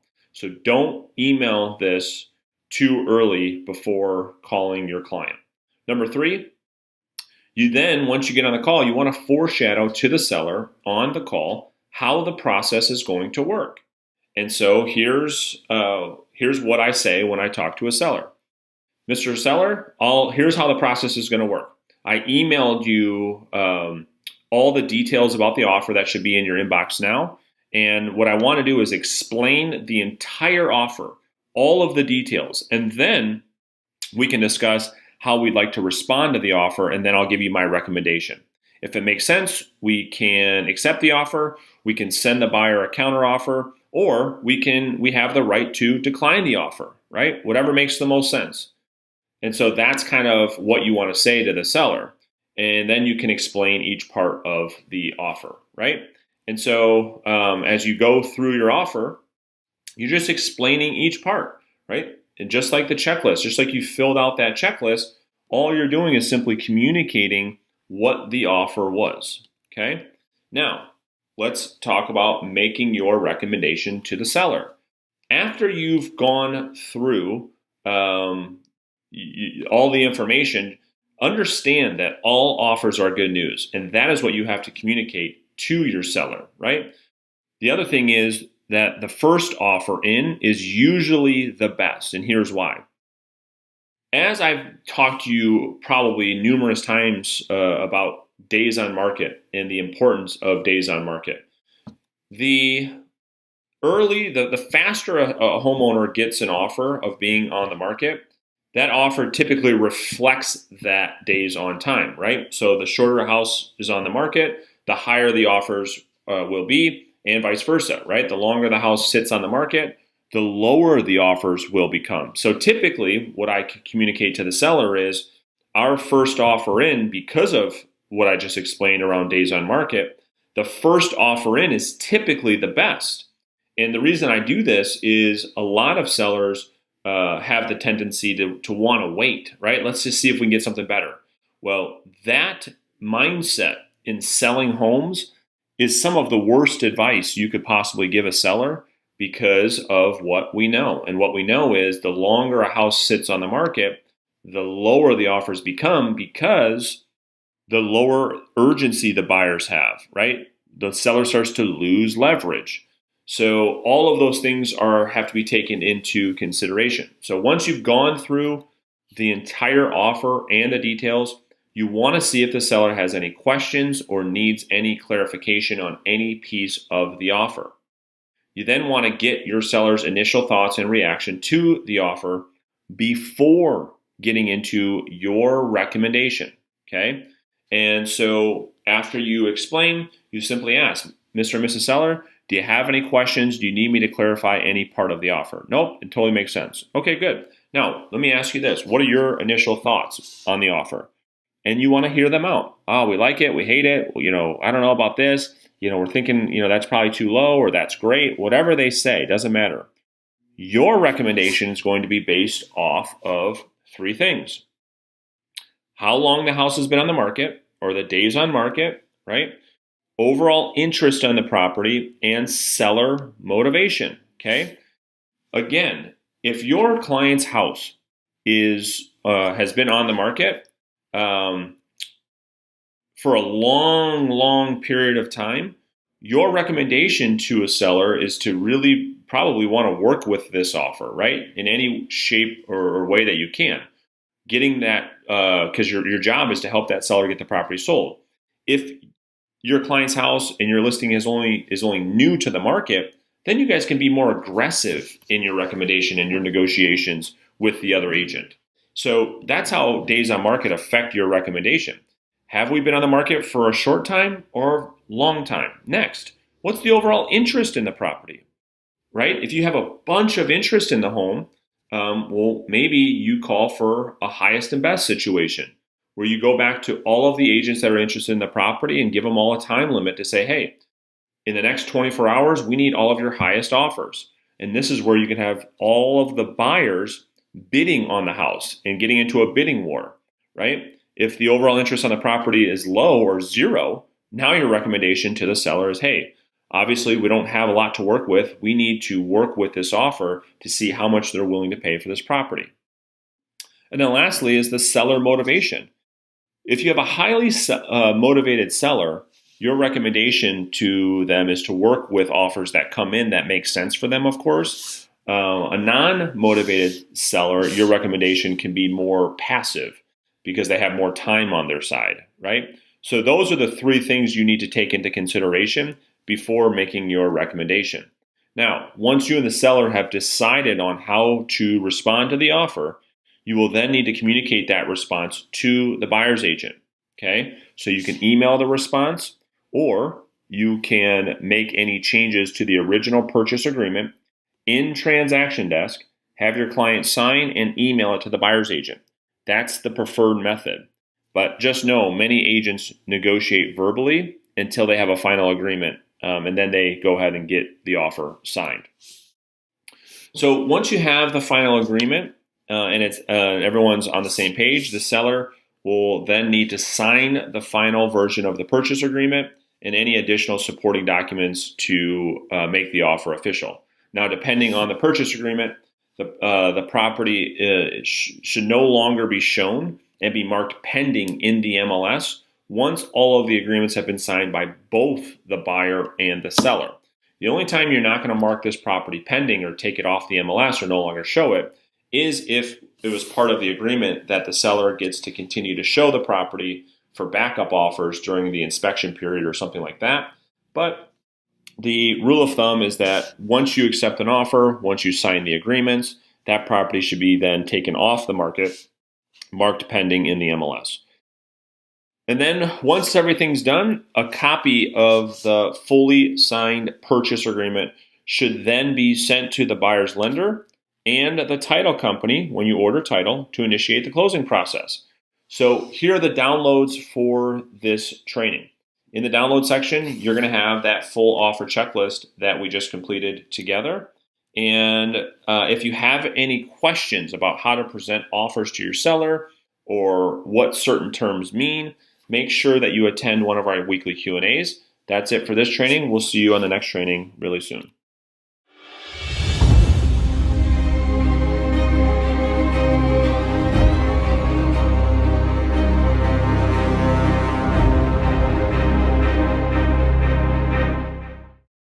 Hey guys, Brandon here. Welcome back to another training. And in today's training, we're talking all about inspections and appraisals. So here's what we'll cover. So today we're going to talk about the entire inspection and appraisal process from start to finish. We'll talk about negotiating inspections and appraisals, and then we'll end this training with drafting addendums. So let's start off by talking about the inspection process. So once the buyer and the seller have agreed to the offer terms, the buyer will have the opportunity to inspect the home and do as much due diligence as needed on the property. So one thing that you should know is that inspections are paid for by the buyer, and inspection companies are hired also by the buyer. So the only exception to that is with an FHA or a VA offer, which requires the seller to do specific inspections, otherwise negotiated in the offer. So all buyers' inspections are paid for by the buyer, right? The buyer has the right to do their home inspections, but they have to go out there, hire an inspector, and pay for them all. The only exception to that is the FHA and VA. So as it relates to time frames, the buyer is going to have a specific time frame in order to do all of their inspections on the home and then respond to the seller. Now, typically, inspection contingencies are 7 days, but they can be whatever is agreed to during the offer negotiations. And inspections are property of the buyer, and the seller is not entitled to the report unless you and the buyer agree that during the negotiation period and the inspection, that it makes sense to share that inspection report with the seller. But just so that you know, the seller is not entitled to a copy of the buyer's report that they paid for. Now, here are some different types of inspections. There's a bunch of them here, or there's a bunch of them out there, but these are the ones that you're typically going to run into. So obviously there's a general home inspection. Those are $300 to $400. Again, buyer pays for that. There's a well and septic inspection. You can get a specialized inspection from a roofer or an electrician, plumber, etc. You can get a radon test to test the radon in a property. Water tests, pest tests, mold, right? These are all tests that the buyer can get done during that inspection period in the contract.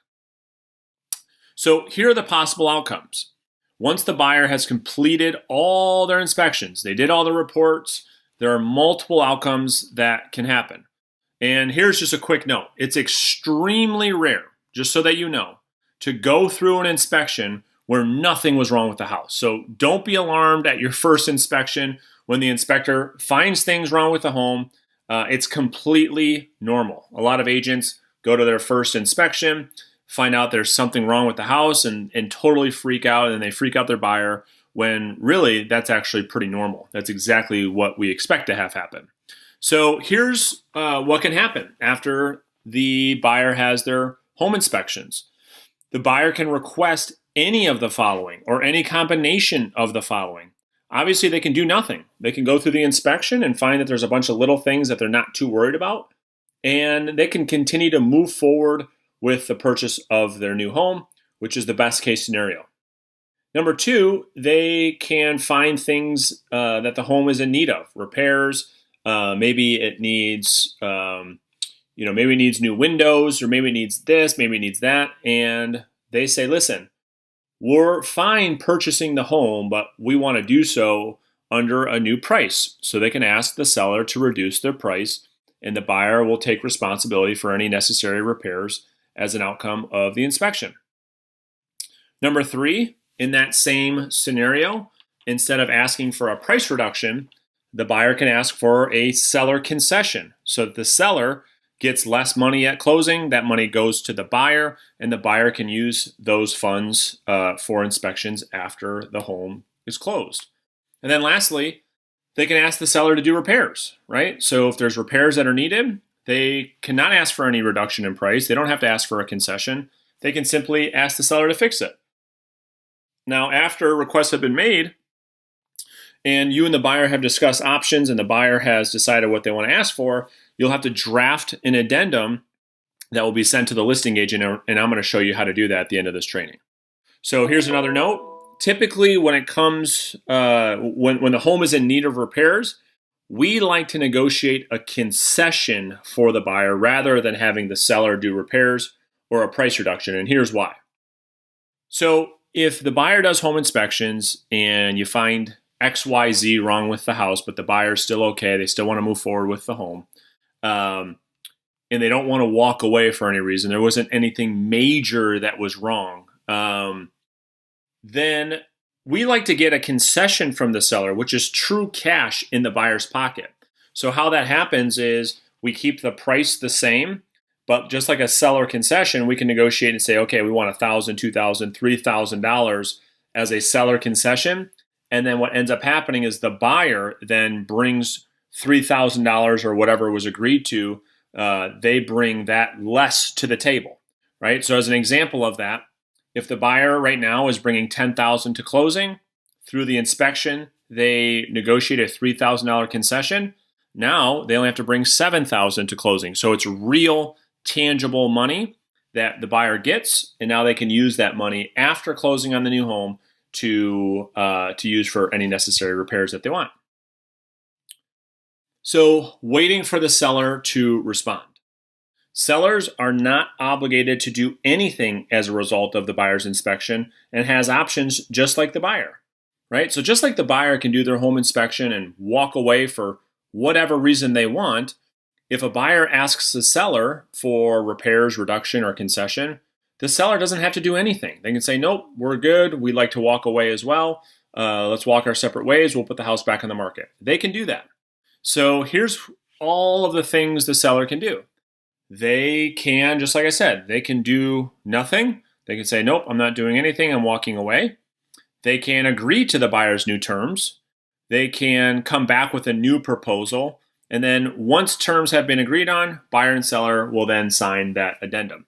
But it's important to note here that the buyer has options, seller has options. It's what are both parties willing to agree to after the inspection has been done. And that is where we draft an addendum as the new agreement under this purchase contract. So let's go through the appraisal process, okay? So the appraisal, it's a third-party appraisal, is hired by the buyer's lender and paid for by the buyer, okay? So the lender hires a third-party, non-biased appraisal company. The buyer has to pay for that. The appraiser is a third-party contractor and does not work for the lender, does not work for the buyer, and does not work for the seller. They're a third-party independent contracting firm that gets contracted by the lender to say, hey, we need an appraisal done at this 123 Main Street. They go out and do their non-biased opinion of value and get it back to the lender, and the buyer is responsible for paying for that. Now, appraisals are simply one's opinion of value, okay? You could have 3 appraisals done on the very same day, and you're going to get 3 totally different values because it's just an opinion, right? Just like if 3 real estate agents do 3 CMAs, they'll come up with 3 different prices. Well, appraisers and appraisals are the exact same way. So appraisals should only be ordered after the inspection negotiations are complete. So a lot of amateur lenders or newer agents don't know this, and a buyer ends up paying for an appraisal that never happens because they never got past inspection. So you as the expert, you make sure that your buyer knows and your buyer's lender knows, hey, I will let you know when to order the appraisal, and that's going to be after we get through the home inspection negotiations. Appraisals typically take about 30 minutes at the home and about a week and a half to receive the report. Okay, so they don't happen instantaneously. They're going to be at the property for about 30 minutes. You can let the sellers know that. And the reports take about a week to get back, right? The appraisers have to do a bunch of bunch of work for the report, and it takes typically about a week, week and a half to get those back. The appraiser will give the report of value back to the lender, who then will update all parties. So the appraiser, once they're done with the report, they'll get it back to the buyer's lender. Buyer's lender then goes out to title company, both agents, and their buyer, not the seller, to their buyer, and updates them, hey, here's what the value came back at. Appraisals, just like inspections, are the property of the buyer, and the seller is not entitled to a copy. So this will be up to you as the buyer's agent and the buyer to release the appraisals, the appraisal report, if you deem necessary.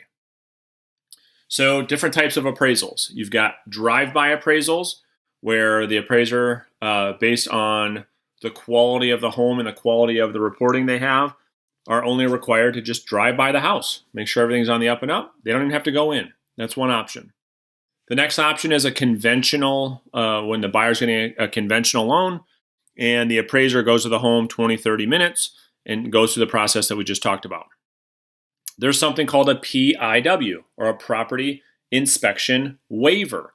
This is where the mortgage lender deems the home's value to be so confident that they don't even have to do an appraisal at all. That's a really good case scenario, right?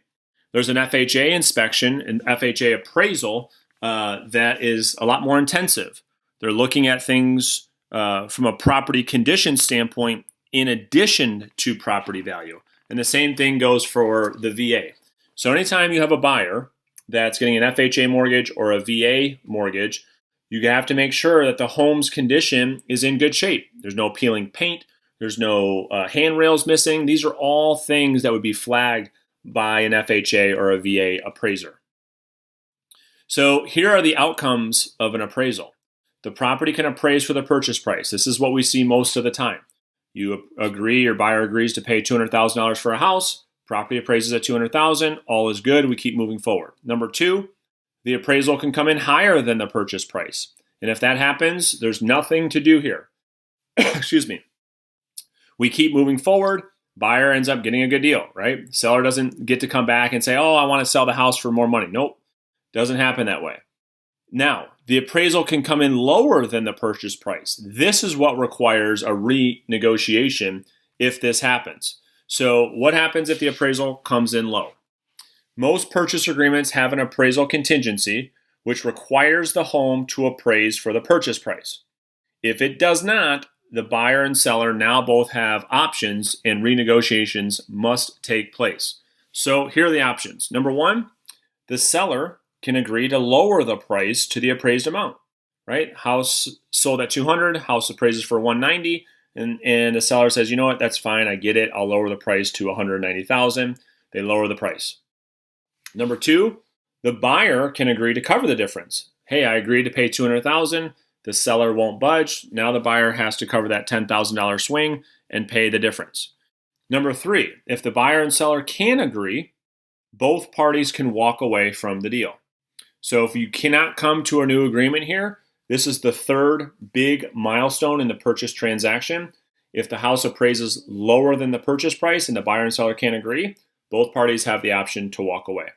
And then once the buyer and seller have agreed to new terms, an addendum must be drafted and signed by all parties. So let's move on to negotiating inspections and appraisals. So when it comes to negotiating inspections and appraisals, it all comes down to which party has the most leverage, the buyer or the seller. And here's how we define that. So when it comes to leverage, it just all depends on the offer situation. How long was the property on the market when the offer was accepted?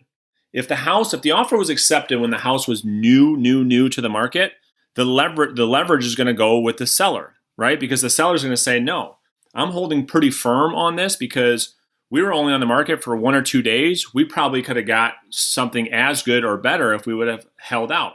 So leverage in that situation would go to the seller.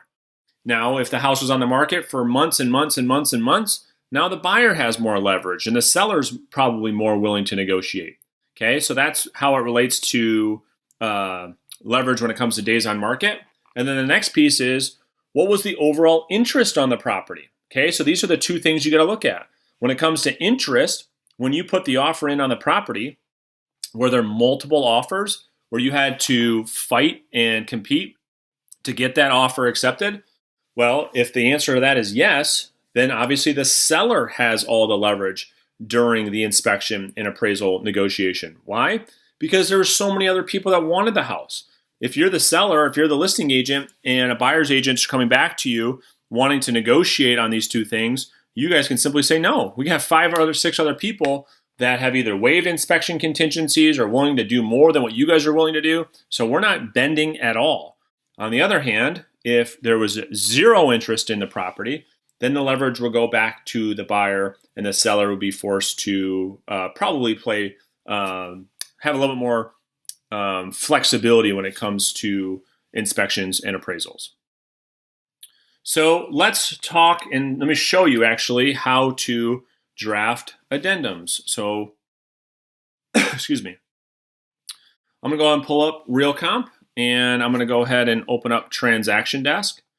This is where you're going to find addendums. Oh, let me get logged back in here.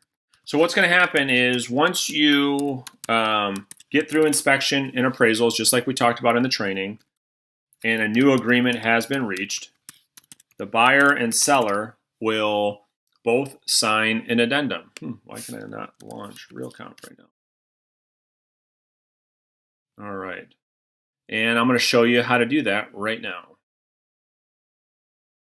So once we open up Transaction Desk, we want to go ahead and open up Instanet Forms, which is right here in the navigation bar.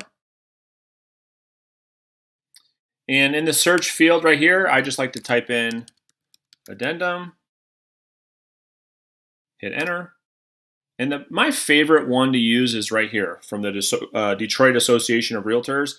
It's a nice, easy, clean addendum. So you can create a new form and add this to an existing transaction, which is exactly what I recommend. So whatever transaction you're working on right now, you're just going to add it to the transaction. For this training, I just want to show you how this works. So I'm just going to do create a new form, start from, I hit the wrong, create new standalone form. So this is going to populate a brand new, nice, clean, blank addendum, right? And it's really simple. So you can just plug in the date. And it's saying this addendum becomes a part of the purchase agreement, which was dated on, just say the purchase agreement was dated on August 8th, 2019. And you're going to put in the property address here, 123 Main Street in Rochester. And all you need to do here is whatever was agreed on, right? You always start off addendums with buyer and seller agree. Buyer and seller agree to the following. And then you can place whatever they agreed on, right? New sales price of $205,000. And maybe that's what they agreed on, or maybe they agreed on, let's see, seller to contribute $5,000 towards buyer's closing cost.